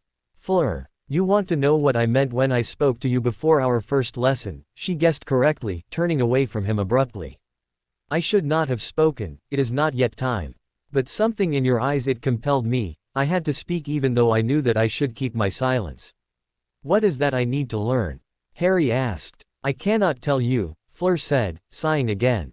"I have been avoiding thinking about it all week, as though I could forget how badly I had slipped if I did not see you, did not talk about it. But then I realized that we are to spend the year in the castle together. It would not have been possible to avoid you forever." Harry nodded slightly. "Will you ever tell me what you meant?" he asked. She shrugged, shaking back her hair. "I may, and I may not. But rest assured, Harry Potter, you will learn the meaning of my words, if not from me then from another. Am I right in thinking that you will find the weight more bearable than you would have had I approached you last year, say?" Harry just smiled at her, and she laughed.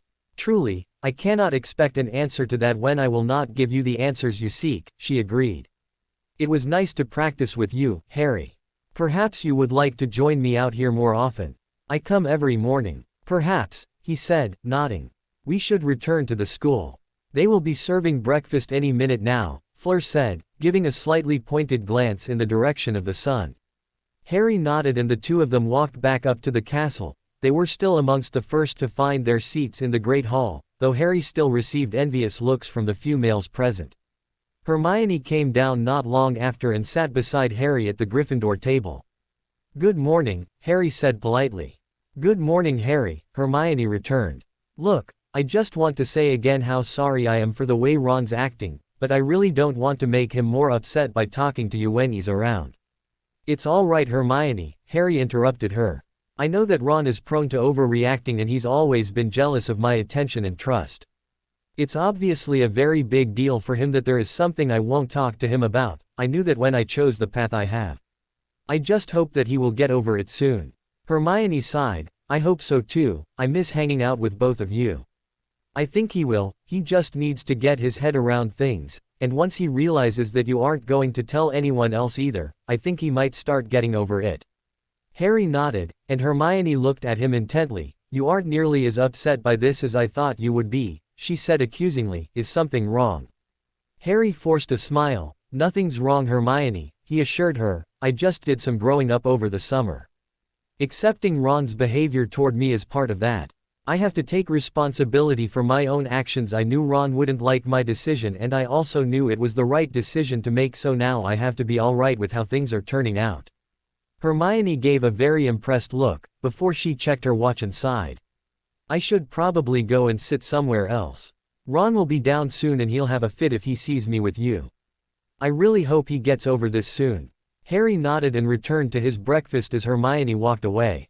Harry gazed calmly around the atrium at the Ministry of Magic while he waited in line to get his wand checked. All the damage done by the fight between Dumbledore and Voldemort, and to a lesser extent himself and Voldemort, had been cleared away. The Fountain of Magical Brethren had been removed. Apparently they hadn't been able to fix it. The minister had warned him that he would be likely to be in the public eye during this visit, in the short note he'd sent accompanying the portkey, so Harry was dressed in his favorite set of dress robes and had made a reasonable effort to make his hair look presentable, and had brushed it so that his scar was actually easily visible, although no one seemed to have noticed who he was yet. Harry was in the atrium for almost 5 minutes before someone near him, the crowd, finally clicked, "Is that Harry Potter?" And that was that. Suddenly everyone was turning to look at him, pointing and exclaiming with growing fervor. The ministry officials checking the wands were craning their heads, trying to see what the commotion was about. Through it all, Harry stood, smiling as warmly as he could at the people who were pointing at him, proudly sporting a badge that read, "Harry Potter Conference with the Minister."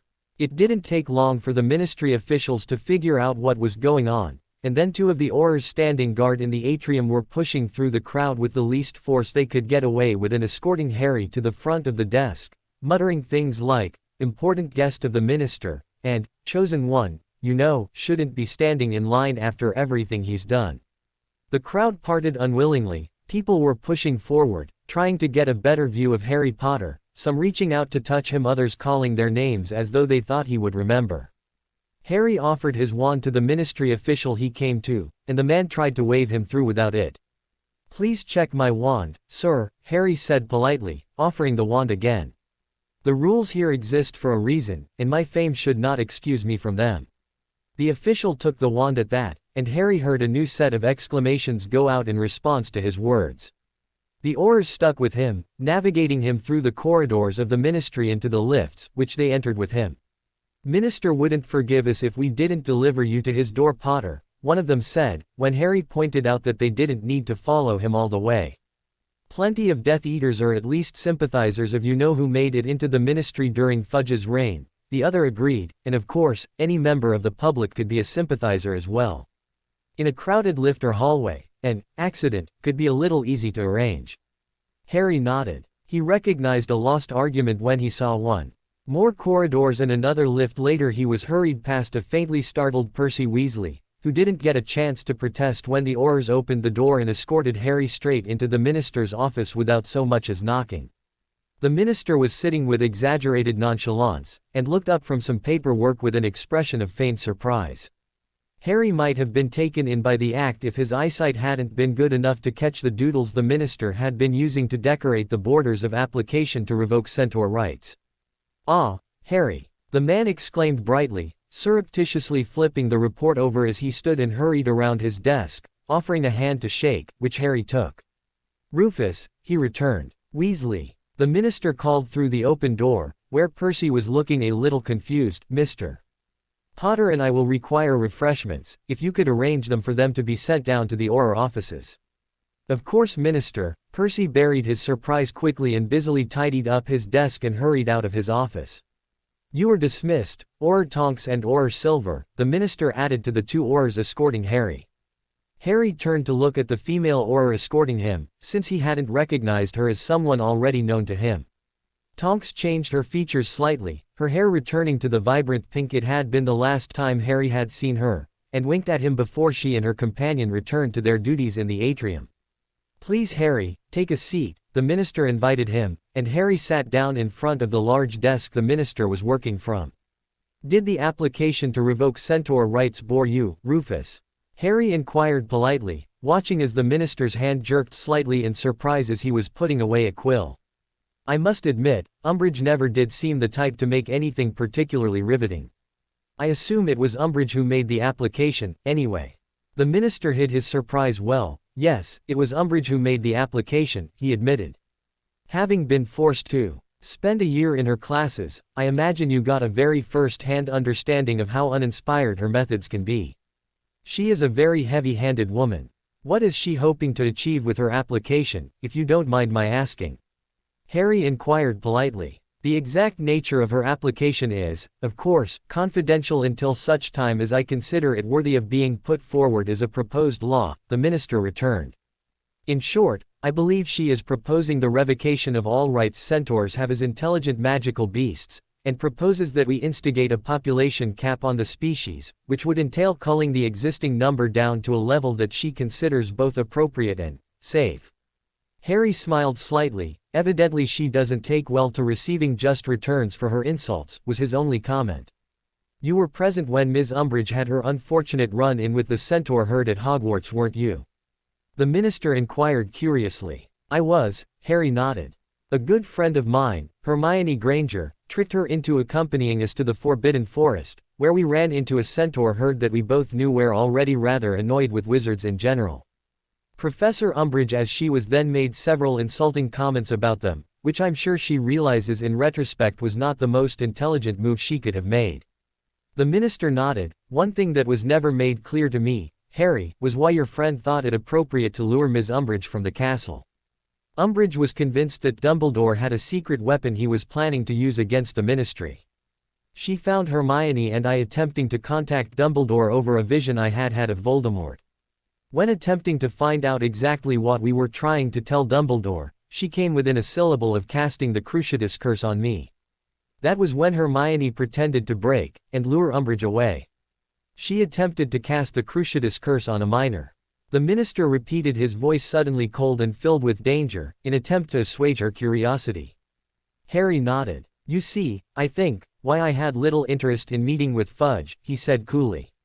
"Umbridge also confessed to me that she had ordered the presence of the two Dementors that attacked myself and my cousin earlier that year, in order to try and get me expelled for using magic. That has been fairly indicative of my experiences with the Ministry up until now." The minister closed his eyes briefly. When he opened them again, they were full of cold purpose. "You have my word, Harry, that Dolores Umbridge will pay for her crimes against you and I suspect a number of your schoolmates." "Thank you, Rufus," Harry returned. "I suspect, though, that our conversation has veered slightly from its intended course." "Only a little," the minister stated. "I had intended to spend at least a little while discussing how to improve ministerial relations with you. I had no idea the previous administration had done so much damage. I must admit to some level of surprise that you could bring yourself to meet with me at all. I feel that it is important to present a united front in the war against Voldemort. You, Dumbledore and I must at least make every appearance of being on the same side. The public will need that reassurance in the days to come. While I could not have brought myself to support Fudge's administration, you were an unknown as far as I was concerned, and therefore worth a chance." The minister smiled. "I am glad you did give me that chance, and I agree with you entirely. We need to be as united as possible against Voldemort if we hope to survive this war. I just wish that Dumbledore would see fit to acknowledge that as well. I am working on convincing him of the necessity," Harry assured him. The minister gave a pleased smile. "Excellent," he said. "We will have to make time for a chat about the other mistakes that Fudge made regarding you sometime soon. I intend to put right everything he jeopardized with his behavior, especially your relationship with the Ministry. But for now we have other things that need attention," Harry continued, standing as the minister did. "Indeed. I thought we could take a trip down to the Department of Magical Law Enforcement and give you a quick tour. There will be some members of the press there," the minister added a warning, remembering how media-shy the young celebrity could be. "Thank you for the warning, Rufus, I had expected as much." We already touched the fact that you will want to publicize the steps you are taking to mend the fences with me on behalf of the ministry, Harry said, perfectly calm. The minister nodded. After you, Harry, he said, gesturing to the doors. Harry stepped out and the minister followed. Percy jumped to his feet when he saw his boss, ready for whatever the minister might need from him. I will be back in an hour or so, Weasley, Scrimgeour informed him, and Percy nodded quickly. I'll hold the fort while you're gone then, he said importantly. The minster looked like he was hiding a smile as they left the office. You kept Percy on after Fudge left then? Harry asked. In the end, yes. He is a very interesting young man. He's not your run-of-the-mill sycophant. As long as I am his boss, he will agree with everything I say and do, rather than pretend to and go from there. As far as he is concerned, I can do no wrong at all. It makes him a very dedicated employee, although I hope that he will grow a backbone sometime. Percy always has been a blind follower of authority, Harry agreed. Also, Rufus, you should tell me what it is exactly that you are hoping to achieve from the cleverly disguised press conference we about to hold. I do like to know what I'm getting into. Of course, Harry. This isn't a particularly official visit, I'm sure you realize. We aren't aiming for over-publicity on this particular occasion. I am going to show you around the Auror headquarters and introduce to some of our best people in this field. If you could address me by name where the reporters can hear, that would be excellent, but really just be yourself. Harry nodded. Today they were going for a subtle approach. Harry would be fairly impressed with the Aurors and be casual about addressing the minister by his first name, which should be more than enough to keep the minister happy. If he could find an opening to suggest some form of improvements for the Aurors, that would be even better, as it would further his own ends. He and the minister were both quiet as they walked toward the Department of Magical Law Enforcement, considering how the upcoming meeting would work in their favor. I have warned the Aurors about our visit, the minister said as he paused in front of the door that Harry knew led into the Auror offices. I did, however, ask that they not give away that they were expecting it to happen today. Harry nodded. Let's do this then, he said. Scrimgeour nodded, and pushed open the door to the Auror quarters. Both he and Harry blinked when it revealed a room full barely organized chaos. Aurors were rushing around the room, rapidly sorting themselves into groups. One member of each group was enchanting random objects that Harry suspected of being portkeys, another was calling out a quick roll call. Within each group they were divided into pairs, and each person was checking their partner's gear quickly. The minister took a quick look around and strode over to one of the Aurors not forming part of a group. Auror Shacklebolt, report, he demanded. Harry walked behind the minister, wondering if this was part of the show or if something unexpected had occurred. Just received a report, large-scale Death Eater force moving to attack a small Muggle settlement just outside of London, sir. Shacklebolt's voice was utterly serious, and Harry knew immediately that this was no show put on for his benefit. I have dispatched 4 squads, 2 will attack the Death Eaters outright, 1 will immediately set up anti-apparition and anti-portkey wards, as well as prepare to deal with the injured, and the 4th will proactively remove any Muggles from the line of fire, and assist with clean-up. The Unspeakables have been notified and a squad of Obliviators will be heading to the location to assist with clean-up. Scrimgeour gave a sharp nod. Good work, Auror Shacklebolt. I had hoped to show Mr. Potter around the department, but perhaps it isn't the best time right now. Even as he spoke, the 4 squads activated their portkeys and vanished from sight. The noise level in the room dropped dramatically. We should be fine for a quick tour of the office, minister, Shacklebolt said, and turned to the woman standing next to him, a reporter to judge by the rapid notes she was taking. Congratulations, Mrs. Goldfinch, you just got to witness firsthand our revised response deployment program. It is the goal of this program to ensure that squads are deployed to crisis areas within 5 minutes of receiving an alert. We are currently able to send out up to 10 squads of Aurors and Hit Wizards, fully briefed on what role they are to play in the attack. The 4 squads you just saw leave are the largest single force we've sent out to date, but we have the other 6 squads ready should they require backup, or if another alert is received. We hope that by the end of this year to have increased that number to 20, and have a large number of recruits currently being trained in the effort of reaching this goal. Excuse me, Auror Shacklebolt, Harry interjected politely, and gave the order member a swift smile when the man turned to face him. I couldn't help but overhear your comments to Mrs. Goldfinch in attempting to get so many new Aurors on the scene so quickly. you won't be taking any shortcuts in their training, will you? Shacklebolt returned his smile, not at all. The new recruits will be completing a more rigorous training program than the one they would previously have been put through, and any who fail to make the grade at the end of it, will simply repeat the program until we are certain that they are up to standard.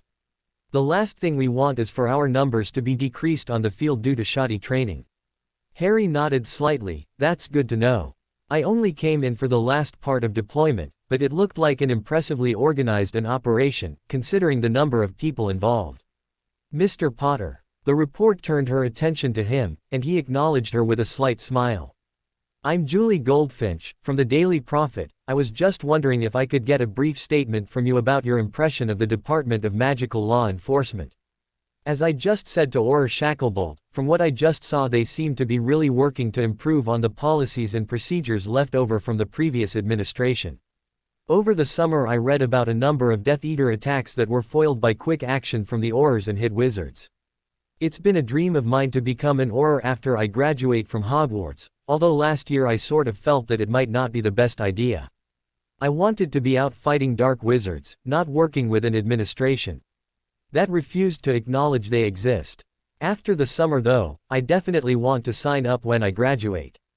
Mrs. Goldfinch was scribbling frantically, trying to get all of Harry's words down even as she asked her next question. A lot of people thought you might want to start playing Quidditch on a professional level once you leave Hogwarts. What are your thoughts on that front? Harry gave a slight shrug. Quidditch is great and I really love it. I'm not sure I'm good enough to be recruited by a professional team, although it would obviously be really cool if I was. I guess it really depends on what's happening with Voldemort. He ignored her violent flinch, and the less obvious responses from the other people within earshot. If the war is still going, then I will definitely want to put everything I have at my disposal into fighting him, but if he's already been dealt with, and a pro team asks me to join, then I might put becoming an Auror on hold, at least for a little while. What do you say in regards to the speculation about your being the chosen one? The reporter pressed. Rumor has it that you were in the Department of Mysteries to learn about a prophecy concerning you and he who must not be named. I was in the Department of Mysteries because I had been led to believe that a good friend of mine was in danger, Harry told her firmly. I came to try and rescue him, but it turned out to just be a ploy of Voldemort's. As to the chosen one nonsense, you shouldn't believe everything rumor says. But, Mrs. Goldfinch, Harry stopped her with a raised hand. I am at the ministry today visiting with Rufu the minister, and while we were talking it came up that I have always wanted to be an Auror. Minister Scrimgeour offered to show me around the Auror headquarters and introduce me to a few of the top people in the department, which is why I am here. I believe you are here to have a bit of a tour as well. Perhaps we could do so together, and save the questions you have for me for another time. Oh, yes, of course. She managed to hide her disappointment at being cut off well, and Harry turned back to the minister. Where do you think we should begin, Rufus? Harry asked, deliberately using the minister's name now that he wasn't talking to the reporter. Scrimgeour smiled approvingly at him. A good place to start, I think, would be Auror Kingsley Shacklebolt, the minister replied, gesturing to the huge black man, quite unaware that Kingsley and Harry had already met. Auror Shacklebolt has taken over from me as head of the department, and is responsibly for implementing the new policies that the ministry has been issuing in regards to law enforcement. He and I, along with several other members of the department, have frequent meetings to discuss how best to improve this department.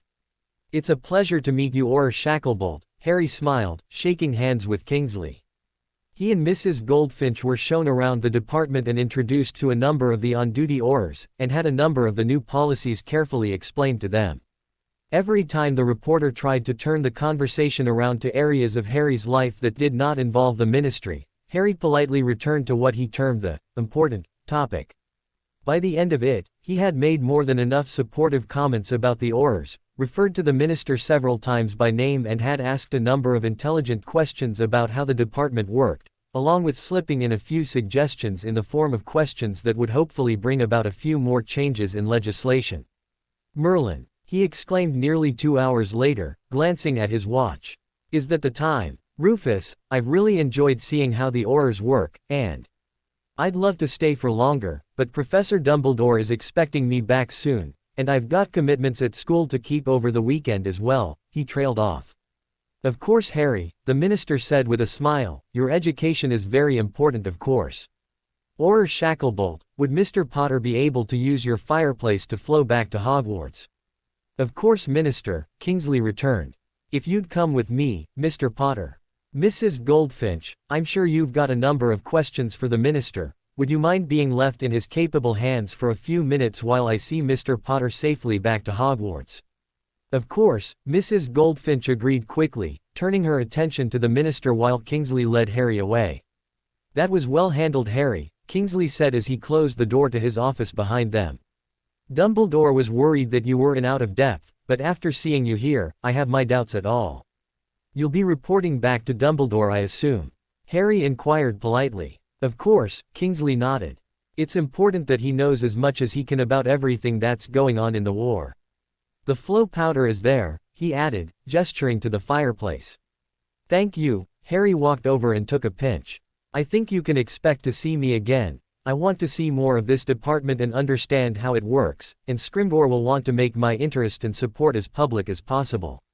Kingsley nodded again. Next time I will see if I can organize some of my Aurors to have some mock duels with you, might teach you some new tricks. I'm sure the minister would be delighted at such a suggestion, as long as you were interested. That would be brilliant. I need more practice at dueling, Harry agreed immediately. I look forward to meeting you again, or Shacklebolt, he added, tossing the powder onto the fire. Hogwarts School of Witchcraft and Wizard, he said clearly, and moments later found himself stumbling out of the fireplace in the headmaster's office. Not where he'd hoped he would end up, but no matter.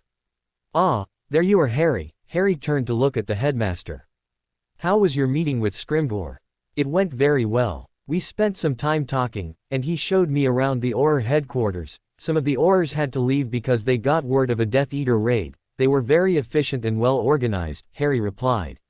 Kingsley was there for most of it, so I'm sure he can give you a better report when you see him next. Are you sure you know what you're doing, Harry? Dumbledore asked him. Harry paused, actually considering the question very carefully. Yes, he said finally. Do you remember what you told us, after the Tri-Wizard tournament, after I'd watched Cedric die and Voldemort be reborn? Dumbledore looked slightly confused. You told us that we had to unite, that Voldemort thrived on dividing people. I am doing what I can to present a united front to Voldemort, one that won't break at the first push from him. Considering it was your advice in the first place, I'm surprised that you aren't doing the same. Dumbledore frowned slightly. This was not the response I was expecting when I gave that advice. I'm sure you realize that. I suppose you meant that we should all unite behind you? Harry asked pointedly. It doesn't matter who leads the fight, Dumbledore, as long as everyone is on the same side. If we try to fight this war on two fronts, then we will lose. I certainly won't pretend that I agree with everything that the ministry does, but I can support the things I do believe in, and maybe by doing that I'll be able to get some of the things I really don't believe in changed for the better. I obviously can't talk you out of this, but please, Harry. Be careful, Dumbledore implored him.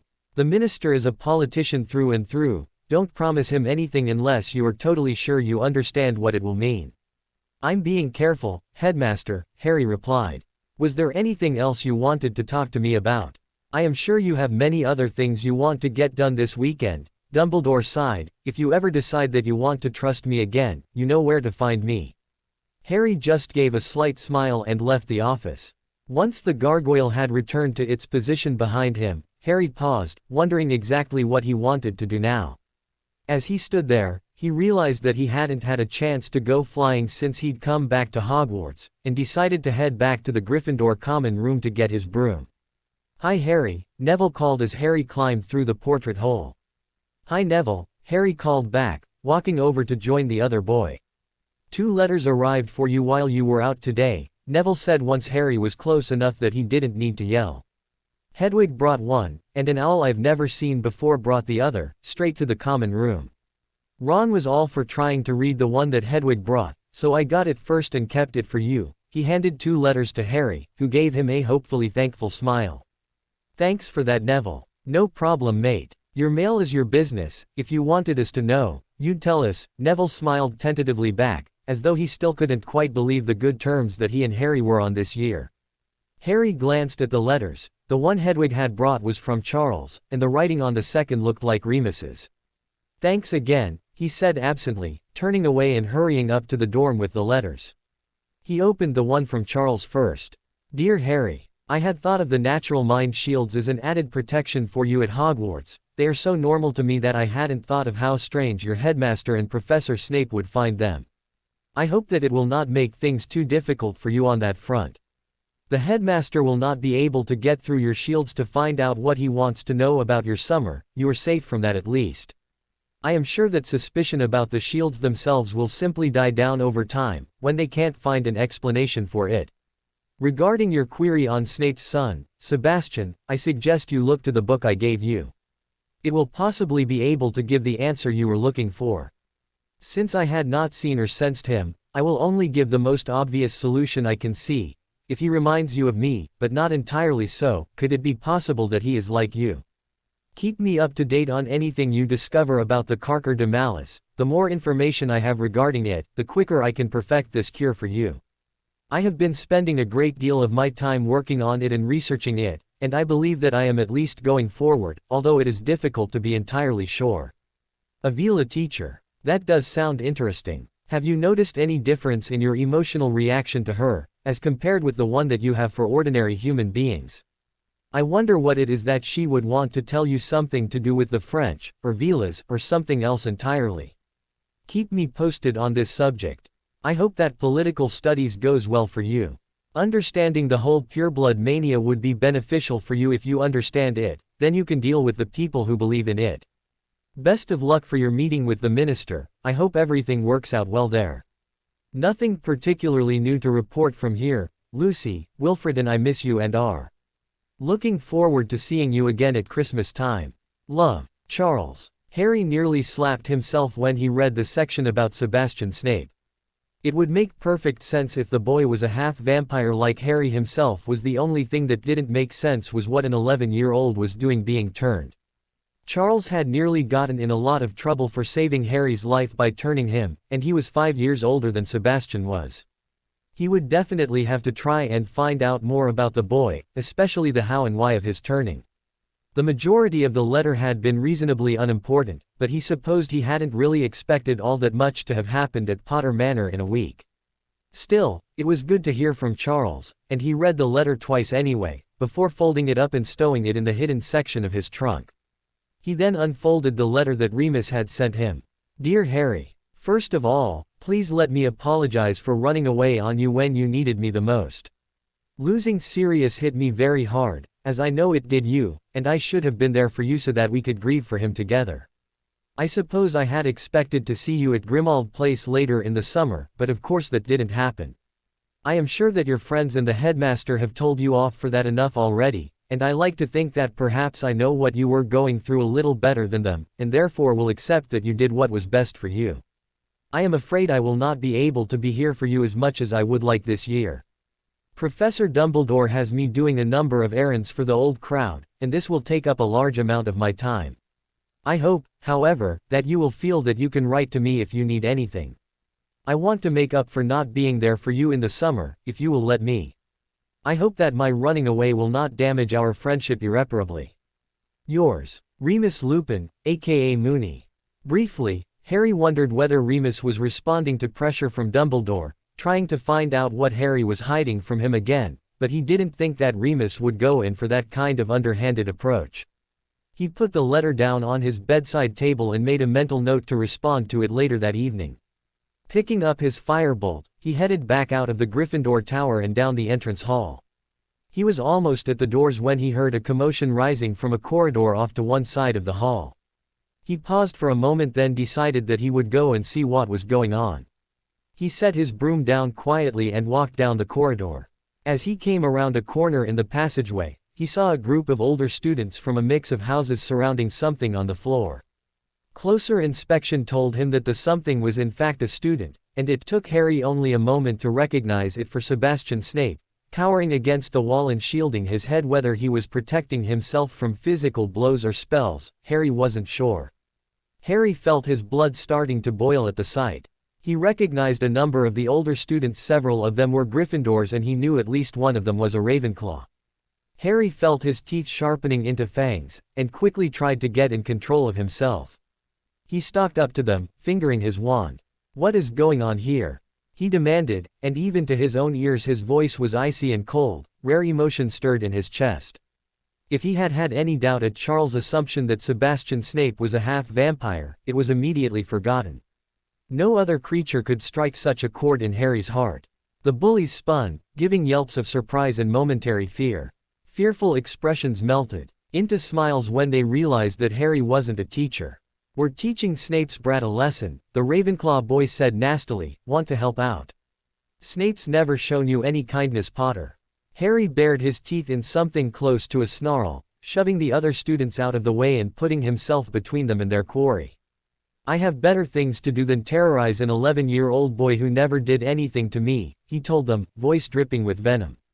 The students stepped back from him in surprise. This wasn't the response they'd expected.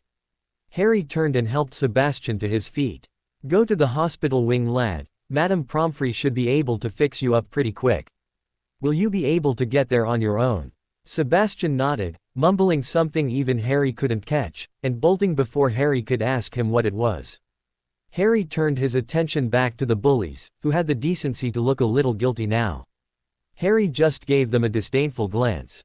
"You disgust me," he informed them shortly.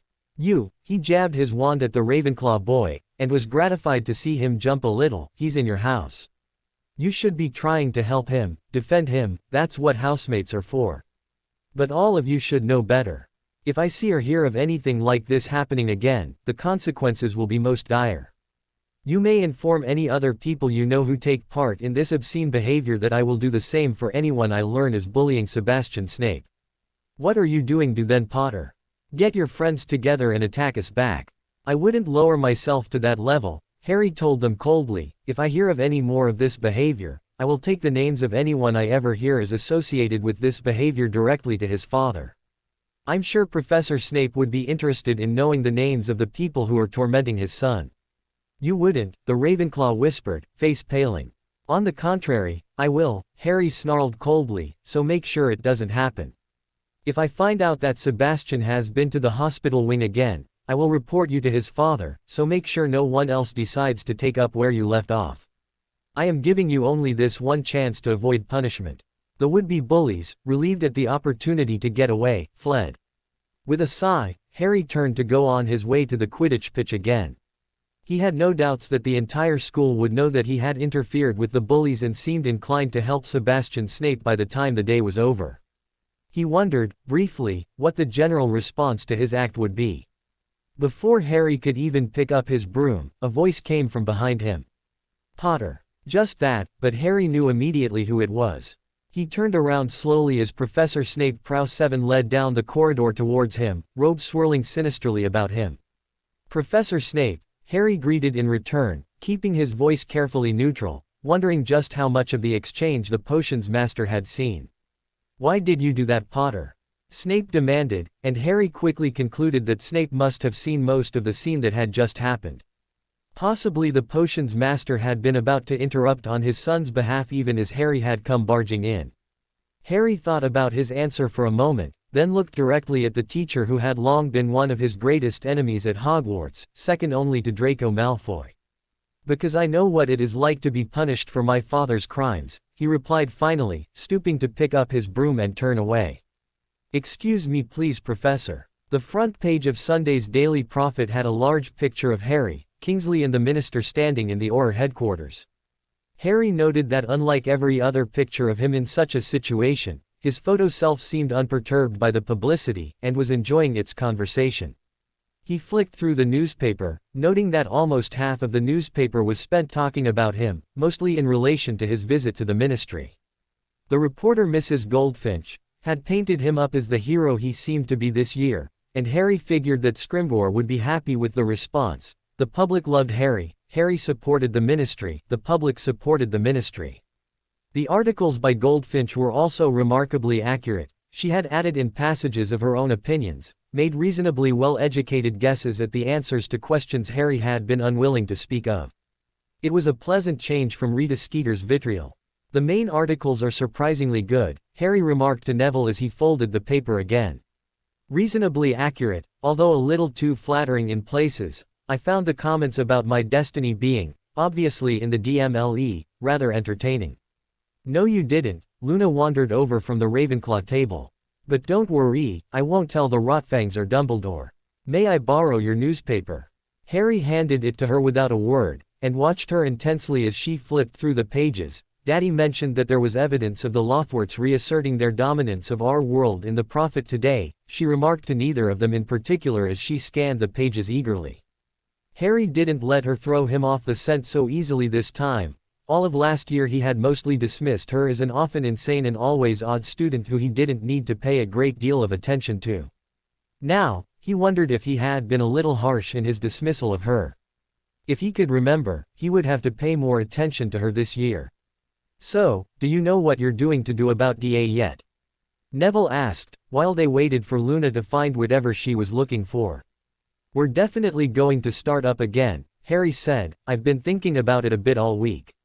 I know that Professor Delacour said that we'd be doing some work with offensive and defensive spells, counter curses and that sort of thing, but she also has to cover other things that won't necessarily be useful in a battle with Death Eaters.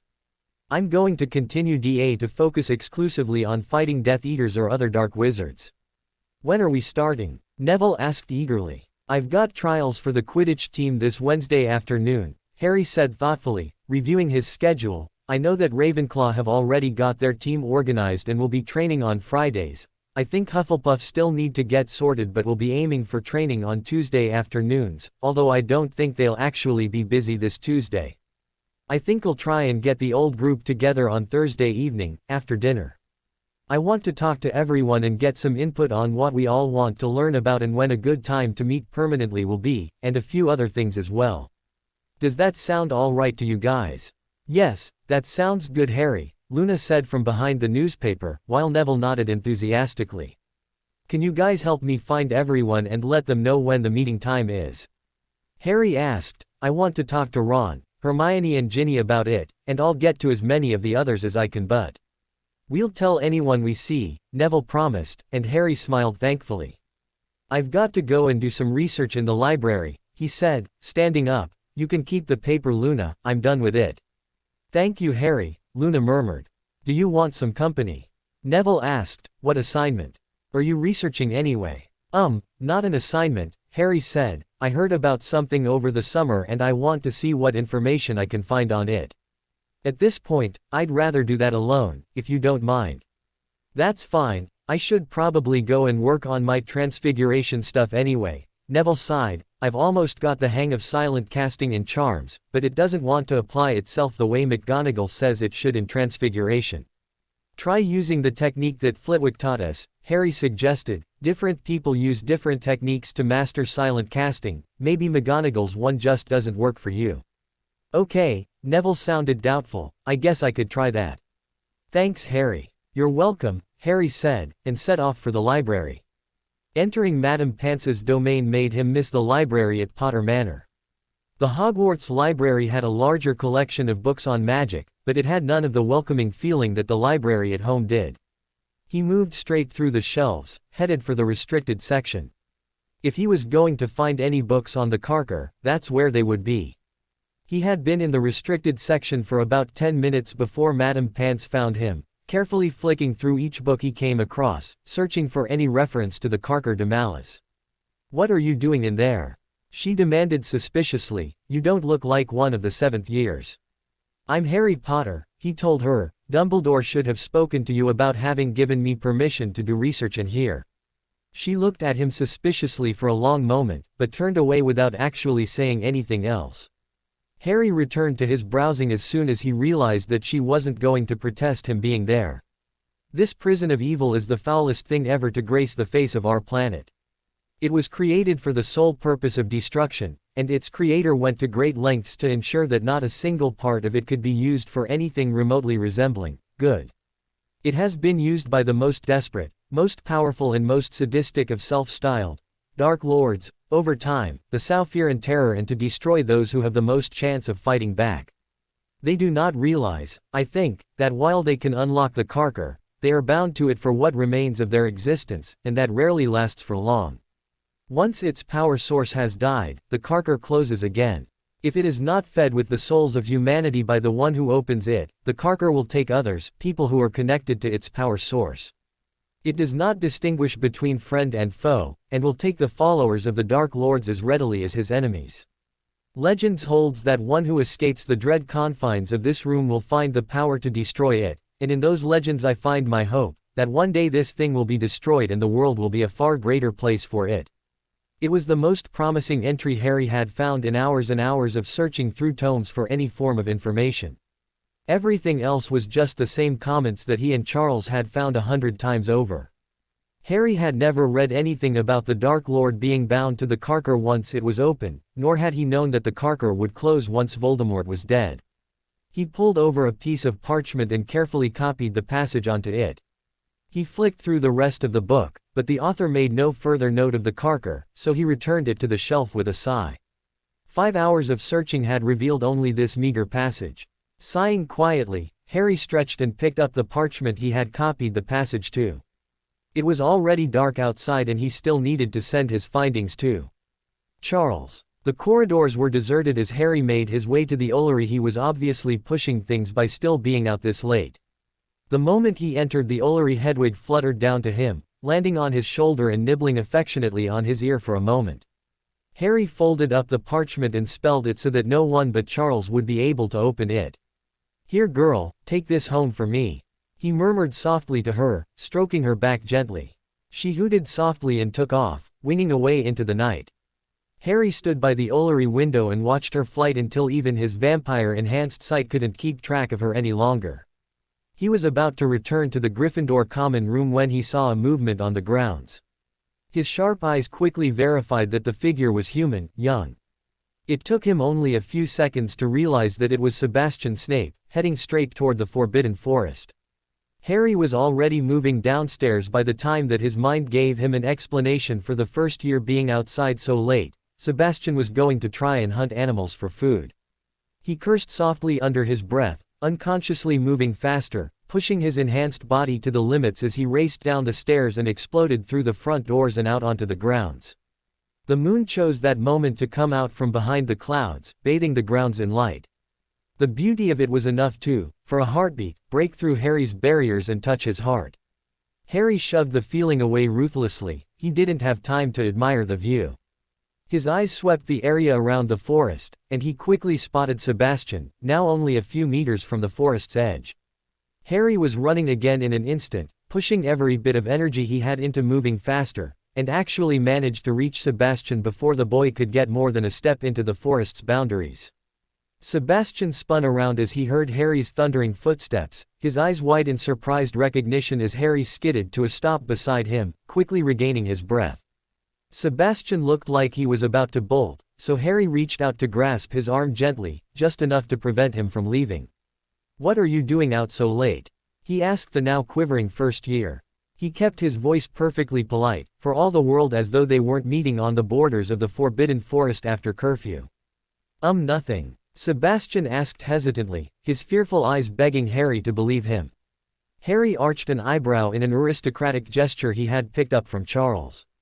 "You are in the Forbidden Forest, at night of all stupid times to come out here.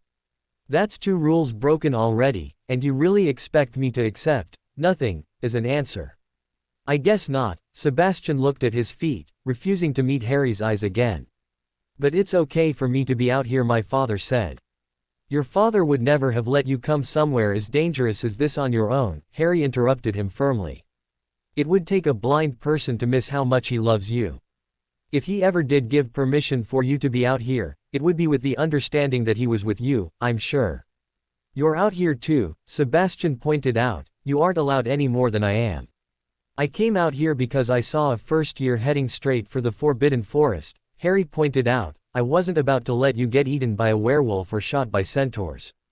There are a lot of very good reasons why it's called the Forbidden Forest, and trust me, I know most of them." "Are you going to tell my dad I was out here?" Sebastian asked, twisting one foot nervously behind the other and still looking at the ground. "Or my head of house?" That depends. If you tell me why. You're out here and I think it's a good reason, then I'll be quiet about seeing you out here as long as you stay quiet about me coming after you. I've broken a lot of school rules because I felt I needed to, so I can respect when someone else breaks them for a good reason as well. Harry figured that it wouldn't hurt to try and get Sebastian to tell him the truth without too many prompts from Harry. For the first time, Sebastian looked up and met his eyes. You wouldn't understand, he said quietly. Why wouldn't I understand? Harry gave a mental cheer. You're the boy who lived. Father says you grew up pampered by your relatives and that all the teachers here at Hogwarts bend over backwards to avoid punishing you for breaking the rules. I bet you never had anything bad happen to you. Sebastian, have you forgotten how I got the name the boy who lived? My parents were murdered and I was nearly killed as well, Harry pointed out. I think that counts as being pretty bad, don't you? He tried to keep the topic light, he didn't want to scare Sebastian away. Oh, right, well yeah, that would have been pretty horrible. But father says that your relatives would have raised you like a prince. Your father doesn't know me half as well as he seems to think, Harry said, smiling wryly. Up until my Hogwarts letter arrived, I slept in a cupboard under the stairs. My relatives rarely fed me and frequently locked me up in there as a punishment.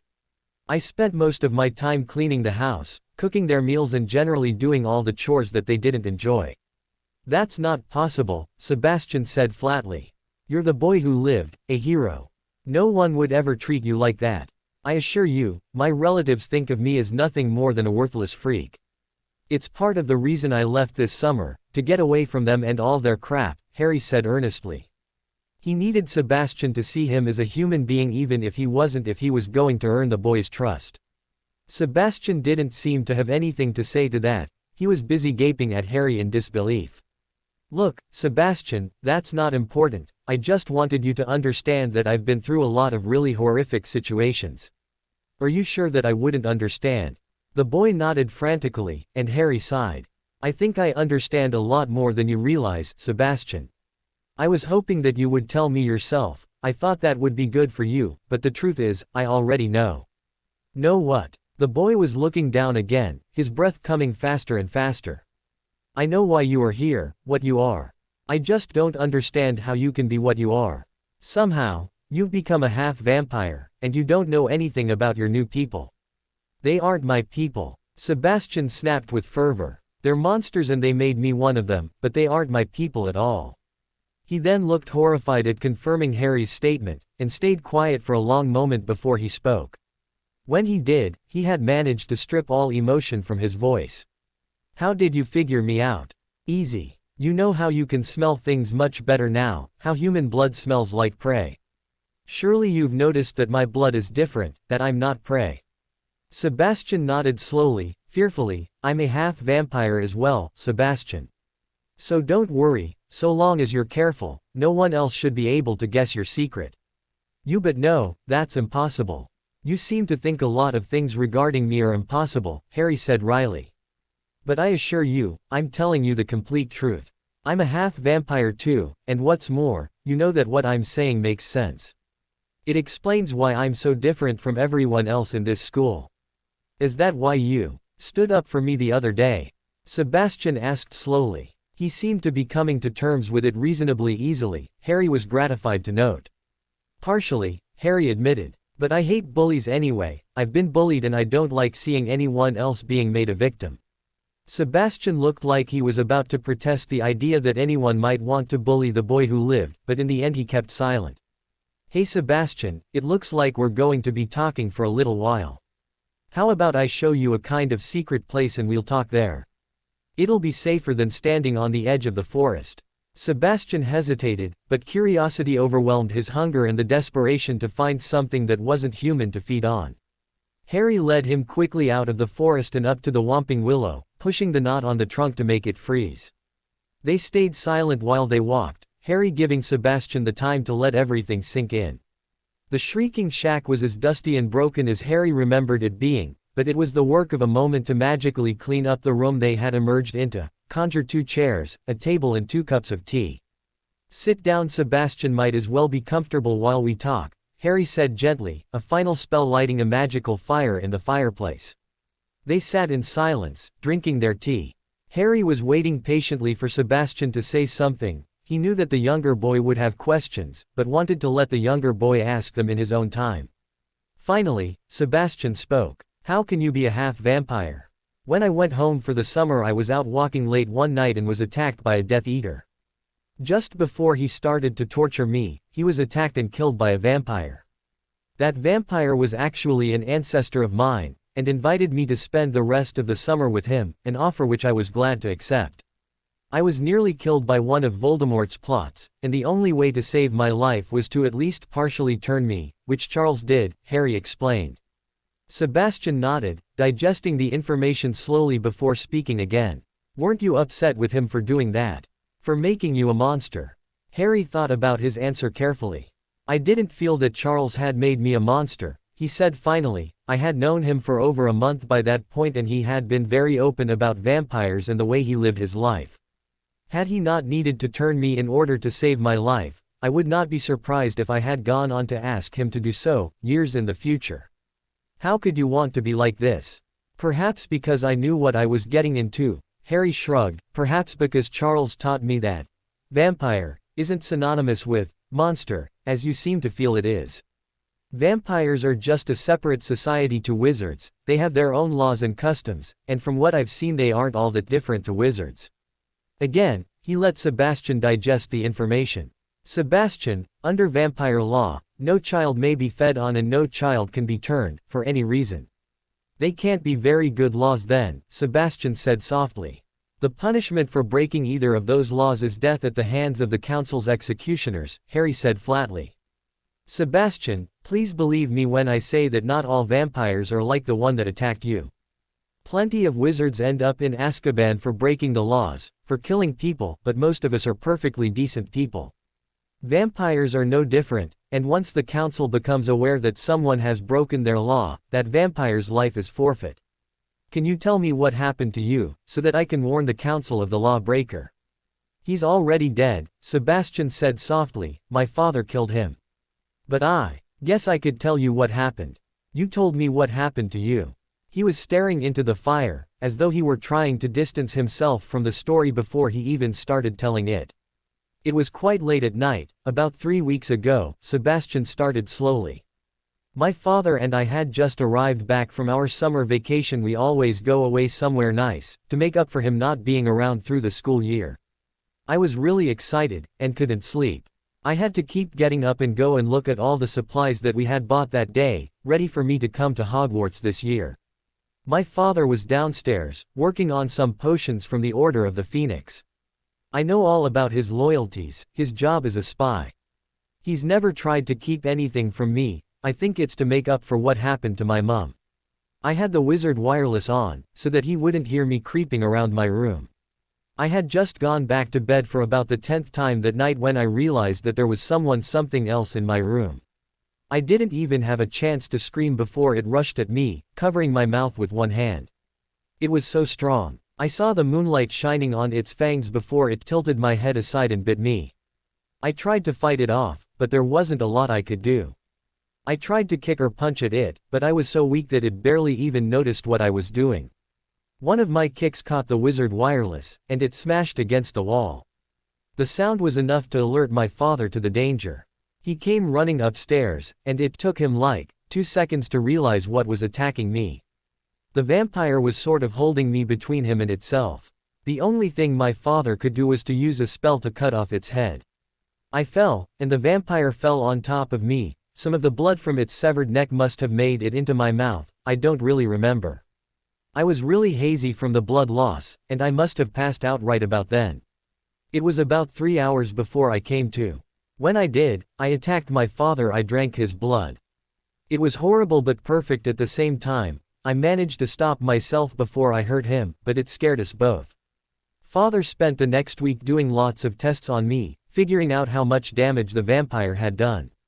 In the end, he realized that I wasn't a full vampire, but wasn't fully human anymore either. He decided that the changes in me would be easy enough to hide, and that we wouldn't tell the headmaster or anyone else what had happened to me. He is going to try and find a cure, to make it all go away and make me human again. Everything was going pretty well, until a few days ago when I started getting hungry again. At first I thought I just needed more human food, but no amount of eating could stop the cravings I was getting. The only thing that came close were the blood pops that my father bought me, and that was when I realized that I needed to drink blood again. Sebastian fell silent, and Harry's heart went out to the boy. So you were out trying to find animals in the forest to feed on then? Sebastian nodded. It wouldn't work, Sebastian, I'm sorry. We need human blood, not animal. It won't slake your thirst for blood at all, might even make it stronger. And most of the animals in the forest are thoroughly tainted by magic, their blood could easily kill you. Oh, Sebastian looked down, but his disappointment was plain. So I'll need to find a human to feed off. Yes, Harry nodded, and sighed. I was lucky enough to be turned in a place where there were 2 human staff who were more than willing to let me take a little of their blood. I know they did the same for Charles, when he really needs it. Would your father let you feed from him again? Sebastian looked horrified by the very thought, and Harry sighed. Speak to your father, see if he can come up with any solution for you. I don't want to tell him that I need to drink blood. Sebastian cried. He's your father and he loves you.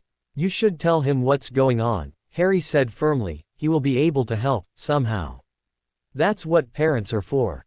I guess. You also need someone to teach you about vampires. You may not like it, and it may be totally against every one of our laws, but you are one of us now, and you need a mentor. You will have to be introduced to the council as well, but I think we might have to wait a little while before doing that. Sebastian nodded frantically, and Harry sighed. You need a lot more time before you'll be ready for that, I think. And something tells me that you aren't going to want to go anywhere near another fully fledged vampire, so I guess that leaves me with the job of looking out for you. Really? Yes, really. Someone needs to teach you how things work in your new world. Like I said, there are a fair few laws and customs and you'll need to know them all, the same as I did. Sebastian tried to hold back a yawn, but Harry saw it. But that can all wait, I guess. We should go back to the castle and you should get some sleep, and talk to your father. I'll get in touch with you in a couple of days and we can talk again, alright? Alright, Sebastian nodded. Harry led the way back up to the castle, and insisted on walking Sebastian right to the Ravenclaw common room. Outside the common room they paused. Sebastian, when you talk to your father, could you not mention my name? This is my secret, and I would really rather it stayed as close to me as possible. I told you because I thought you needed to hear some of my story, but I don't want anyone else, not your friends and not your father, to know, alright? I won't tell anyone about you if you don't tell anyone about me, Sebastian offered. Except Charles, since he already knows, I suppose. No one at the castle, anyway. It's a deal, Harry nodded, and the 2 of them shook hands to seal the deal. Sebastian opened the entrance to the Ravenclaw common room, and a prefect immediately came over to see what a student was doing coming into the common room so late after curfew. Harry explained quickly that Sebastian had gotten lost and Harry had shown him the way. Thanks for bringing him back, Potter, the prefect said. I was starting to worry about him. Come on in, Sebastian. It's long past curfew. That done, Harry headed up to the Gryffindor Tower, where Hermione was waiting for him with a frown on her face. Harry, it's way after curfew, she said sharply when Harry came through the portrait hole. I found a lost Ravenclaw student, and thought it would be a good idea to make sure he made it safely back to his common room. Harry reassured her. I can probably take care of myself. If there were any nasties out in the corridors, he wouldn't have been able to. Hermione deflated a little. Oh, well, I suppose that's all right then, but you probably should have taken him to a teacher and gotten them to walk you back here, she pointed out. I'll remember that next time, Harry promised as sincerely as he could manage, which just made Hermione give him a very knowing look. She knew him well enough to know that he didn't go to authority figures unless he really had to. Anyway, I was looking for you because Ron is finally getting over this summer. He wanted to talk to you, but then we couldn't find you. He's already gone to bed, I think. Maybe you could talk to him up in the dormitory, she suggested. I'll go and see if he's still awake, Harry promised, heading quickly upstairs. It would be good if he could mend the fences with Ron before he got his emotions back, otherwise he would probably get angry with his friend for being so childish. Ron was pacing around the dorm when Harry opened the door, and the 2 of them met eyes briefly. Ron stopped pacing and Harry stepped inside and closed the door behind him. The silence grew uncomfortably until Ron shifted his weight and started. "I don't like that you won't tell us what happened over the summer." Harry shrugged. "I knew you wouldn't like it. I'm really sorry about that, but I've got to do what's right for me," he said. "Will you tell us, ever?" "Ever. Probably. But I don't know when I'll be ready." Ron nodded slowly. "Did you tell Neville?" he asked suddenly, suspiciously. "I haven't even told Dumbledore, and believe me, he's tried a lot to get me to," Harry said. "I'm not planning on telling anyone for a long time, but when I do, you and Hermione will be among the first." Another nodded. The silence grew. Finally Ron sighed. "I'm sorry I've been such a prat so far this year. You always used to trust us, and we were so worried about you over the holidays. I guess I just thought that everything would go back to normal when we got to school and it hurt when it didn't. Do you think can we still be friends?" He said the last past in a rush. Harry knew that it was difficult for Ron to talk about his emotions, so the short speech was even more amazing for that. "Of course we can still be friends," he said, injecting as much warmth as possible into his voice. "You've always been my best friend and that's not going to change. Just leave the summer alone, all right? It's my secret and I need you to respect that." Ron nodded quickly. "I can do that," he promised. "Wanna go have a game of chess?" "Please," Harry said. Playing with Ron wouldn't be the same as playing with Charles, but Harry had found himself missing the nightly chess games more than he thought he would over the past week. Ron looked surprised but gratified by Harry's fervent acceptance of the game. As they settled down in front of the fire, Harry smiled. The first week of school was over and done with now, and it looked like everything was going to be all right. Ron was back on side, and he had spoken with Sebastian. It was a shame that he had already sent Hedwig to Charles. He wanted to talk to his sire about the events of tonight. Ron was very surprised when Harry beat him soundly in the first game, and only barely lost the second. The two of them played chess companionably well into the night. "If I did not make it perfectly clear last lesson, I expect you to be seated with your partner at all times in my classroom," Snape hissed at them when he walked into the potions classroom on Monday. Harry and Zabini had already settled at the same desk they'd had the week before, but a few of the other students were sitting with their friends while they waited for Snape to arrive. There was a quick flurry of activity as those people went to sit in their assigned groups. Harry watched Snape interestedly as the man jabbed his wand at the blackboard and a new potion appeared there for them to work on. "My turn to mix the potion," Harry murmured, reaching for cauldron as Zabini nodded. In between steps of mixing the potion, Harry watched the teacher intently. Snape seemed to be even more caustic than usual, and was actually snarling at his Slytherins almost as much as the other students in the classroom. Harry and Zabini were the only students who were safe from his distemper, as he ignored them utterly. "Do you know what's up with Snape?" Zabini murmured to Harry after Snape turned around and walked away when he had been only a few steps from their desk. "Something happened to his kid that I didn't hear about. Couple of nights ago Snape found me defending his son from a group of bullies," Harry muttered back, stirring the cauldron carefully as he read and reread the instructions on the blackboard.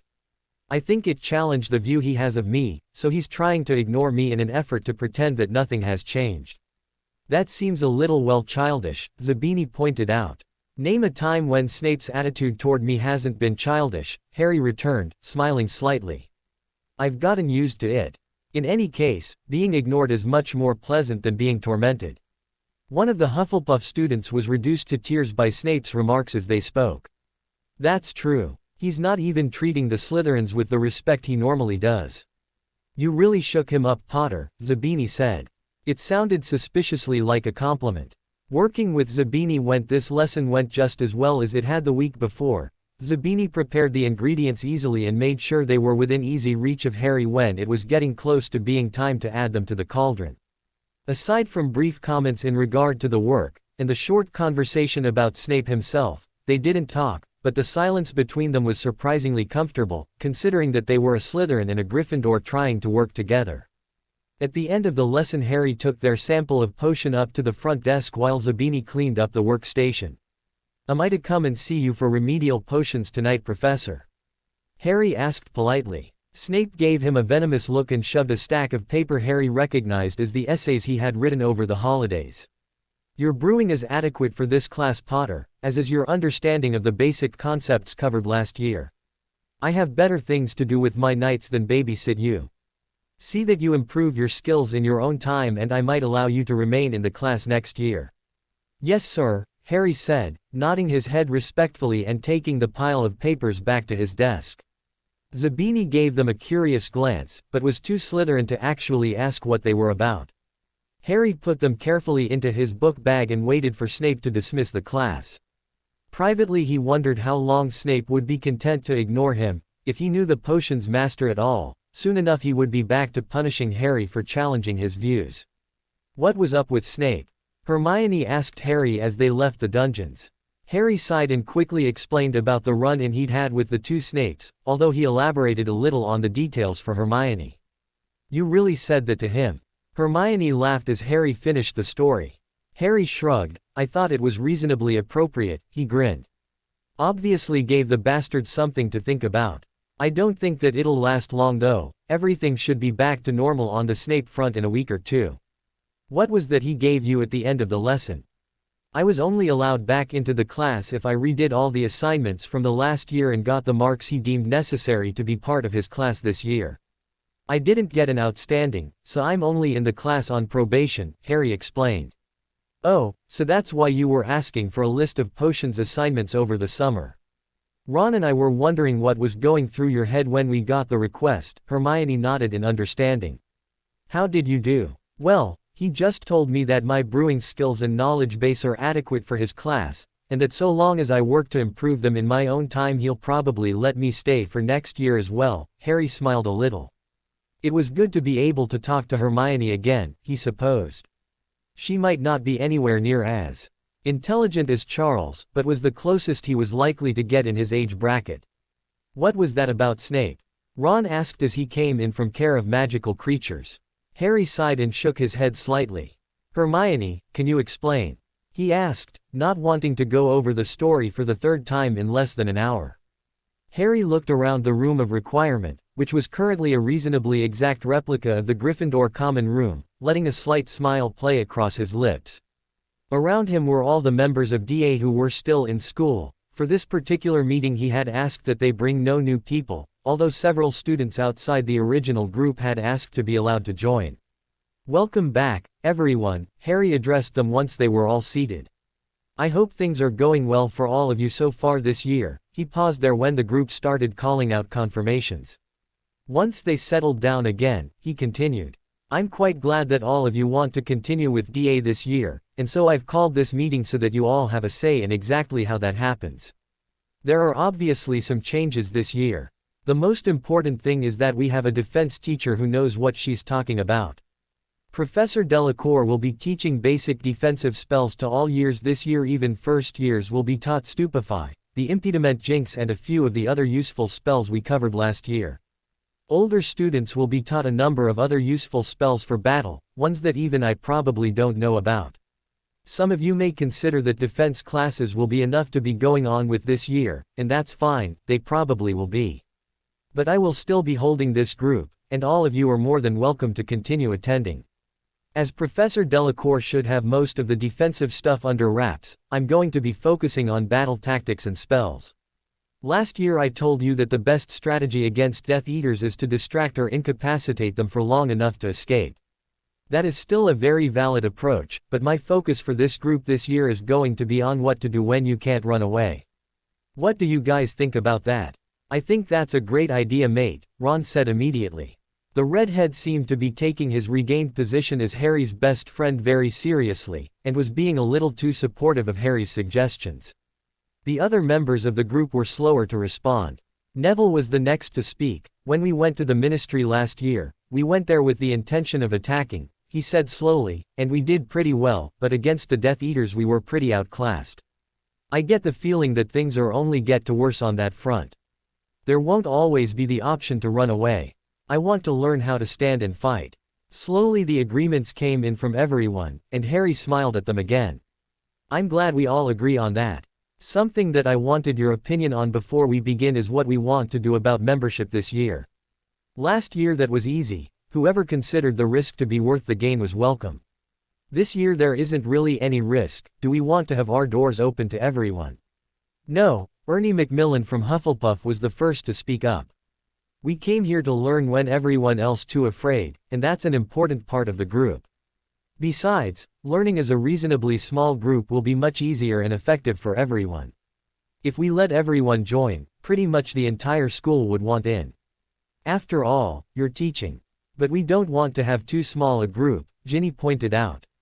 The twins are gone from the original group, and so are all of the 7th years we had. Cho Chong and Michael Corner are too busy to come this year. I think it would be better if we had a few more people to practice with, and that won't happen if we close our doors to everyone. Both good points, Harry mused. Hermione, what do you think? I think we should set a limit to how many people we want to have practicing here with us. Say, 30 people maximum. If we're going to be practicing battle tactics, I don't think we should let people who aren't at least in 4th year join. I also think that we should let new people in by invitation only. If you find someone you think will suit the group, bring them to a meeting and we'll all have a vote about whether they should be allowed to stay. That works for me, Harry said, and with his approval, everyone else quickly agreed. Harry pondered the last idea he had wanted to raise, changing the name from Dumbledore's Army to something else. He was having a number of disagreements with the headmaster this year and didn't want his group to be named after the man. On the other hand, his words to Dumbledore on the subject of unity weighed heavily in his mind. Making his arguments with Dumbledore too public would not promote unity. He decided to stay silent for the moment. All right, is there anything else anyone wants to raise in the meeting, before we move on to the first lesson? Harry asked, and was met with everyone shaking their heads before he'd even finished speaking. At least you're eager, he joked, giving them a smile. As everyone stood up, the room changed around them, from the cozy meeting place into an open area with a few targets painted on the walls. Everyone here who is in 6th or 7th year will have already learned about or mastered the art of silent casting. I'm going to start off by trying to teach everyone this technique. Who here thinks that they know it well enough to use in battle? Not even the 7th years raised their hands, which was slightly disappointing but not exactly surprising. All right, well, I think it's pretty obvious why I want you all to master this technique. In battle, if you are shouting your spells, your opponent will know what's coming at him or her and will have more time to react. If you cast a spell silently, they will have less time and will have to spend it trying to figure out what spell you've sent at them. Just so that you all know, Death Eaters do not make use of this technique when they are fighting, or if they do, it's not very often. I figure that either this is because they are stupid, because they enjoy the terror inspired by the spells they choose to use, or because they feel that their spells will be less powerful if they cast them silently. Or a mixture of both, which would make more sense. I did a lot of reading over the summer and it seems to be a fairly popular myth that the more volume you put into casting a spell, the more powerful it will be. This is not exactly true. The more intent you have behind the spell, the powerful it will be. If you really mean a spell you cast, it makes sense to shout the incantation. You can achieve just as much as intent without actually speaking.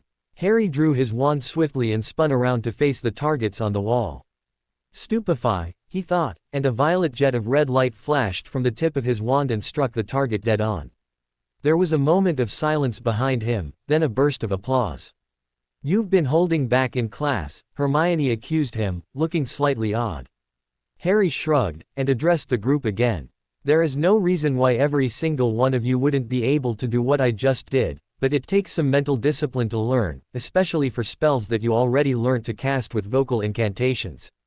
The rest of the lesson was spent with Harry going over his own method for silent casting, as well as outlining the explanations that McGonagall and Flitwick had used.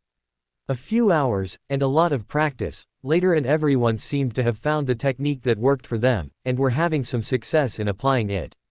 At this point, Harry called a halt. All right everyone, that was a great first session I think. As he spoke, the room obligingly changed back to the common room replica. At this point I'm going to be holding these sessions every Tuesday night, so try to keep that time free. I'm not going to be able to change the time for one person if you want to do something else on that night, so try not to schedule anything. If another group starts up at the same time, you may have to choose between the two, but we can talk about it as a group and maybe decide to change the time of this group. Remember what we decided about bringing new people in. From now on, we will have a brief meeting at the beginning of every session starting from next week, and we can discuss new people at that point. If you have anyone in mind, bring them along next Tuesday and we'll see about getting our numbers up. If you can, try and practice silent casting as much as possible before next week. I don't want to spend too much actual session time on it, but it's something that's going to be very useful for you.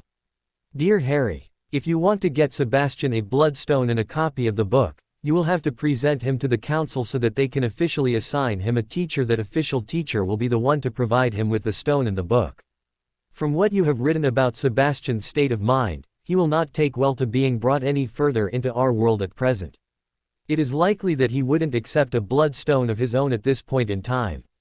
I suggest at this point that you simply show him your copy of the book, if you can convince him to continue talking to him. Do what you can to make him comfortable with what he is now, and let him decide how far or fast he's ready to move forward. As it is a crime to conceal the existence of a new vampire from the council, and I am already under investigation for turning you, I have informed them of his existence but not the specifics of who and where he is. My work on your cure continues to move forward, but the going is still slow. If I achieve any particular results from it, I will let you know immediately. So far the media response to your meeting with the minister has been very positive. I am sure that he is pleased with the good press that the ministry has been getting so far this week. I look forward to hearing from you regarding further meetings and how you felt they went. I hope you will continue to keep me up to date with any further news from Hogwarts. I hope your first meeting with your group goes well, and that tryouts for Quidditch are a success as well. All my love, Charles. Being captain of the Quidditch team wasn't nearly as awesome as it should have been, Harry decided on Thursday evening. It had started raining just after he had woken up that morning and hadn't let up all day. It was still pouring. Harry and his teammates had been soaked to the skin within seconds of leaving the castle. Think we'll have many people show for tryouts?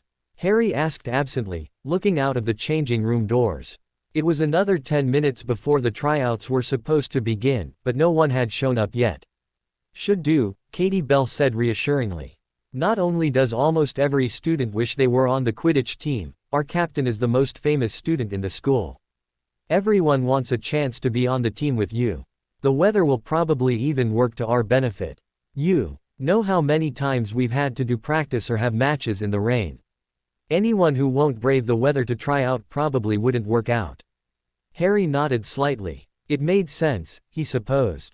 If the weather had been fine, he would have wagered high on every Gryffindor student who could even ride a broom showing up for the tryouts. Slowly, a reasonably crowd of students assembled on the pitch, most of them clutching brooms and shivering in the wet. Come on team, Harry ordered once it reached the time he had set for the tryouts. His teammates groaned dramatically, but followed Harry out into the rain. Harry looked over the reasonably sized crowd of students. In spite of the weather, several students he recognized as first years were present. First things first, could you all mount your brooms and do 2 laps around the pitch? A quick spell was enough to make sure that Harry's voice could be heard over the pounding of the rain. As he suspected, several of the students couldn't even manage to mount their brooms, let alone complete the 2 laps without falling off their brooms. Okay, thanks for coming down here in the wet anyway guys, Harry smiled at them. They had wasted his time, but he had to get used to treating even, or especially, the people who annoyed him with kindness and respect. A quick couple of spells created a covered area with a table of hot tea courtesy of the house elves in the kitchen, and Harry sent the failed students over there to warm up a little before they returned to the castle. Harry turned back to the people who had managed to complete the 2 laps, and noticed the longing looks they were sending in the direction of the tent. Another few charms set up a secondary tent, for the people who were still waiting to finish trying out, and the hopefuls happily got under cover. There were a wide range of students of all heights, weights and ages. All right, everyone who is trying out for Chaser, please come over here, Harry ordered, and a reasonable number of students came forward. You are each going to take a turn at defending the hoops. Katie Bell and Ron Weasley will be testing your ability to guard the hoops, Harry stated, murmuring in an aside to Ron, I'll get Ginny to help Katie test you when it's your turn mate. I know you do reasonably well as a chaser. Ron nodded. He and Katie took off quickly and passed the quaffle to each other a few times for a warm-up while they first keeper hopeful took off. Harry watched intently as each person took their turn guarding the hoops. Ron went last, and he did as good a job as any of the others, Harry decided.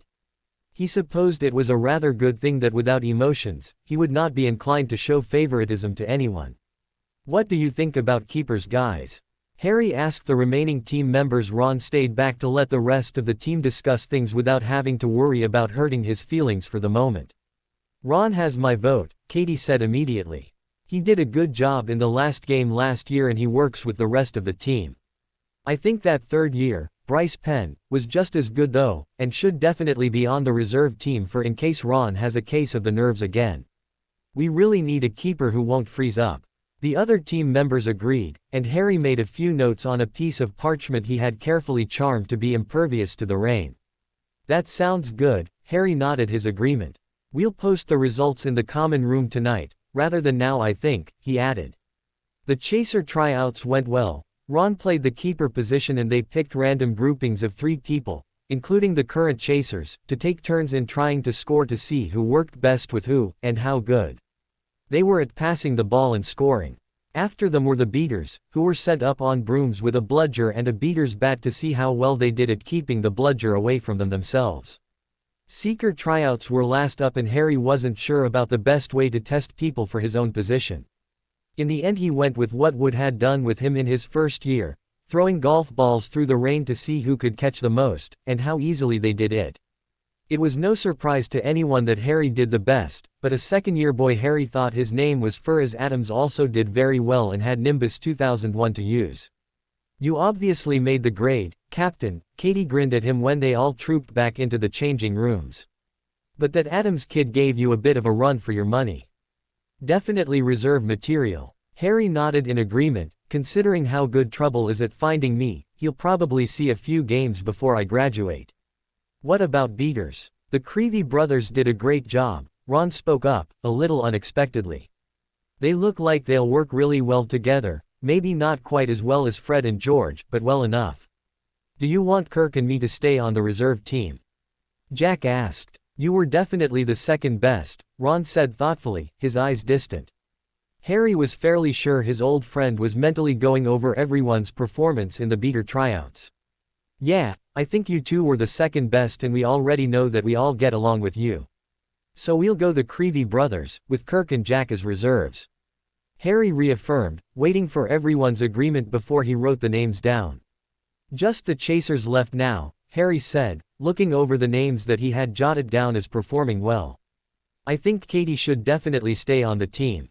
The other 2 best players were, I thought, Ginny Weasley and Ian Banks. Ian has a history of being difficult to work with, Katie pointed out. He's been kicked out of at least 4 clubs that I know of. Being a good player isn't enough to make up for that. I'd forgotten that. Do we want him on the reserve team? There was a unanimous shaking of heads. The chasers took a longer time to decide on, but eventually a 4th-year student Robert Blake joined Katie and Ginny's names on the list.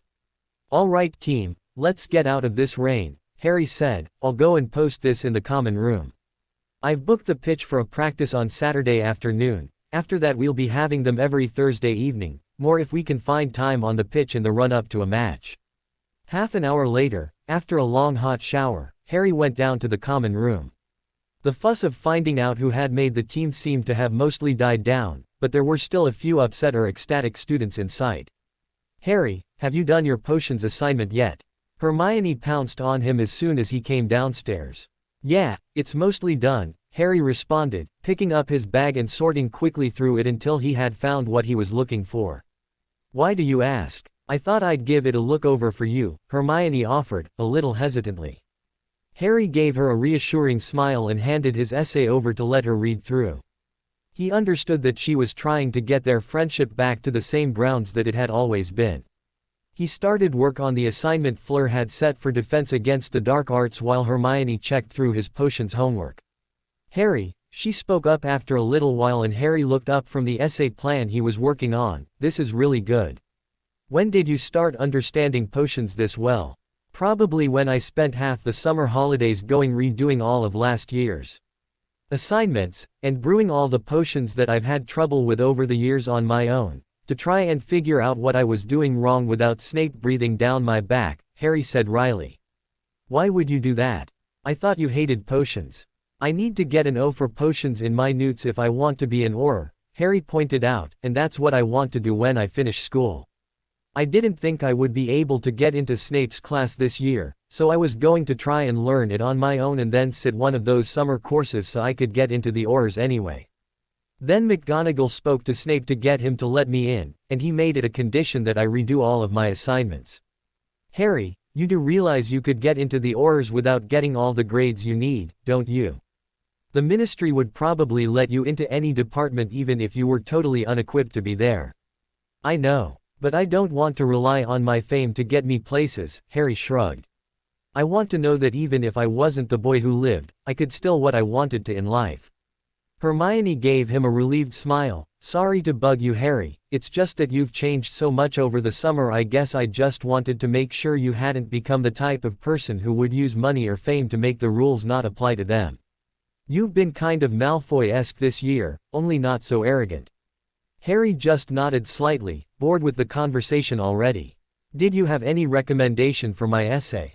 He asked politely, nodding to the parchment Hermione still had in her hand.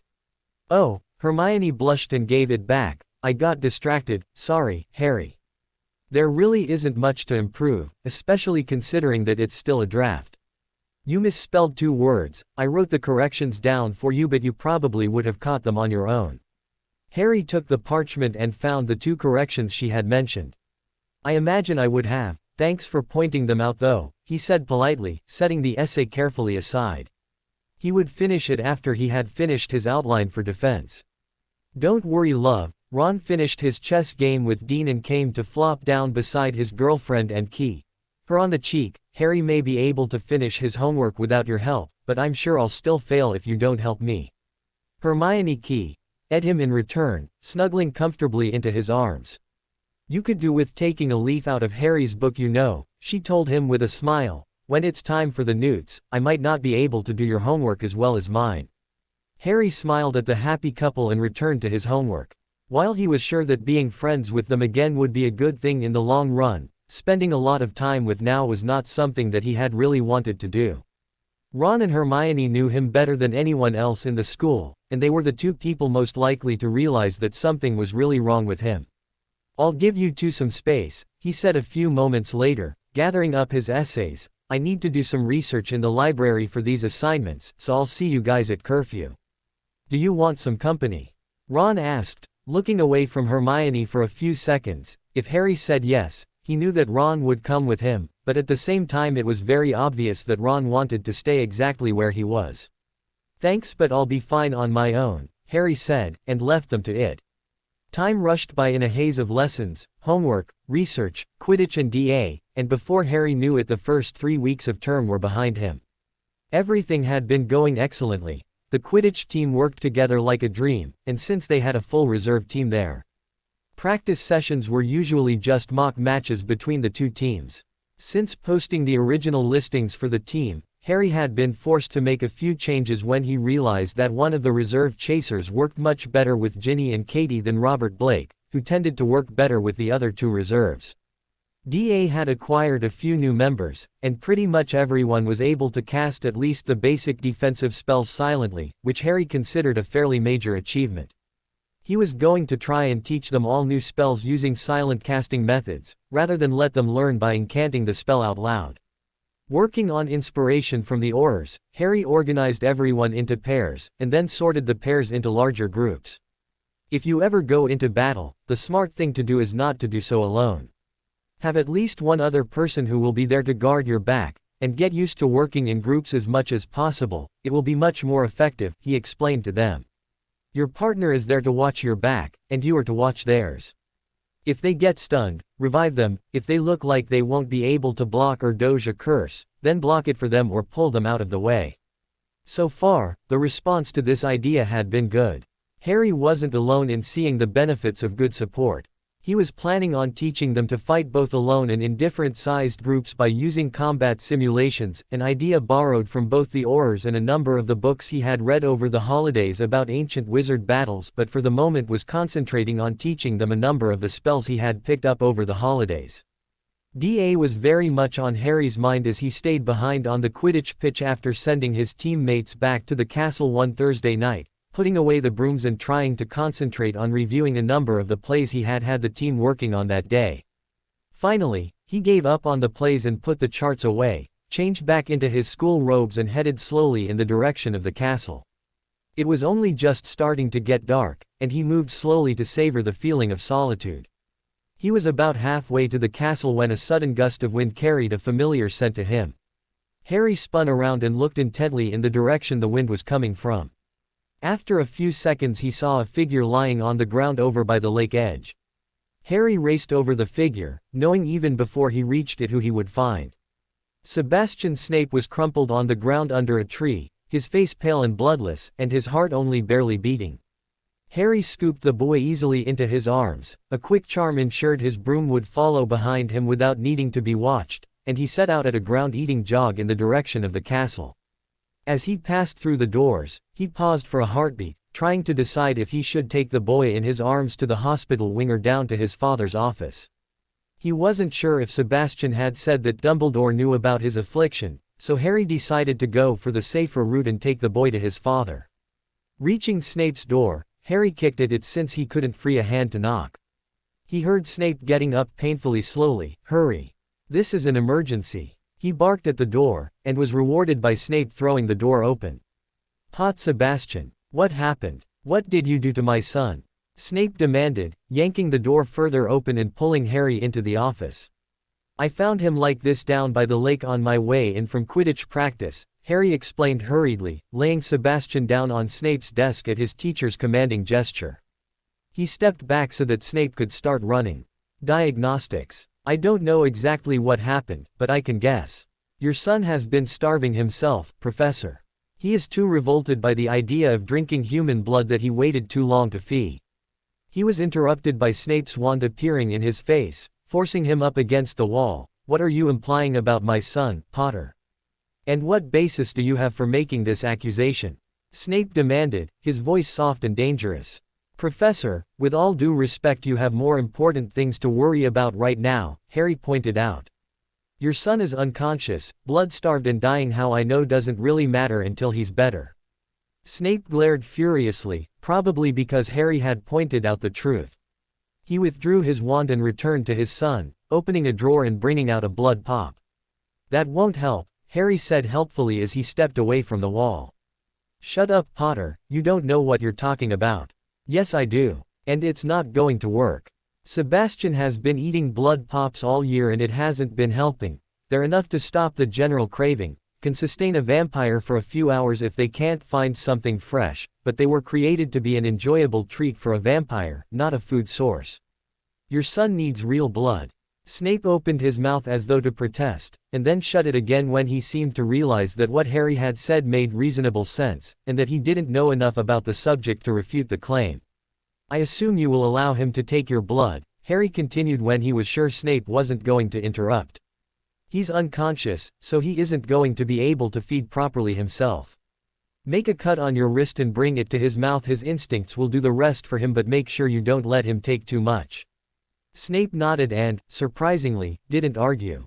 Instead he flicked his wand, opening a wound across his wrist and held it over Sebastian's mouth. Harry watched critically as Sebastian's fangs sharpened on their own accord and he reflexively swallowed the life-giving blood. "That should be enough," Harry said quietly a short time later, as color started coming back to Sebastian's cheeks. "He will be all right then?" Snape asked anxiously. "He should be fine. He'll be weak for a few days, and will probably need to take at least tomorrow off class, but he won't suffer any long-term damage unless he tries to pull this stunt on a regular basis," Harry replied. "Good," Snape said shortly, lifting his son from the desktop and taking him out of the office. "You stay where you are, Potter, you aren't getting off that easily," he called over his shoulder. Harry sighed and stayed where he was, waiting for Snape to come back.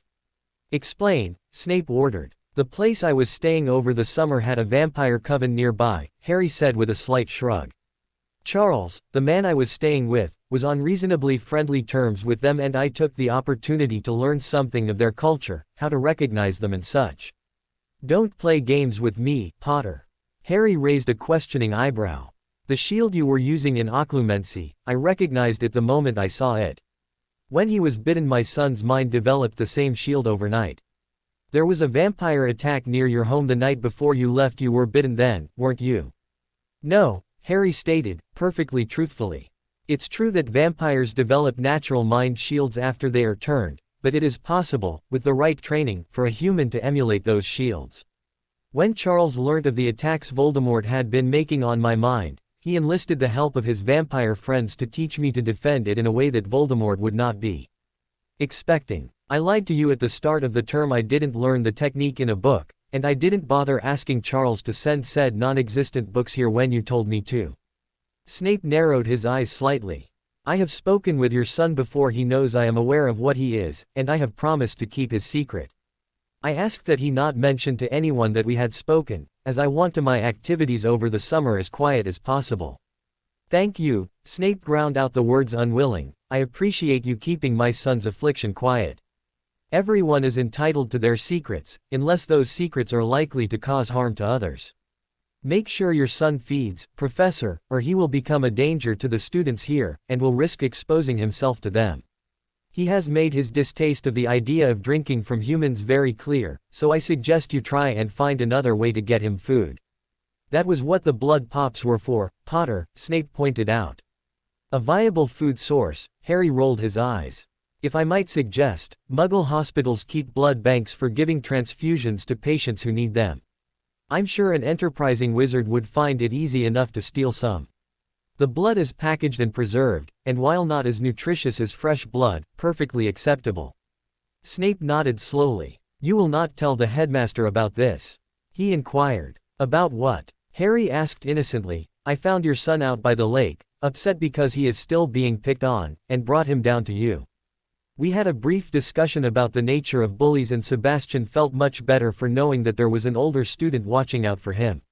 We agreed to keep things reasonably quiet, because Sebastian would prefer not to be seen as hiding behind an older student, and because I did not want to upset my friends by letting it be well known that I was associating with you or your son. Snape looked faintly impressed. That was positively Slytherin. Harry finished the sentence with a smile. Good night, Professor. He was gone before Snape could think of a way to respond, heading back in the direction of the Gryffindor common room. Hopefully Snape would make sure that the younger half-vampire looked after himself better, but Harry knew that he would have to make a more concerted effort to make his and Sebastian's paths cross on a more regular basis. Harry, you were ages down there, anything happen? Ron jumped on him as soon as he came through the portrait hole. Had a run-in with Snape on my way upstairs, Harry said, mostly truthfully. He didn't give me any real trouble though, so don't worry. Greasy git, Ron muttered, but thankfully didn't question Harry further. Ron and Hermione had become clingy enough for Harry to actually feel vaguely annoyed with them immediately after they had forgiven each other for the fight. They had been around him constantly, walking him to classes, sitting with him at meals, following him to the library whenever he didn't manage to slip away during their relationship time. He got the feeling that it was to try and make up for being lousy to him on the train. Thankfully they were starting to let up now, and were spending increasing amounts of time just the two of them. It was a relief to be able to go and research the Carker de Malice and other darker things without them constantly looking over his shoulders to see what he was doing, although he still hadn't found anything that might help him destroy it.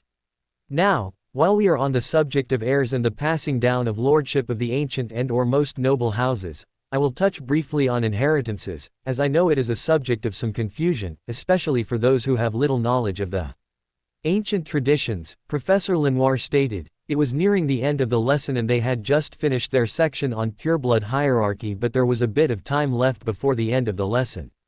Harry had been slightly surprised to discover that as the heir to an ancient and most noble house, he was near the top of pureblood hierarchy. Socially he would be among the most powerful people when he inherited the title of lord. Under him would be the lords of ancient houses, and then those of most noble houses, and then the lords of up-and-coming houses. It was all very complex and convoluted, but he was starting to understand it more now. Dating back to the beginnings of recorded history, the lord of a house has always been the most powerful, Professor Lenoir continued, jolting Harry out of his thoughts on the recent class content. He controls the family assets, directs their financial and political goals, and organizes marriages and divorces for all who fall under his care. In early history, lords were chosen on their power and intelligence, so when a lord died, His successor might be his son or his brother, a nephew or a cousin, depending on who was seen as being the best candidate. As time passed, however, the traditions became stronger, and after a time the eldest son of a lord was chosen as his successor.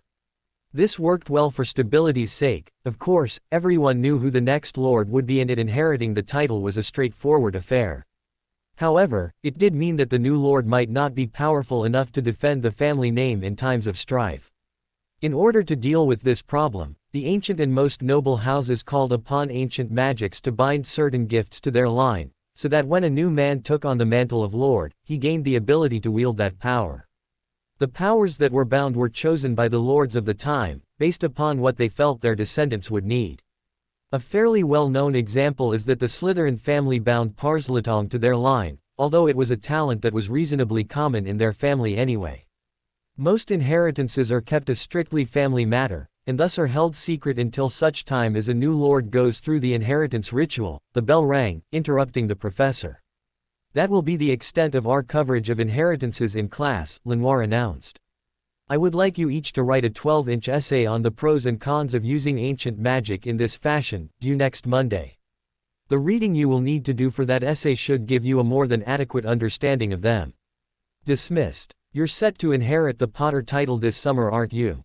Zabini asked as they packed up their things. Zabini had continued to sit with Harry and Neville in political studies, although he rarely actually spoke to either of them. Harry blinked. Yeah, I guess I am, he nodded. He hadn't actually given the matter much thought, although it was hovering in the back of his mind. He would also be inheriting the Black family title, although he thought that was being kept reasonably secret. That'll be interesting, Neville piped up. I'm inheriting the Longbottom title this summer as well. It was Great Uncle Algy's, but he died last year. Maybe we could get together in early August and compare notes. Gran will be helping me out once I become Lord Longbottom, but there isn't anyone left to help you through the Potter traditions.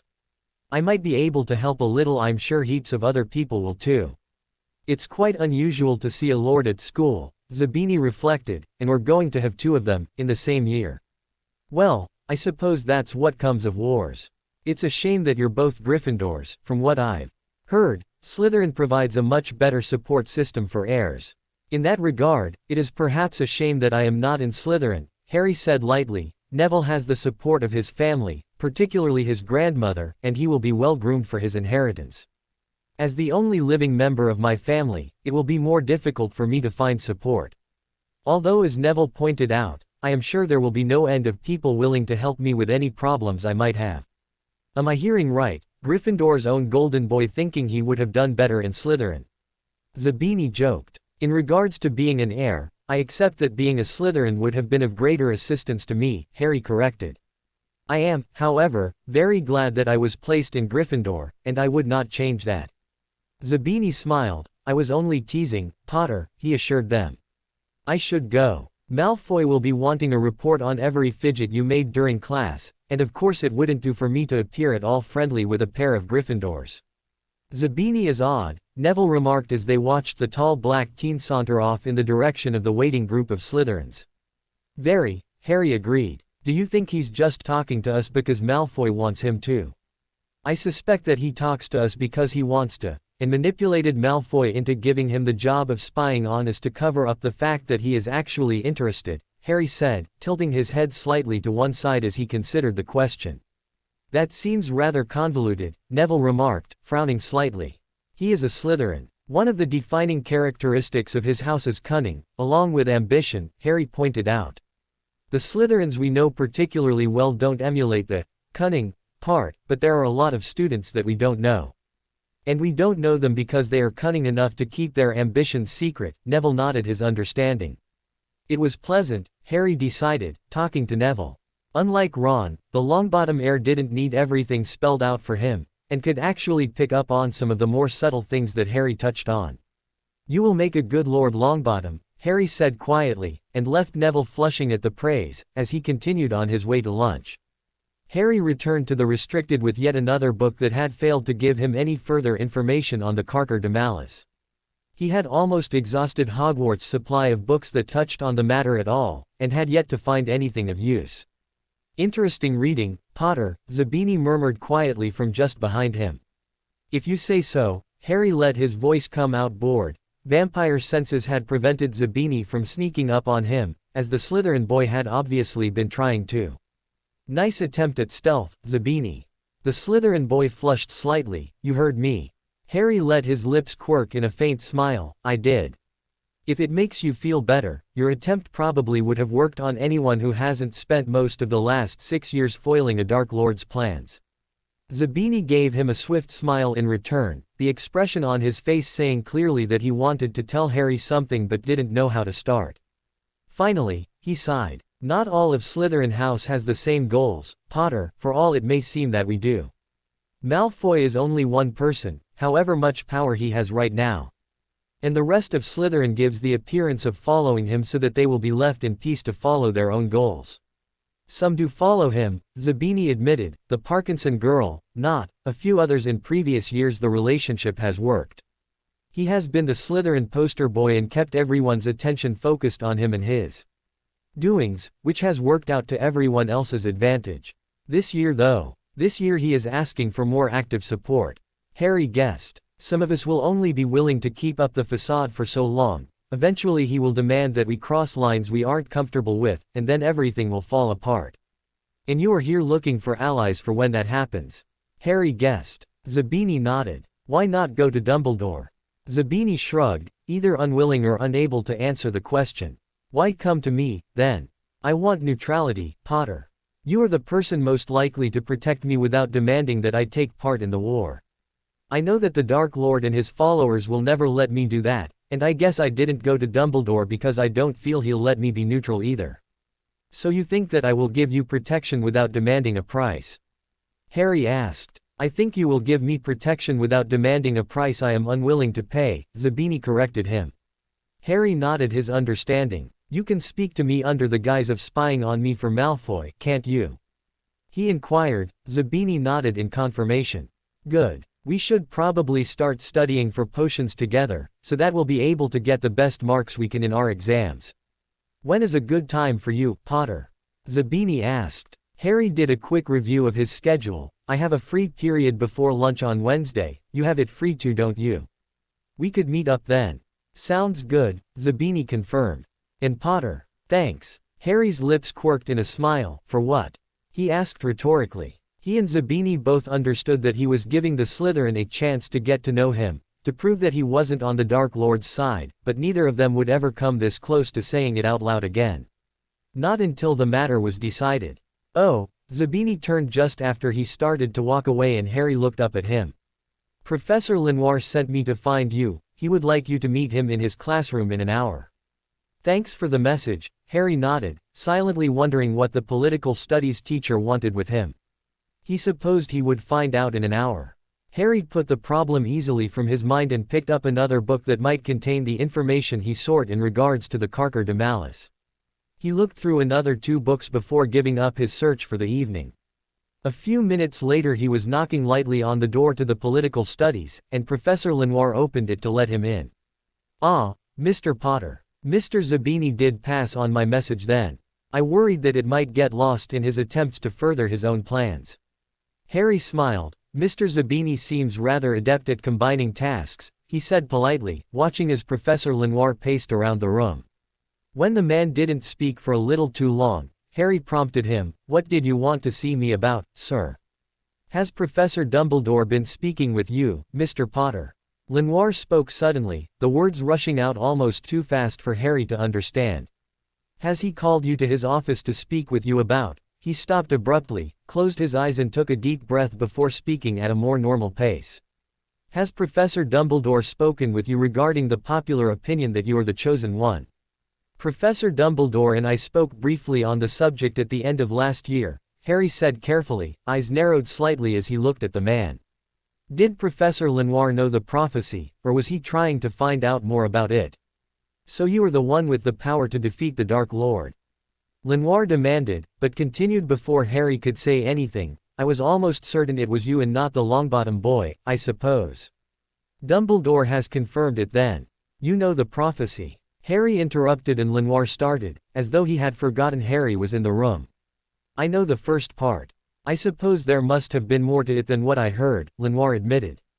Has Dumbledore talked to you any more about that matter? About what your power is, how one could defeat you know who? No. Our conversations this year have been fairly limited to my doings over the summer, Harry said shortly, moving toward the door. Voldemort had known only the first part of the prophecy, and if that was the only part that Lenoir knew, then it was likely that the man was a Death Eater. The way he generally referred to Voldemort as the Dark Lord seemed to confirm that. Lenoir caught his movement in the direction of the door and gave a sudden smile. No fear, Mr. Potter. I might once have agreed with the Dark Lord, once followed him, but I do not any longer, and I have not for a very long time. Since months before he fell. I'm still not going to tell you the prophecy, Harry told him softly. It was destroyed at the Ministry of Magic. Dumbledore told me only of its existence, and the same passage that Voldemort knows. To his surprise, Voldemort's name didn't seem to have any effect on Lenoir. Lenoir waved the comment away. The prophecy is of little interest to me, he said shortly. I do not need to know why or how you have the power to defeat the Dark Lord, and no one else does, nor do I particularly want to. Then what does interest you? Because I have my own interests in seeing the Dark Lord defeated, and I want to be a part of his defeat. If that is going to happen, then I'm going to need to help you. There are things about the Dark Lord that you need to know, things that I was sure Dumbledore would tell you, but he hasn't. I don't know why.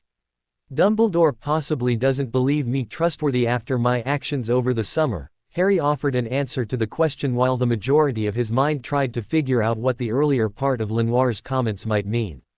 I suppose that is fairly likely, Lenoir nodded. You've become something of a loose cannon as far as Dumbledore is concerned, and I imagine that would be both shocking and worrying for him. He has been in control for so long, and now everything is getting shaken up. Yes, he must be trying to find out how much you have changed before he talks to you about this matter. He has been training you though, I assume. Not as such, Harry said simply. He has been trying to let me be a child, but things seem to keep getting in the way of that. The Chamber of Secrets, the Triwizard Tournament, and the Ministry involvement being the biggest of those. Lenoir frowned. From what I understand, you never had a chance at a childhood, from the moment your parents died. You certainly haven't had a chance at one here at Hogwarts. Dumbledore usually would have seen that. I suppose he really is rather blind when it comes to you. I think he always felt that there would be more time. Unfortunately for all of us, time is running out, Harry said. Professor, will you tell me what it is that I need to know? Lenoir started pacing, his eyes uncertain. I have made a lot of mistakes with my life, Mr. Potter, and now I find myself at a crossroads in my life. The last time this happened, I took the wrong path. I only hope that this time, I will take the right one. Harry waited with limitless patience. Finally, Lenoir spoke. It is hard to know where to begin, so I suppose I will start with myself. I told you already that I was once a Death Eater, but I fled the Dark Lord's service and took refuge in France, where I chose the name Lenoir. My birth name, however, is Regulus Black. Tell me, Harry Potter, do you know anything of Horcruxes? What do you know about Horcruxes? Can we backtrack a little? Harry inquired, perfectly polite even though the words he had just heard should have shocked him to the core. He remembered Sirius telling him a long time ago that he had a brother named Regulus, who had joined the Death Eaters and been killed by Voldemort when he tried to leave. Regulus Black, you're Sirius's brother? Lenoir Regulus nodded. Yes, he said, allowing Harry to come to terms with what he had just said. Something tells me that it will come as no surprise to you to learn that Sirius was never a Death Eater. He was incarcerated without trial for a crime he never committed. Harry nodded absently. Yes, I know that. I met him in my 3rd year here, and he told me the real story. Unfortunately, Peter escaped before we could get him to the Ministry, so we were never able to prove his innocence. Doesn't surprise me that Sirius found you. You meant the world to him. Must have killed him, knowing that you believed he as good as murdered your parents, Regulus mused. I heard that he was at the Ministry of Magic last year, and he died there. It's true, Harry said simply. Bellatrix stunned him and he fell through the veil in the Department of Mysteries. Regulus closed his eyes for a moment, pain showing briefly on his face before he had his emotions under control, the perfect pureblood mask back on his face. I always wanted to come forward, to try and convince the world that he was innocent, to get him out of that godforsaken prison and reunited with you. Why didn't you? Harry asked. I couldn't let any of the Death Eaters who were still free learn that I was still alive, not before my work was done. I hid in France under an assumed name. Lenoir means the black, in French. I couldn't quite bring myself to give up my name entirely for many years. I took up my post teaching here during the Tri-Wizard tournament, because I know that the Dark Lord was stirring and that I would need to be closer to the action. What were you doing in France that was so important? Harry questioned, for the first time actually curious.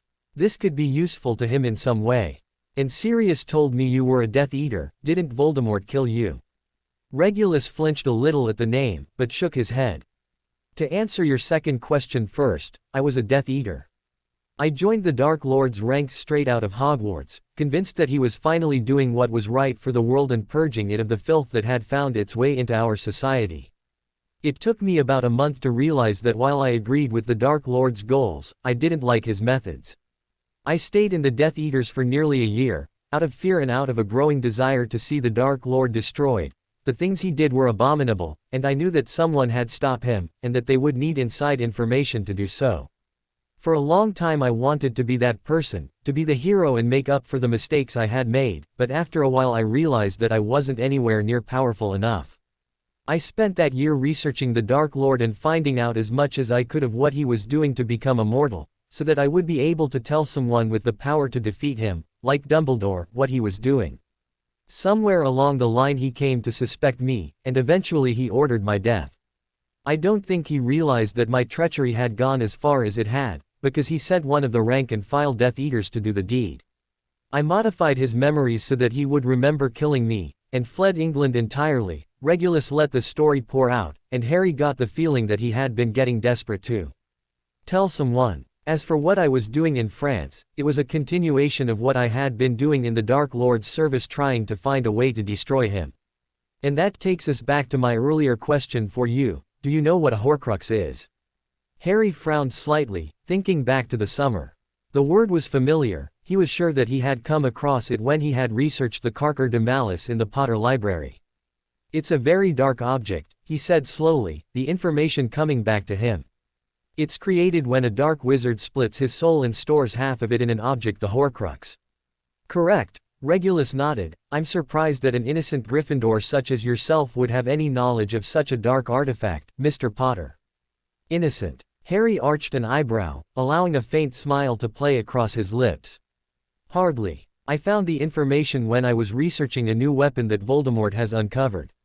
I'd forgotten about it until you mentioned them. New weapon? Regulus asked, but Harry shook his head slightly. He didn't know that he could trust Regulus, and he certainly didn't want to let word of the Carker de Malice spread to people he wasn't sure of. So what about Horcruxes? Harry turned the discussion away. He felt that Regulus could probably be trusted, but he was far from certain. At the very least he was going to hear the man out, and then think on what he had to say. The Dark Lord did a lot of research into becoming immortal, and he found the Horcrux spell, which he decided to use as a fallback measure while he tried to find something better. So he has a Horcrux, and that was how he survived when he attacked me as a child. Harry questioned, making sure he was following the story correctly. I wish it were that simple. Regulus sighed. Just before he sent someone to attack me, I located his Horcrux and managed to steal it away, leaving a replica in its place. I was going to take it somewhere safe and destroy it. But, well, for a start at the time I didn't know how to destroy it, so I left it at my parents' house and planned to go back for it, but the Dark Lord ordered my death before I could, and since I decided to let the world believe me dead, I never did get to. Also, just before my death and disappearance, I discovered a very unsettling piece of information. The Dark Lord created more than one Horcrux. Do you know how many? Harry asked quickly. That's what I have been doing all of this time in France, Regulus explained wearily, trying to identify and locate all of his Horcruxes. Given the recent activity in some of the areas I had suspicions about, I believe that Dumbledore is aware of them as well, and is trying to find them. I'm afraid I didn't manage to find out the exact number that the Dark Lord created. Initially I thought 3, as it is a number of some significance, but I know of at least 4, so that assumption was invalid. So more than 4, Harry shivered involuntarily. He remembered what he had read about Horcruxes, and he knew that no one had ever tried to split their soul more than once. Even going that far was terrible, but to try it twice, let alone 4 or more times. He truly is a monster. Harry spoke the conclusion of his thoughts out loud. Only just realizing that, Potter. Regulus sounded amused, in an almost hysterical way. I've always known that he was monstrous, but even given everything I've seen of him, I still thought he was at least mostly human. Twisted and bent, but human. If he has done what you say, then he can claim only the most tenuous of links with humanity.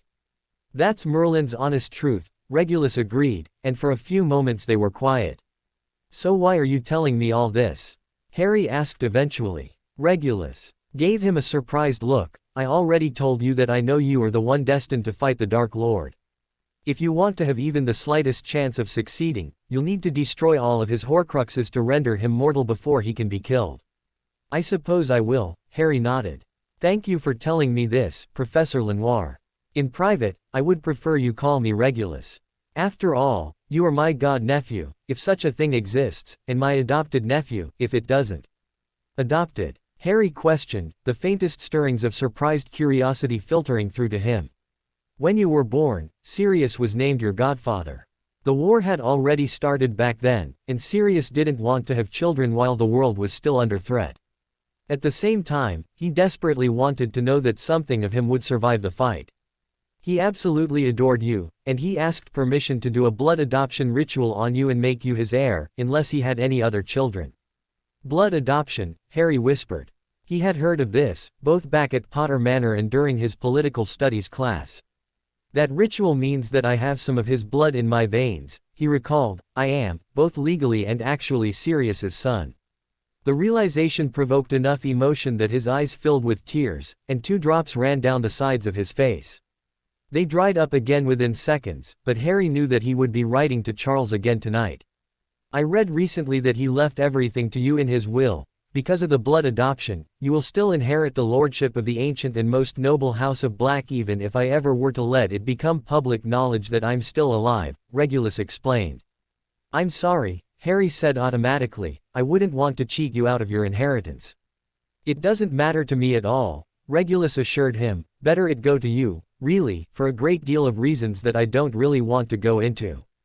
Once I've inherited, if there is anything I can do for you, money, a place to live, anything I can help with as the Lord Black, I will do it, Harry promised, mostly on a whim.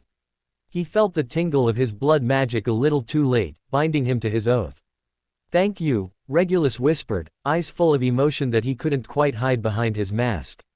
Harry nodded a distracted acknowledgement, internally going over what he had just said to Regulus, burning the words into his memory so that he would know exactly what he had promised should Regulus ever come to collect. So, what are we going to do about the Horcruxes?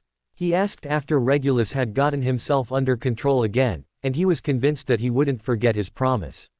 You said one of them was at the Black House, is that the one at Grimmauld Place? Yes, Regulus nodded quickly. I tried to get back into the house for it after he returned, but I wasn't able to. I suspect it's under the Fidelius charm, given how hard I tried to get in. It is, Harry said absently, I know the secret, I can get the item if it's still there. The family house elf, named Creature, knew something of its significance, Regulus told him. He promised me that he would keep an eye on it, and make sure it remained safe within the house. I know Creature, Harry said softly. I made a deal with him when I inherited him from Sirius that he could keep the things of true importance to him, so long as they weren't completely dark. I think a Horcrux would be considered completely dark, Regulus remarked, but that makes things easy. If you inherited him, then you can summon him and I will ask him if he still has the object. Harry nodded. Creature, he called, and a second later the elf appeared, bowing to Harry. Before looking at where he was, Master Regulus. Creature half screamed half sobbed, flinging himself at the political studies teacher and hugging him tightly around the knees, blubbering indecipherably into his robes. Regulus patted him gently on the head. Hello Creature, it's good to see you again. Did you do as I asked? Oh yes Master Regulus sir, Creature is keeping it safe for you, the elf babbled. Creature is keeping it where no one notices. Does Master Regulus want Creature to get it for him? Not just yet Creature, just make sure you keep it safe. Always, Master Regulus, the elf promised fervently, before coming to the realization that Harry was still in the room. Creature is sorry Master Harry, what is he being needed for? I called you here to speak with Regulus, Harry reassured the elf. Why don't you get back to whatever you were doing before I summoned you? Yes, Master Harry, creature will be doing that now, the elf said, vanishing with a crack. It's still safe, Regulus whispered thankfully. Now all that remains is finding the rest of them, and then figuring out how to destroy them, then you'll actually be able to kill the Dark Lord when the time comes. Should I tell Dumbledore that I know about the Horcruxes? He might know the locations of the other ones, or know how to destroy them, Harry asked. He would probably be of a lot of help in finding them even if he didn't already know. Regulus frowned. This has been my quest, my life's work, for so long. It was hard for me to even share it with you, knowing that you are our prophesied savior. On the other hand, it would be interesting to be a fly on the wall if you went to Dumbledore and told him straight up that you knew about the Horcruxes. Harry smiled by rote. His reaction would be interesting, especially since he is apparently keeping his knowledge of them secret, he agreed politely.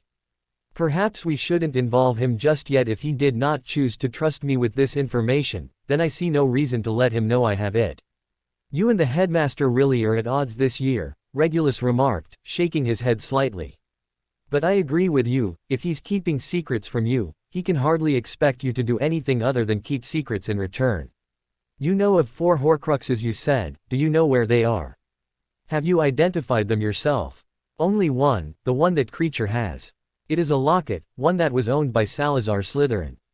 I know that he managed to get his hands on a cup owned by Helga Hufflepuff, and that he later entrusted it to Bellatrix Lestrange. I am almost certain that he made it a Horcrux.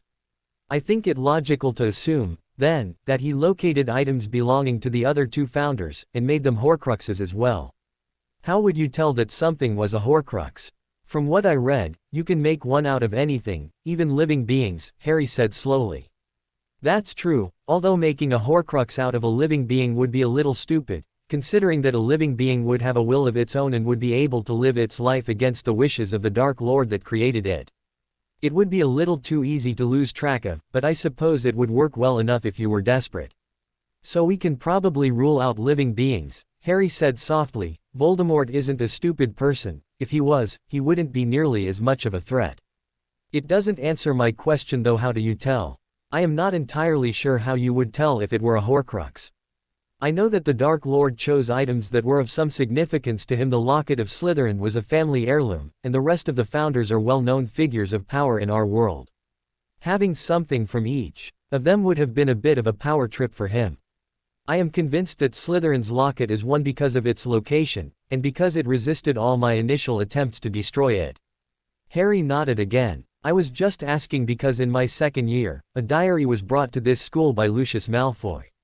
The diary was blank, but when you wrote in it, the ink would be absorbed, and then something else would write back to you, in the same ink. It was capable of possessing people, and caused a student who found it to open the Chamber of Secrets. The person writing back turned out to be a 16-year-old Voldemort. That definitely sounds like a Horcrux, Regulus agreed immediately. What happened to this diary? I stabbed it with a basilisk fang, Harry admitted. All the ink came out and the memory of Tom Riddle, Voldemort's birth name, faded away to nothing. I gave it back to Lucius Malfoy afterwards, but I think it was well and truly destroyed. I think so too. Regulus looked a little pale. Basilisk venom is an extremely potent substance. It should have been strong enough to destroy the soul fragment in the Horcrux. If you saw the memory of the young Dark Lord fade away, then I think it very safe to say that particular Horcrux is gone. That's 5, too, Harry pointed out, and Regulus shivered.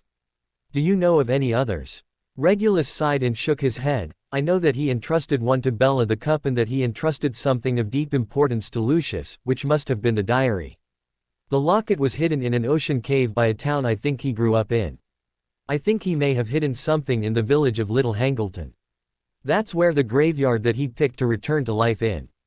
His father died there, Harry said softly, so that must have been where his parents lived. I think he killed his father there. I didn't know that, Regulus murmured, but it would make sense. Killing his father there was one way of asserting his dominance over the place. Leaving a Horcrux would be another, as would holding the rebirthing ceremony there.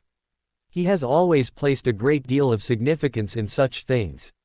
In any case, you must surely be getting hungry now, and I am due back in France for dinner with my fiancée. Regulus shook off the mood and brought their meeting to a close. I had mostly wanted to make sure that you were aware of the Horcruxes, since it didn't seem like Dumbledore was going to. I will continue to look for them, as I am sure the headmaster will. This part of the fight doesn't really need to be your problem. Good. Harry nodded. Voldemort has already left a lot of problems on my plate. It was going to be difficult to find the time to deal with another of them, especially since I doubt one would be here at Hogwarts, and I'm not generally supposed to leave the castle.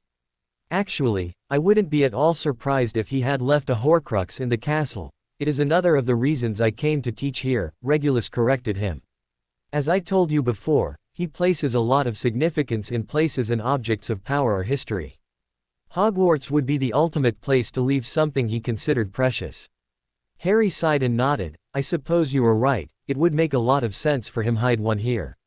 If I find the time, I'll try and figure out where he might have left it, he said, although he already had a fairly good idea. I'll let you know if I hear anything of interest. And I will do the same, Regulus assured him. We could perhaps meet up again sometime for a less ominous discussion. I have enjoyed talking with you, Mr. Potter, and being able to share my secret with someone after all this time. I'll try and find time to come and see you then, Sir Harry. Promised, but I'm quite busy, with Quidditch, DA, classes, homework and some other research I've been working on. I understand, Regulus assured him. Take care of yourself, Mr. Potter. Good night. Harry walked slowly back to the Gryffindor common room after the meeting with Regulus, digesting all of the information. It was ever so slightly disturbing to consider how completely twisted Voldemort was, to have split his soul Merlin knew how many ways. Harry wrote a mental note to go down to the Chamber of Secrets and see if he could find anything resembling a Horcrux down there. It seemed the most likely place for Voldemort to have hidden something in the castle. There you are, Harry, Hermione sang out when Harry climbed through the portrait hole. Where have you been? Professor Lenoir wanted to see me, he explained absently. He's the political studies teacher, isn't he? Hermione asked, frowning at the slightly unfamiliar name. You know, I've never seen him around the castle. Where does he live? He lives in France, Harry explained. He's got some sort of magical link between his house and his classroom here. But how would that work?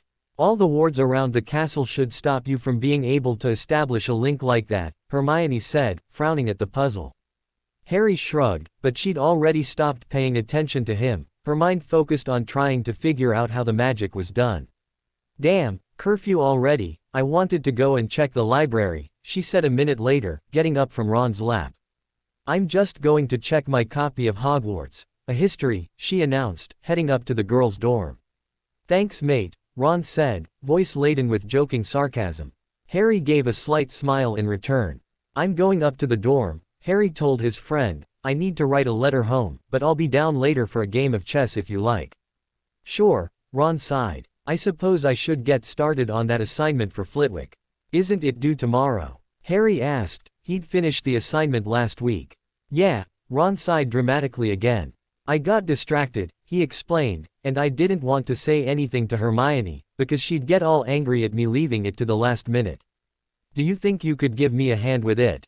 I could read over it when you're done, Harry offered, already heading toward the stairs to the boys' dormitory. He didn't really want to waste time looking through Ron's essay, but it was the sort of thing a mate would do, and he was sure that he wanted Ron and Hermione to still be close once he got his emotions back. Thanks, mate, Ron called after him. Harry spent a long time in the dormitory that evening, writing down the important details of his conversation with Regulus so that Charles would be kept up to date. He also included a section about his emotions, and the fact that he had cried when he realized that Sirius had actually made him his son. He thought that Charles would especially want to know about that. Once his letter was finished, he lay on his bed for a while, enjoying just being alone, out of the crowd of students that he had no connection to, not needing to pretend to feel anything for anyone. He caught sight of the dreamcatcher as he lay there, and sat up with a sigh, unfastening it from the wall and touching his wand to the stone in the center and whispering the words to a spell he'd memorized before returning to Hogwarts.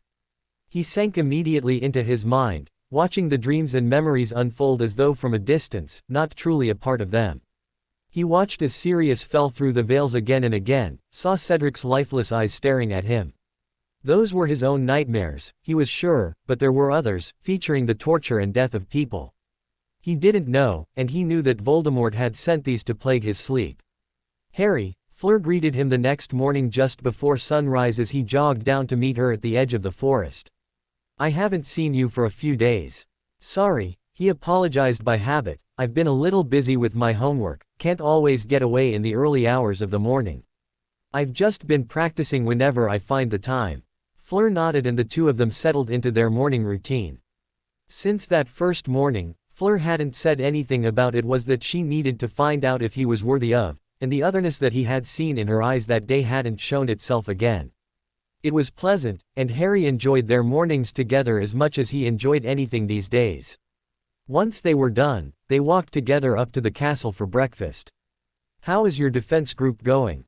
We're an offense group this year, Harry said offhandedly. It's going fairly well, I think. I'm teaching them a lot of Auror grade magic, I was researching it all summer. If they ever get attacked and can't run, they'll stand a chance. You are not teaching them to incapacitate and run away anymore? Fleur asked, sounding almost disapproving. Harry smiled winsomely at her. We've got a competent defense teacher this year, he pointed out. She's teaching us everything we need to know about how to incapacitate, to defend ourselves from the dark magic itself. I don't really need to cover that again, although we do spend some time on defense spells every session as well. I'm just focusing on attack, for when they can't get away. Fleur smiled at the compliment, and they walked in silence for a little while. You should come to the burrow for Christmas, Fleur said suddenly, just before they reached the castle doors. Why? Harry asked, surprised. Fleur paused, then shrugged her shoulders uncomfortable. It would be good, the Weasleys missed you over summer, and my family will be there. I would like for you to meet them. She trailed off. Please, think about it. I'll think about it, Harry said slowly, but I had already made plans for Christmas with a good friend of mine. It doesn't have to be Christmas Day, Fleur told him, just come to the burrow over the holidays, for a little while. Please. I'll think about it, Harry promised again, and Fleur nodded, realizing that was the best she was going to get out of him. They walked into the Great Hall together, separating to go to their own tables for the meal. The few male students up this early in the morning gave Harry their customary jealous glances. More than a few of the students seemed convinced that he and Fleur were having an affair, although no one said as much to either of their faces. An owl Harry recognized as belonging to Charles landed while he was eating his breakfast, and he frowned. He'd sent Hedwig out last night, so this couldn't be a response to the letter that he had just sent. He broke the seal and read the brief letter quickly. Harry, try and get the headmaster to let you out of the castle this weekend, I have made a breakthrough. Charles. Harry stood up immediately and went up to the staff table, where Dumbledore was sitting. Harry, my dear boy, how can I help you? Dumbledore asked, his blue eyes twinkling. You remember the matter I spoke with you about at the beginning of the term. Harry spoke softly, but chose his words with care just in case. Dumbledore shivered slightly, but nodded. The friend I was staying with over summer has found something he thinks might be important, but he won't trust it to a letter. He wants me to go home briefly on the weekend to speak with him. I don't know if that's a good idea, Dumbledore trailed off. Uncomfortably. Harry knew that the headmaster was trying to say that he didn't want Harry out of his sight and out of his control. It isn't supposed to be a good or bad idea, Harry said shortly, and I'm not really asking your permission, Headmaster, I'm letting you know that I'm going home on the weekend, for a little while. I will probably spend Saturday night there and return to the castle early on Sunday morning. The twinkle left Dumbledore's eyes. Harry, he started, voice full of disapproval. I am sorry if I seemed disrespectful, sir, Harry interrupted smoothly, voice perfectly apologetic, I didn't mean to. I will be going because it could be truly important to the war, and so there is really no choice about my going. I suppose you are right, Dumbledore nodded in acknowledgement. I do wish you would trust me, Harry. We would make a formidable team. I would find it easier to do that if you trusted me, Headmaster, Harry said simply, and returned to the Gryffindor table before Dumbledore had a chance to respond. Open, Harry hissed at the sink in Ning Myrtle's bathroom. His classes were finished for the day and he was taking the opportunity to go and investigate the Chamber of Secrets, looking for Voldemort's Horcrux. The sink moved away and Harry stepped immediately into the pipe that was exposed, falling rapidly down under the foundations of the castle. When he reached the bottom, his robes were covered with slime, and his feet crunched disconcertingly on the bones of small creatures unlucky enough to get stuck down here. "Scourgify," Harry murmured, waving his wand at himself. His robes were returned to their immaculate appearance, and another quick spell had a ball of light floating above his head and illuminating the way. The last time he had been down here, Harry hadn't been in any mood to appreciate the surroundings. He had been too scared that a basilisk would appear out of nowhere and try to eat him. Now he was paying a little more attention. There were carvings of snakes all along the walls, and what looked like torch brackets, although there were no torches to be seen. It would have been very impressive once, Harry thought, although now it was just damp and moldy and unappealing. It didn't take him long to reach the place where the cave-in had separated him from Ron in his second year. The tiny hole that Ron had managed to create for Harry and Ginny to crawl through had shifted and was no longer an option, but that was all right. Harry knew a lot more magic now. A few spells banished the rocks and repaired the roof, so it wouldn't happen again. Harry stepped over the shed basilisk skin and continued on his way. Soon enough he reached the doors to the chamber itself. "Open," he hissed again, and they did. The first thing that Harry noticed was the stench of rotting basilisk. He gagged and barely managed to perform a spell that would keep him from smelling it. The corpse was right near the door and absolutely disgusting. Harry spent a few more minutes clearing it away.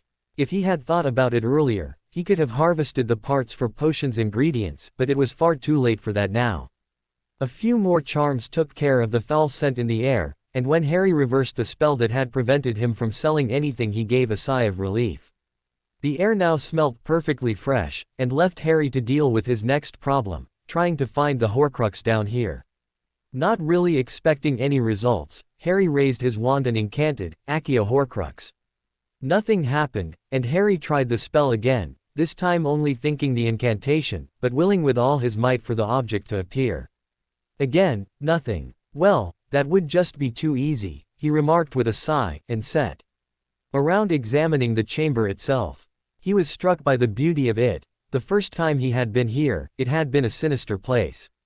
He had come to rescue a student from the jaws of death, and he hadn't really thought of it as anything other than terrifying.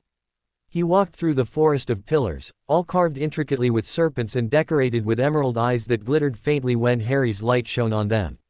It took him almost an hour to cover every inch of ground in the chamber, but there were no immediately apparent hiding spots, or any objects to be seen at all. Pulling his firebolt out of his pocket, Harry whispered a quick charm to return it to its normal size, and mounted. He took off quickly, soaring up to hover in front of the massive carving of Salazar Slytherin himself.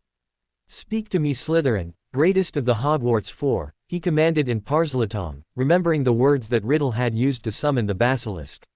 Slowly, Slytherin's mouth opened, and Harry peered warily inside. If he had been able to feel fear, he might have been afraid that there had been more than one basilisk. As it was, he felt a little nervous, and took what precautions he could. There was nothing moving inside, and when he directed his ball of light to go in ahead of him, there was no giant snake inside. The hidden chamber here was massive, and would have left the basilisk with plenty of room when it was curled up here, presumably sleeping away the centuries while it waited to be called. It was also completely empty, now that the basilisk itself was gone. Voldemort obviously hadn't left anything in here. With a frown, Harry flew down and landed again. The Chamber of Secrets made an obvious hiding spot for Voldemort. He would have considered himself the only person who knew where the entrance was, and also the only person able to get inside. Perhaps there were further secrets hidden within the chamber. A glance at his watch told Harry that he wouldn't have time to explore that theory immediately, as it was already nearly dinner time. He would have to come and explore more thoroughly, try to uncover any further secrets he could down here some other time. Not bothering to dismount from his broom, Harry flew back up the tunnel, and then up the pipe, emerging into the bathroom once more. Myrtle still wasn't present. Harry was happy to note as he slipped out of the door and headed for the Great Hall, his broom once more shrunk and hidden in a pocket. As he was passing the library on his way down to the Great Hall, Harry saw a group of first-year students emerge, talking excitedly amongst themselves. In the middle of the group he saw Sebastian, smiling at his friends and looking healthier than Harry had ever seen him before. Sebastian noticed him as well, and quietly excused himself from his friends, dropping back to walk beside Harry. "Hey Sebastian, how are you?" Harry asked quietly. Real good, Sebastian smiled. I've got friends in my house now, and sometimes people from other houses talk to me as well. I'm glad to hear it, Harry told him. Are you enjoying Hogwarts more now? Yeah, Sebastian nodded enthusiastically. It's much better now. The lessons are kind of interesting, but sometimes they are too easy and sometimes they are too hard, not a lot of the in the middle, you know. I remember the feeling, Harry said, thinking back to his own first year. He had been more concerned with the Philosopher's Stone and Quidditch than his lessons that year. I wanted to thank you, too, Sebastian said quietly, sounding embarrassed now. Dad said that you found me down by the lake that night, and that I would have died if you hadn't brought me back to the castle. You're more than welcome. I noticed you've been looking healthier since then. Dad is making sure I take care of myself, Sebastian explained, a trace of disgust in his voice telling Harry that he was no closer to accepting what he was than he had ever been. He went and got me blood from a Muggle hospital place and made sure I drank it. It was gross, but I feel a lot better now. I'm glad to hear it, Harry smiled again. If you need someone to talk to about all of this, please don't hesitate to come and find me, or send me an owl and I'll meet you somewhere. Sebastian looked nervous at his feet, and shrugged. Harry didn't push the issue, knowing that when he was ready, Sebastian would come to him. He just had to keep making sure that the kid knew he was there, and make sure he didn't get himself killed. Anyway, Sebastian spoke up again, I've got to catch up with my friends. I just wanted to say thanks. Harry was smiling as he watched Sebastian run off, following the boy at a more sedate pace down to the Great Hall for dinner. As he passed the Slytherin table, he saw Zabini give him an inconspicuous wave, and nodded slightly in acknowledgement as he headed over to the Gryffindor table and his friends. Come sit with us, Harry, Neville invited from between Ginny and Seamus. Ron and Hermione hadn't come down to the Great Hall yet, so Harry went and joined them, listening with half an ear as Dean sitting on Ginny's other side tried once again to explain football to Neville, with Seamus occasionally butting in with less than helpful comments. Throughout the meal, his mind was focused on the upcoming weekend, when he would be going home and seeing Charles again. He wondered what his sire had discovered that was important enough to call Harry away from Hogwarts. To be continued. I hope you enjoyed this story. Also remember to subscribe and like this video. See you in the next video.